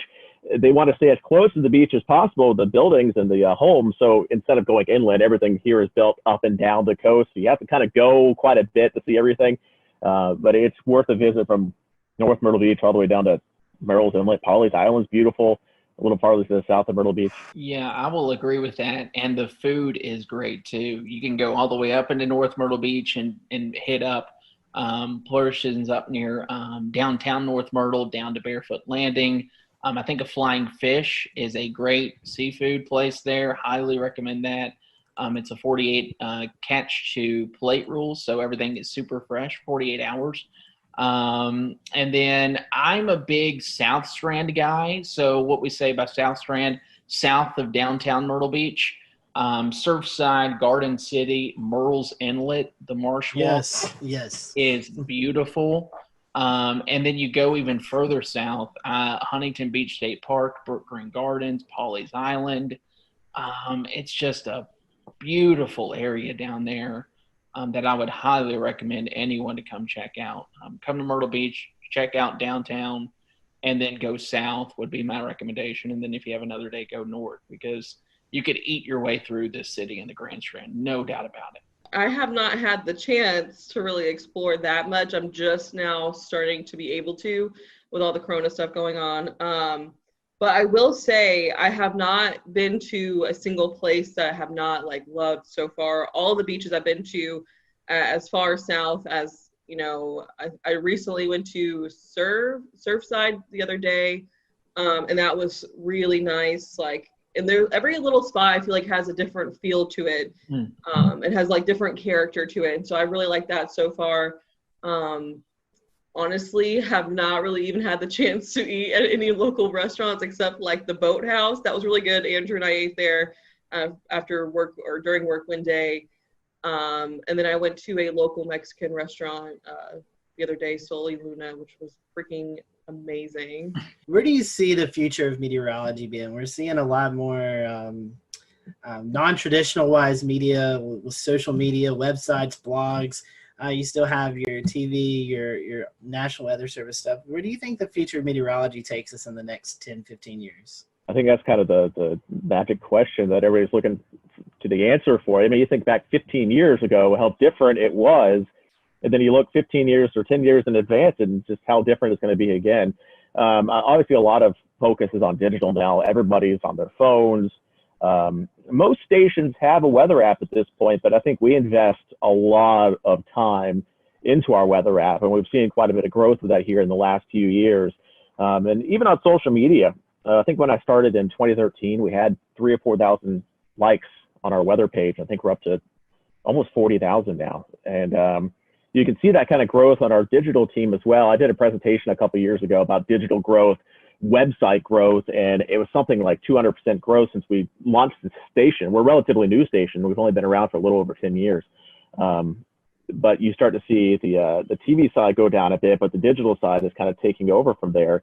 And we started to put some work into OTT, things like Roku, so you can get your news kind of on demand. We're setting up a new system now at the station where basically an anchor or weather anchor can go on air or onto digital by themselves, has its own mixer board, audio board, cameras built in. They can punch up any sort of audio source, video source. And so we don't have to wait for that traditional 4 p.m., 5 p.m., 6 p.m. People don't want to wait until 4 p.m. to get the forecast or 4 p.m. to get some information. So it's tougher now to tease things. Like, hey, we got this really big story. Tune in at 4 p.m. for the details. And people don't, everybody wants the information now. So instead of doing that typical thing, if it's breaking news, we can get on air, we can get on the digital, get on the Facebook with it, onto the website, and people can go there and get the information right away. Otherwise, they're going to go somewhere else to find it. What's your favorite social media platform? Twitter, Facebook, TikTok, Snapchat? Where's your go-to? Well, I still have my MySpace active, I think, somewhere. So make sure you give me I'll put you in my top 6. But really, I think Facebook is still probably the king when it comes to weather information with the general public. I think it's probably starting to skew a little bit older with the population. I don't think the younger you go, I think you get the less people on Facebook now.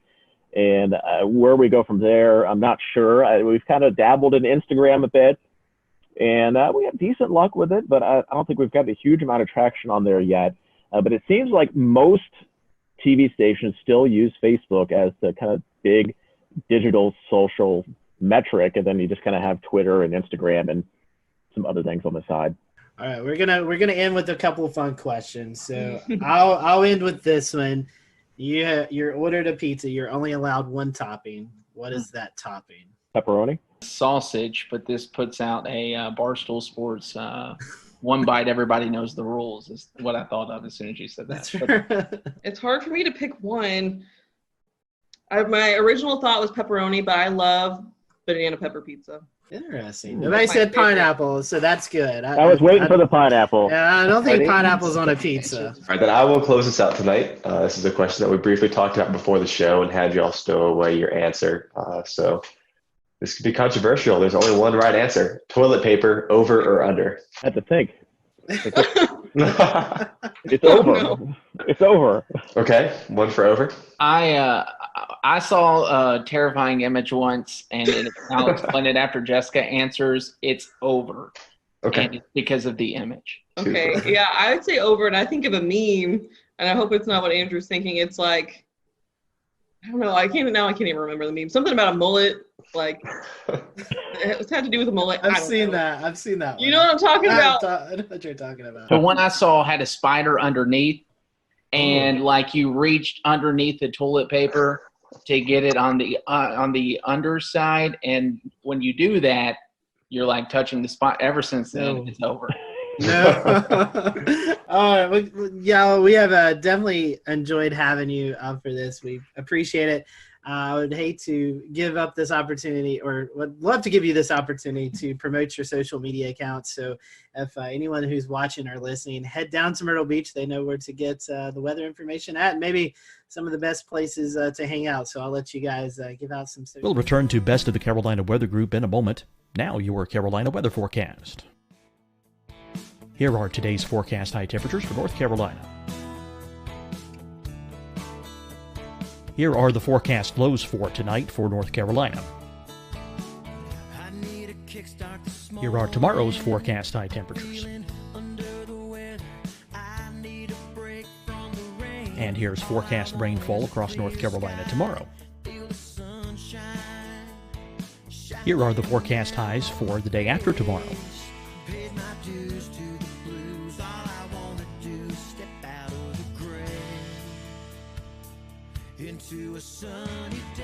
And here's the forecast rainfall across North Carolina for the day after tomorrow. This is the total rainfall forecast across North Carolina for the next 3 days. Here's the severe thunderstorm outlook for today from the Storm Prediction Center.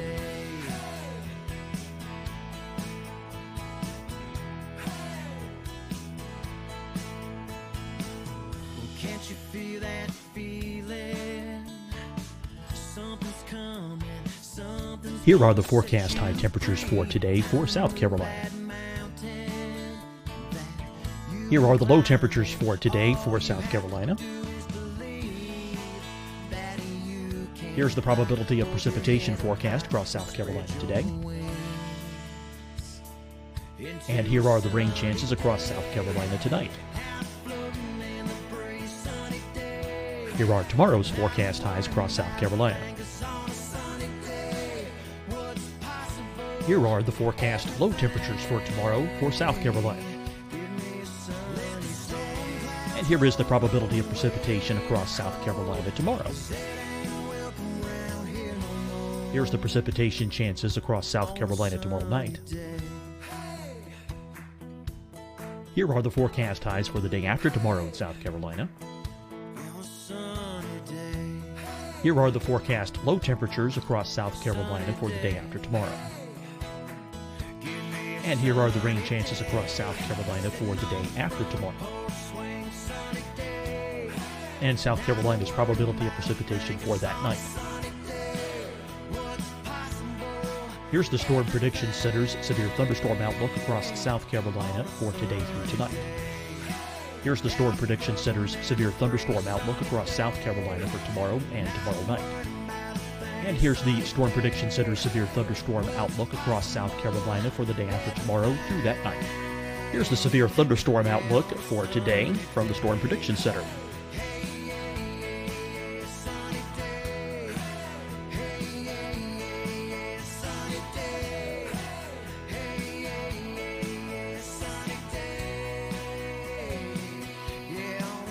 Now here's a live look at weather radar across the southeast.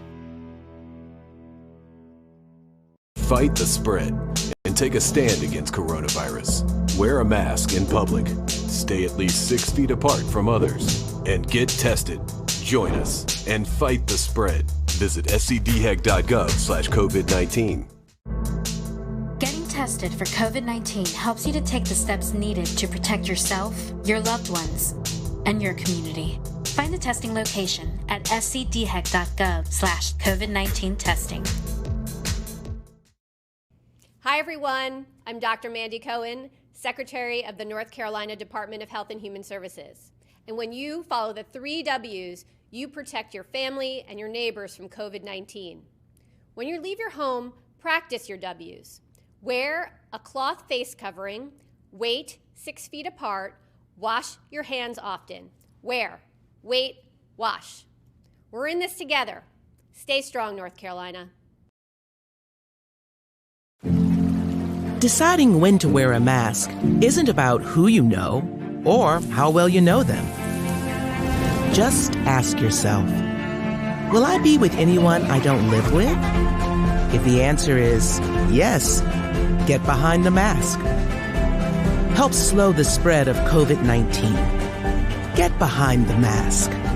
Learn more at covid19.ncdhhs.gov.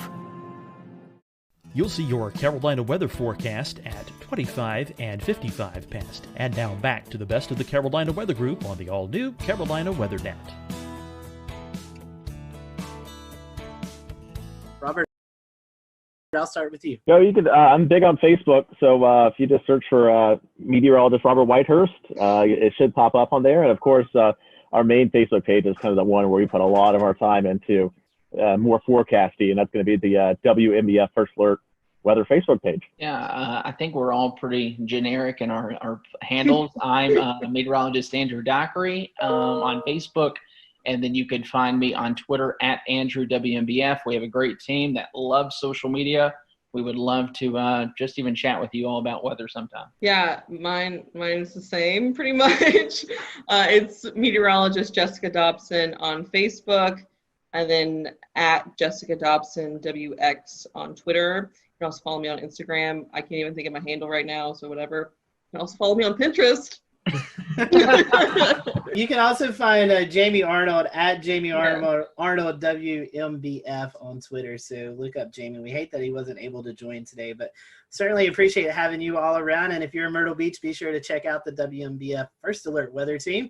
For everyone here at the Carolina Weather Group, thanks for watching, and we'll see you next time.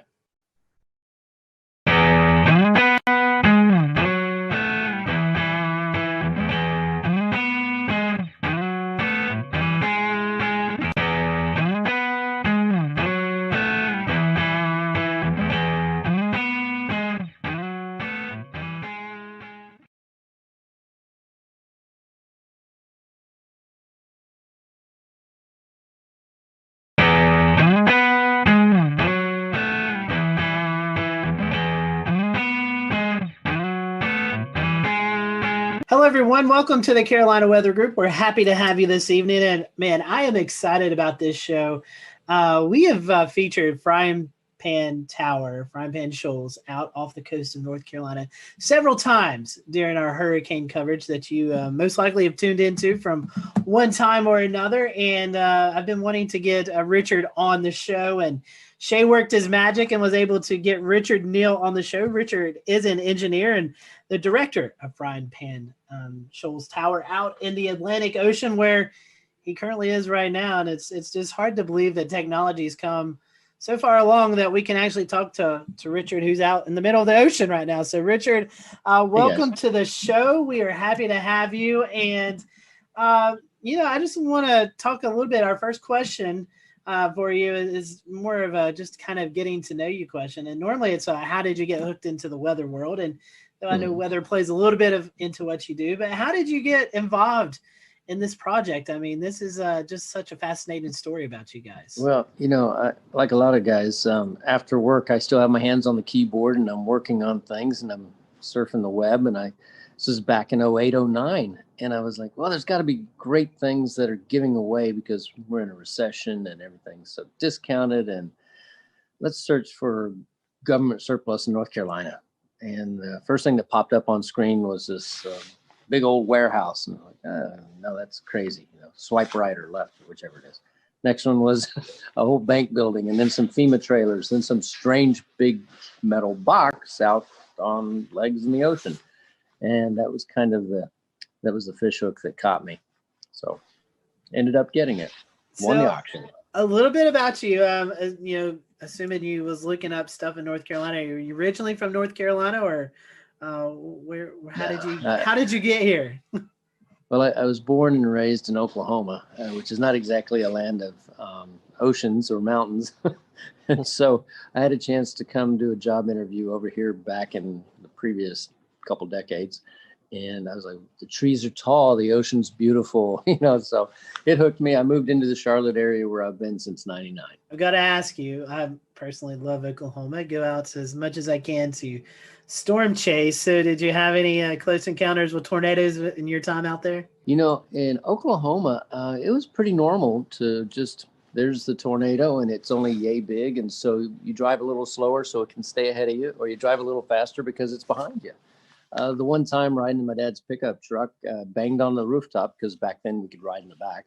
And we were following one about 2 miles ahead of us. And I asked him to hurry up because there was another one behind us, about 3 miles behind us. So we just stayed right between the two as we went home that day. Just a normal day.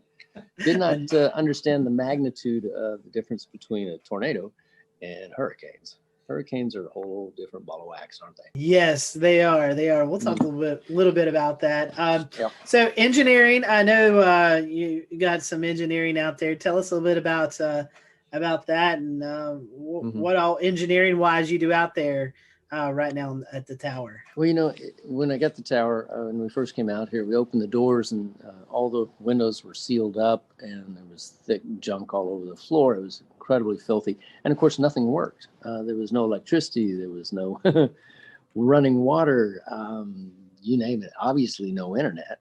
And so the name of the game was basically, how do we reestablish? And so if you can think of walking into a garage that people had walked out of 2 decades before, leaving most of the tools in there, almost like a put it together puzzle, figure it out and you can make it work, that sort of thing.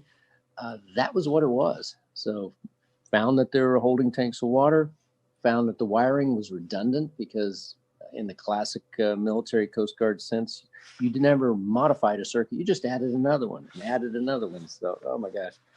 So it's really stretched my brain, everything from the structural to the mechanical to the electronics to you name it. Again, you don't just hire a plumber out here, you are the plumber. So very interesting. And you know, the first question that pops into my mind here, Richard, is how do you get out there? Good question. After I bought it, it took me 4 months to get here because I couldn't get a captain willing to bring me out in a boat.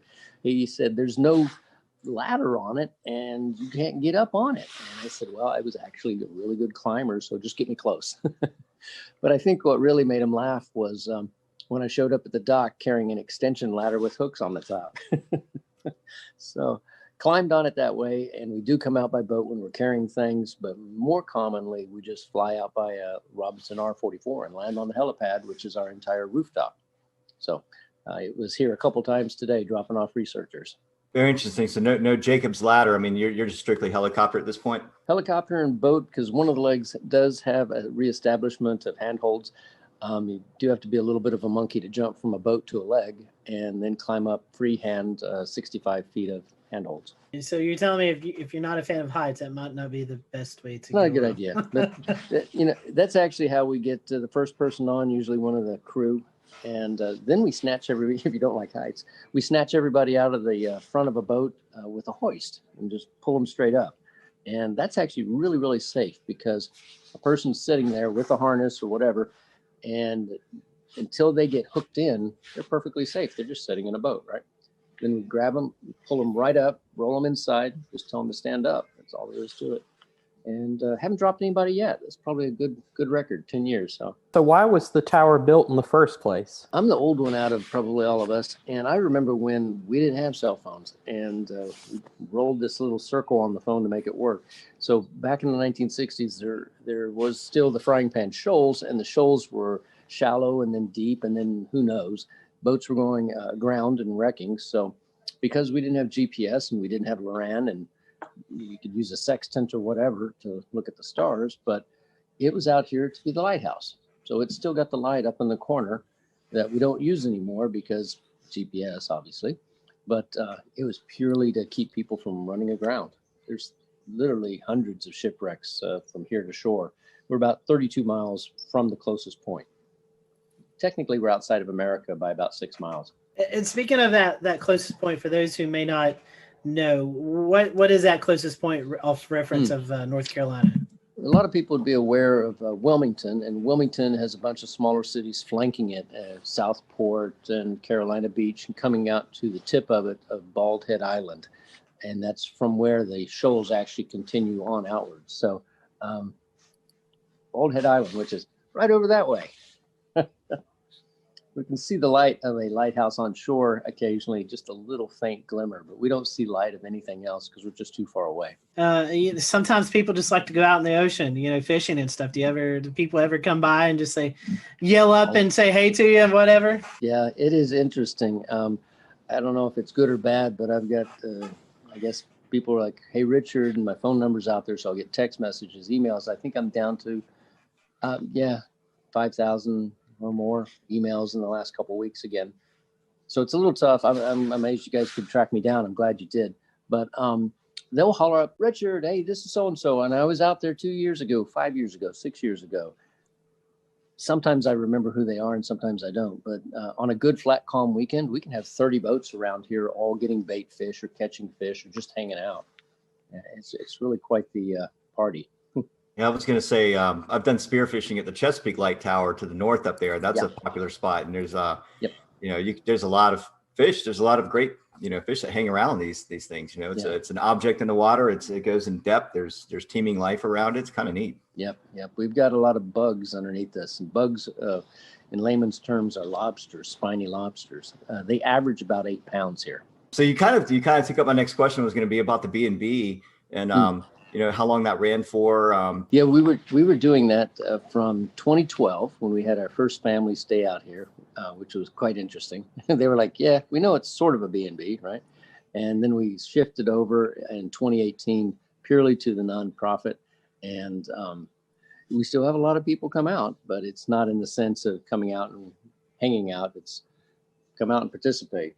The walls in here are nice and blue because we had 3 or 4 volunteers a couple of weeks back, clean and scrape and put it all back in order. How many people do you normally average in a year, Richard, that come out and volunteer? I mean, I know it can vary, but it's... It's a really great question. We've had thousands out, and that's because many people will come by in their boat and then they'll come on up and maybe they'll carry something out. I occasionally get a call on the Marine Band radio. Hey, Richard, we're here and we brought you that extra water, or we brought you some food, or we have too much beer and we can't get rid of it. We need your help. So, or we have fish that we've caught and they're like, yeah, come on up, let's share it and have a meal, and then we can head out the next morning. But with 8 bedrooms and a crew room in addition, and about 6,000 square feet, and a rec room and a stainless steel kitchen and a big generator room where we can cut and torch and do all the types of mechanical things you would want to. It's actually got a place for all different kinds of people. We've got people that came out and did nothing but work on our garden in the back corner. So we've got a garden that grows. Go figure. And for those who are maybe wanting to know, you do a fantastic job on social media, the Facebook page, of just sharing your experiences from day in and day out. And it's a really cool thing. If you go to Facebook and type in Frying Pan Tower, Richard, you do a great job on social media, just kind of showing the behind the scenes look there. Yeah, it's funny. People ask what the tower is really like and how it survived these hurricanes. And some of the things that I've learned is that the engineers that put it together had a fair amount of experience with what they call Texas tower or Texas oil rigs, the genre in the 40s and the 50s. So they made this thing stupidly overbuilt. I mean, massively structurally strong. With the legs, I just got a blueprint that I hadn't seen in 10 years. And it actually indicates that when they set the base pilings down, they actually took pipes and then hydraulically rammed them through the legs down into the bedrock to the depth of, if you can imagine this, 296 feet. Wow. That's incredible. It's a football field of steel down into the bedrock and then filled up with cement. So, and the casing on the pipe that actually is water level down is multiple layers. So it's approximately 3.5 inches thick. We just, we have to worry more about anything above water and just keep welding on parts there. So, I've gotten a chance to become a more proficient welder. And, since I don't have OSHA looking over my shoulder, it's like, yep, I'll do it. I'll do it right, but I don't have to get it inspected. So again, being outside the country does have some perks, right? Next question is, it's kind of like just everyday life that we have here, the luxuries of plumbing and power, internet. I've seen you were watching the football game a couple of nights ago. You cook up these really nice looking dinners. So how do you get all of that 32 miles out in the Atlantic Ocean? This is truly a working environment along the lines of, we don't just say, hey, stick a solar panel up there, it'll be great, and you'll love it for 25 years. No, we actually know that they will hold on during a hurricane. We've had solar panels up for 3 or 4 hurricanes now. We know the flags don't last quite as well, but that's another story. And with those solar panels, we still are on conventional solar batteries. So we don't have lithium yet because we work off of a very tight donated budget, obviously. And then if we need to augment it, like tonight when everyone's using all kinds of things, I will run a small little 3K generator by Honda or something like that. But the good news is that we did also resurrect life back into the 40 kilowatt Detroit diesel that has been sitting here ever since the 1960s. And when we took it apart and looked inside at the pistons, everything was put back in almost perfect order. And then they closed the doors and walked away. So all we had to do was get it up and running again. Now we need to get the electrical part out of it, which is the diodes and the rectifiers. And guess what? I'm getting to learn something else. But once I do that, then we'll reach out to our audience and say, be nice to have some resistance heaters bolted back on the wall, and then we'll run that and be warm while we're out here working. So 99% of the time, we're just solar and wind. So we have a couple turbines, and we've got a couple dozen panels and a battery room full of batteries that we watch very closely and monitor. And everything that we do out here, we can also look at and monitor from shore. So, and that was a 5.2 gigahertz microwave dish that we set up, shot to shore 56 miles, talked to TV station into letting us put a dish up on their tower at 1,300 feet. And, you know, it's one of those, I can't believe they let us do this sort of stuff, but you know, we get really smart people and then they're excited about it. And then they tell other people, and then we get a phone call. And a gentleman just got on a helicopter today that left that made a donation, and he spent the day or two out here. I didn't make him work, but he worked anyway. Couldn't stop him. Jordan, I know you've got the big fun question for us meteorological nerds. Yeah, so as the Carolina Weather Group, I'd be remiss if we didn't talk a little bit of meteorology while we're here. So what are some of the more memorable storms that have come by in recent times? I mean, I know I'm thinking about Florence and Matthew are probably the obvious ones, but maybe you have one that's maybe not quite so obvious. Well, Arthur was an amazing thing. I actually was out here with 3 of my kids and 1 volunteer, and we planned on flying back by helicopter on a Tuesday with an upper limit of the wind speed of being around 45 miles an hour or so for the helicopter. I think it was a Bell Jet Ranger. And we woke up that next morning to 55 miles an hour constant. So we weren't going anywhere. Surprise, surprise. Had not been out here for a hurricane. And my kids are like, are we going to be all right? Of course we are. It's going to be great.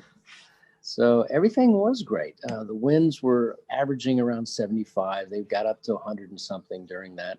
And we were all in here, and it's very noisy.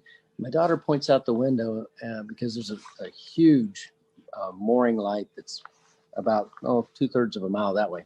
And it has a 12,000-pound dumbbell weight at the end of a huge chain. And it's the marker for the very end of the shoals. Well, the waves were so big. They were about 30 feet tall.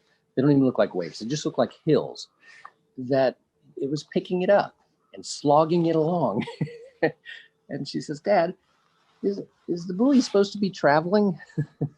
So it marched off towards Wilmington. And then as the hurricane spun around, you know, we got to the backside of it and the winds were blowing from the other side. We just finished dinner and it blew in one of the back windows, just shattered it. And wind is going everywhere. And the rain's pouring in, and we're back there trying to hold a piece of metal against it and get it all put back together. And my daughter's a little upset about this.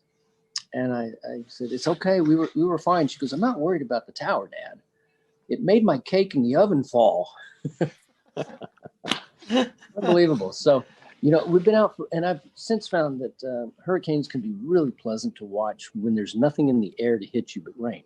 When you're on shore, you have to worry about all kinds of things. You have to worry about trees falling on your houses and that sort of thing. Out here, it's just rain. You wear safety goggles so that it doesn't sting your face too bad. And anything under 100 miles an hour, it's not going to blow you off the top. Over 120 miles an hour, it gets a little dicey. You know, we had some gust to that during a couple of them. And the water kind of comes in everywhere. So it gets a good rinsing, but that's all right. Does the tower sway at all? Do you get a little bit of that rocking factor? I'll show you. During the worst hurricane, this is it. That's it. Just enough to make the water wiggle around in the Culligan jug. That's it.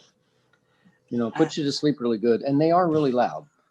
They are quite noisy. But, you know, you asked the question really that I should answer more directly is about the weather and how and what do we watch and how do we know when we can go out here. It's only 30 miles out, but the weather here is very different than the weather on shore.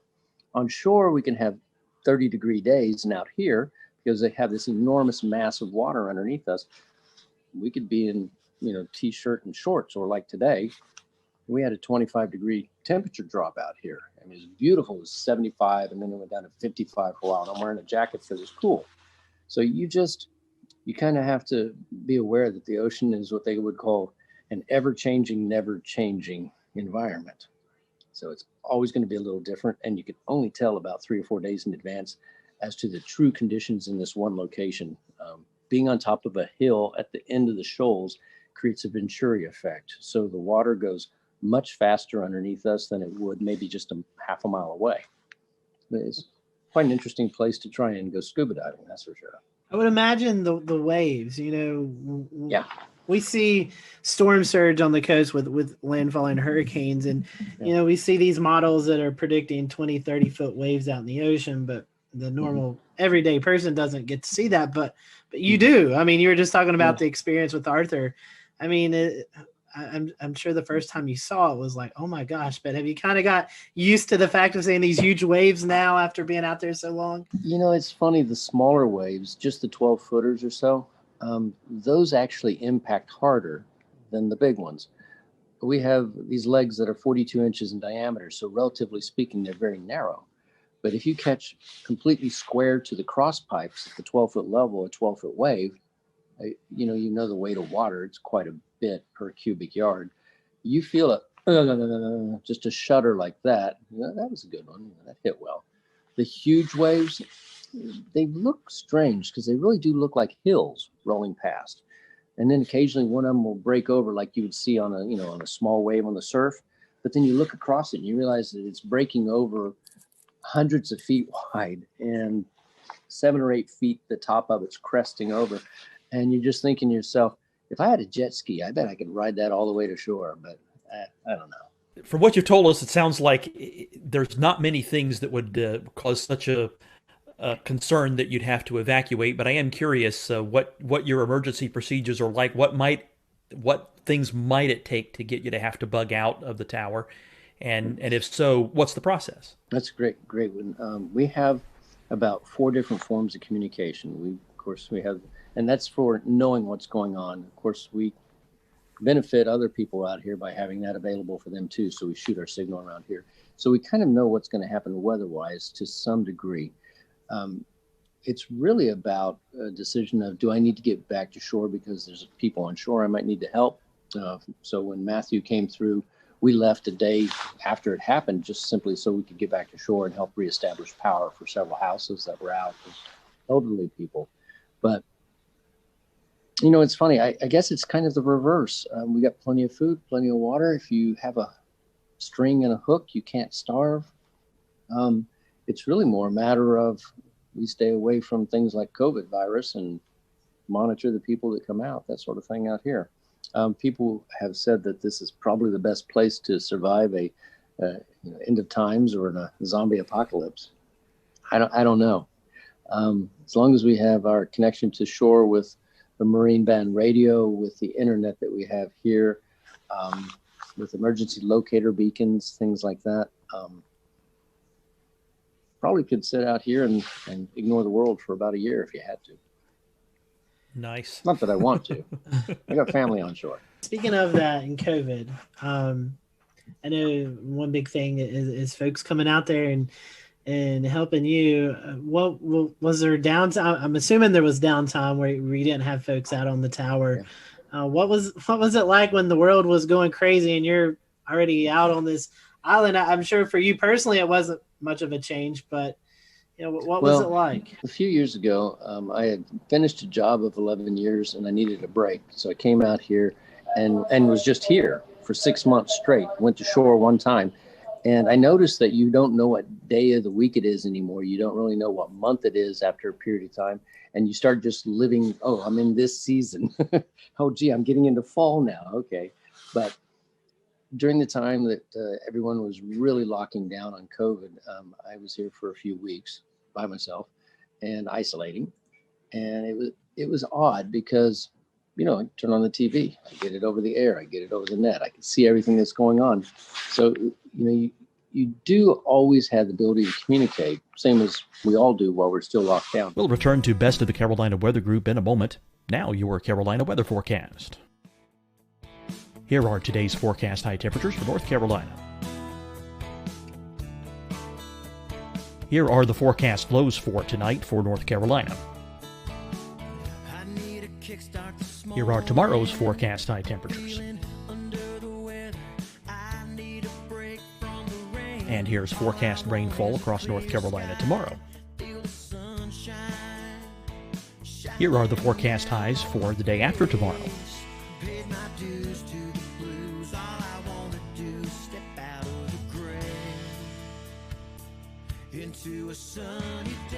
And here's the forecast rainfall across North Carolina for the day after tomorrow. This is the total rainfall forecast across North Carolina for the next 3 days. Here's the severe thunderstorm outlook for today from the Storm Prediction Center.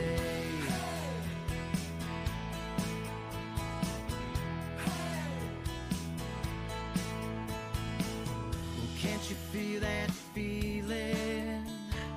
Something's coming, something's Here are the forecast high temperatures for today for South Carolina.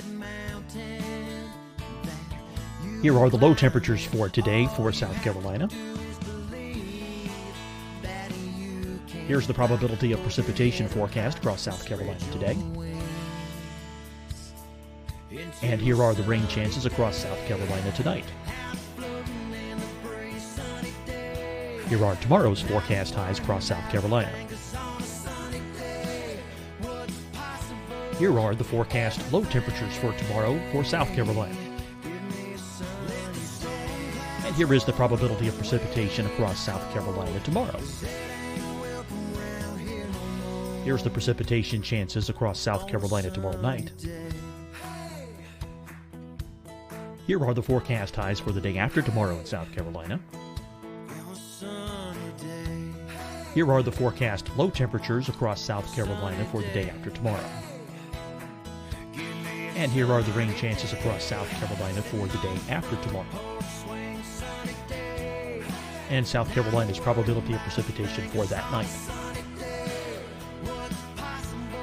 Here's the Storm Prediction Center's severe thunderstorm outlook across South Carolina for today through tonight. Here's the Storm Prediction Center's severe thunderstorm outlook across South Carolina for tomorrow and tomorrow night. And here's the Storm Prediction Center's severe thunderstorm outlook across South Carolina for the day after tomorrow through that night. Here's the severe thunderstorm outlook for today from the Storm Prediction Center.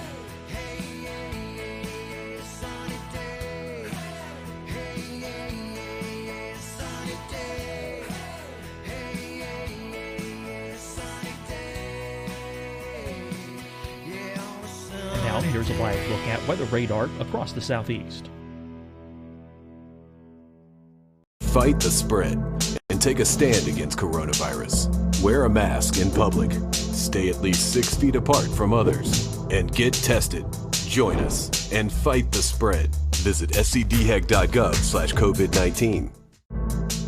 Getting tested for COVID-19 helps you to take the steps needed to protect yourself, your loved ones, and your community.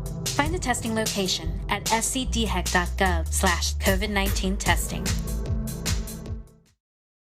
Hi, everyone. I'm Dr. Mandy Cohen, Secretary of the North Carolina Department of Health and Human Services.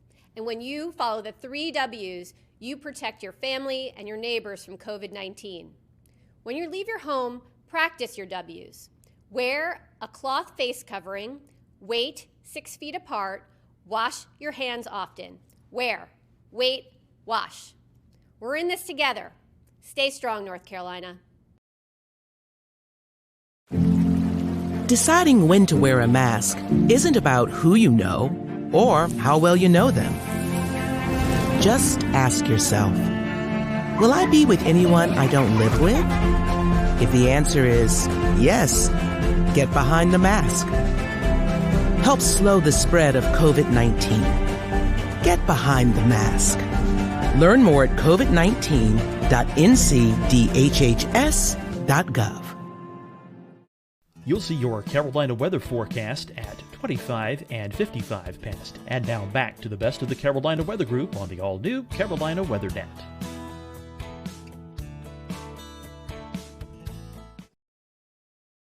I think it just made me really appreciate the fact that out here, I have a mask. I've got one in my pocket right now. And anybody that comes out here is going through a questionnaire. Have you been around anyone? Do you have the temperature taking? All that good stuff. They could still be carrying it, but we're trying our best to be just safe about it. So. Right. Well, speaking of that, we talked about the weather aspect. One thing I also want to mention is was looking through some of the Twitter mentions for Frying Pan Tower. Water spouts also, I'm sure you get to see your fair share of water spouts out there.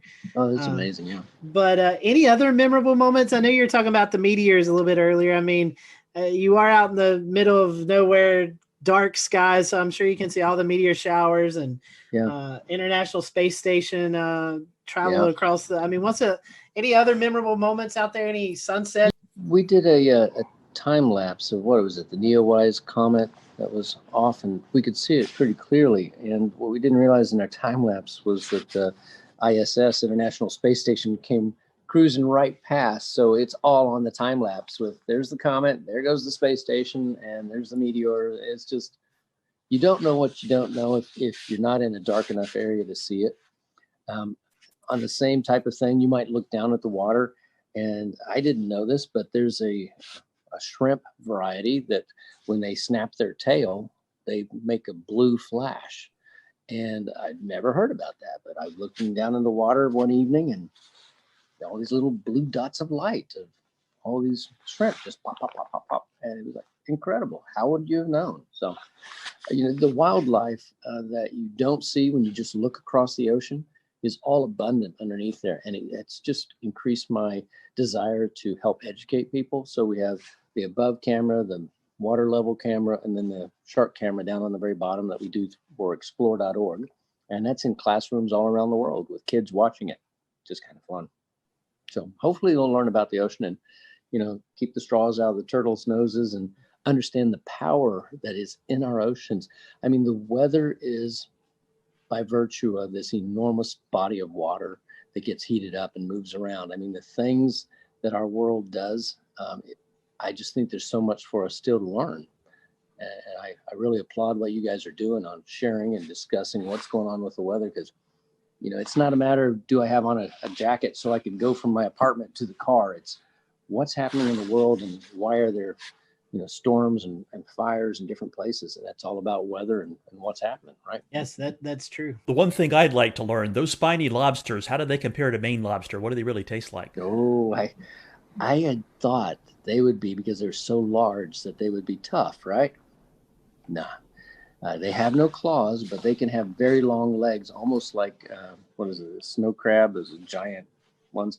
And their tails are usually about that big around, about that long, and they're deliciously fresh and soft. We have divers that come out here and they'll grab them. We have a lot of rock ledges. So if you grab the one or two out of there, next day another one will move in because they're always looking. So they're migrating at night, running around. And they brought up 4 enormous ones. We filled up a stainless steel bowl that was about this big, full of lobster meat. We all ate, there was 6 of us, and we ate so much lobster we couldn't stand it anymore. So the next day when we wanted to go fishing, we were fishing with lobster meat, which is just ridiculous. So it's really, really good. For those folks who are listening tonight and they may feel like, this is a worthy cause that I want to give to, I know looking at your website, I mean, you've got a shop with apparel that you can do. You have a list on Amazon that folks can purchase and send to you, all sorts of way to help out the cause. So tell us about that. And I even see a signature coffee blend. So tell us about all the different ways that we can help you guys out there doing the research you're doing. It's really funny. A few times I would have a conversation and talk people that would be watching about, having this cup of coffee or that cup of coffee. One, and mind you, if you're stuck out here, I'm not going to go and grab a Starbucks or a Pete's or a Dunkin' Donuts. And so I found a blend that was incredible. And the company that makes it, Black Powder, said, well, I'll tell you what, we'll make you that particular variety and we'll give you a percentage of the proceeds for the nonprofit. I thought, oh, win-win. And then they gave me free samples. So I'm going to drink that coffee because it's really, really good. The whole goal is, it's not just a YouTube clip that makes you a few pennies, or an Instagram or whatever, or a few shirts that you make $1 or $2 off of. It's whether or not we can get enough people to pay attention to this, to restore this. And that really is my goal, is how do we restore something? So it's restore, obviously, protect, which is not only the sea life down there, but also the mariners around here. We've been really lucky. We've actually helped save 3 different divers' lives out here, and over the last few years, and then preserve. How do we get it so it's self-maintaining? And I think the only way to particularly what we're doing right now, sharing the message, educating people, and helping them understand that it's not me. Again, I joke, it's like I'm the chief custodian and janitor. But I'm also the one that really wants to get the world to understand that this is a rare, long time ago. And we typically don't do things like this anymore. We don't build big steel structures because we simply don't need to. And it's really worthwhile to save it. That's all we're trying to do. Interesting that you say that. I was looking, you're on the wish list, you have like an AED, and I never would have put that together with, folks who may be out there and, 30 some miles off the coast and they need immediate medical attention. That's a great thing. Had a heart attack when you had to, get him out of here. We had the helicopter flew out here and grabbed him. So a big Coast Guard helicopter snatched him off, and he was okay. Next day, he was fine. Wow, amazing story. Well, Richard, I personally want to thank you for what you're doing, and you were talking about Dan about getting some storm chasers out there. We may have to. I'd love it. May have to pitch in on a helicopter ride and come out and at least have a meal with you or something. I'd love to get you guys out for a weekend, and you know what? If you give us enough notice, we'll find a volunteer with a boat and just have you guys come out on that. How's that? Hey, I am down for that. we are up for that. And again, Richard, how can we follow you? I told about the Facebook page, but do you have Twitter or anything else that they can follow the work you're doing? Yeah, we've got we're either Frying Pan Tower. I forget what it is, original or something. So we have an Instagram. It's easy to find us. You search for Frying Pan Tower, clearly. There is also a in the middle of the woods, a frying pan light tower, not a light tower, but a tree tower for observing for other things. You'll know it when it's us because we have water around us. So we have Twitter, we have YouTube, we have Instagram, we have Facebook, and I don't know what else. Well, you're talking about and our website, of course. Yeah, at the explore.com, which we got permission to air some of the footage during hurricanes. Oh, good. Explore.org. They're good. Yeah, folks. Explore.org. Yes. Yeah. They're doing good things. Definitely check that out. That's awesome. Yeah. Good deal. Well, Richard, we thank you for your time. And for those who are watching here on the Carolina Weather Group, we hope you have a great rest of your week, and we'll see you next time here on the show.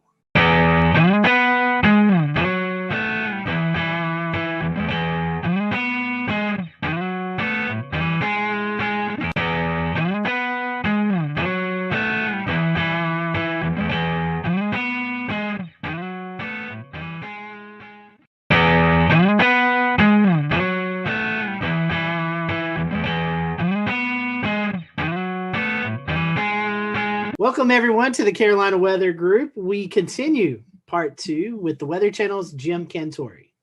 So I think to talk to you, Jim, and not bring up the famous commercial of you going to the beach and playing beach volleyball and going to different places, and the crowds run away from you, and you're like, what? I'm just here to go to the beach, which is an amazing commercial. I think it's a fun kind of that was pretty pastime brilliant for all of us.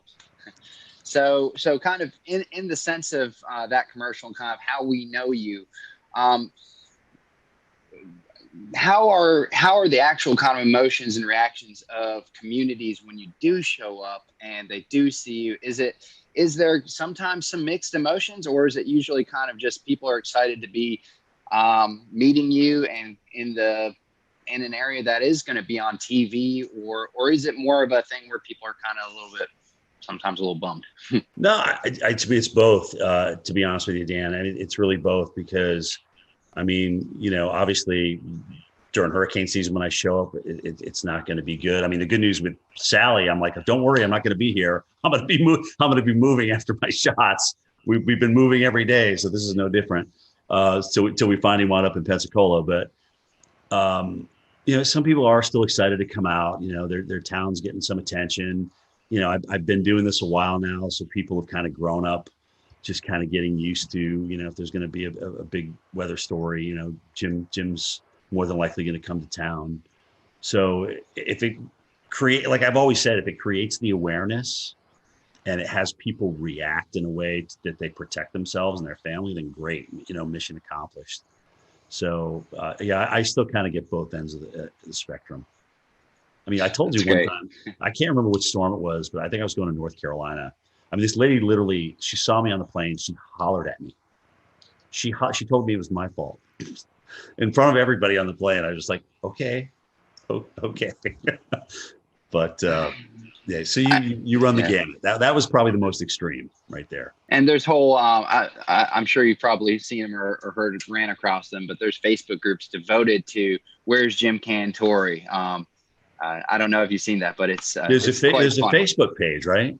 That's right. And they post pictures of what they think is you, what certain like Storm Chaser cars or Weather Channel cars. And they'll say, he's now been spotted at Sunset Beach. And then, it's got hundreds and thousands of members. So for the record, guys, do you know how many bald, short Italian men exist in this world? A lot. And I'm just one of them. Okay, so yeah, I get spotted a lot in places. I'm like, and I sometimes I read those in my Twitter, and I'm just like, I'm sitting right here at my house looking at this, and who is playing me, or who do they think is me? So it's cool. I mean, in a way, it's kind of cool, because I never in my wildest dreams thought that a guy that just wanted to get the forecast right would be, somebody who developed a Facebook page for. So, I mean, it's kind of fun when I can play along, I will. But, like I said, at the end of the day, if it helps people get ready and creates an awareness, then mission accomplished. Mission accomplished. All the memes that come out of that. I'll read you one. I sent. Oh, dude, the memes. Oh my God. Oh man. So one that I thought was kind of funny. I sent this directly to you because it was right in the middle, right when the COVID was just, the fear was so high at one point. And I said, if Southerners don't seem too worried about this coronavirus still, it's because we have been conditioned to believe that we likely don't need to be concerned unless or until this man shows up. And it has a picture of you. So, I mean, yeah, they seem to get better every year. So it's like I said, it's very humbling. It's nice to be a meme. I like your attitude. I like your attitude on it a lot. I mean, the idea is if you can bring attention in a positive light to the storm, then you're doing a good thing no matter what, and that's great. It's really weird. Bobby Labonte is a friend of mine, and I remember when he was telling me a story about the ESPYs, where he was in the back room with Tiger Woods, and he was, they were both just kind of like, "Are you here for this?" "Yeah, we're here for this." I mean, when you don't really want to be in the limelight. Sometimes when you're in the limelight, you don't really want to be in the limelight. It's not what you strive for. It's not. You don't wake up in the morning and say, "Oh gosh, what can I do to make myself more in the limelight today?" I mean, that's just really not. I mean, Bobby is a fantastic race car driver. He won a championship. That's all he wanted to do. Tiger is a phenomenal golfer. All he wants to do is play excellent golf. And now, as you saw from this weekend, his son can play pretty good as well. It's just, I think that the true professionals, the notoriety that comes along with them is just kind of an after effect. But I do think you also have to embrace it. You can't ignore it. You have to embrace it, because I'll never forget the time as a kid I got a chance to meet Reggie Jackson. As you guys know, I'm a huge Yankees fan. And I got a chance to get an autograph from him. I stood in line just like everybody else. They used to have this big thing in Atlanta called the Super Show, which was everything and anything to do with sports. And I was like, oh my gosh, Reggie's signing for Upper Deck. I got to go get Reggie. So I had my baseball and I stood in line just like everybody else. So when I finally got up there, which was, probably 45 minutes, I was like, oh my gosh, I handed my baseball. I said, Mr. Jackson, what a pleasure to meet you. I mean, you've been you've just been my hero. You took the Yankees to a world championship. And he turns around and looks at his publicist or whatever. And goes, hey, how much time we got left here? 15 minutes. All right, here you go. And he handed the ball to me. It was just kind of, I don't know. It just kind of left a sour taste in my mouth. I just never forgot it. And I'm not Reggie Jackson, but people that want to meet you and want to come out and talk to you, I think you owe them a little bit of your time, because you've been given this gift, and it's there to share. And that's really how I feel about it. But I'll never forget that experience, and I always go back to it. And look at, you know what? I can't say that Reggie didn't have another thing to do. I can't blame him for that, but I just never forgot that reaction, how disappointed I was. Now, if I'm out to dinner with my girlfriend, or if I'm with my kids and we're talking and having a good time, and if you want to come up and talk about climate change or what we should do about NextRad, I'm like, hey, can we like save this for another time? You know, pick your times of when you approach people. That would be my best advice to other folks out there. But I'm happy to talk to you. I am a true weather geek. I love talking about it. I'll give you my opinion. Sometimes it's going to be good. Sometimes it's going to be bad. Sometimes it's going to be right. Sometimes it's going to be wrong. But that's me in a nutshell. Speaking of NextRad, could you talk to those folks in Washington and get us a radar in Charlotte? Yeah, I mean, I you know, look at, if we wait around for phased array, we're gonna have more tornadoes missed. We're gonna have more gaps. They told us not to really talk about this, but you know, now that I'm on with you guys, yeah, let's fill the holes. Let's fill the gaps. It's long overdue. I mean, we got a nice system down now, and I know this data needs a lot of maintenance, and it's very, very expensive. And if that's the case, then come up with a great, you know, new phased array, and let's roll that out. Let's just roll out phased array. But until we get there, let's fix the stuff that we got. Maybe add a few mobile radars here and there to fill in the gaps, especially when you're talking about large metropolitan areas and cities. I mean, at this point, the NWS radar, the guys that are operating the radar and monitoring the radar, they know where the gaps are. They've been doing it for years. I mean, it's not like they're just coming out with this out of nowhere. So, yeah, I'm pro filling the gaps all the way. Do it. It's long overdue, guys. It's long overdue. So I have just one follow-up question here about how you deliver your message and the best way you can kind of connect with your viewers and stuff. So really, in a perfect world of your day-to-day, you know, big storm comes around or whatnot, would you rather spend more time actually kind of doing on-camera storm action coverage where you're in the heart of the storm, or would you rather spend more time kind of, in some instances, being from a safe location where you can spend better time broadcasting, have clearer messages, and work more on the communication side? So studio versus non-studio, I think that's what you're asking me, right? I mean, I like a mix. I've got to have a blend because I still need, like when I was told I was going to go out to the snow the other day, I was like elated because A, it wasn't a hurricane, and B, it was just, I just love getting out in it. Because here you are, you spend all this time looking at model data and this, that, and the other thing, and reading this and reading that, but you to go out and experience it, and then to kind of bring it home to the viewers, that's the win, that's the home run. I don't want to live in the field, and I don't want to live in the studio. I got to have a blend of both, and hopefully I'll be able to carry that to the end of the career. But it is getting exhausting out there. I won't lie. When you go through on eyewall, guys, and then you got to get up the next morning and do, you know, kind of tell everybody what happened. It's tiring. And the adrenaline takes you through the event, and then after that, you know, the tiredness and the lack of adrenaline. I mean, you got to find it from somewhere else. But you still got to put together two words in a sentence. So that's how that's going. What's going on, Pete? Hey, what's going on, Jim? How you doing? Good, man. So to kind of piggyback off of that question, take us through your workday at the Weather Channel, from when you wake up to when you leave the Weather Channel for the day. So AMHQ is the show I'm on, 7 to 10 in the morning. Get up about 4:15, come down to this very computer that I'm on, jump on it, see what's going on.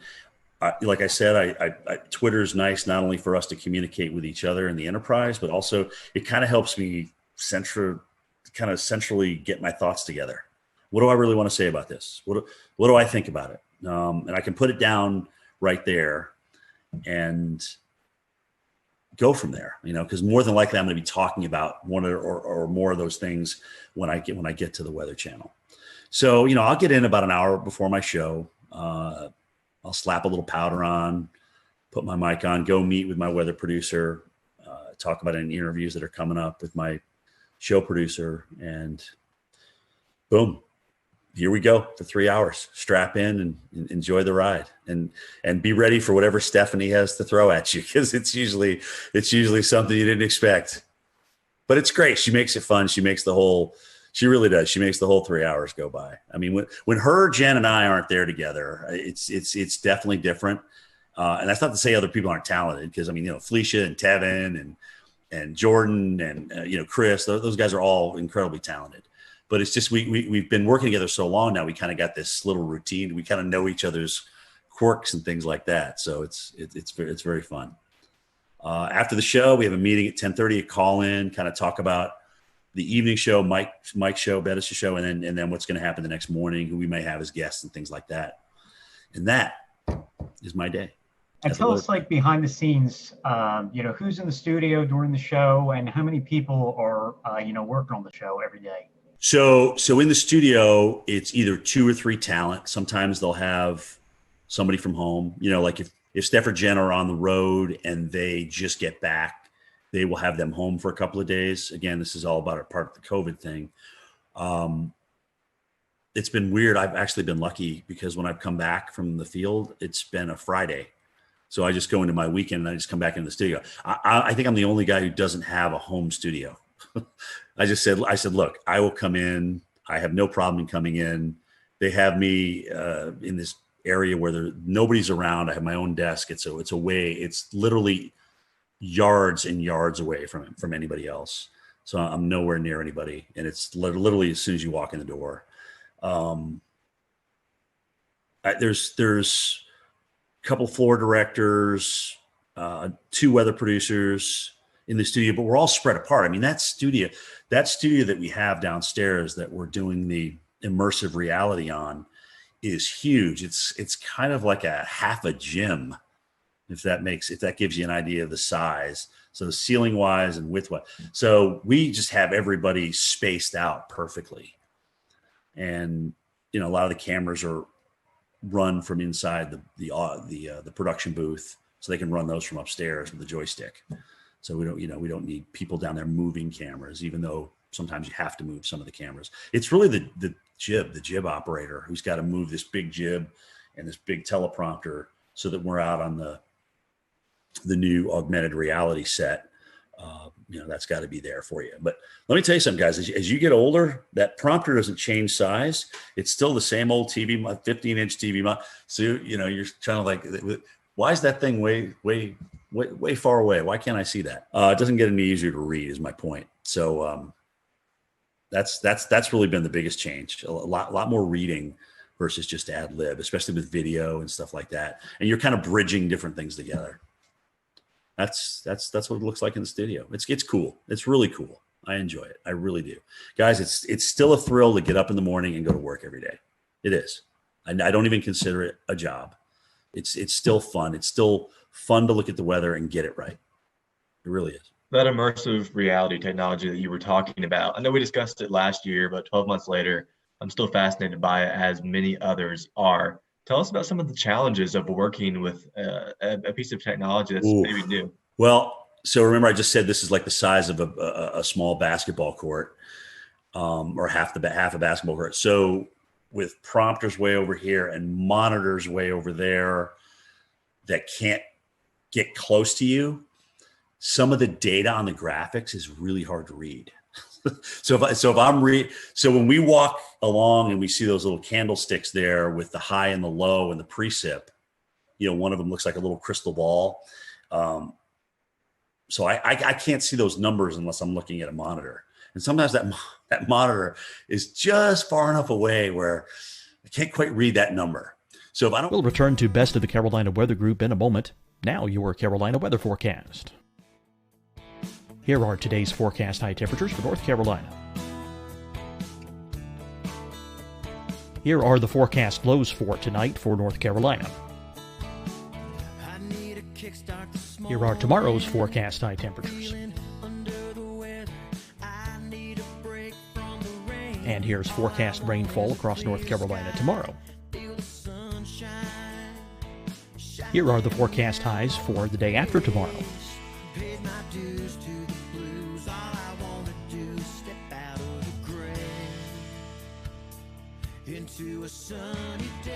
And here's the forecast rainfall across North Carolina for the day after tomorrow. This is the total rainfall forecast across North Carolina for the next 3 days. Here's the severe thunderstorm outlook for today from the Storm Prediction Center.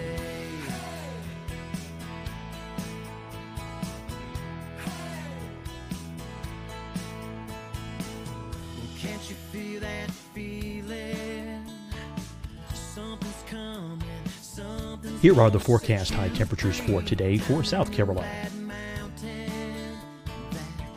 Here are the low temperatures for today for South Carolina. Here's the probability of precipitation forecast across South Carolina today. And here are the rain chances across South Carolina tonight. Here are tomorrow's forecast highs across South Carolina. Here are the forecast low temperatures for tomorrow for South Carolina. And here is the probability of precipitation across South Carolina tomorrow. Here's the precipitation chances across South Carolina tomorrow night. Here are the forecast highs for the day after tomorrow in South Carolina. Here are the forecast low temperatures across South Carolina for the day after tomorrow. And here are the rain chances across South Carolina for the day after tomorrow. And South Carolina's probability of precipitation for that night. Here's the Storm Prediction Center's severe thunderstorm outlook across South Carolina for today through tonight. Here's the Storm Prediction Center's severe thunderstorm outlook across South Carolina for tomorrow and tomorrow night. And here's the Storm Prediction Center's severe thunderstorm outlook across South Carolina for the day after tomorrow through that night. Here's the severe thunderstorm outlook for today from the Storm Prediction Center.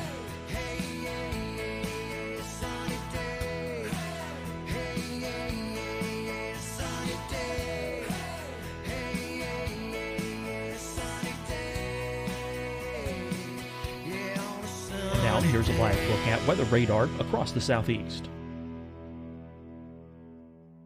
Fight the spread and take a stand against coronavirus.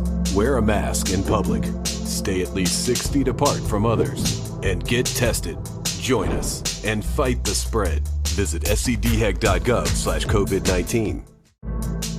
Getting tested for COVID-19 helps you to take the steps needed to protect yourself, your loved ones, and your community. Find the testing location at scdhec.gov/COVID-19 testing.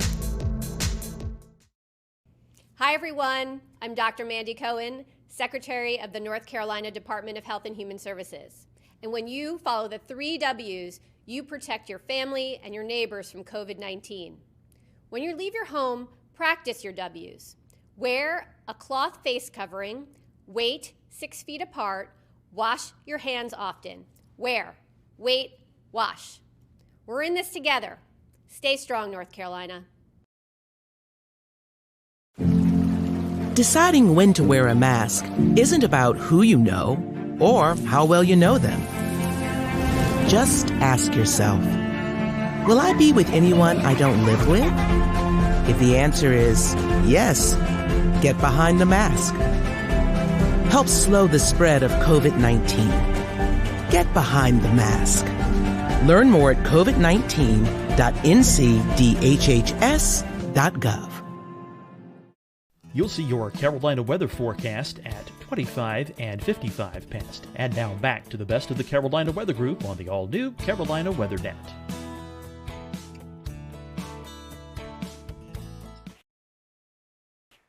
It's definitely an beep moment out there and sometimes I'll turn the wrong way because you're so far away, you forget which side it's actually on in the real world. So it still takes some getting used to, and I'm absolutely not as comfortable as I am with a telestrator and a monitor in front of me or right next to me where I can touch it. So I'm out in no man's land, really. Well, another one of the neat things you've been a part of at the Weather Channel is the local on the 8s. Your voice is on there. Tell us a little bit about that process and how cool it is to be that person. So local on the 8s. Oh my gosh, when did I do that now? Maybe 10 years ago. But it took about 18 hours to record all. I mean, you have to record each number. There's different phrases that are coded. And so they put those codes together based on the forecast, right? And so partly cloudy will come up with winds increasing to 25 miles per hour. Those are two different things that I would record. I don't record all that in one thing. But so I thought, oh my gosh, so I get a chance to do this now. I'm going to be fancy with it. I'm going to like, if it's 108 degrees, I'm going to like really, it's 108 degrees. Heat index, 108. Wind chill, minus 55. So I went through and I did all that. And, that was about 3 hours worth of recording. And so then they got back to me and said, Jim, you can't really do that. You need to be kind of monotone here because we're going to marry all these different phrases and words and numbers together based on code. And you can't like be way up here and then but winds will be calm. Winds are 0 to 10 miles an hour. So it just won't sound right. So you need to be so I had to go and record all that again. But so much for trying to be different, right? So that's the story behind your local forecast. Well, and it's crazy, dude, because when I here I am with my mask going through an airport and somebody will look at me and they'll be like, I know who you are. I know I recognize that voice and I know it's from the local forecast. So not even being able to see my face, just from the local forecast, I get recognized now. It's crazy. Well, it sure sounds a lot better than it used to before that. Yeah, well, it's HD. It's got a little bit more resonance to it, reverb to it. And yeah, it's not the National Weather Service radio, that's for sure. Well, Jim, I had a question about what it's like to do your road trips. You've already talked about this a good bit, and we know that no two road trips are alike for sure, especially when some go to severe weather events, some go to hurricanes, some go to winter storms. Right. But what is a typical road trip like for you? What's the advanced planning like? What's it Frank, like to actually cover it? Yeah, the hardest thing for me is that I want the ball when the game's on the line. Okay, so what that means is in the morning before I travel, I don't like if we have a pending hurricane, I don't want to not be on the air. I want to be able to go in there and talk about it. But that becomes a very long day, okay? Because you're up early, you're in doing your thing, and then you got to go home. You either have to pack if you hadn't the night before, and then, travel to the airport and go through that whole rigmarole, and then get to your location. And like I told you guys earlier about the logistics, you got to make sure all those logistics line up. I mean, if that's going to be your spot that you're going to broadcast from, is your cameraman going to be dry? Are you going to be able to be out in the worst of it without drowning yourself and your vehicles and things like that? All those things come into play. And so now here we are at 6:00 at night after starting at 4:15 in the morning without stopping. And it just becomes an incredibly long day. So when it's just a travel day, which is rare, it's like getting ready for the game. You got to pack, you got to have the equipment, you got to execute when you get out there. So you just kind of gradually ramp up and get to your location. And there is kind of between all of our teams out there, like, okay, who's going to get the best location? Who's going to be able to get the best shot? And so there's a little bit of that sportsmanship going on out there between us meteorologists. And I mean, we all want the best shot. We all want, the best TV for people. We don't want to have something happen to anybody or happen to us. That's not what I'm saying. But we want to have the best looking shot out there. But you just don't show up and that happens. There's a lot of logistics that go involved in that. You got to talk to the hotel managers. You got to make sure that you can actually broadcast here. Can we open this door during the storm? Can we get this AC power plugged in? Those kind of things. Can we get this room on this side of the hotel? Blah, blah. All those kind of things come into play. And if you've worked the morning and it's like, let's say it's a Thursday and you've been doing this all week, you're pretty tired by the time you roll into Friday, and you're going to work the weekend because that's when, the storm's coming in. So let's see what, I think I pulled 14 days was the longest stretch, 14 or 15 days this year. It was a long stretch. And how much downtime do you need to rest after something like that? Well, that depends on who's out and who's not. I mean, we're pretty much running a lean, mean fighting machine right now. And if somebody's they do a great job of honoring PTO and vacation time here. And if somebody's off, sometimes I got to come back the next day, and it's tough. That sometimes winds up being the toughest day of all, is the day you got to come back in studio. The adrenaline's gone. You still have memories of what just happened and the hardship out there that was produced by a hurricane or a tornado. And you gotta find a way, man. You got to find a way to ramp it up, because as Al Roker always tells everybody, he goes, the worst thing in TV you could ever do is be boring. That's the worst thing you can ever do on TV, is be boring. Absolutely. Your passion has to come out no matter what. Yep. So, Jim, you started at the Weather Channel right out of school. So tell us how you got the job and talk about the demo tape you sent in. Well, I never even sent it in. Oh. So that's the I never applied to the Weather Channel. The guy who was in charge at the time, his name's Ray Ban. A friend of his apparently was doing a research project. They were researching where broadcast meteorologists were coming from.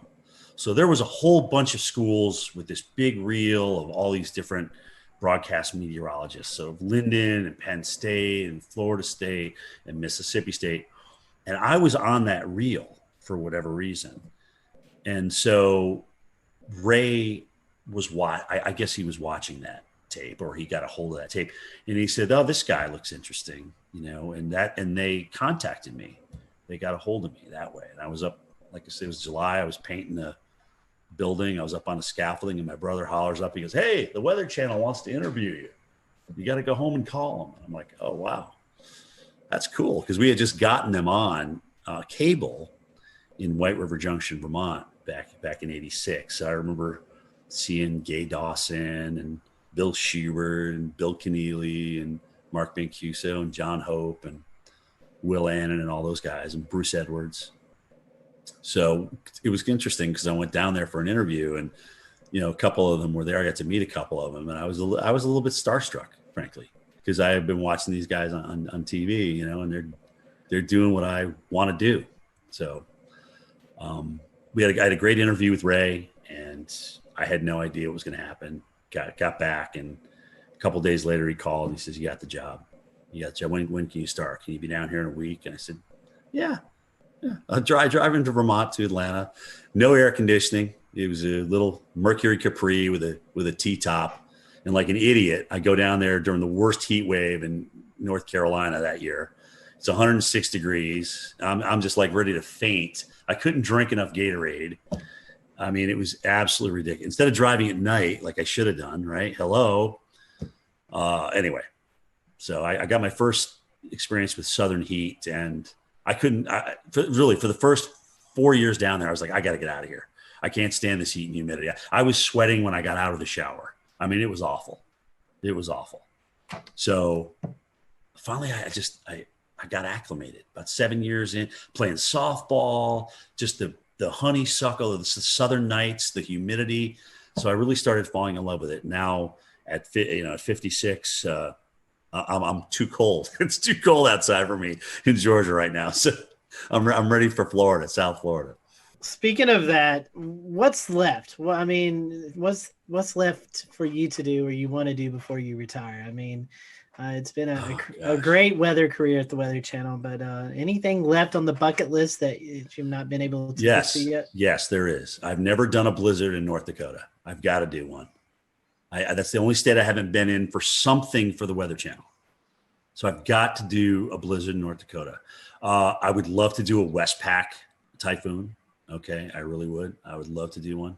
Maybe do what was a hurricane in the Atlantic ramming into the UK or Ireland or something like that. I mean, that would be just to kind of experience weather in different parts of the world. Antarctica, this iceberg that's supposed to crash into that island down there. How cool would that be to broadcast live on that iceberg? How, right? It's the size of Puerto Rico and it's shaped like Jamaica or something. I mean, it's crazy. Just those kind of things.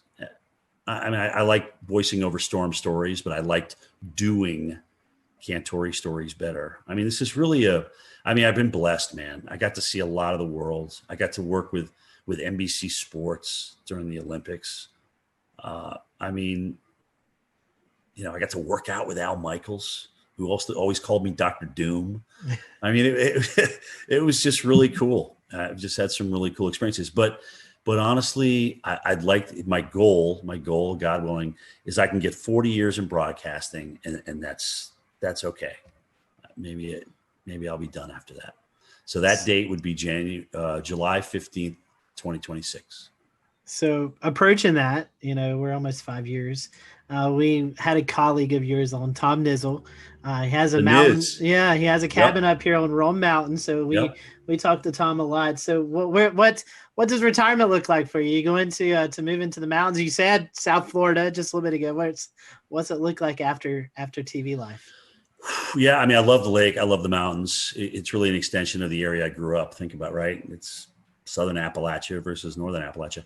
So I certainly see myself, and I'm a small town kid, guys. I'm not a big city kid by any stretch of the imagination, but maybe split where I live between Florida and North Georgia. I don't know, maybe open a nursery, maybe open some kind of small business.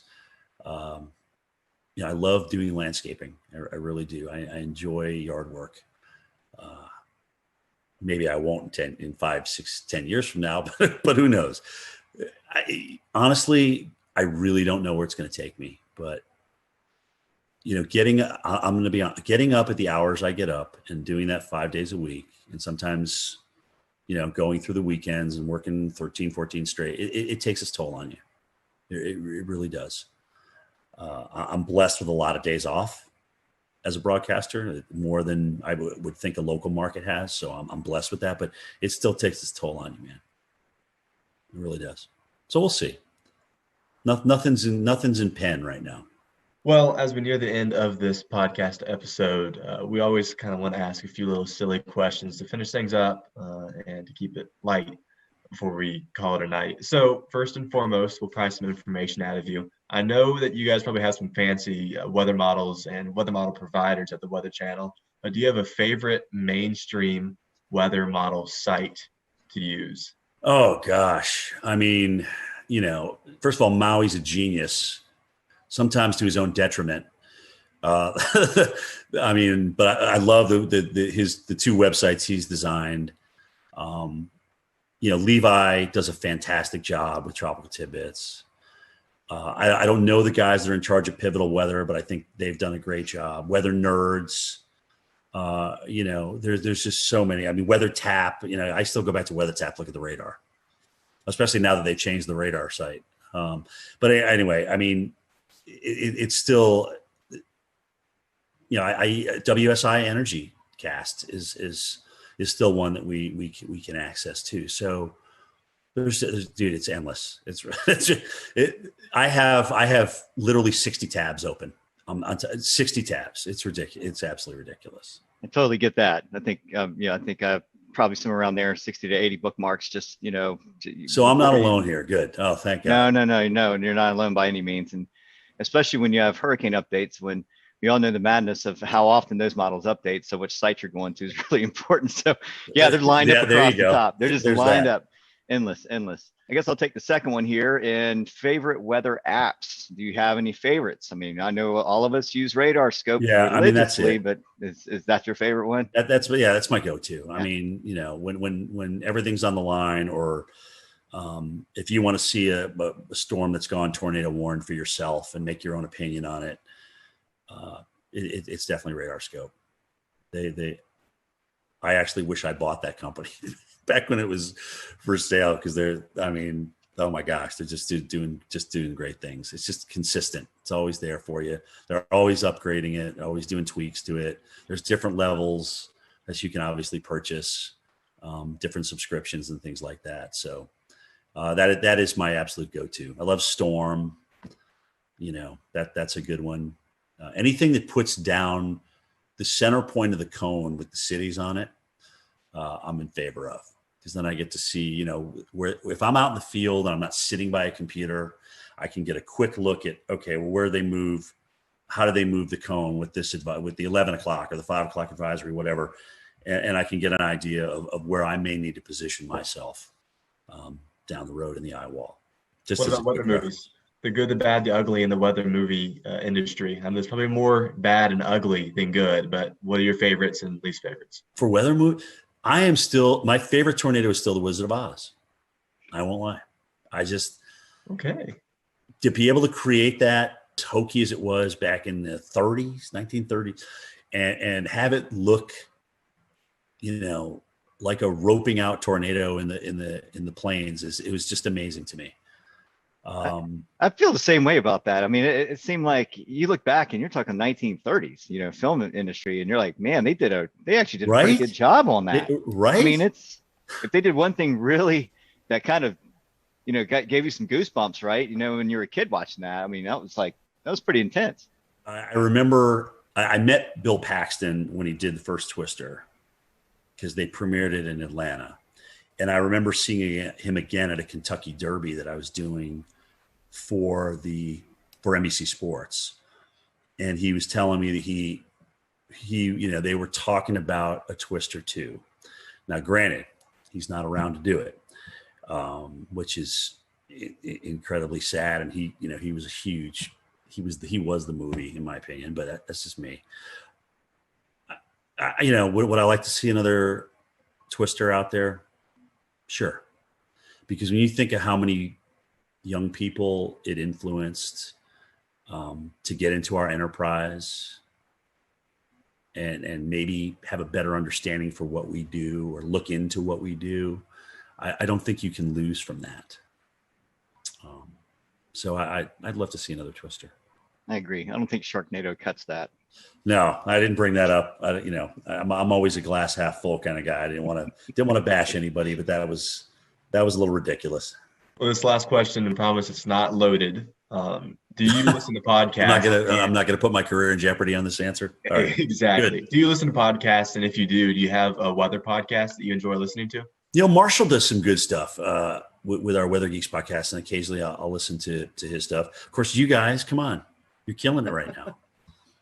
Jennifer Watson, and you know, occasionally, you know, she'll jump into a weather podcast as well. Weather Brains has always been great, and I know it's nice when you know the people that you're talking to a little bit, so you kind of know what to expect.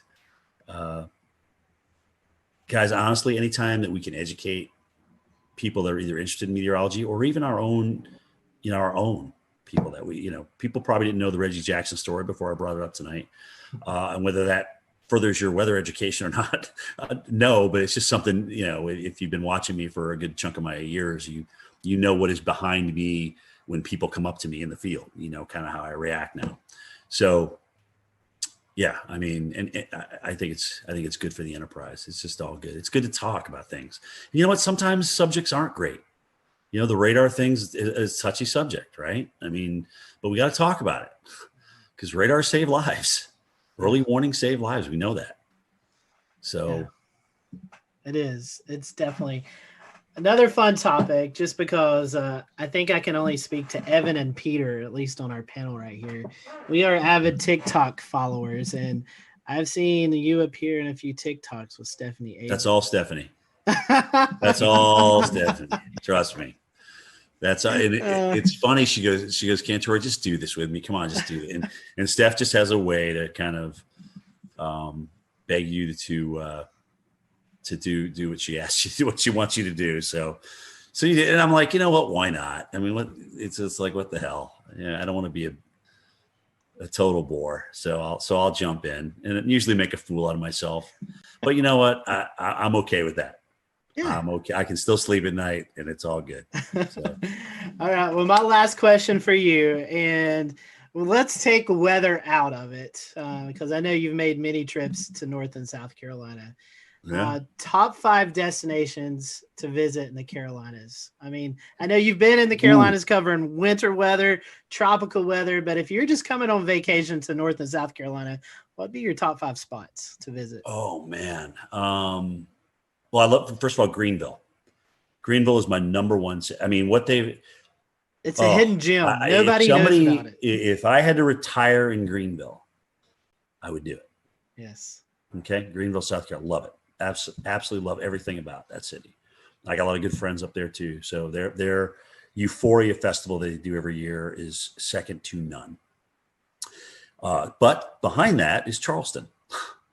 I love Charleston. It's the charm of that city, just being down in there, being in the thick of it, the history, the weather history. I mean, everything. It's just absolutely beautiful. Wilmington. I've seen them get the crap kicked out of them and come back and be this wonderful, wonderful town. I love Asheville. The Grove Park Inn. I've been there for the gingerbread contest. I mean, that is just unbelievable. It's just a beautiful historic place. The Biltmore, obviously, up there. I mean, holy cow. Gosh, where else have I been in the Carolina? I think it was Winston-Salem. Maybe, or was it Hickory? I can't remember. I got a friend that I went. They had just like refurbished the downtown. I can't remember which one it was in, which one I was in, but I thought that was a pretty cool place. I live close to Hickory, and it's recently been redone. So there it was Hickory. Yeah, I was about to say, you're kind of like, what? Where did this come from? Where did this come from? All right, who did I offend on this answer? No, you didn't offend anybody. You get your martial arts training here in Charleston. We all know that. Yeah, you did great. I'm in agreement with you on Charleston. It's my favorite place to go. Oh, it's beautiful. And Jay loves it too, right? Greenville's number 1. Charleston's number 2. It really is that, just like that. I tell people, I say downtown Greenville is the most underrated place to visit. It's a beautiful spot. Not a lot of people go. I mean, you can go out on a nice Friday or Saturday night and go eat dinner, welcome the river. It's a beautiful spot. Like I said, if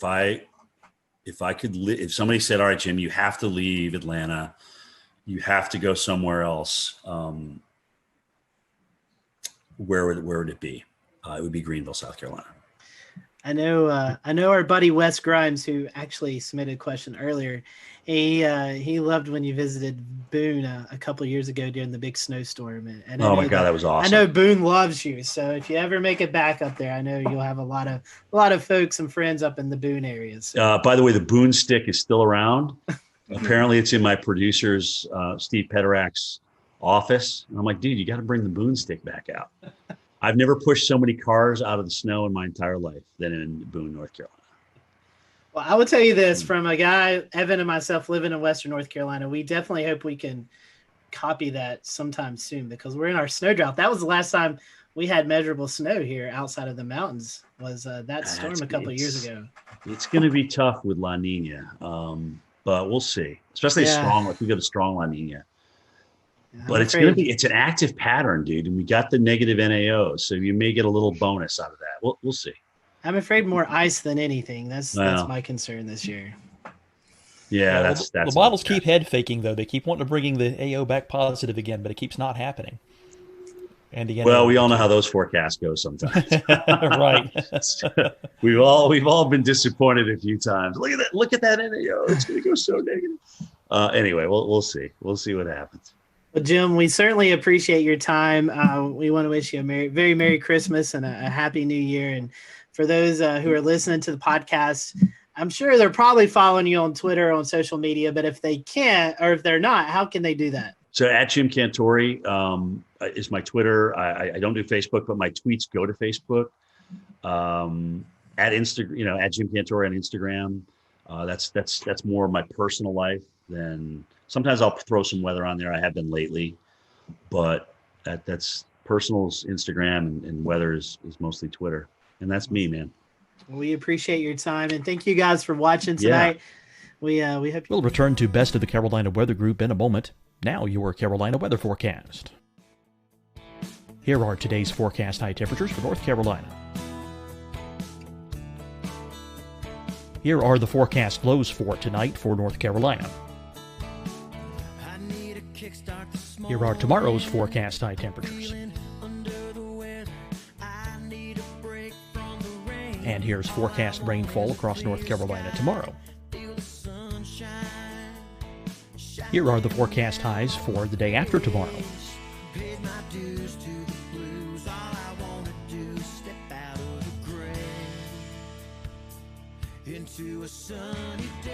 And here's the forecast rainfall across North Carolina for the day after tomorrow. This is the total rainfall forecast across North Carolina for the next 3 days. Here's the severe thunderstorm outlook for today from the Storm Prediction Center.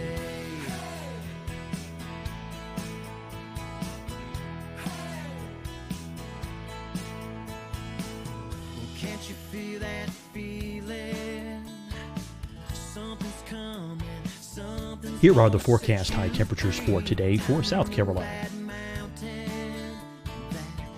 Here are the low temperatures for today for South Carolina. Here's the probability of precipitation forecast across South Carolina today. And here are the rain chances across South Carolina tonight. Here are tomorrow's forecast highs across South Carolina. Here are the forecast low temperatures for tomorrow for South Carolina. And here is the probability of precipitation across South Carolina tomorrow. Here's the precipitation chances across South Carolina tomorrow night. Here are the forecast highs for the day after tomorrow in South Carolina. Here are the forecast low temperatures across South Carolina for the day after tomorrow. And here are the rain chances across South Carolina for the day after tomorrow. And South Carolina's probability of precipitation for that night. Here's the Storm Prediction Center's severe thunderstorm outlook across South Carolina for today through tonight. Here's the Storm Prediction Center's severe thunderstorm outlook across South Carolina for tomorrow and tomorrow night. And here's the Storm Prediction Center's severe thunderstorm outlook across South Carolina for the day after tomorrow through that night. Here's the severe thunderstorm outlook for today from the Storm Prediction Center.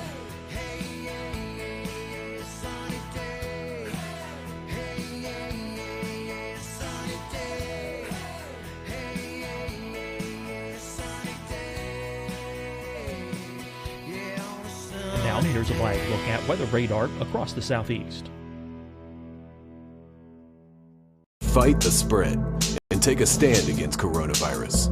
Wear a mask in public. Stay at least 6 feet apart from others. And get tested. Join us and fight the spread. Visit scdhec.gov/COVID-19. Getting tested for COVID-19 helps you to take the steps needed to protect yourself, your loved ones, and your community. Find the testing location at scdhec.gov/COVID-19 testing. Hi, everyone. I'm Dr. Mandy Cohen, Secretary of the North Carolina Department of Health and Human Services. And when you follow the 3 W's, you protect your family and your neighbors from COVID-19. When you leave your home, practice your W's. Wear a cloth face covering, wait 6 feet apart, wash your hands often. Wear, wait, wash. We're in this together. Stay strong, North Carolina. Deciding when to wear a mask isn't about who you know or how well you know them. Just ask yourself, will I be with anyone I don't live with? If the answer is yes, get behind the mask. Help slow the spread of COVID-19. Get behind the mask. Learn more at covid19.ncdhhs.gov. You'll see your Carolina weather forecast at 25 and 55 past. And now back to the best of the Carolina Weather Group on the all-new Carolina Weather Net. Soon here on the Carolina Weather Group. Merry Christmas, guys. Thanks for having me.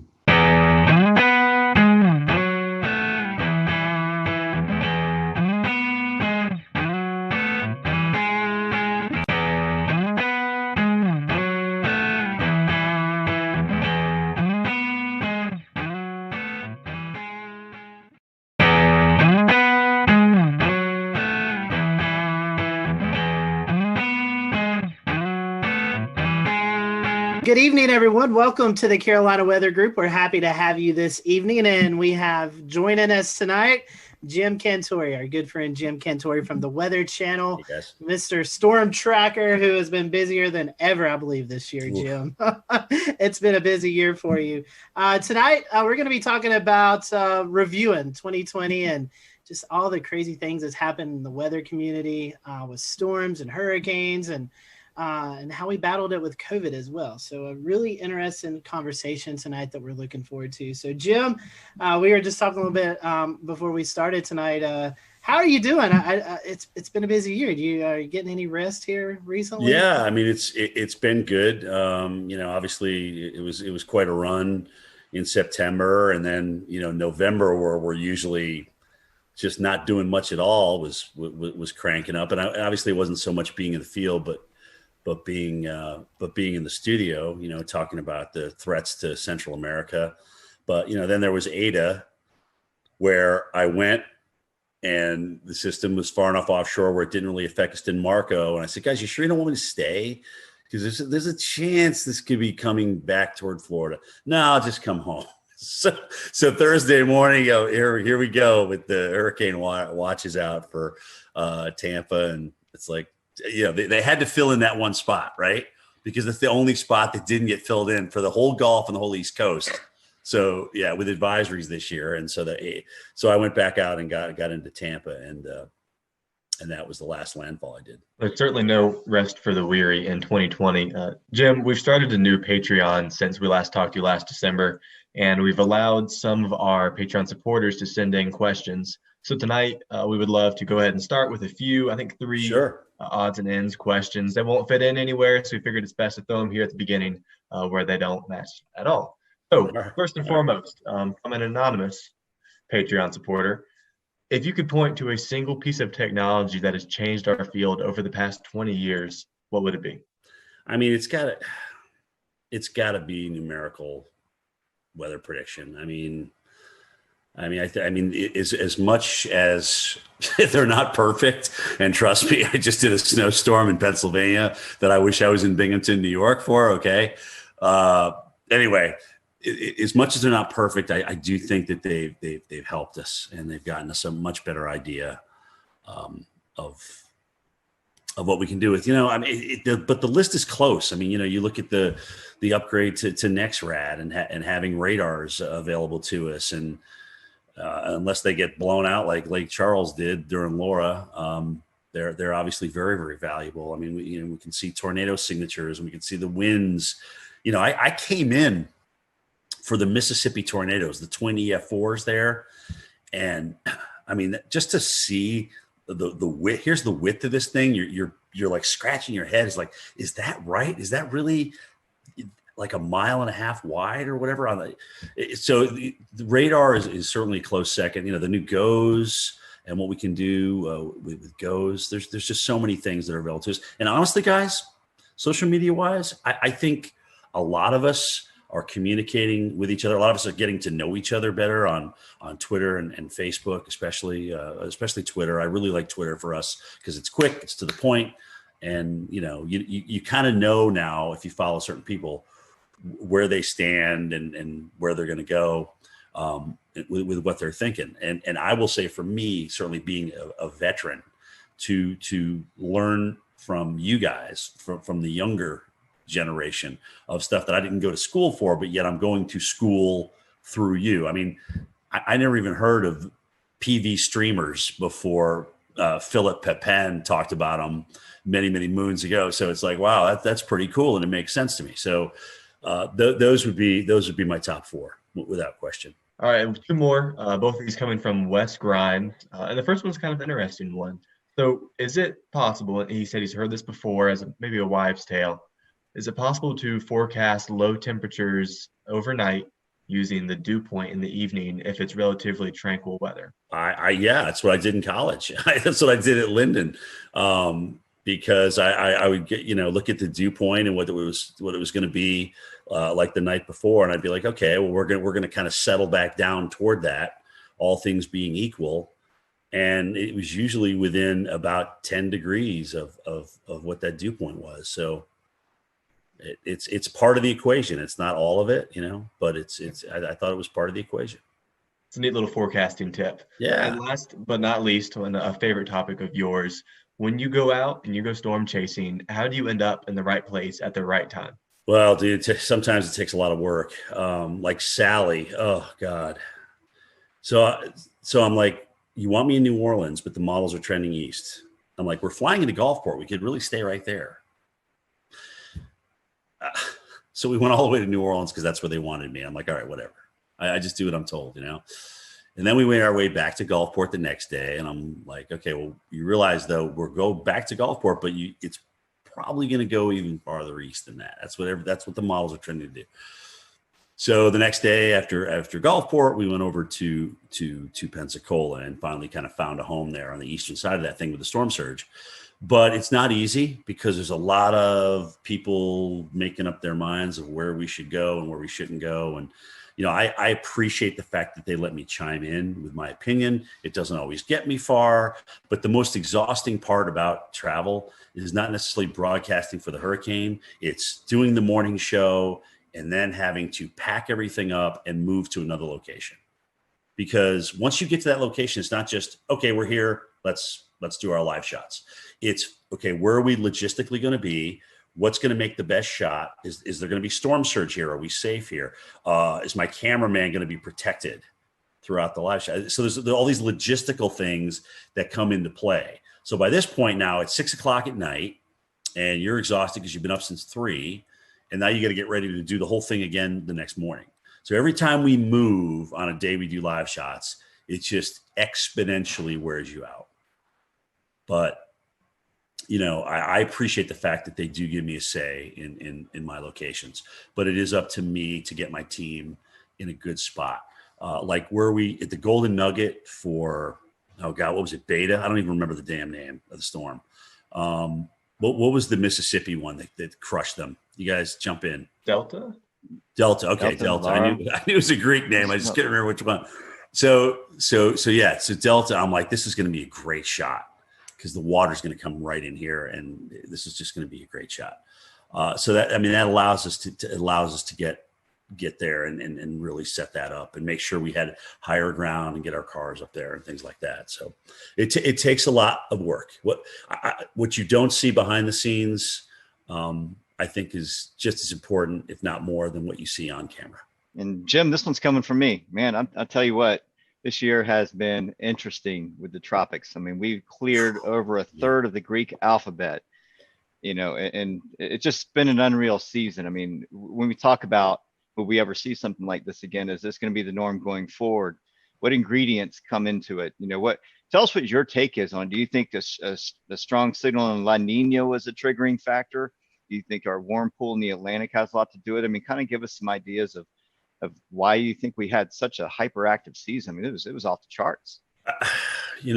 If somebody would have told me we were going to have 30 storms this year, I would have been like, no, I mean, we're going to have an above average season, but that's a pretty bold forecast. I think you hit the nail on the head. I mean, La Nina, certainly coming in and when it did, getting into the mid to strong range. So what that tends to do is just, cut the shear, and the whole basin was warm. There was plenty of warm water. But the weirdest thing was all these rapid developers. I mean, we had all these storms that had developed either late before landfall or developed at some point over like Paulette and whatnot, kind of a rapid developer over the ocean and things like that. So a lot of, we just had so many rapid developers this year, and that's kind of the oddity to me, because you can get certainly a strong number of storms if you get a warm basin and light shear, but all of a sudden, what's kicking these things into overdrive? And in some cases, at the last minute, when normally the continental shelf will weaken them, we already had a bona fide cold front come through the Gulf of Mexico and South Florida, and here's Ada. Now, granted, I think that did weaken it as it made its approach toward the west coast of Florida, but still, to even get something, I mean, that John Hope was our tropical expert, way back when, and one of his rules was, once you get that cold front through, that's it. That shuts down the Gulf. and we had a couple of storm threats after that. So, I guess in 2020, the 2020 factor kind of applies here. Yeah. But I think it's really interesting how many rapid developers we had, and so many of them close to land. I mean, even look at Iota and Zeta down in Nicaragua. I mean, we had to wait till the last storm of the season to get the Cat 5. I mean, goodness gracious, that's crazy. Yeah, there was definitely a lot of RI this year, and what I felt was interesting is that you didn't see a lot of rapid dissipation over land. I mean, these things stayed strong over land for some time, whether it could be attributed to brown ocean effect or whatnot. But you brought up a good point. When it got wrapped up along cold front, usually when hurricanes enter into a baroclinic environment, they fall apart pretty quickly, or they get pulled up along it and stretched out. And these storms defied odds this year. Some of these just they did. They never got like dry air intrusion. It was like they were like protected from this cocoon. And that's the other thing too. If you get a rapidly developing system that comes ashore and is accelerating onshore, moving onshore, it's going to take a lot longer to wind down. I mean, you should see the mess that Zeta did in northern Georgia. I mean, there's a lot of trees down up here. And it reminded me of Opal back, I think was it 95? Was that Opal? That's right. But it kind of did, it was like one of these storms that actually was a 5, went down to a 3, but it was holding its own, and then it accelerated up in North Georgia. So it takes a while for these things to wind down, but they just cause a whole bunch of tree damage, man. It's a mess. I think I remember seeing the power outages. It was more in Georgia than Florida, than Louisiana per se. It was like over 1 million without power in northern Georgia. So that was. Yeah. And it kept going too. I mean, we had a lot of trees down in western North Carolina and up into Virginia too. That's true. Once we get off hurricane duty, it's kind of hard to lose track sometimes, or it's actually easy to lose track of what actually happens after that. But it's just been amazing to me, these things as they come ashore, especially this year. Like you said, their damage path has been incredible. And even if it's a TS or a depression, I mean, something, it's like they just don't want to die. They don't want to go away. And that's the year it's been. One more for me. I'm going to pass the baton off to Dan. And the question is, you've been to a lot of places this year. I mean, you probably wouldn't be able to remember off your memory, but give us some of the more significant places you went to experience storm chasing, whether it be hurricane or winter storm, even earlier in the year. Well, yeah, actually Milwaukee was the only winter storm that I did last year, which was kind of mind-boggling because they're so fixated on the Northeast coast. It's like, well, guys, what if Kansas City gets 2 inches at rush hour on a Tuesday morning? That's a big deal. Plus, they were concerned about the COVID thing and everything toward the latter part of the season.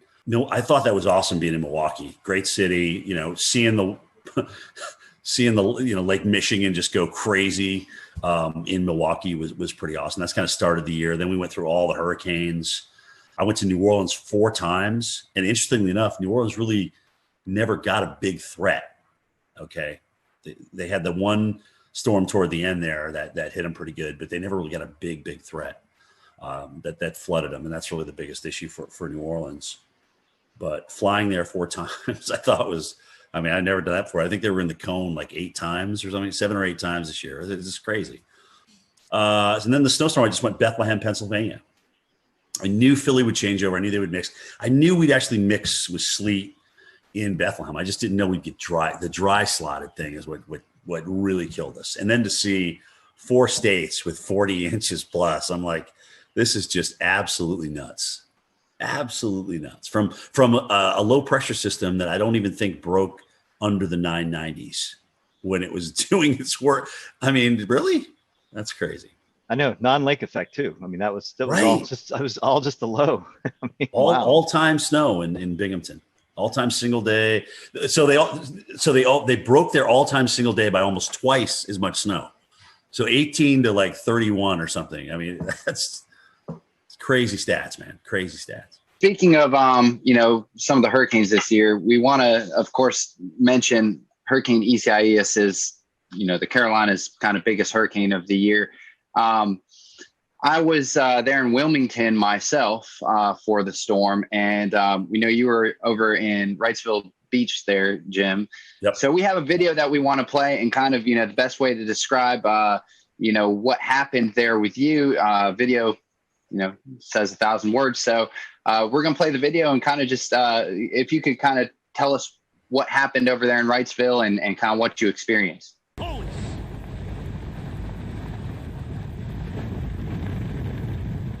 Well, I should remind everybody of kind of the new norm in broadcasting as we're doing this. So we used to come out at the tops and bottoms of the hour, even in a hurricane, and give everybody an update on what's changed. But the new norm is like, okay, well, look, since we've got a great signal, we've got HD audio and video now, why don't you just stay out during the entire storm and take us through the whole thing?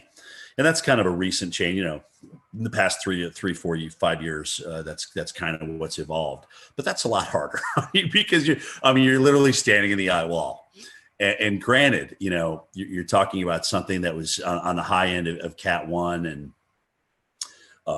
borderline Cat 2 strength here. It's just hard to stand out in winds that strong. And you see me struggling there.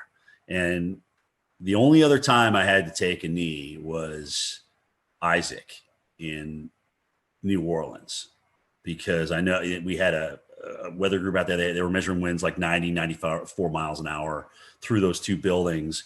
And this was very similar to that. And it's just hard to stand there. You're literally, guys, you go to the gym, you do squats or you do leg presses and things like that. It's hard to hold a press for that length of time. And so I just had to drop down for a second. The audio wasn't that great. You've got raindrops splatting on the hood of your jacket, so that's making it difficult to hear back at the Weather Channel. So you're just trying to put a couple of words together, a sentence together or two, to kind of get you to the next thing. And I'm just trying to remember all the facts that I know, about the storm itself. And of course, you're trying to say the name. Isaias. Goodness gracious, it took me about 3 days into that just to learn how to say it right. So that was a tough storm. It was, those winds were up there, 80, 90 miles per hour coming around the side of that building. And it was just tough to stand through it. But again, it's like, take us through the eye wall. That's my job. That's what they're asking me to do. I'm going to do it to the best of my ability. The good news that, I didn't get hit by anything. The good news, the wind was essentially coming off the water, and whatever was being blown off the top of the building was being blown inland and not down at me at ground level. I probably should have had a helmet on, frankly. I definitely should have had a helmet on for that storm. Well, Jim, we've all faced the coronavirus pandemic. Yeah, I know, 2020. So how has this pandemic affect your job? Well, first of all, you got to wear a mask everywhere you go. And, people still come out and want to meet you and take pictures with you and things like that. And, my producers Steve Pederak has had to police that the entire summer. It's where people get so excited about taking a picture for whatever reason. I don't know why, but they do. And then they're like, well, you got to stay 6 feet apart. We got to stay 6 feet apart. And I got to put my mask up and things like that. Sometimes somebody will come around the corner. You don't have your mask on. You're just taking a breath, looking at weather data, and they'll just grab a picture without saying anything to you. And then management gets upset with you. So that a lot of that to tell people to kind of like, well, take a picture with me, but you got to move away. You got to stay 6 feet away. But I get it. I totally get it. And we played by the rules as best as we could the entire summer and even into this first winter storm that we've dealt with. But that certainly made it more difficult. We got to get more rations because restaurants and things aren't opening. They're closing down a lot earlier. Some of them never even are open. So we got to make sure we can eat for 3, 4, 5, 6 days. We know we're going to lose power. So it's going to be hot in the rooms and things like that. You just got to the pre-planning was a lot different. We had to make sure everything was buttoned up in terms of being able to eat, being able to follow the COVID guidelines, remind people that, look, at the shelter that you went to last time may not be the one that you go to this time because they're only taking half the people. All right. You may have to go and be bused farther north. And people that were in the surge zone, it was like, how do you convince people? Oh gosh, okay, look, it's one thing asking me to evacuate. I know this shelter. I've been there before. It's okay. But now I don't really feel like going on a bus and being shipped to northern Mississippi or northern Louisiana to get out of harm's way. So that took some convincing for folks. But I think the fact that if there was one good thing, if you can call this good, the fact that Louisiana and Mississippi were kind of in the bullseye and were dealing with this so many times, they kind of had the system down. So they just put it back in motion every time we got a new storm. So we didn't have to test so many different areas. That area dealt with some of the worst storms, but they really had it down. That's a very good point. Yeah. Wow, nice. That's the one silver lining. Well, Jim, we're talking about COVID, and I think pre-COVID, this has lost, in my opinion, a lot of attention. And I guess, with as crazy the years has been, but we had a pretty active early spring severe weather season. March 3rd, 4th, as COVID was starting to happen, we had an EF4 tornado that just went right through downtown Nashville. Yep. I mean, it was one of the eeriest video. I mean, it was, I think, one of the most captured videos on Twitter, with that, we also had severe weather here in the Carolinas where downtown Charlotte, EF2, I believe, that went through just south of town. So copied with a month later, the Easter outbreak where we had an EF4 and of all places, South Carolina. I mean, it was a pretty crazy severe weather season. And then I guess you kind of cap that off with the derecho in Iowa. I mean, what was your thoughts on any of those events that kind of stood out to you? I mean, the record for billion-dollar disasters stands at 16, but that's going to be broken this year. Okay. We are going to have more than 20 billion-dollar disasters. I don't know if it's going to be 21, 22, 23. I'm not sure. But that's just, I mean, this was just an off-the-charts year for big weather. And you're right, it was everything. It was the severe, with the tornado outbreaks, especially in metropolitan areas. It was the number of hurricanes that we had. It just the fires. We haven't even touched on the fires out west. I mean, goodness gracious, just again, and there was no stopping it. It literally started at the beginning of the year and just kept on going. And, La Nina, as you guys know, especially in the Southwest, does not favor big rainfall. So, you wonder what next year brings once we get into spring and spring bloom, and that starts to dry out, right? So, yeah, it's crazy. And I mean, look at the drought growing right now. If you take a look at the drought monitor, it's almost kind of scary seeing it kind of creep out of the Southwest into the central United States and the northern, Omaha. You're not really thinking about Omaha being dry, but they're starting to dry out a little bit. So drought's going to come into play big time as we get into 2021. That's going to be a big player, I think, for a lot of people. But yeah, it was just nonstop, man. I mean, and it would be easy to just say, okay, well, because of COVID, everything was exacerbated. No, no, we had 30 hurricanes. Okay, we had tornadoes hitting big cities, and I mean, it just literally lined up right with each other. And we just had an epic nor'easter, like I said, that dumped 40 plus inches of snow over 4 states, which wasn't one of these things where we saw it early. We knew there was going to be something, but in terms of nailing it down as to just how big this was going to be over the interior of New York and Pennsylvania and New Hampshire and Vermont, we didn't know that until it was really day of. And I guess it's a sore topic for some, but it's something that really needs to be addressed. Is I think we can contribute the climate change, global warming, to some of these bigger events that's taken place. I mean, they're only getting worse, and the climate the climate continues to warm. So I mean, it seems like they're going hand in hand. I mean, what's your We'll return to Best of the Carolina Weather Group in a moment. Now your Carolina weather forecast. Here are today's forecast high temperatures for North Carolina. Here are the forecast lows for tonight for North Carolina. Here are tomorrow's forecast high temperatures. And here's forecast rainfall across North Carolina tomorrow. Here are the forecast highs for the day after tomorrow.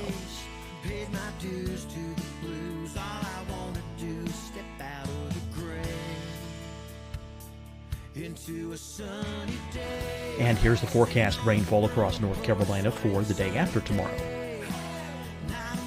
This is the total rainfall forecast across North Carolina for the next 3 days. Here's the severe thunderstorm outlook for today from the Storm Prediction Center.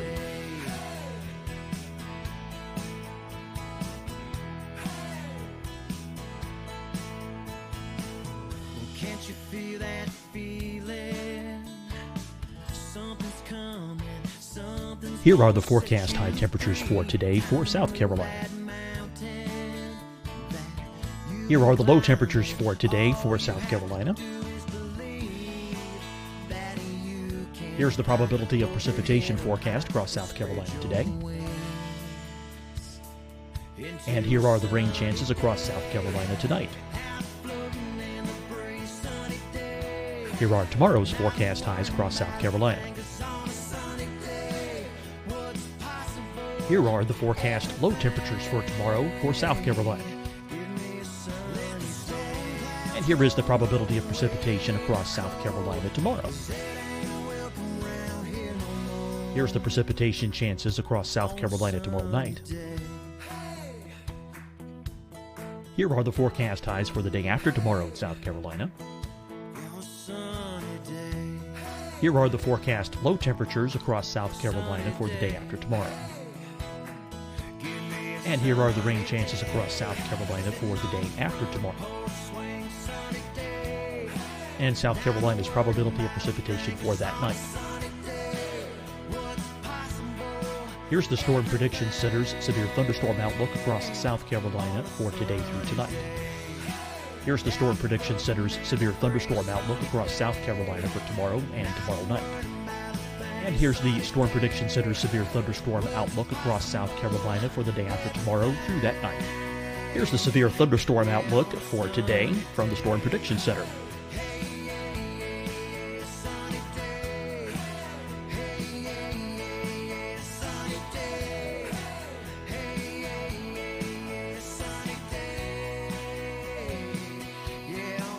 And now here's a live look at weather radar across the southeast.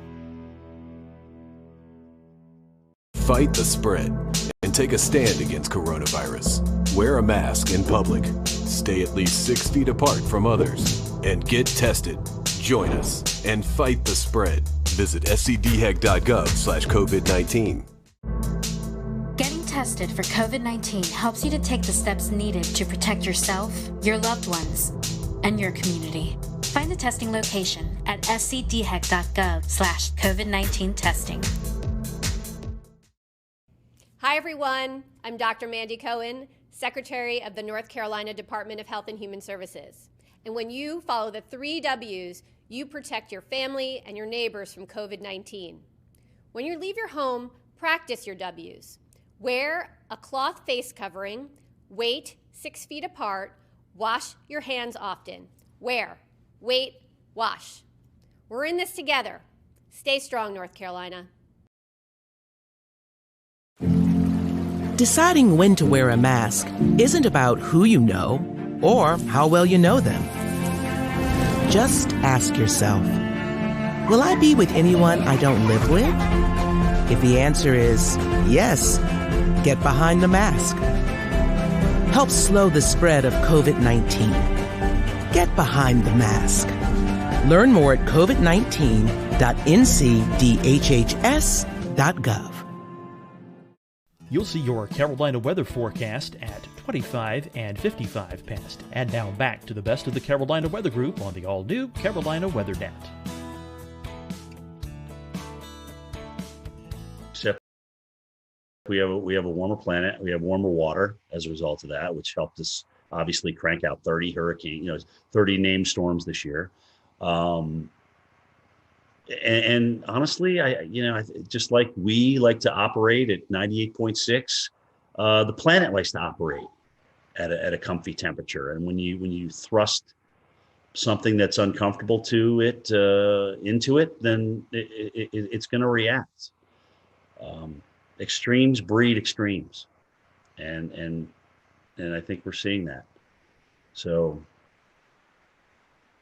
I mean, here it is. I mean, now that saying that we're not going to have 30 hurricanes every year, we're not going to burn 5 million acres in California every year, but I think these are the kind of things that we can expect, and you kind of wonder what's next, right? I mean, when we come out of this drought that we may get into here, do we flood everywhere? I mean, you wonder if you're just going to flood everywhere to get out of it, because it's always like yin and yang. But it's happening like one right after the other. It's almost like you go from drought to deluge or deluge to drought. It's just crazy. Another thing to tie onto that, as of this taping, December 22nd, the Carolinas, Greensboro, North Carolina, is 1.2 inches, I believe, from being the wettest season on record. So the opposite of the dryness, the drought. And quite frankly, we've not really had a major tropical system that's moved through the area that's dumped 6, 8, 10 inches of rain that we can see from landfalling tropical systems. So think about that. As dry as it is over a huge chunk of the West and now building into the central U.S., the Southeast and Florida has been absolutely soaked. And, the Northeast is probably going to come out of drought before we end 2020. When you count the snow and the rain they're about to have with this next system on Christmas Eve and Christmas Day, I mean, they're probably going to come out of drought. And that was getting to exceptional. You start depleting reservoirs in the Northeast with that population concentration, and that's a really big deal. Okay, they've always kind of come out of it recently, but there's a lot of people up there that depend on reservoirs and water. So you dry it out up there in an extreme level, and it's bad. So they got lucky. But they just literally, once we got into fall, boom, all of a sudden we just started erasing these droughts and starting getting some nice, tropical moisture into some of these systems that came north. So they lucked out, in my opinion. It is actually good to see that there's been some rain and snow up there through the fall. I can tell you firsthand, it was a long, it hot, was also dry beautiful summer fall. at State College. Right, and actually it was a beautiful fall too. So they got the best of all worlds. Right. Jim, we're going to transition over, speaking of wildfires, to the West. So again, another crazy year with the 2020 wildfire season. What are your thoughts on the wildfires going along the northwest Pacific coast, like Oregon and Northern California? Yeah, I'm glad you actually asked that question, because a lot of times it's easy to just focus on California because they had so many acres burned, right? But it was Oregon. Was it Oregon, Washington, and Colorado had like their biggest fires in each of their states? Yeah, I think you're right. This year, in addition to what happened in California. So yeah, really, really, really severe season. Really dry, really hot. There was, again, monsoon didn't seem to show up in the Southwest at all. So that was certainly a player in that. But yeah, man, it's crazy. I mean, not only do you get dry and hot, but these normal seasonal rains like that, like the monsoon flow that comes in, just didn't even show up again this year. And that's just crazy. A lot of us haven't experienced that. Has it happened before? I don't know. They say that California used to have, really, really long droughts. And you can see that in the tree rings and things like that. But, the fact is a lot of people have moved into the wildland interface, and there's a lot of structures in there, people's livelihoods and things like that. But but here's the deal. Knowing that we know that, we have to build to our natural disaster. We have to do a much better job of building to our natural disaster. And frankly, in some places like Barrier Islands and maybe the deep woods of the West, we don't need to move there. Let's just leave that alone. Let's leave that to nature's preserve. There's plenty of other spots to live in. And we've also seen just phenomenal weather with dealing with fires. Like I think there was a fire NATO out in California this season, and it's just Yeah, It's another crazy. one. Yeah, Another right. one. Wasn't it Yeah. the campfire that they had the EF3? Do you remember that? I can't remember which fire it was, but they literally had an EF3 tornado. It's the strongest tornado in California history, and they had what would have rated probably EF2, right? Yeah. With this one, yeah. So the strongest, isn't that amazing? The strongest tornadoes in California history have actually come from fire nades. Wow. Yeah. Using the term pyro tornado at a conference I attended. Alex Hoon, one of the incident meteorologists out there, coined that. Are they acknowledging that as the strongest tornado, or are they kind of putting an asterisk by that and just saying? I'm not sure if they're calling that the strongest tornado, or whether they're had the asterisk like you said, but it certainly has been recognized as a fire generated tornado. Right. I mean, well, there's video of it. You could see it on the radar signature. I mean, the damage. Right. Signified EF3 damage. I mean, I don't know what else you need, really. I think that was the Loyalton one, right? Is that the Loyalton NATO? Fire NATO? It was the one with the campfire, I'm pretty sure. Yes, the camp one was the big one. That was the big one. Right. That was really wild. I'll say one other thing about the fires was seeing the difference in smoke. When you have your Diablo winds, your Santa Anas in California, the sagebrush, right? You have the white smoke that goes up. But further north you went, it was more peaty. So there, just the fact that fires could burn in these wet environments was a feat of itself.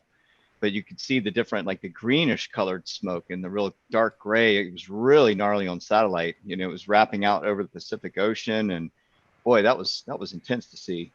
Yeah, you're right. Some of those satellite pictures and the type of pollution that they had in San Francisco for days and days and days. I got a nephew out there.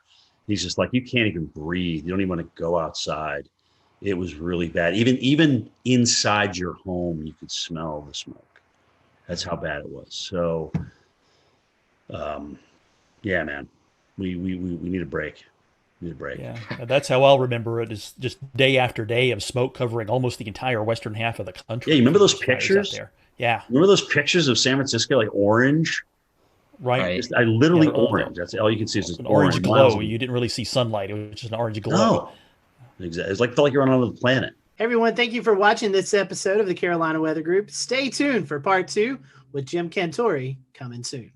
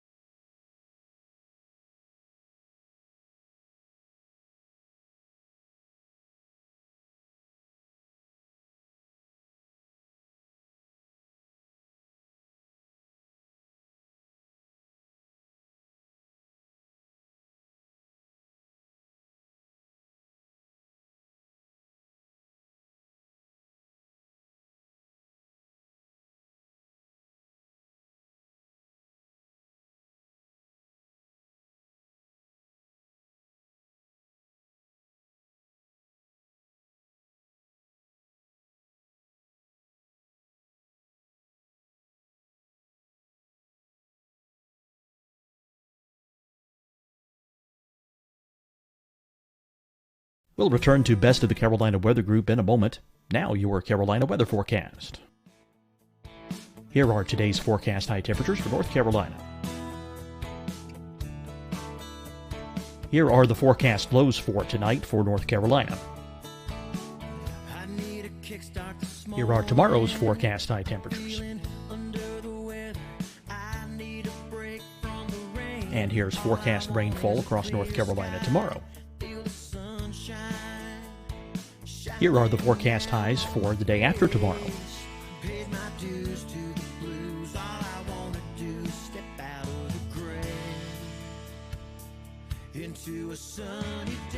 And here's the forecast rainfall across North Carolina for the day after tomorrow.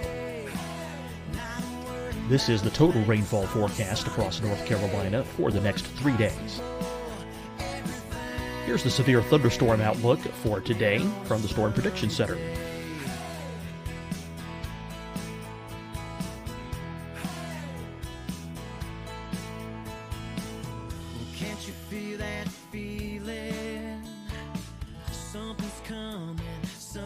Here are the forecast high temperatures for today for South Carolina. Here are the low temperatures for today for South Carolina. Here's the probability of precipitation forecast across South Carolina today. And here are the rain chances across South Carolina tonight. Here are tomorrow's forecast highs across South Carolina. Here are the forecast low temperatures for tomorrow for South Carolina. And here is the probability of precipitation across South Carolina tomorrow. Here's the precipitation chances across South Carolina tomorrow night. Here are the forecast highs for the day after tomorrow in South Carolina. Here are the forecast low temperatures across South Carolina for the day after tomorrow. And here are the rain chances across South Carolina for the day after tomorrow. And South Carolina's probability of precipitation for that night. Here's the Storm Prediction Center's severe thunderstorm outlook across South Carolina for today through tonight. Here's the Storm Prediction Center's severe thunderstorm outlook across South Carolina for tomorrow and tomorrow night. And here's the Storm Prediction Center's severe thunderstorm outlook across South Carolina for the day after tomorrow through that night. Here's the severe thunderstorm outlook for today from the Storm Prediction Center.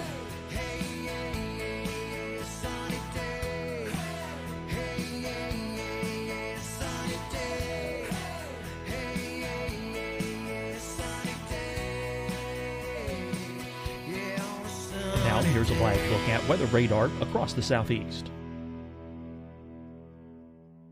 Fight the spread and take a stand against coronavirus. Wear a mask in public. Stay at least 6 feet apart from others. And get tested. Join us and fight the spread. Visit scdhec.gov/COVID-19. Getting tested for COVID-19 helps you to take the steps needed to protect yourself, your loved ones, and your community. Find the testing location at scdhec.gov/COVID-19 testing. Hi, everyone. I'm Dr. Mandy Cohen, Secretary of the North Carolina Department of Health and Human Services. And when you follow the 3 W's, you protect your family and your neighbors from COVID-19. When you leave your home, practice your W's. Wear a cloth face covering, wait 6 feet apart, wash your hands often. Wear, wait, wash. We're in this together. Stay strong, North Carolina. Deciding when to wear a mask isn't about who you know or how well you know them. Just ask yourself, will I be with anyone I don't live with? If the answer is yes, get behind the mask. Help slow the spread of COVID-19. Get behind the mask. Learn more at covid19.ncdhhs.gov. You'll see your Carolina weather forecast at 25 and 55 past. And now back to the best of the Carolina Weather Group on the all-new Carolina WeatherNet.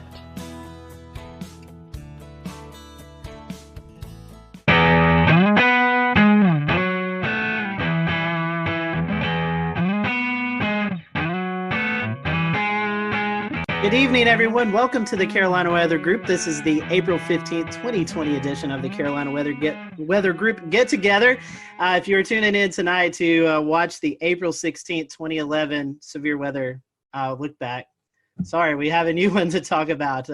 As many of you know, we experienced quite a bit of a severe weather event over the Carolinas on Sunday night into Monday. So tonight, we are going to turn our attention to that.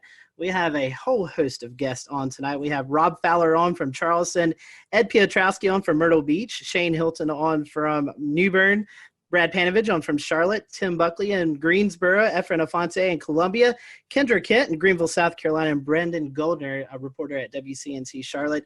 So we really want to say our thank you to them publicly because we put this together at the last minute. So we're very happy for everyone to kind of donate a little bit of time tonight to talk about this. We are live streaming, so if you have any questions or comments, we'd love to hear about you if you had experienced any of this storm throughout the past couple of days. So I'm going to toss it over to Brandon Goldner. Brandon, you've been out in the field reporting kind of the aftermath of the tornadoes. And something we've been talking about here on the Carolina Weather Group is the COVID-19 pandemic. And so we've talked about storm chasing and doing severe weather coverage from home. I know that you ran a little spot about the recovery efforts in COVID-19. I think we're going to dial that up, and then we'll toss it to Brandon and let him kind of give us a few of his remarks from his story. Brian Morris, you want to carry that one side, is an essential worker. Go out that way. Let's take it to the van. He's cleaning up this Gastonia sunroom after a tree slammed into it, one of 5 emergencies his company, Custom US, had to go to. It was kind of unique in that they were all very large trees, and that doesn't happen as much. Well, it also doesn't happen as much cleaning up during a pandemic. Morris and his co-workers have to wear masks when going into people's homes. They also have to ask clients if they've been around anyone who's sick. We've been keeping the pace. Utility crews are also trying to keep the pace and restore power to nearly 39,000 customers. North Carolina Emergency Management Director Mike Sprayberry says the largest outages are in Mecklenburg, Anson, and Richmond counties. For families uprooted from their homes, the Red Cross's Robbie Sofoli says volunteers are helping them virtually, using platforms like FaceTime and Zoom to interview clients. We are an organization that really relies on interpersonal connections with our clients and really trying to provide compassion and care. And it's a little difficult to do that right now, but we're adapting and using some of those different digital platforms. Family and friends helped Robbie Clark's parents clean up a tree that crashed through their Kannapolis home, all while following social distancing rules. I'm just hoping that everything gets sorted out pretty quick. All right, so that was a report from Brendan Goldner. Brendan, I'm going to bring you in. This is something we've been talking about, COVID-19 and how it's affected the weather enterprise. As you was out reporting, talking to the folks, what was it like kind of in this new time that we're all experiencing? You know, it reminds you, we're all talking all the time about reporting during the coronavirus, and yet, Mother Nature, the weather, doesn't care about pandemic. It's going to do its thing. And so, obviously there's the challenges with us as a crew. It was me and photojournalist Kevin Wardlaw. We have the 6-foot stick with the microphone at the end that we have to use to interview everyone. And we have to keep that social distance. But what was really fascinating was talking to some of the disaster recovery crew members, Duke Energy, the Red Cross, how a lot of them have had to change up a lot of what they're doing when it comes to cleaning up during the coronavirus. Duke Energy, they've been trying to do the social distancing, keeping the 6 feet distance, but when they're trying to repair power poles, a lot of times they have to be in close proximity. It's the same way with these disaster recovery people that was in the beginning of the story. They're wearing the masks. They have to ask everyone before they go into a house whether they or interacting with anyone with coronavirus. And it's the combination of all of the weather damage with having to deal with the coronavirus. So it's been really a double whammy for a lot of people. And so, after disasters, we've seen it with the Nashville tornado, Jonesboro, Arkansas tornado a couple weeks ago. The community really comes together. How do you think that, how is the community interacting with their neighbor? neighbor helping neighbor.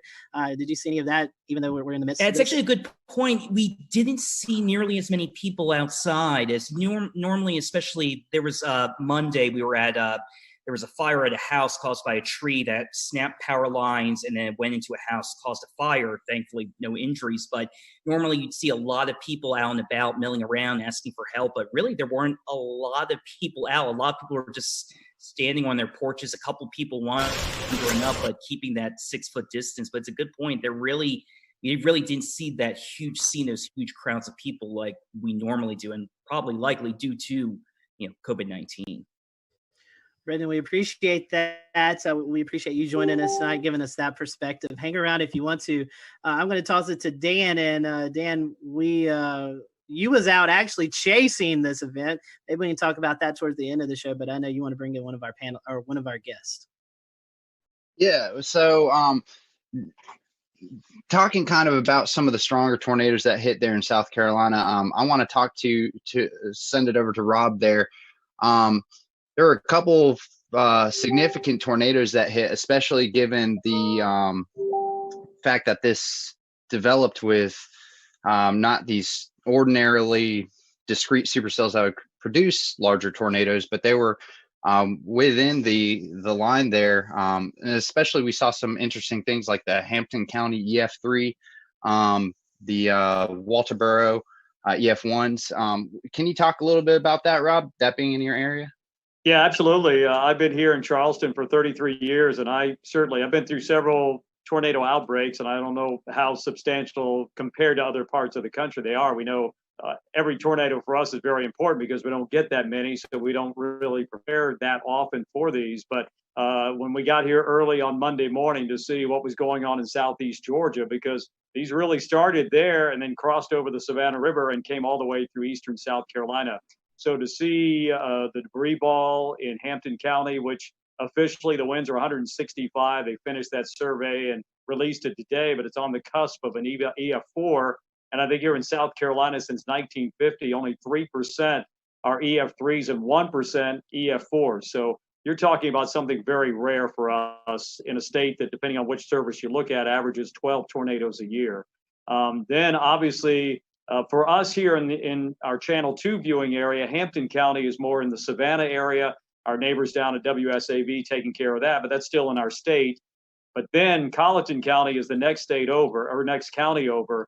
And then we really got concerned there, seeing what was going on in Hampton, transferred to Colleton County. Colleton County, that was released. There were 3 separate EF1 tornadoes there. One of them 110 miles an hour that, if you saw the video, did damage at the Low Country Regional Airport. Unfortunately, we had 1 fatality there. A tree came through a house and killed a lady there.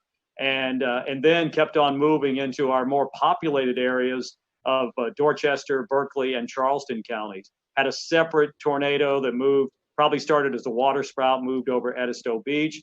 And then they surveyed just a little while ago that Berkeley County, they released it.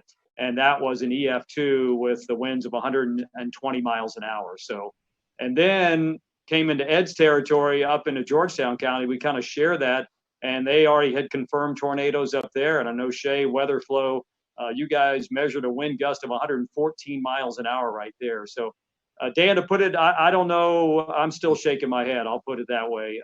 It was just something I've never seen before, and I've been through a lot of the hurricanes that produce tornadoes like Francis, but this was unbelievable. In Irma, we had 4 tornadoes in the Charleston area, but I think we're all still shaking our heads. Okay. Yeah. Well, and I was watching very closely on radar as that Hampton County tornado started showing up on radar in CC, and also kind of the debris ball that was showing up there. I mean, that was a significant signature on radar that you just don't often see in the Carolinas at all. It's something you would generally see more in the deep south of Alabama, Mississippi, or in Oklahoma, Kansas, something along those lines. The damage report has it at least a half a mile of a width of that tornado. Fortunately, it seems like a lot of that did happen over rural areas, but that being one of the first tornadoes that happened in that early morning, did that kind of set a precedent for how you were responding to the other tornado warnings and potentially trying to get the message out to people who may have been asleep at this point, knowing that how huge these could be? Absolutely, Dan. I think here personally, myself, Josh Marthers, our morning meteorologist, he was on the air on News 2. I was manning Facebook Live for a long period of time. We know that's become a major way to get information out and get information in. But I think we were looking at that couplet, which was, we just don't get to see that on Velocity products very often here, and to see that continue to hold together all the way across the state. Absolutely. We were able to give warnings upstream. And I know it's a cliche, people write in saying, hey, because we watched you, you probably saved our lives. But I think in this situation, it really comes to play, because we could show it, we could tell them, we knew where it was going, we knew who might be impacted. And if we could give them any warning at all, this was the case. Most of our tornadoes that happen could be a water spout. The couplet's not as well defined. It could be very broad in some cases. So this was really fine, that I think it really prepped us for what we had to do for the rest of the morning. But I think probably the saving grace for all of us is the fact that with the crisis going on, schools were not in session, people were not going to work, they were not in the car on the highways going from point A to point B. So if anything, I think we were able to reach a lot of people in their house, and they could just hunker down right there. And Rob, also, I wanted to ask, how was your response with your audience this early in the morning? This is really early, right? So a lot of folks just waking up. There's no commute, but we did get a couple of days of warning out for this event to start happening, right? So we kind of got the word out. But how do you feel folks responded to your? I think the preparation was great. I loved Marshall Shepard's tweet going into this. He said, I don't want to hear anything about this came out of nowhere, or where did this come from? Because I think the warnings were there. SBC did a fantastic job, and we tried to disseminate that information here to our viewers, that, we couldn't tell them exactly what was going to happen that Monday morning, but we knew that as time crunched a little bit, we felt more confident that something was going to happen and could potentially be a pretty significant outbreak. So I think our viewers were well prepared, and I haven't heard a single comment like, where did that come from? And I never knew that was coming. So I think they were listening, and hopefully we were getting the information to them as quickly and as succinctly as we possibly could. Efren, I'd love to hear your perspective on the Midlands, because unfortunately you guys saw the highest number of EF3s, as well as an EF2 that passed real close to Orangeburg and even over I-26. How has the community responded to all of these tornadoes, and what kind of steps are y'all taking to recover? Well, the cleanup process right now has been incredible. There's been a lot of community help in this, and even with the coronavirus, in which a lot of people are taking heed to that warning, there was a very large presence of people helping out. Now, the EF3 tornadoes that came through part of the CSRA, the Low Country, into eventually our Southern Midlands community, those areas are very rural. And the fortunate thing was that we were already on the air at 4:30 in the morning. And there were a lot of storms that were crossing over the Savannah River into the upstate, but there was already a knowledge of all of our viewers, since we've been talking about it in earnest since Friday, that we're looking at the possibility of strong thunderstorms. That was the message on Friday. The message on Friday was like, there's very likely going to be a severe weather outbreak of some sort in the lower Mississippi River Valley. That message usually is taken with a grain of salt, because it's not us. It's not even near us. And as we got into Saturday, our morning meteorologist, Danielle Miller, started emphasizing that we're looking at the possibility of strong to severe storms in South Carolina. Half of the models from Storm Prediction Center and their risk included the northwest half of South Carolina, and then on Tuesday, the eastern half. So the message is already out there. And by Sunday, it was a clear message that this is going to be an event that we're going to see storms on Sunday, probably late morning, that may be strong to severe, but at least the knowledge that there is going to be storms on Sunday, but that's only the first round. The stronger storms and the worst ones are going to be in the overnight hours. And that was the biggest emphasis that we sent the message. And the worst part was waiting. As a couple of us were talking about before the show started, the Storm Prediction Center alluded to the fact that there were two significant models. One that was indicating that the storms would very likely start entering portions of South Carolina upstate and the high country by late morning, and by midday crossing to the areas from northwestern North Carolina into the Piedmont and the PD down to the Midlands into the early afternoon. That would have been the worst case scenario. The evolution of the storms were far greater, and the magnitude of the damage would have been far greater.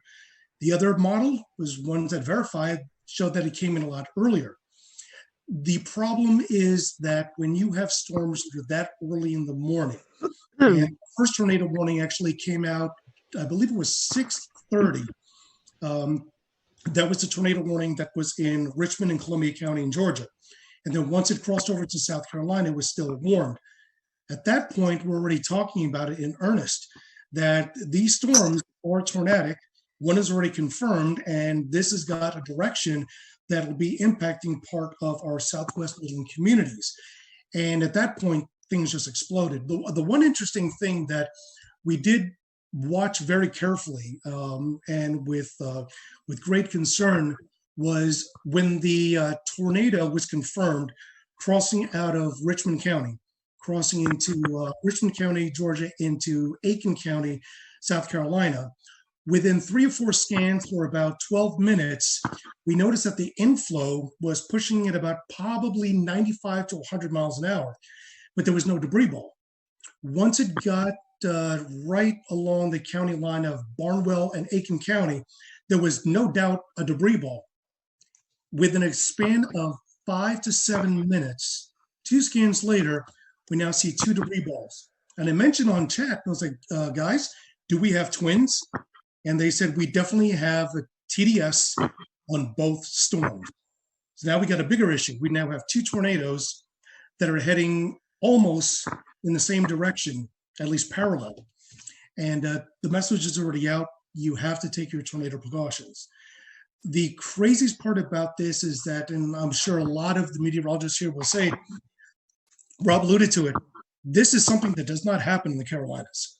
We're well known for the Carolinas to have the type of tornadic event that's low Cape, high shear, versus when you go out into the central and southern plains, it's the exact opposite. And we've had our fair share of tornadoes that have been low Cape, high shear, but nothing to this magnitude. I'm really hoping that the viewers were prepared. Unfortunately, we had 2 deaths out of the EF3 tornado that went through Western Orangeburg County in the community of Livingston, and as well as 7 injuries. But this happened at least later in the morning. If this happened 2 or 3 hours earlier, the result could have been significantly different. Efren, you were talking about the twins. There's some speculation on Twitter, and after looking at the radar scans, it could have kind of been like a Fujiwara effect, like they were kind of dancing around each other. Any comment on that? That's a good possibility. Keep in mind that the only data that we can go off, since we can't really go off of any visual satellite, is off of the radar, but that is the possibility. However, both of the debris balls were running parallel to each other, probably about 7 to 8 kilometers apart, but they were going unidirectionally. Usually when you see a Fujiwara effect, you see the debris balls that are actually dancing around each other. They really weren't dancing around. They were running parallel. So at the very least, we know that this was 2 confirmed separate tornadoes. Was the debris ball and eventually the second one from the original tornado that came out of Aiken? Because the deadly tornado actually originated in northern Bamberg County, northern Barnwell County, and then eventually moved into southwest Orangeburg County. But just as the initial tornado dissipated, the other one continued going. So I don't believe, in my best experience, that was the Fujiwara effect. It could have been, but I didn't see enough motion between the 2 TDSs to facilitate that idea. Yeah, definitely a busy morning for you guys. I want to bring in Kendra Kent. This is kind of where all as the storm system moved in, it kind of hit her area first. Kendra, first of all, we hope we can see you or hear you. Sorry, Scotty. You're fine. We can hear you now. And I just want to ask you, I know you guys kind of started the live coverage first when these storms first moved in. Mm-hmm. Tell us a little bit about your morning and how things went there in the Greenville area. Well, I feel like I learned a lot from this particular outbreak. And can everybody hear me okay? Yes. Okay, good. Sorry you can't see me. I hooked up to a computer that doesn't have a camera, apparently. Anyway, no, we started the coverage a little after midnight. We had a rogue warning. It was essentially a shower that just started rotating. You could tell how much dynamically was going on in the atmosphere. I mean, it was just things were beginning to blow up. So I think I knew from about 12:30 in the morning that we were going to have a very, very long night. We ended up with an EF3 tornado. And as we were talking about earlier, that's incredibly rare in South Carolina, especially in the upstate. I feel like we get wedged in so much with cool air. It's so rare we can have all of this come together to produce such an event. And this was the biggest in the upstate, the strongest since 1994. It hit Seneca. We were on air with the storm as it moved into Stevens County, Georgia. And I had a unique experience with it because my parents live in Seneca. And that was probably the first time I had to cover a storm while I was slightly emotionally distraught. And I had Isaac Williams, who's also on here. You just can't, he's also without a video. But he was pointing out the TDS. And as soon as I saw that, I got that panicked feeling. I started breathing a little heavy. I thought, oh my gosh, how am I going to get through this? But we did. And luckily my parents were fine.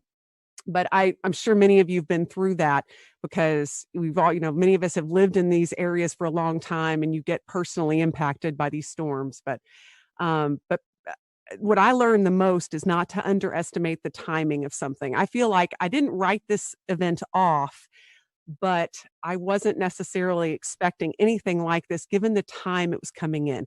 3 to 6 a.m. I mean, who expects an EF3 tornado to rip through the heart of your area at 3:30 in the morning? And mostly we get these QLCS lines that produce these brief EF0, EF1 tornadoes. That's what we're used to. And seeing something like that and tracking something like that was a true first for me. And, it was just a million different emotions all at once. That's for sure. Kendra, since you said Isaac's there, I'll pose this to both of you guys, both of y'all. You had this coming through the rogue cell, and then like the heart of this event was when people were actually asleep, 12, 1, 2 o'clock in the morning. Talk about how you guys were able to message before the event. And, with this being this late, talk about your schedule too, because I know I was watching the coverage in Chattanooga and hearing of the major damage that happened there. And I'm like, man, I've got to get a little bit of sleep before this comes into our area. So kind of talk about that, because I know a lot of us were watching beforehand to just see what was coming our way. Let's see. Is Isaac's mic up? I think it's muted, but we can. Okay, it's unmuted. It's unmuted. He's good now. Okay. You go ahead, Isaac. Okay. Thanks for having me briefly. I'm one of the morning people, so I'm like almost up past my bedtime here. But so just to kind of with the messaging and any rest. Unfortunately for me, I have plenty of interest in Mississippi and Alabama. That's where I'm from, and for whatever reason, a lot of people still ask me, about the weather there, and they depend on me, and that's great. So I didn't actually sleep going into this event. So that's not uncommon for me because I am a severe weather nut. But that being the case, in terms of messaging, we started talking about it, I think, on Wednesday. Just kind of highlighting the threat for storms. That gave people about 5.5 days, and of course we started ramping up, the wording a little bit more once we got to, Friday and Saturday. And, Kendra always, mentioned, like when I first was hired here, we do get a lot of wedge events, and we started that day in the 50s. And I'm like, back in my head, I thought, what if the wedge holds and, we're going to be seen as like hype people, and that's not what we want, but we don't want severe weather either. I think our message was pretty stern by Sunday morning when we got up and saw they had pulled that enhanced risk over a little bit into the upstate, which I've been here 3 years, not nearly as long as Kendra, but I think that's only my personal third enhanced risk here. So, I knew that I see parameters, and parameters mean nothing unless you have a... We'll return to Best of the Carolina Weather Group in a moment. Now your Carolina weather forecast. Here are today's forecast high temperatures for North Carolina. Here are the forecast lows for tonight for North Carolina. Here are tomorrow's forecast high temperatures. And here's forecast rainfall across North Carolina tomorrow. Here are the forecast highs for the day after tomorrow.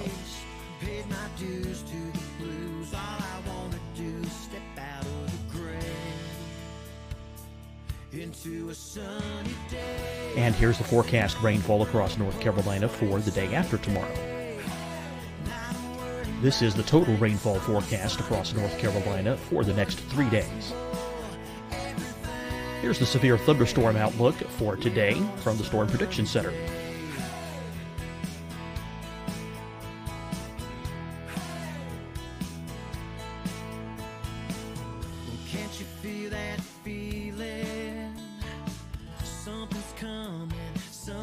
Here are the forecast high temperatures for today for South Carolina. Here are the low temperatures for today for South Carolina. Here's the probability of precipitation forecast across South Carolina today. And here are the rain chances across South Carolina tonight. Here are tomorrow's forecast highs across South Carolina. Here are the forecast low temperatures for tomorrow for South Carolina. And here is the probability of precipitation across South Carolina tomorrow.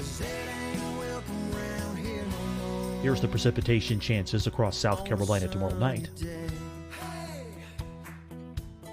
Here are the forecast highs for the day after tomorrow in South Carolina.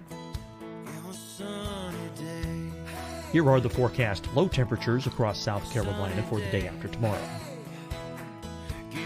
And here are the rain chances across South Carolina for the day after tomorrow. And South Carolina's probability of precipitation for that night. Here's the Storm Prediction Center's severe thunderstorm outlook across South Carolina for today through tonight. Here's the Storm Prediction Center's severe thunderstorm outlook across South Carolina for tomorrow and tomorrow night. And here's the Storm Prediction Center's severe thunderstorm outlook across South Carolina for the day after tomorrow through that night. Here's the severe thunderstorm outlook for today from the Storm Prediction Center.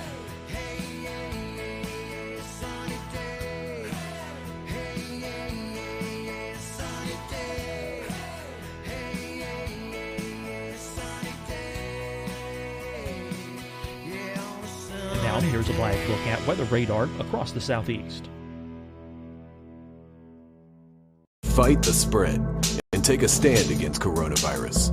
Wear a mask in public. Stay at least 6 feet apart from others. And get tested. Join us and fight the spread. Visit scdhec.gov/COVID-19.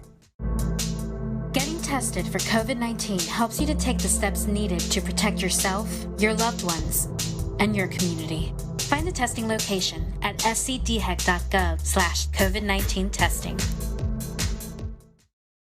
Hi, everyone. I'm Dr. Mandy Cohen, Secretary of the North Carolina Department of Health and Human Services. And when you follow the 3 W's, you protect your family and your neighbors from COVID-19. When you leave your home, practice your W's. Wear a cloth face covering, wait 6 feet apart, wash your hands often. Wear, wait, wash. We're in this together. Stay strong, North Carolina. Deciding when to wear a mask isn't about who you know or how well you know them. Just ask yourself, will I be with anyone I don't live with? If the answer is yes, get behind the mask. Help slow the spread of COVID-19. Get behind the mask. Learn more at covid19.ncdhhs.gov. You'll see your Carolina weather forecast at 25 and 55 past. And now back to the best of the Carolina Weather Group on the all-new Carolina WeatherNet.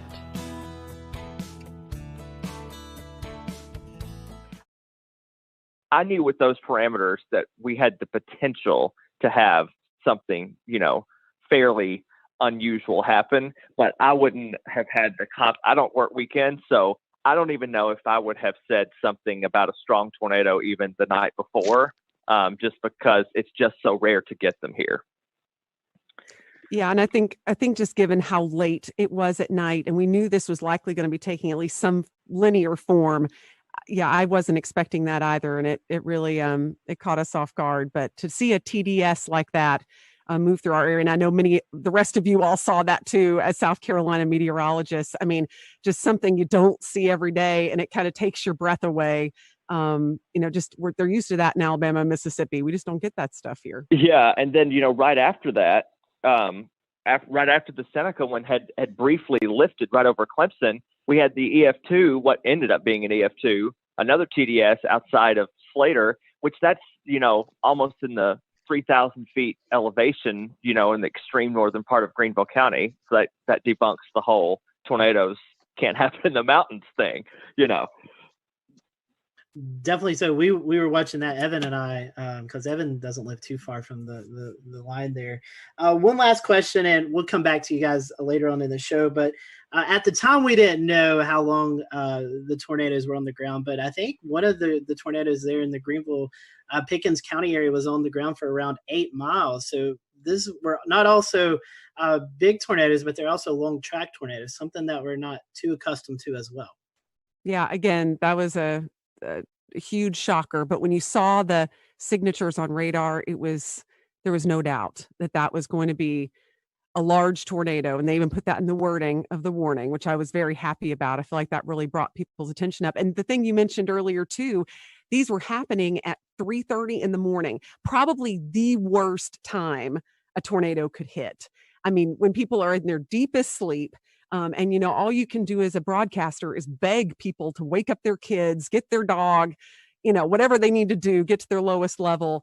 And so I feel like this was one of the scariest nights for our viewers, hands down, and no less scary for the rest of the state, of course, but at least it was more toward daybreak for some of you guys. But yeah, for us, it was just the dead of night, and we were just hoping that people were heeding the warnings. Right. And for sure, with that, with the Seneca one, we were in a situation where the TDS was so strong, so fast, I don't want to say it came out of nowhere, but that TDS appeared and it was violent looking, on the first scan that I saw. And we were dealing with the situation, once it went past Clemson, I think we had debris fallout on CC. So we weren't positive that it actually wasn't still down, because it still looked like, something could be there. You thought it was debris being fanned out or whatever, but you weren't sure, even though the circulation looked a little weaker. But I'm like, we're not going to take any chances with it. Obviously the tornado warning was still in effect. And, that was another little unique challenge, is that I've never actually dealt with debris fallout before, where we said, okay, well, this signature is debris, and yet something similar was happening down the line. And we're like, well, this may be actually debris that's still being lofted, but the tornado's not still down. So it was a very unique situation. And again, Kendra keeps bringing this up. It was in the middle of the night at 3:30 in the morning, but I feel like people were wide awake and they were watching and they were prepared, which is good, all through the days. We were Kendra made a graphic, I think on Thursday, that said, what do you need to do? It was just a simple little headline graphic, but it was so informative about charging your batteries, keeping your phone on not silent if you sleep with it on do not disturb. I remember saying Friday morning, what you can do, you can, sleep with it on loud for one night, because it can help save your life. So it was a insane, again, I worked in Mississippi. I've dealt with, plenty of tornadoes in my day, but yet this is still a first for me as well. All right. And I'm going to go ahead and bring Ed Petrowski from WPDE in Myrtle Beach. And Ed, we saw what looked like the tail end of this Hampton County tornado pop out all the way over at Murrells Inlet. Brad Panovich was nice enough to share a link with us. I'm going to pull it up here and share my screen. Let's see if we can get it to work here. And the tornado that you're seeing here in Hampton County, there's some debate of whether or not it started over on the Georgia side of the Savannah River. But if we look at the start of the track and draw it all the way over to where it exited the South Carolina coast here, then we're looking at about 144 to 158 miles, somewhere in that vicinity. And so, we know this continued on, maybe up even into the Oak Island area of North Carolina, but it's just impressive to see the length and track of that storm. It did pop out in Myrtle Beach, where one of our weather sensors for weather flow got a reading of 114 miles an hour. We had a pressure drop of 7 millibars within a 1 minute time span. So that reading went up within 2 to 3 minutes, from 46 to 76 miles an hour to 114. And so talk about that area and how it affected your viewing portion of that area of Myrtle Beach. But for us, considering what happened across the rest of South Carolina, we were relatively unscathed. We had no injuries and no deaths. There was never really any really tight circulation anywhere in our viewing area. We were, of course, watching the ones that were over Orangeburg County and also down near Hampton County in the morning while we were on the air with our regular morning show at 5 o'clock in the morning. And those were the two big storms, two supercells that we were watching very carefully, knowing that they were heading generally in our direction. The one in Orangeburg County faded away before it ever got to our viewing area. But the one in Hampton County that eventually went over Monk's Corner, eventually got into Georgetown County, and they warned for that one where there was EF1 damage done in Sandpit and Graves. And then you hit a really populated area on the south end of the Grand Strand where Litchfield Beach is located and Pawleys Island as well. And they both took a hit by an EF0, EF1 tornado. There was substantial damage done to trees and even some homes in Litchfield Beach and also in Willbrook. In fact, one of the things about a lot of people being home is a lot of people took video. So we were able to get pretty good video of at least damage and high wind knocking over trees, but not necessarily a tornado touching down.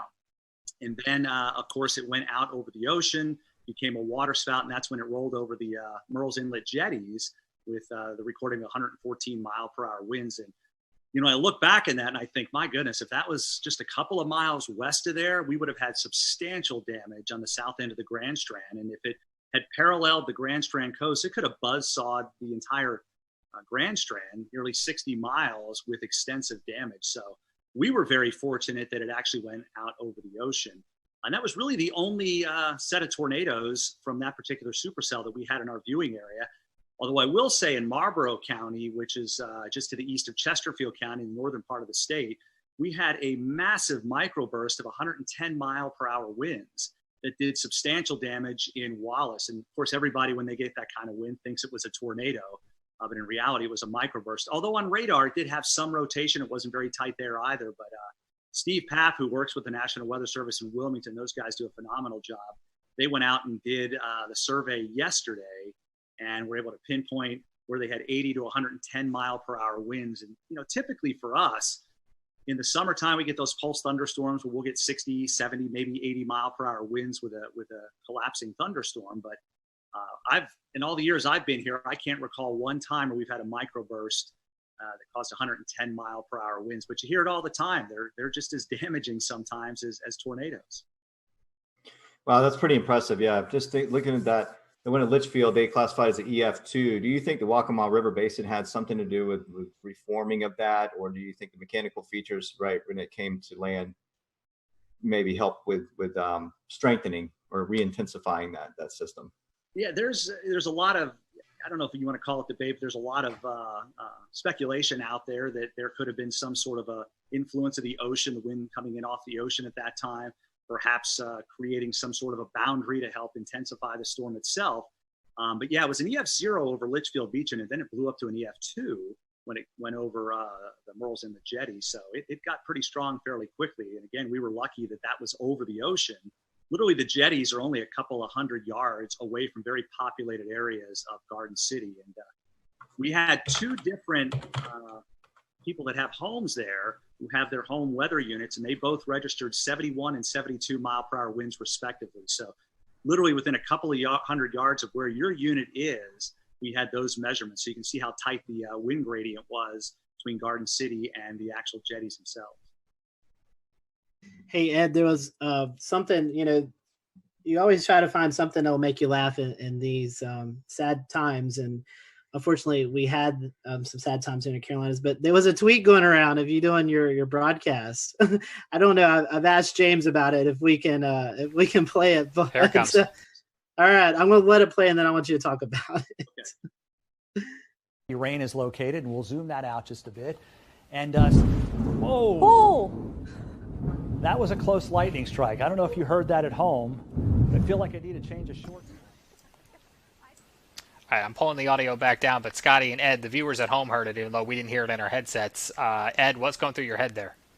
Well, we were in a sense just about ready to wind down. We were getting through this thing for the most part relatively unscathed. Our last severe thunderstorm warning was still in effect, but the storm was moving out of Horry County.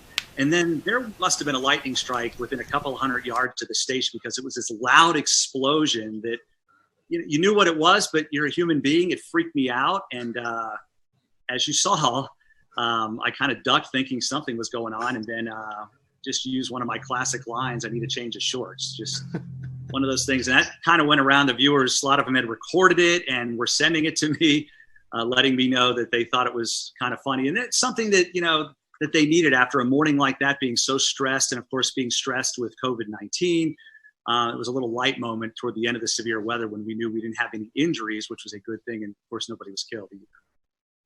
Always good to have a funny moment there. So I want to bring it up to Shane. Shane lives just north of the Myrtle Beach, Wilmington area. Shane, you guys kind of got in on the tail end as well, as the sun was already up. Talk to us about the New Bern, Greenville, North Carolina area, and what you guys experienced. Yeah, we were kind of late to the party, I guess, compared to everyone else in regards to receiving the storms, but very much like Ed's situation, very thankful and blessed really to not have any injuries or fatalities with any of our systems. We did end up having 6 confirmed tornadoes, and thankfully for us, the strongest was the EF1 that we had in the Hawes Run area. I believe I've been taking notes here just to make sure it was anywhere from roughly 100 to 110 mile per hour sustained winds. So for us, it was basically like that waiting game where you see the line coming. I was actually filling in for our morning meteorologist. He had a vacation day, but he got reeled back in right towards the end of it. So I was basically tracking it all the way since it was in the mountains, and just waiting, just holding our breath. Our morning broadcast finished up. We had declared it a severe weather alert day for our station, so we were cutting in. We would normally cut in every hour, but our morning meteorologist says, you know what, let's just go ahead and do every half hour. And it was actually very fortunate and wise that we did that, because during the half hour cut in at 9:30, with about maybe 1 minute left in my cut in, our weather radio starts going off in the weather center.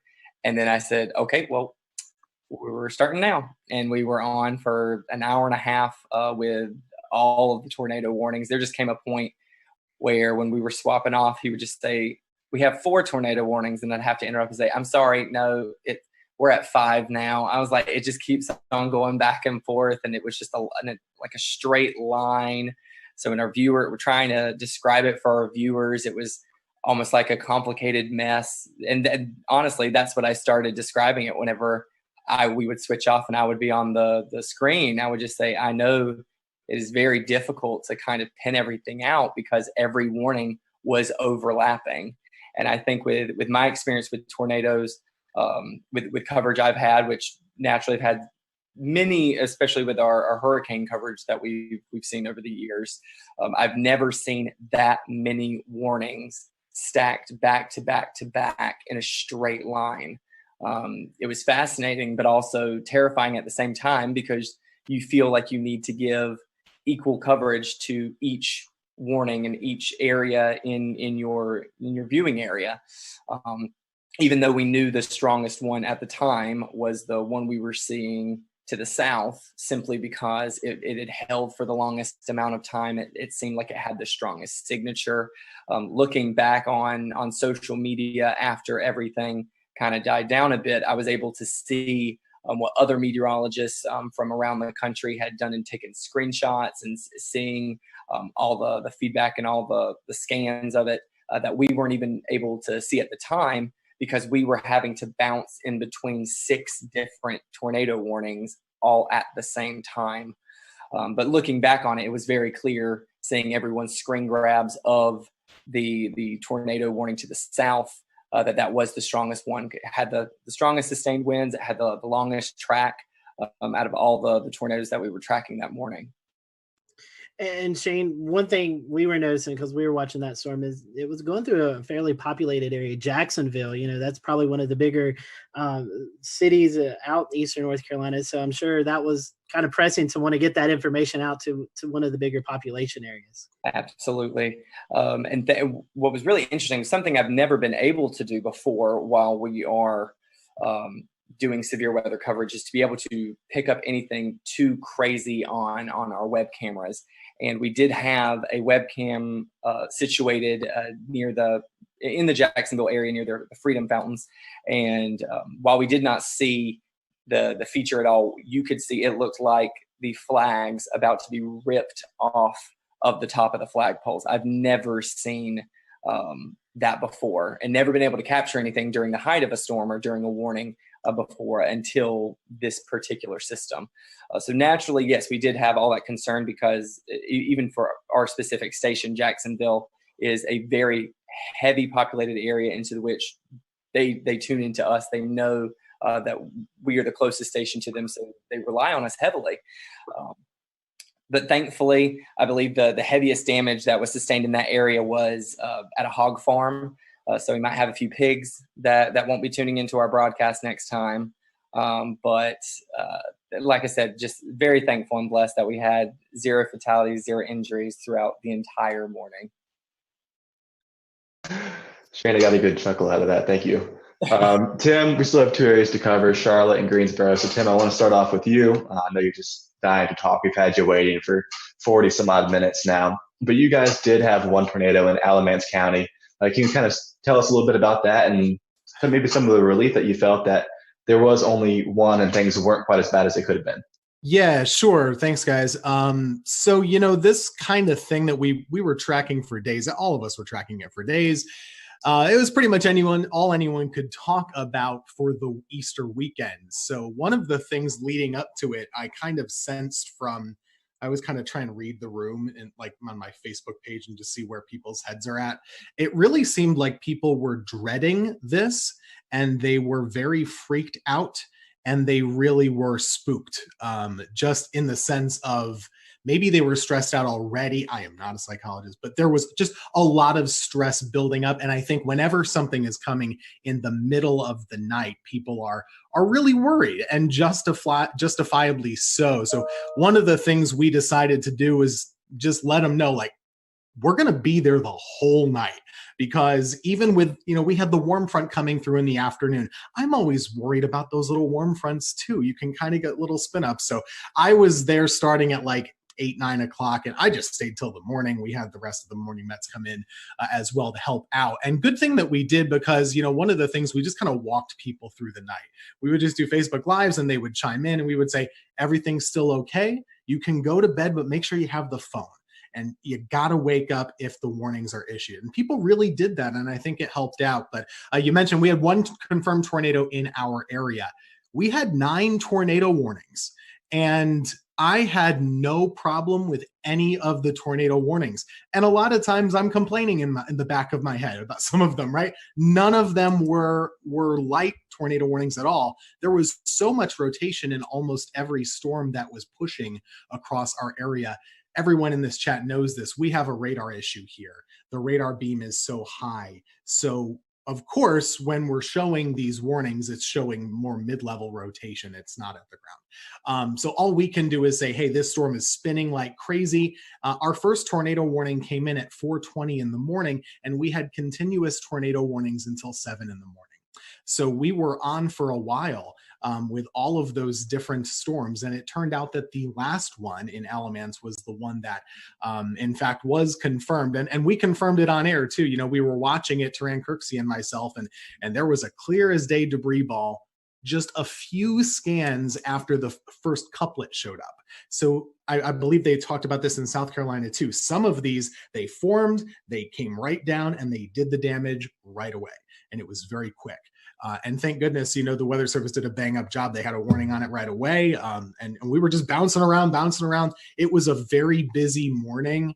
But I think people were very appreciative that we were there the whole time with them, just kind of holding their hand. You know, there's this storm, here's what you do.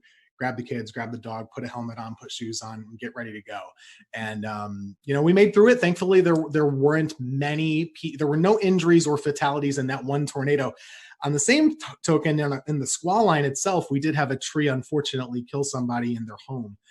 And one of the things with this line that we also tried to do, you have to give the highlight coverage to the tornado warnings, but this whole squall line, we knew it was capable of putting down 80 plus mile per hour gusts, just with all the wind fields. So we did try and bounce around and say, hey, you're not in a tornado warning in Guilford here right now, but this line is nasty, so you should probably be in your safe spot too. So it was a very busy morning, but we anticipated it. Everybody in the weather enterprise talked about it for days. People knew about it. And I actually think it's a big success story that in the middle of the night, people were still well prepared and took good action. And the fatalities really, I think, were minimized, at least in the Carolinas, as far as I could tell. Tim, you're already kind of making my transition easy, because the second question I wanted to ask was about, there was some information going around on Facebook before the storm that was a little bit unsettling for a lot of viewers, and it was definitely not accurate information. But I know that you were definitely a part of reassuring people, reassuring your audience that the storm, while yes, it was definitely going to be dangerous, this is not something that they couldn't handle. Talk about the importance of the trust that your viewers have in you, and how you're the source where they get all of their information from. I mean, social media is a blessing and it's a curse, right? Like it gives good information and it gives bad. There was some post floating around out there that was advertising potential for EF5 tornadoes in North Carolina, even though we've not had one before on record. But people were freaked out initially. We of course saw the damage in Mississippi and Alabama. That can freak people out here when they know it's coming our way. So, you know, one of the things I tried to do in the days up leading to the event is, you know, everyone's freaked out right now just in life. I don't get freaked out by weather. I'd get freaked out a little bit about this pandemic, if I'm being honest. So one of the things I told them was just saying, hey, you know, we're living in crazy times. We don't know exactly what's going to happen with daily life with this virus and stuff, but we know how to handle severe weather. We have the technology. We do this every year. We got this. It could be bad, but we know what to do. And if it is bad, we're going to let you know about it. We're not going to go crazy. We're just going to let you know where the storm is, where it's going, what you should do, and what to do next time, because there's always a next time with weather. This is not abnormal, really. We had a lot of tornadoes, but you know, 1 year ago, basically in April, North Carolina had 12 tornadoes also. So this is not really that different. We do know what to do. And I think that was reassuring to folks, just to let them know, hey, okay, well, they're used to this. They're going to keep us covered. And that's really the whole reason why we're here. We're not here for the sunny days like today. I could not show up and it would be fine. But, you know, Monday, we're pretty important to keep folks calm and hopefully encourage them to make the right choices. And I think a lot of people did. Absolutely. Yeah, Scotty. And so, Tim, talking about radar coverage, that brings me to Mr. Brad Panovich. And Brad, unfortunately, we had a tornado kind of go under the radar, like that little pun there, in the Charlotte area. So we had one in Anson County, but you know, you've been on the show several times talking about our radar gaps, and this one kind of bit us in the behind because we didn't catch this one. Yeah, and I'll give a little bit of a pass to the Weather Service on this one, because I think Tim brought up a good point. Something we were doing on the air Monday morning was we were telling everybody to treat the severe thunderstorm warnings like tornado warnings on Monday morning, because every severe thunderstorm warning had a tornado tag in it, and we knew the environment that these storms had. I didn't want people near a window or near the outside walls with straight line winds on Monday morning. So we actually, for the first time in a long time, I basically treated every severe thunderstorm warning like a tornado warning. But you're right, there was no warning with the 2 tornadoes we had touched down in Anson County. Even though in hindsight, looking back even at the Raleigh radar, there were signs of rotation. But I mean, we were all looking at radar Monday. I could have issued 100 different tornado warnings on some of these. It was just We'll return to Best of the Carolina Weather Group in a moment. Now your Carolina weather forecast. Here are today's forecast high temperatures for North Carolina. Here are the forecast lows for tonight for North Carolina. Here are tomorrow's forecast high temperatures. And here's forecast rainfall across North Carolina tomorrow. Here are the forecast highs for the day after tomorrow.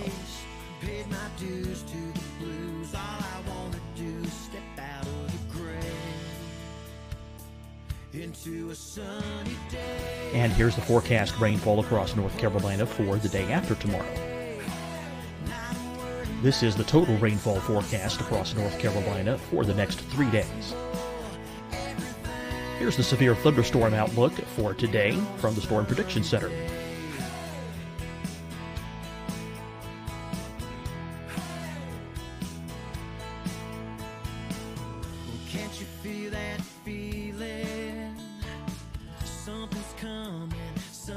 Here are the forecast high temperatures for today for South Carolina. Here are the low temperatures for today for South Carolina. Here's the probability of precipitation forecast across South Carolina today. And here are the rain chances across South Carolina tonight. Here are tomorrow's forecast highs across South Carolina. Here are the forecast low temperatures for tomorrow for South Carolina. And here is the probability of precipitation across South Carolina tomorrow. Here's the precipitation chances across South Carolina tomorrow night. Here are the forecast highs for the day after tomorrow in South Carolina. Here are the forecast low temperatures across South Carolina for the day after tomorrow. And here are the rain chances across South Carolina for the day after tomorrow. And South Carolina's probability of precipitation for that night. Here's the Storm Prediction Center's severe thunderstorm outlook across South Carolina for today through tonight. Here's the Storm Prediction Center's severe thunderstorm outlook across South Carolina for tomorrow and tomorrow night. And here's the Storm Prediction Center's severe thunderstorm outlook across South Carolina for the day after tomorrow through that night. Here's the severe thunderstorm outlook for today from the Storm Prediction Center.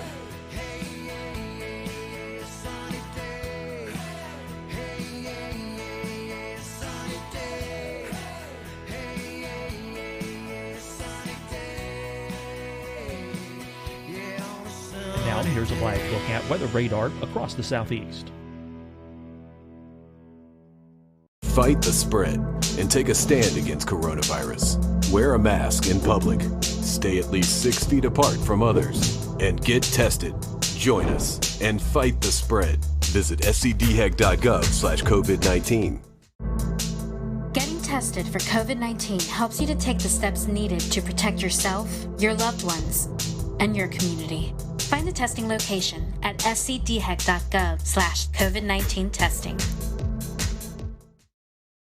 Hi, everyone. I'm Dr. Mandy Cohen, Secretary of the North Carolina Department of Health and Human Services.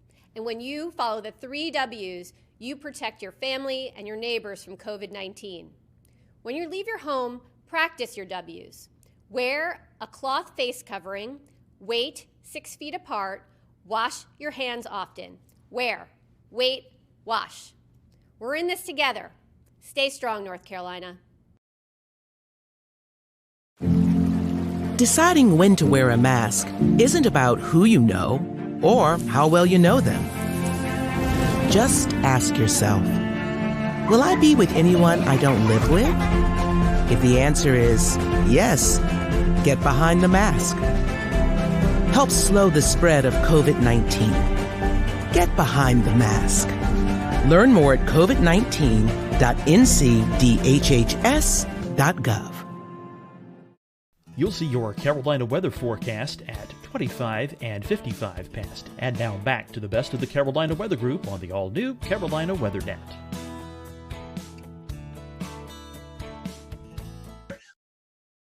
There were several times I saw little couplets trying to spin up where you saw that inflow notch starting to increase, and you're waiting for the outflow to kind of kick in, and it never did. So, there probably was numerous small spin ups in there that we never recognized, but it does highlight the same issue, right? We've had this huge radar hole over the Charlotte metro area that goes up into the Greensboro metro and really out towards the Fayetteville area. It's kind of that triangle of just horrible radar coverage. So the Raleigh office, they're trying to issue a warning in Anson County, which is basically closer to Charlotte than it is Raleigh. And the two radars they're looking at is Raleigh, Greer, and a terminal Doppler at Charlotte Douglas, which doesn't actually have the range to make it into Anson County. So it's a tough situation in a morning like that. Unfortunately, that tornado did damage about 10 homes. It was an EF2, and we had several farms damaged. So it did quite a bit of damage, actually picked up a couple mobile homes, but it does highlight the issue. I just hope that at some point, I think this COVID-19 thing has kind of set back our North Carolina radar project to do some private-public partnerships. But this problem's not going to go away. And hopefully in the very near future, we'll have the goal is to have 3 C-band million-watt dual pole radars spaced out over that radar gap to enhance radar coverage going forward. But man, that was, every time this happens, I'm like, I wish I had a better look. I wish I had it, especially that time of the morning when no one's spotting these things. You need that radar coverage. And it really makes it difficult. And I'll just say one of the things about the coverage that morning, everybody knew this was coming. The only messaging issue that I had with this whole event was because of the timing being between day 1 and day 2 outlooks from SPC, there was a lot of disconnect about this thing like skipping over us. And the one thing I tried to do Sunday night and Monday morning was like, hey, you got to understand the day 1 outlook goes from 8 a.m. Sunday to 8 a.m. Monday. And then the new one comes out for Tuesday. It's 8 a.m. Tuesday to 8. And so it looked like it was going to jump over the Piedmont, but it really was just an artifact of it being right at that time of day between the 2 outlooks.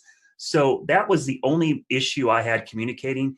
A lot of people thought this was going to happen on Sunday, and it really was a Monday morning event. So from that standpoint, I'm glad a lot of people paid attention, but the timing was a real problem because of the way the outlooks are issued from SPC. Ideally, we'd like to have had it from midnight to midnight. I think that would have had a much better perspective of what's going on. For the viewers, a few asking about radar.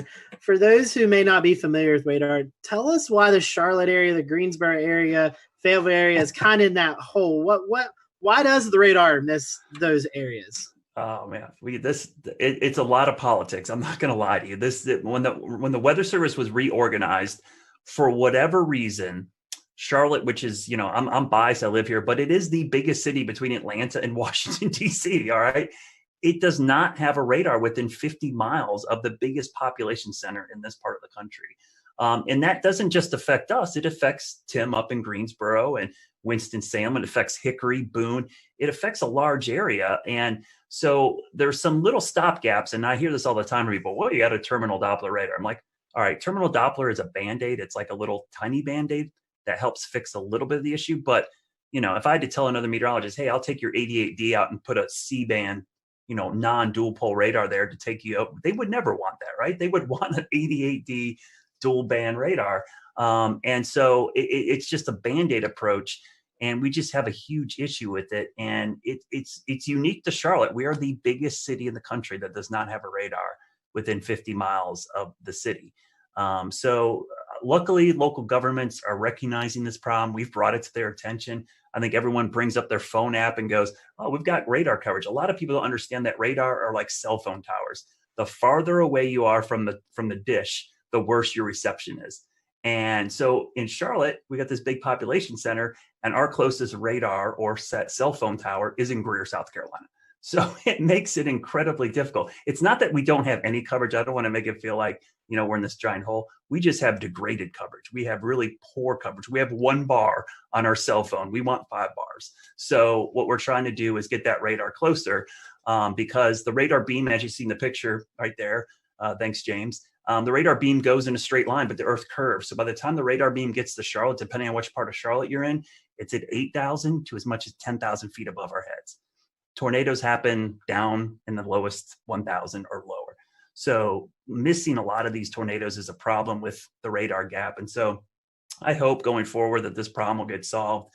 For years, we tried doing this back 10 years ago, and we went through federal issues, and it's just dealing with the government sometimes incredibly difficult to get things. But now that we have this private-public partnership, it's the closest we've been to solving this problem, because we've got local, state, and even private entities involved, and the data is going to be public and free for everybody. Speaking of partnerships, I wanted to ask Brad and Shane and Tim. Unfortunately, a lot of our other guests had to jump off because they have a 10 p.m. newscast. But in this era of COVID-19, you guys aren't in the weather center with your fellow meteorologists. You're doing a lot of work from home. How was the communication preparing for this event? Was it any different? I mean, I know you wasn't personally beside the meteor, but was the communication still there? Was there anything that you think maybe it could have went better or not as good? I mean, any comments on that?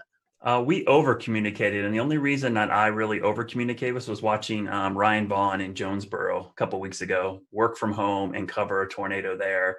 And I thought, it gave me a little sigh of relief saying it could be done, but they still had somebody in studio. So we talked a lot over the weekend. We had probably 2 or 3 Zoom calls over the weekend talking about coverage. And I said, if this was not COVID-19, I would be in the studio right now. And luckily my general manager and news director said, you know what, we want you in the studio too.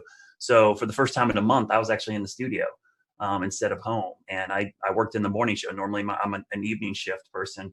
But I came in and tag team with Larry. We did do social distancing. We never crossed paths. We stayed away. I stayed in one location, which unfortunately meant I didn't get to go to the key wall, but I could be in the weather center with a standing shot and do it. So I think, and to answer your question, Scotty, we actually over communicated, probably more so than we ever had, because we knew the logistics of this was going to be really problematic. Yeah, just to echo that, we did the similar thing. We had the fun part about planning is you get to be on Zoom calls with your boss like every other day, right? So we had a lot of Zoom calls just like this, and it made planning a little bit more tricky, because we really had to advocate for the necessity of being in the studio. And it's not just a presentation thing, like that's somewhat cosmetic, but I don't have a generator at my house. None of the folks on our weather team do. So that was really the thing. What if, and we have 3 folks working, but it could sure happen that all of us lose power. So we really needed to be there. But when we were, I was at we have a separate room key wall. I was there. I didn't talk to anybody. You can see Ruben is and zooming. then in the studio, Taran Kirksey was there in front of a monitor wall with a computer with our graphics. And we had another meteorologist at home just doing like this on Facebook and stuff. So it really worked out well, but it was more planning and, just jumping through all the hoops that we all have to do just to go to the grocery store or something like that now. Strange. Yeah, I think kind of just like adding on top of that, this situation has brought anything, it's teaching everyone, in a communication field, how to communicate even more, or the importance of communicating more. In our case, we are still fully broadcasting from our station. We don't work from home. I typically will do noon shows twice a week, and then I do double shifts on the weekend, all of our morning and all of our evening shows. So I'm usually the only one in the station for the meteorologists on Saturdays and Sundays anyway. So I was closely monitoring it. And whenever I saw it on one of my weekday shifts, I think I had sent an email out and said, I think we should go ahead and just start having a plan in place. This is our first time trying it with social distancing. So I think it's even more important that we start planning further in advance. And I just think these are times like this where you do learn how crucial communication is between a team. And I think it really applies for all fields, not just our specific industry. We started it with an email chain. We did not do Zoom conference calls because I don't like my employer to know how many times I'm wearing pajamas when I'm on the call. So it is all on the phone only. But at the end of the day, you're keeping in touch with them. You are making sure that there's consistent points that are going to every single one at every level so that everyone is on the same page.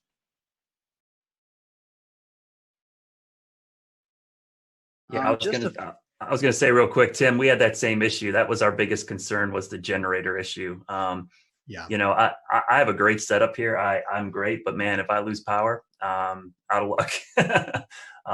You know, I have backup for my router, but I don't have backup power to my computer or backup power to any of the lights. So that was a big concern. And I thought for sure with just the wind field that we were going to have trees and power lines down all over the place, so we would lose power. So yeah, that was an easy call for us. And honestly, it was kind of nice to be in the station. Not that I wanted to be covering severe weather at 2 o'clock in the morning, but man, it wasn't nice. That's the first time I saw my morning meteorologist in a month. So yeah. it was really cool to be in there.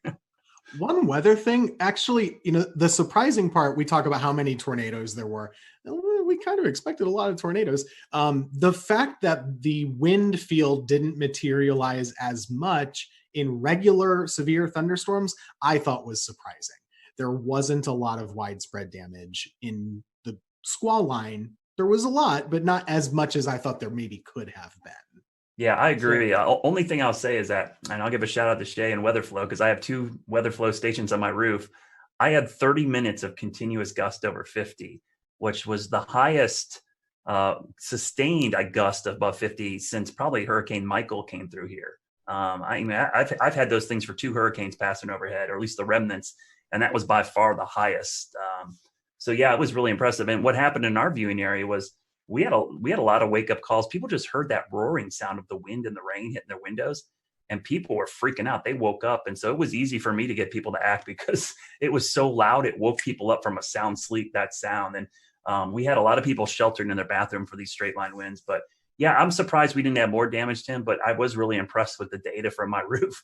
I looked at it and I'm like, I actually had a camera up there that swung around and broke off, and I had to fix it again because my house got hit by a tornado back in February. So and I had a 71 mile-an-hour wind gust with that storm. So it's been crazy having all these events at my house and having this data now collecting from my house. My wife's texting me. She's like, the kids are freaking out. Should we go downstairs? I'm like, yes, go downstairs.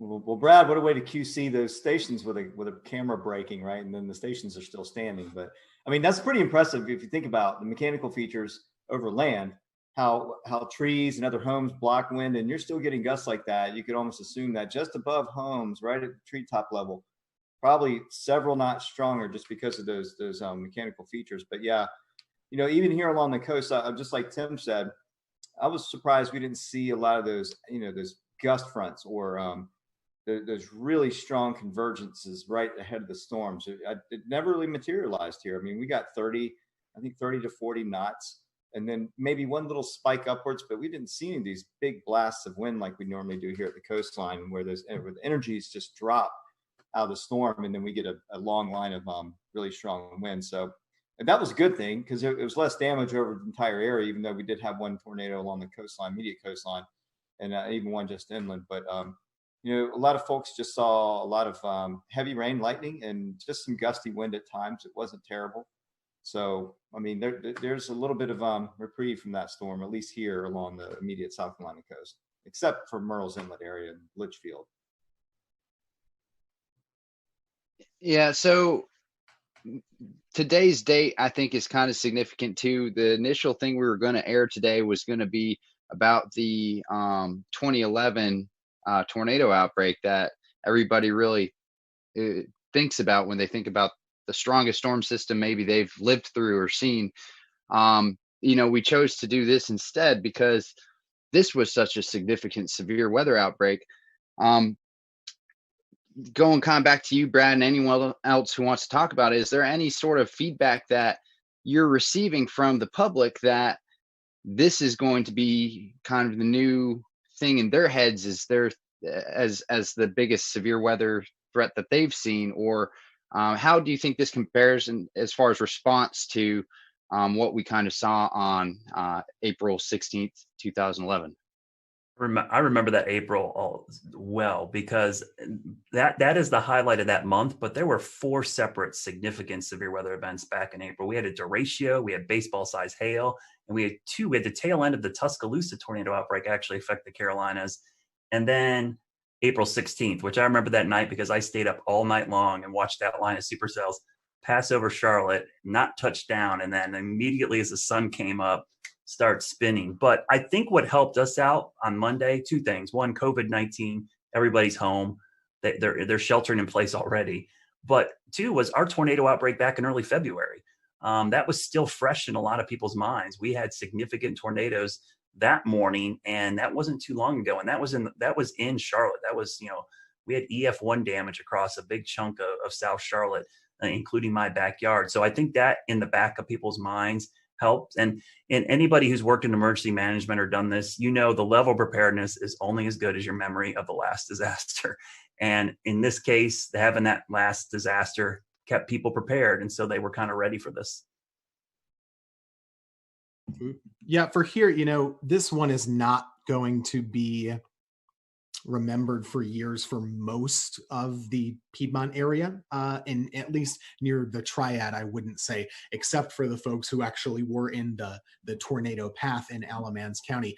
Just to add to this time of year, it's always very busy. 2 years ago today is the anniversary of the Greensboro tornado, which is still so fresh. We had a reporter do a story today. How is East Greensboro doing? The answer is, still not great. Unfortunately, it was a really rough urban tornado, a strong EF2 that came right through the city, stayed on the ground for 30 miles, all the way up basically toward the Virginia border. And that was just 2 years ago. So for a lot of folks, that's still what they remember, or maybe it's always very personal. So if you're in High Point, you remember the High Point tornado in 2010, right? It just depends on who you are and where you've lived. For me, that April 16th event is still, way up here and everything else is way down. I was working in Wilmington, but that thing was another level. And that year was just another level of severe weather. And I'll just add my own commentary to that. It was a year ago that we had a tornado outbreak here in the Carolinas. I don't even remember the number, but a year later, our thought is already bouncing back to 2011 and not a year ago. Yeah, that was 12, and it was Good Friday. I remember that very clearly. You're right. Scotty, I think that was the first time you sought shelter in your... I remember doing that, but I couldn't remember what date it was. Like, I forgot 2 years ago. I knew the Greensboro tornado, but I didn't know it was today's date. That's Monday the 13th is my son's birthday. And I remember on his first birthday, we were doing severe weather coverage, and on his second birthday, we were doing severe weather coverage. Yeah, I was in the basement live on this show when that happened. So yeah, crazy times. But anyways, guys, thank you so much for coming on. As Tim was talking about, I'll go ahead and kind of let the secret out of the bag. We pre-recorded the April 16, 2011 look back. So next week we're going to be airing that. So you'll see Tim back next week on our show. He'll be with us with a lot of other great meteorologists who kind of look back over that event. So we just hope all those, especially who are affected by this tornado outbreak, our thoughts and prayers are with you guys, and hopefully you'll recover quickly. And like Tim and Brad has said, this is the peak season for severe weather in the Carolinas. So we'll continue to monitor the weather for the rest of the month and even into May as is really kind of a high peak for severe weather. So we appreciate you joining us tonight. Big thank you to all of our guests tonight. This was a last minute show, and we got coverage from every market except the Raleigh market, but I don't really think there was much going on in severe weather-wise with tornadoes in that market. So we appreciate everyone coming on tonight, and we will see you back here next Wednesday night for another edition of the Carolina Weather Group, and we hope you have a safe and happy weekend.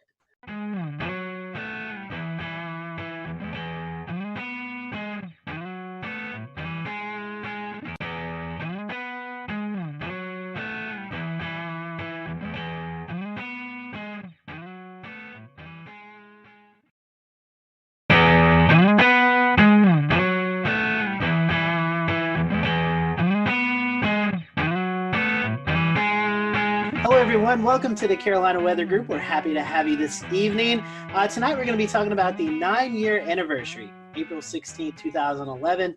you live in North Carolina, anywhere around that time period, or even now, you remember the major tornado outbreak that occurred. And tonight we're going to be looking back at that event. We have with us tonight Mike Mays, Chief Meteorologist at WRAL. We also have with us Dan Whitaker and Jeremy Gilchrist. They were out in the field chasing these tornadoes, and so we're going to get their perspectives. Also with us, we have Tim Buckley, who is the Chief Meteorologist at WFMY, but at the time was working in Wilmington, North Carolina at WWAY. And we have Gannon Medwick on with us, who is Chief Meteorologist at WECT in Wilmington, but at the time was working at WNCT in New Bern, North Carolina.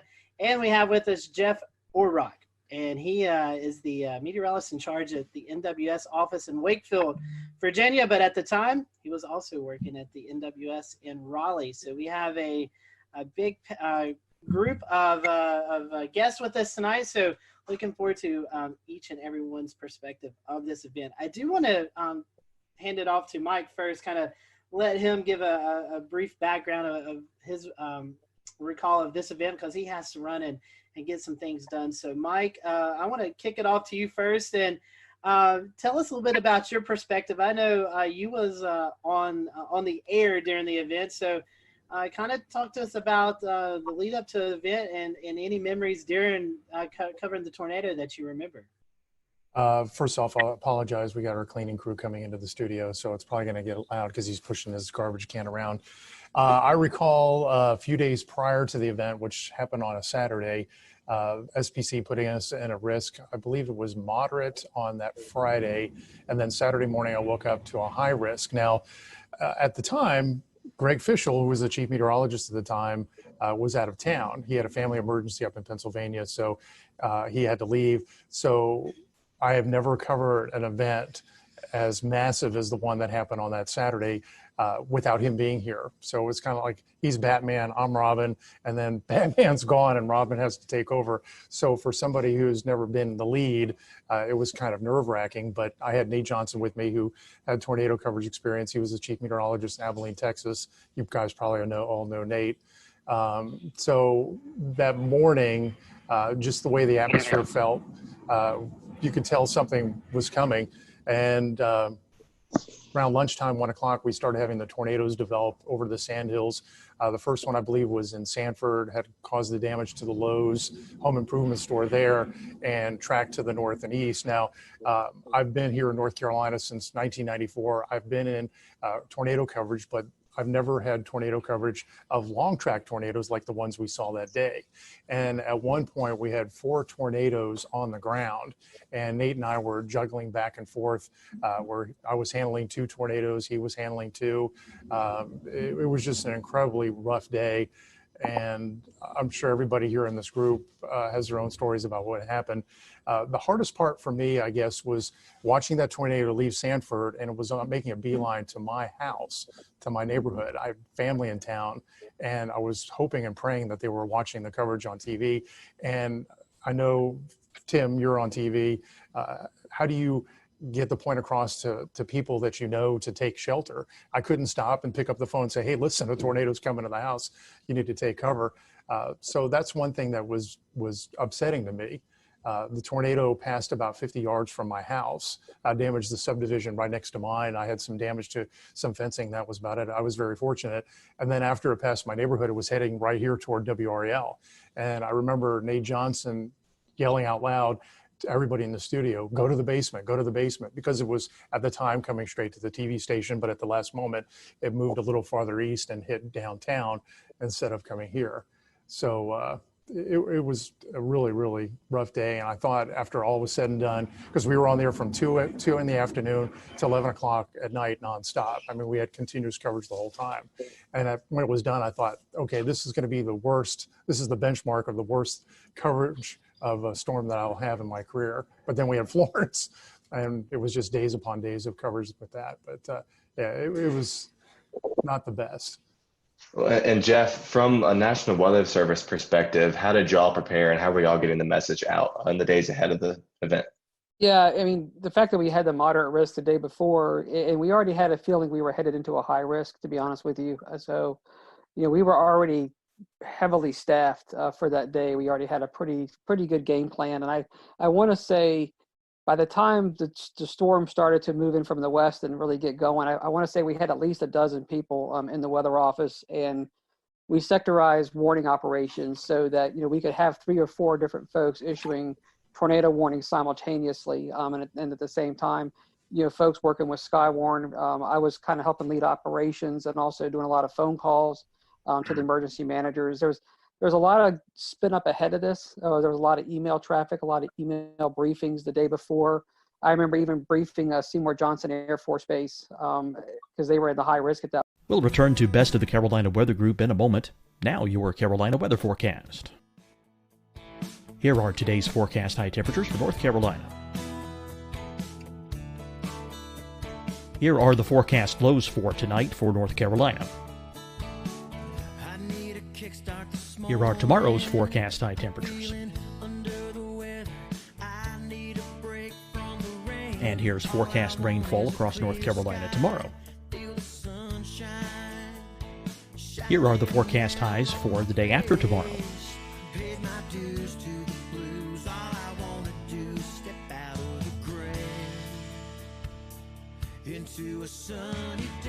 And here's the forecast rainfall across North Carolina for the day after tomorrow. This is the total rainfall forecast across North Carolina for the next 3 days. Here's the severe thunderstorm outlook for today from the Storm Prediction Center.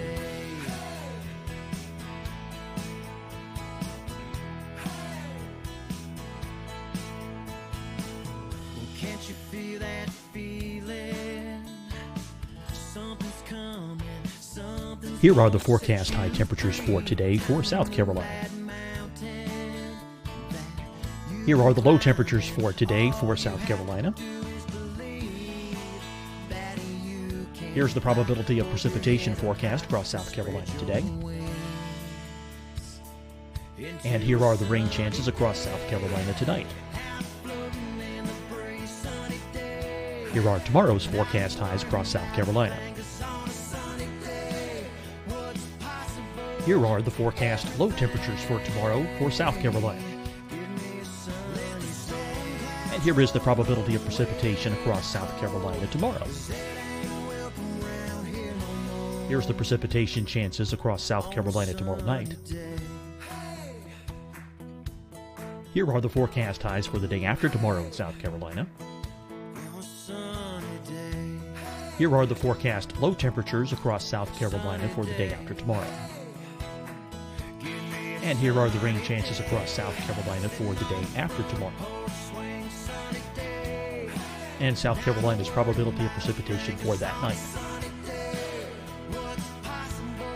Here's the Storm Prediction Center's severe thunderstorm outlook across South Carolina for today through tonight. Here's the Storm Prediction Center's severe thunderstorm outlook across South Carolina for tomorrow and tomorrow night. And here's the Storm Prediction Center's severe thunderstorm outlook across South Carolina for the day after tomorrow through that night. Here's the severe thunderstorm outlook for today from the Storm Prediction Center.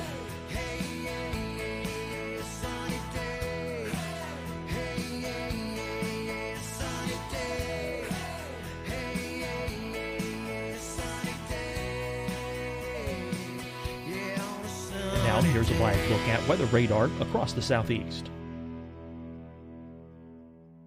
Fight the spread and take a stand against coronavirus. Wear a mask in public. Stay at least 6 feet apart from others. And get tested. Join us and fight the spread. Visit scdhec.gov/COVID-19. Getting tested for COVID-19 helps you to take the steps needed to protect yourself, your loved ones, and your community. Find the testing location at scdhec.gov/COVID-19 testing. Hi, everyone. I'm Dr. Mandy Cohen, Secretary of the North Carolina Department of Health and Human Services. And when you follow the 3 W's, you protect your family and your neighbors from COVID-19. When you leave your home, practice your W's. Wear a cloth face covering, wait 6 feet apart, wash your hands often. Wear, wait, wash. We're in this together. Stay strong, North Carolina. Deciding when to wear a mask isn't about who you know or how well you know them. Just ask yourself, will I be with anyone I don't live with? If the answer is yes, get behind the mask. Help slow the spread of COVID-19. Get behind the mask. Learn more at covid19.ncdhhs.gov. You'll see your Carolina weather forecast at 25 and 55 past. And now back to the best of the Carolina Weather Group on the all-new Carolina WeatherNet.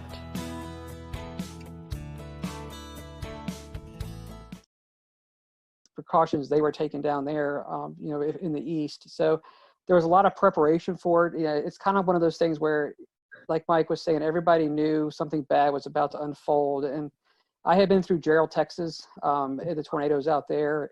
And so, going into this event, that was kind of in the back of my mind that, we're headed into something, pretty big. And I do remember talking with Wake County and trying to explain, what does a high risk day mean? I mean, the way we taught this in Texas was that, someone's going to die today. I mean, these are going to be big, long track tornadoes. And this is going to be some serious stuff. Jeff, you're talking about Skywarn, the Storm Spotter group, and Jeremy and Dan, I want to bring you in here in just a second. But I imagine, like we were talking about, social media, not really that big of a thing at the time, with tweeting in reports, giving Facebook reports of the storm. How key were the Skywarn Storm Spotters for you that day? Yeah, I mean, we've always had a great network across central North Carolina, so they've been outstanding. So we were getting a lot of real-time reports from spotters. They were calling on the phone. We actually had ham radio operators. I want to say we had 2 or 3 in the office ready for this. So the network was just lighting up. We were getting a lot of reports, almost to the point where as it approached Holly Springs, I mean, you couldn't keep up with them all. So that was a huge asset, and just a lot of people just calling in on the phone. We didn't have the social media like we do today, but we really pretty much knew what was going on. We had heard the Lowe's had been destroyed. About the time it was getting into Wake County, we'd already heard that the Lowe's hardware had been severely damaged or destroyed down there. And of course, you could see the debris ball on radar. So you kind of had a sense that this was really serious stuff going on. But there was a lot of great real-time reports, not only across the Raleigh area and down towards Sanford, but also with the Fayetteville up to a Wilson tornado.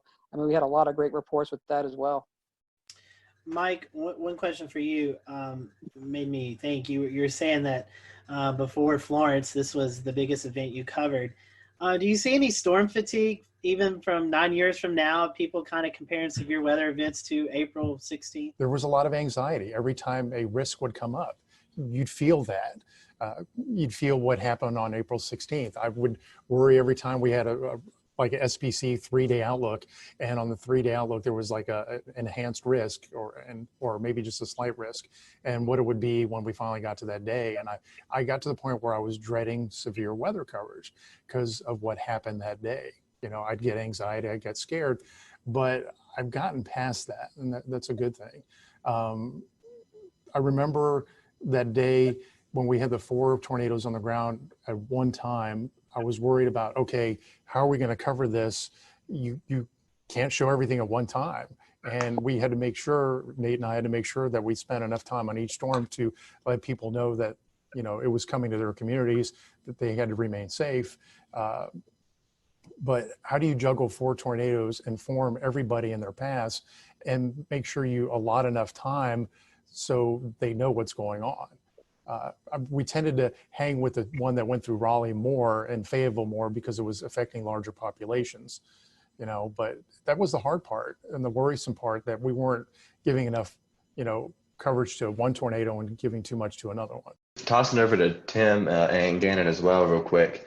This was a career-defining event, one of the biggest, or definitely the biggest in North Carolina. Are there any specific memories or stories that you remember hearing about that day from viewers? So I was in the Wilmington area, and if you look at the map, the final one with all the red lines, it confirms where all the tornadoes were. Oftentimes the worst stuff doesn't quite get to Wilmington. right? And in this case, it didn't either.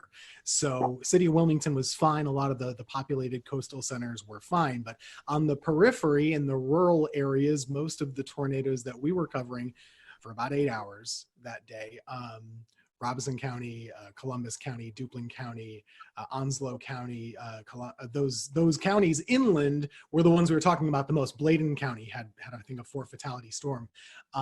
We, as always we do, actually got a lot of angry phone calls that day because most of the people in our area, they weren't seeing much other than blue sky. It was a really nice April morning. It was close to 80 degrees, I remember, breezy. There were NBA playoffs on at the day, so we were kind of fighting that battle in the newsroom, right, keeping people at bay a little bit while we were doing tornado coverage. Now later on, people understood how serious it was, especially once you started to see like the destroyed Lowe's foods and everything. But that was my first time ever really doing tornadoes, to be honest with you. It was my second year in Wilmington. Prior to that, I was in college, so I didn't know a lick about tornadoes. I grew up in upstate New York. I went to school in Pennsylvania. We don't get tornadoes. I mean, not really. So this was new for me too. But myself and Jerry Jackson, we were there for about, I think we went on TV at 2 and we went off at about 8. So it was a while covering these things. And it was just amazing to me how there were very few, if any, false alarms. There were a million tornado warnings and there were a million tornadoes, to use hyperbole, but they were pretty much each cell produced as it was going through, and it was just boom, boom, boom, one after the other, and a lot of damage was done, especially to the rural areas in Southeast North Carolina. My second daughter was born on the 11th. I didn't come back to work till Friday. Just throwing stuff out there. Saw the slight to moderate risk, alerting for storms going into Saturday. I was third on the pecking order to be coming in because we had our weekend person, we had our chief, and I was doing mornings. But it became clear, especially what was going down in central North Carolina. I was personally at home watching Nate Johnson with that tornado. It looked like a wedge, looked like a cloud just right to the ground that I was going in. And it's coming back. To memories about just making sure you spend time on one storm to identify where the rotation is and give enough lead time before you have to move on to that next storm. And at some points, there were 6, 8 active warnings. Just a blur the way it just continuously unfolds. You hit a storm, you move on to a storm, you circle back. Population centers, as Mike mentioned, preferred. There was the one at Tarawa Terrace in Jacksonville. That was a big center in the Greenville-New Bern television market. Jacksonville is the largest city. We had to hit that. Then we saw the storm report that the Bertie County storm had actually killed numerous people. I ended up killed 12 people. So that was surreal. When you are warning for storms and getting reports of damage, but no reports coming down off the wire or whatever that there's fatalities, and then all of a sudden numerous fatalities is still weird to talk about. Ended up being 12 in Bertie County, and then finally just going home that night. This event had everything. The event had everything, the setup, and then the final. I mean, sometimes we say as meteorologists we save lives. This was literally the only time that we were able to, some of our crews went out to Snow Hill in Greene County, and they were able to say, standing with a family in their house that was completely destroyed except for the interior part. And they said they were listening to our broadcast and they went into that interior part. So just a surreal event that I never want to forget. And I wanted to, so thanks again to give me a chance to talk to you guys about it and share the similar experiences. Gannon, I think we've talked about this before off of this show, but this was also one of your one of your first tornado events, kind of bigger tornado events to cover, correct? Yeah, I'd gotten to Greenville in October of 2004. There were a couple of active springs and falls as per usual. 2008 sticks out, but like Mike and Tim said, I mean, they're just usually just a couple tornadoes and then you move on. and maybe they're in rural areas and maybe they're not, exceptional damage producers.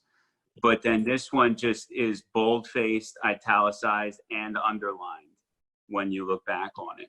So yeah, the biggest event, and thank God it's still the biggest tornado event. Dorian was a huge producer, but still nothing compares to April 16, 2011. I've been to a few conferences and I've heard, Jeff, I'll send this to you.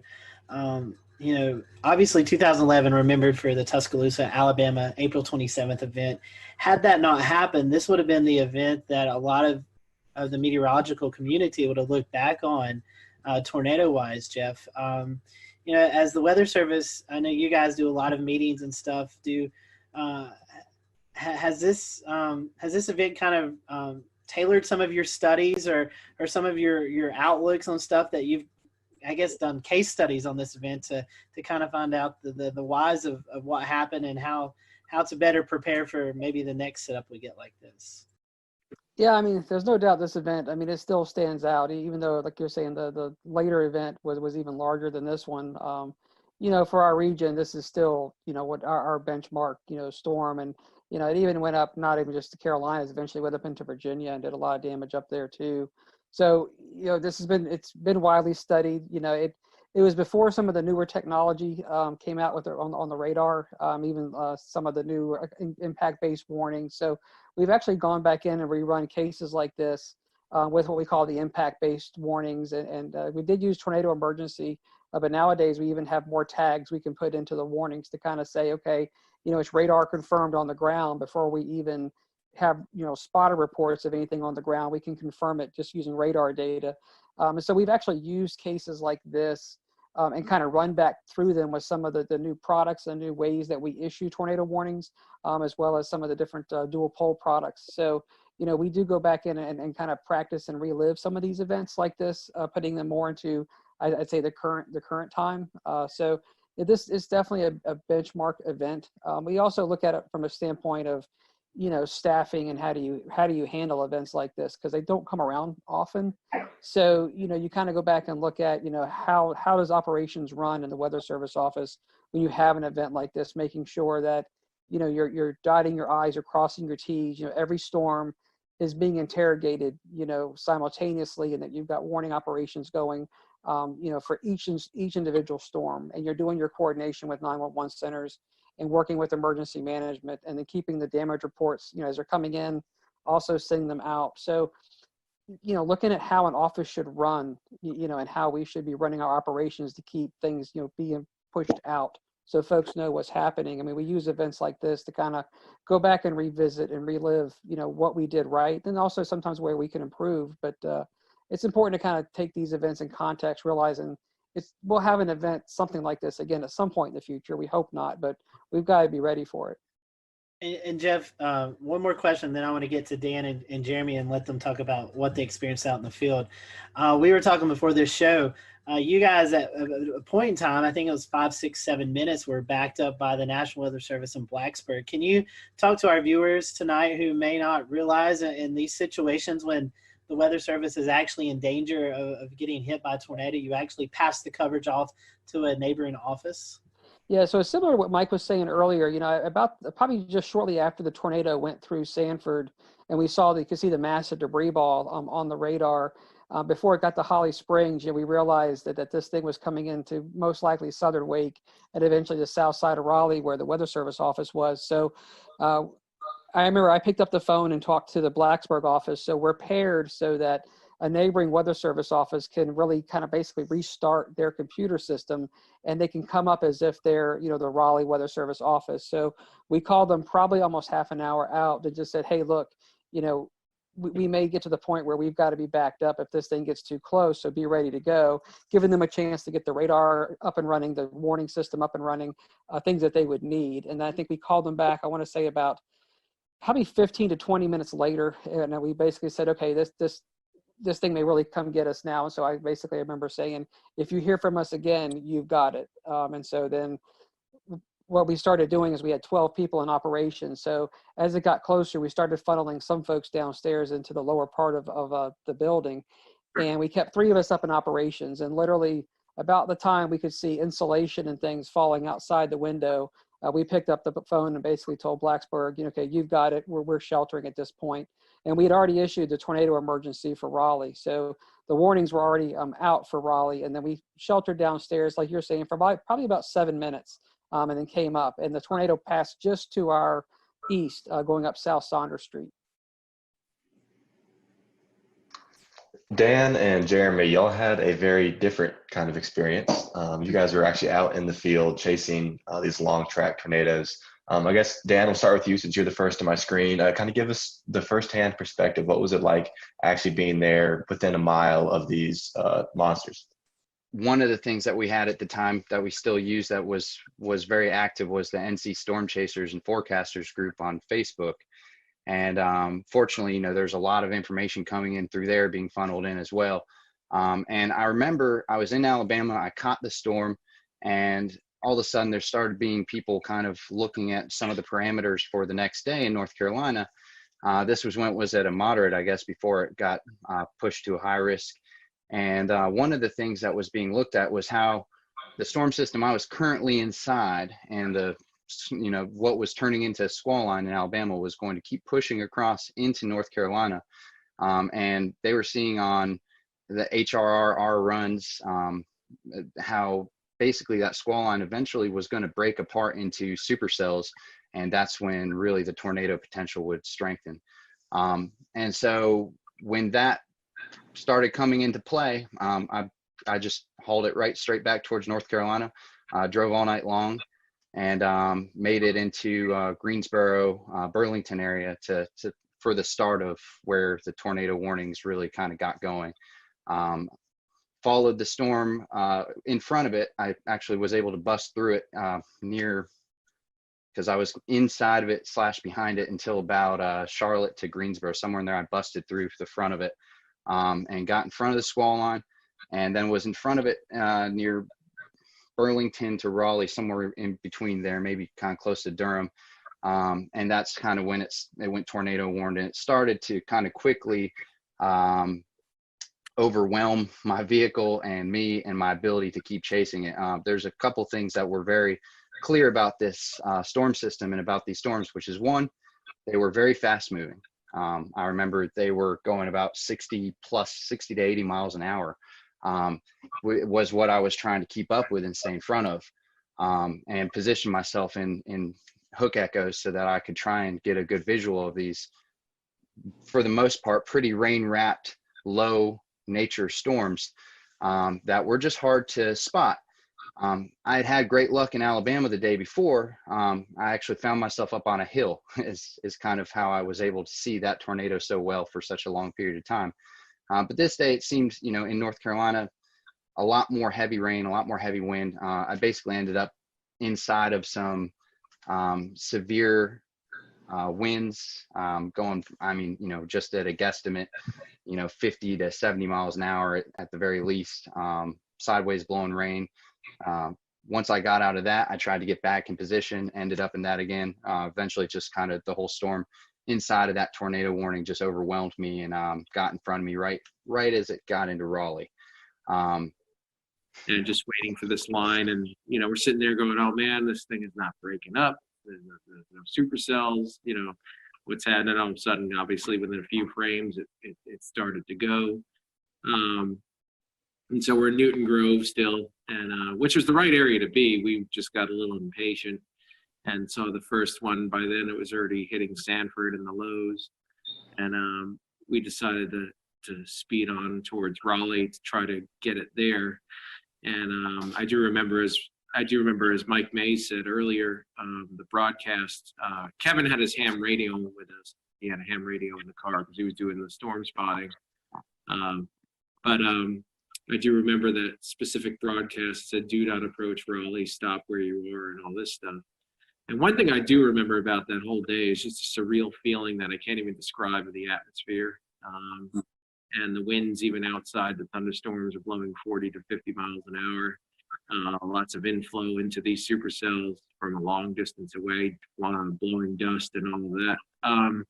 But when we got to Raleigh, as it was said, it went up South Saunders Street. We were not far from there, coming onto the Beltline. And it was, I remember specifically seeing the power flashes just to my left as we were coming in. And we stopped right there because we knew it was rain wrapped. We couldn't see it. And we looked for an exit after that. And then we were trying to decide, do we, for about a couple of minutes, do we try to keep up with this one? We all knew that the storms, as Dan said, were doing, forward speeds of 60 to 80 miles an hour. We're already behind it. We're in a metro area. We're like, no, let's get out of here. Let's go for the next one down the line. That was the Wilson storm. And interestingly enough, that storm hit Fayetteville first, that next cell down the line. And I have a friend there who was in contact with me pretty much before we were chasing the Raleigh one, saying, do I need to take shelter? Is this the real deal? And I looked, and the couplet was almost on top of them. And I'm like, yes, get in, And they got into a closet, and the tornado did hit their house. Fortunately, at that point, it was the start of that tornado's path. So it was weaker. They had a few shingles gone, but up the road from them, it turned into EF3 damage. So, but they were, they did take precautions and they were fine. I didn't find that out till later, but so then I had to beat the forward flank of that next cell. So coming out of Raleigh, so I was speeding definitely to beat that forward flank, to get. I didn't want to get cored and then stuck and miss knowing how fast these storms were moving. So I was driving a Volkswagen Beetle at the time, and finally made it to 795 area. I got just a little bit south of it, and because I did want to get a clear view if there was a tornado. And then we were going up 795 northbound, so we get a straight on look at it, and I looked to my left, and I saw the rotation. I looked to my left and like, is that what I think it is? Because it was there wasn't that much contrast at that point. And it was open field, and so we just decided to stop there. And then it came out from some trees, and sure enough, that's the tornado, which many of you have probably seen the video of. Now marker 5.5, looking north-northeast. Large tornado on the ground, all the way to the ground. Multiple times. Kevin called it in. I think the tornado was about 100 yards wide at that point. We were about a mile and a half away. I could have gotten a lot closer to it, but I did not know the area that well, so I didn't know if I was going to pull up. And this is the only reason I didn't. I didn't want to lose the view we had, and I knew how fast it was moving. I knew we had one shot to get a look at it, and that was going to be it, and then it was going to be gone. And so we decided, all right, we got a good view here. We're not super close, but we'll just stay where we are, and we're safe here. So we watched it, and then kind of faded into the rain from where we were as the rear flank downdraft came around. And we got hit by that a little bit. And then after that point, we took off for the next cell down the line, which we ended up in Farmville outside of Greenville. And we just missed it. We weren't fast enough. These storms were moving way too quickly. So we just had to find a safe. We actually had to use an escape route and go into the rain and hail so we get away from the couplet and let it pass, because we weren't going to be able to see it from where we were. And then so we did, and then we went into Farmville, and we saw the damage there. It just happened, but immediately, amazingly, the emergency crews were there. They were probably there within a minute or two after the storm passed.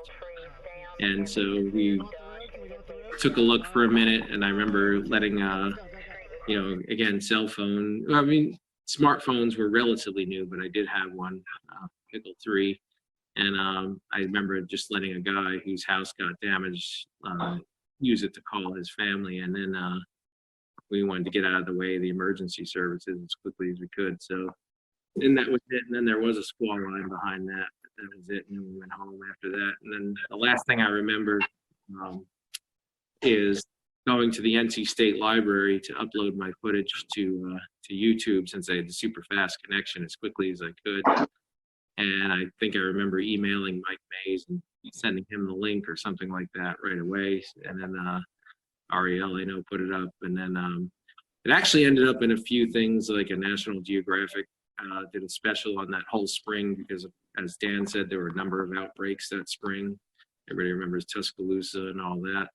This was one of 3, I think, major outbreaks that they covered in that series. And so it ended up kind of spreading from there. And I think it is still my most viewed video to this date. But and that was about it. That was about the general summary of my day right there. Were you guys able to, after this event, in the days to come, to go out and survey some of the damage? If so, what kind of stuck out to you guys? Our biggest storm was in Bladen County, in Elizabethtown specifically. There were 4 fatalities there between, I believe, Elizabethtown and closer to Bladenboro. Also, a couple tornadoes up there in Bladen. And We'll return to Best of the Carolina Weather Group in a moment. Now your Carolina weather forecast. Here are today's forecast high temperatures for North Carolina.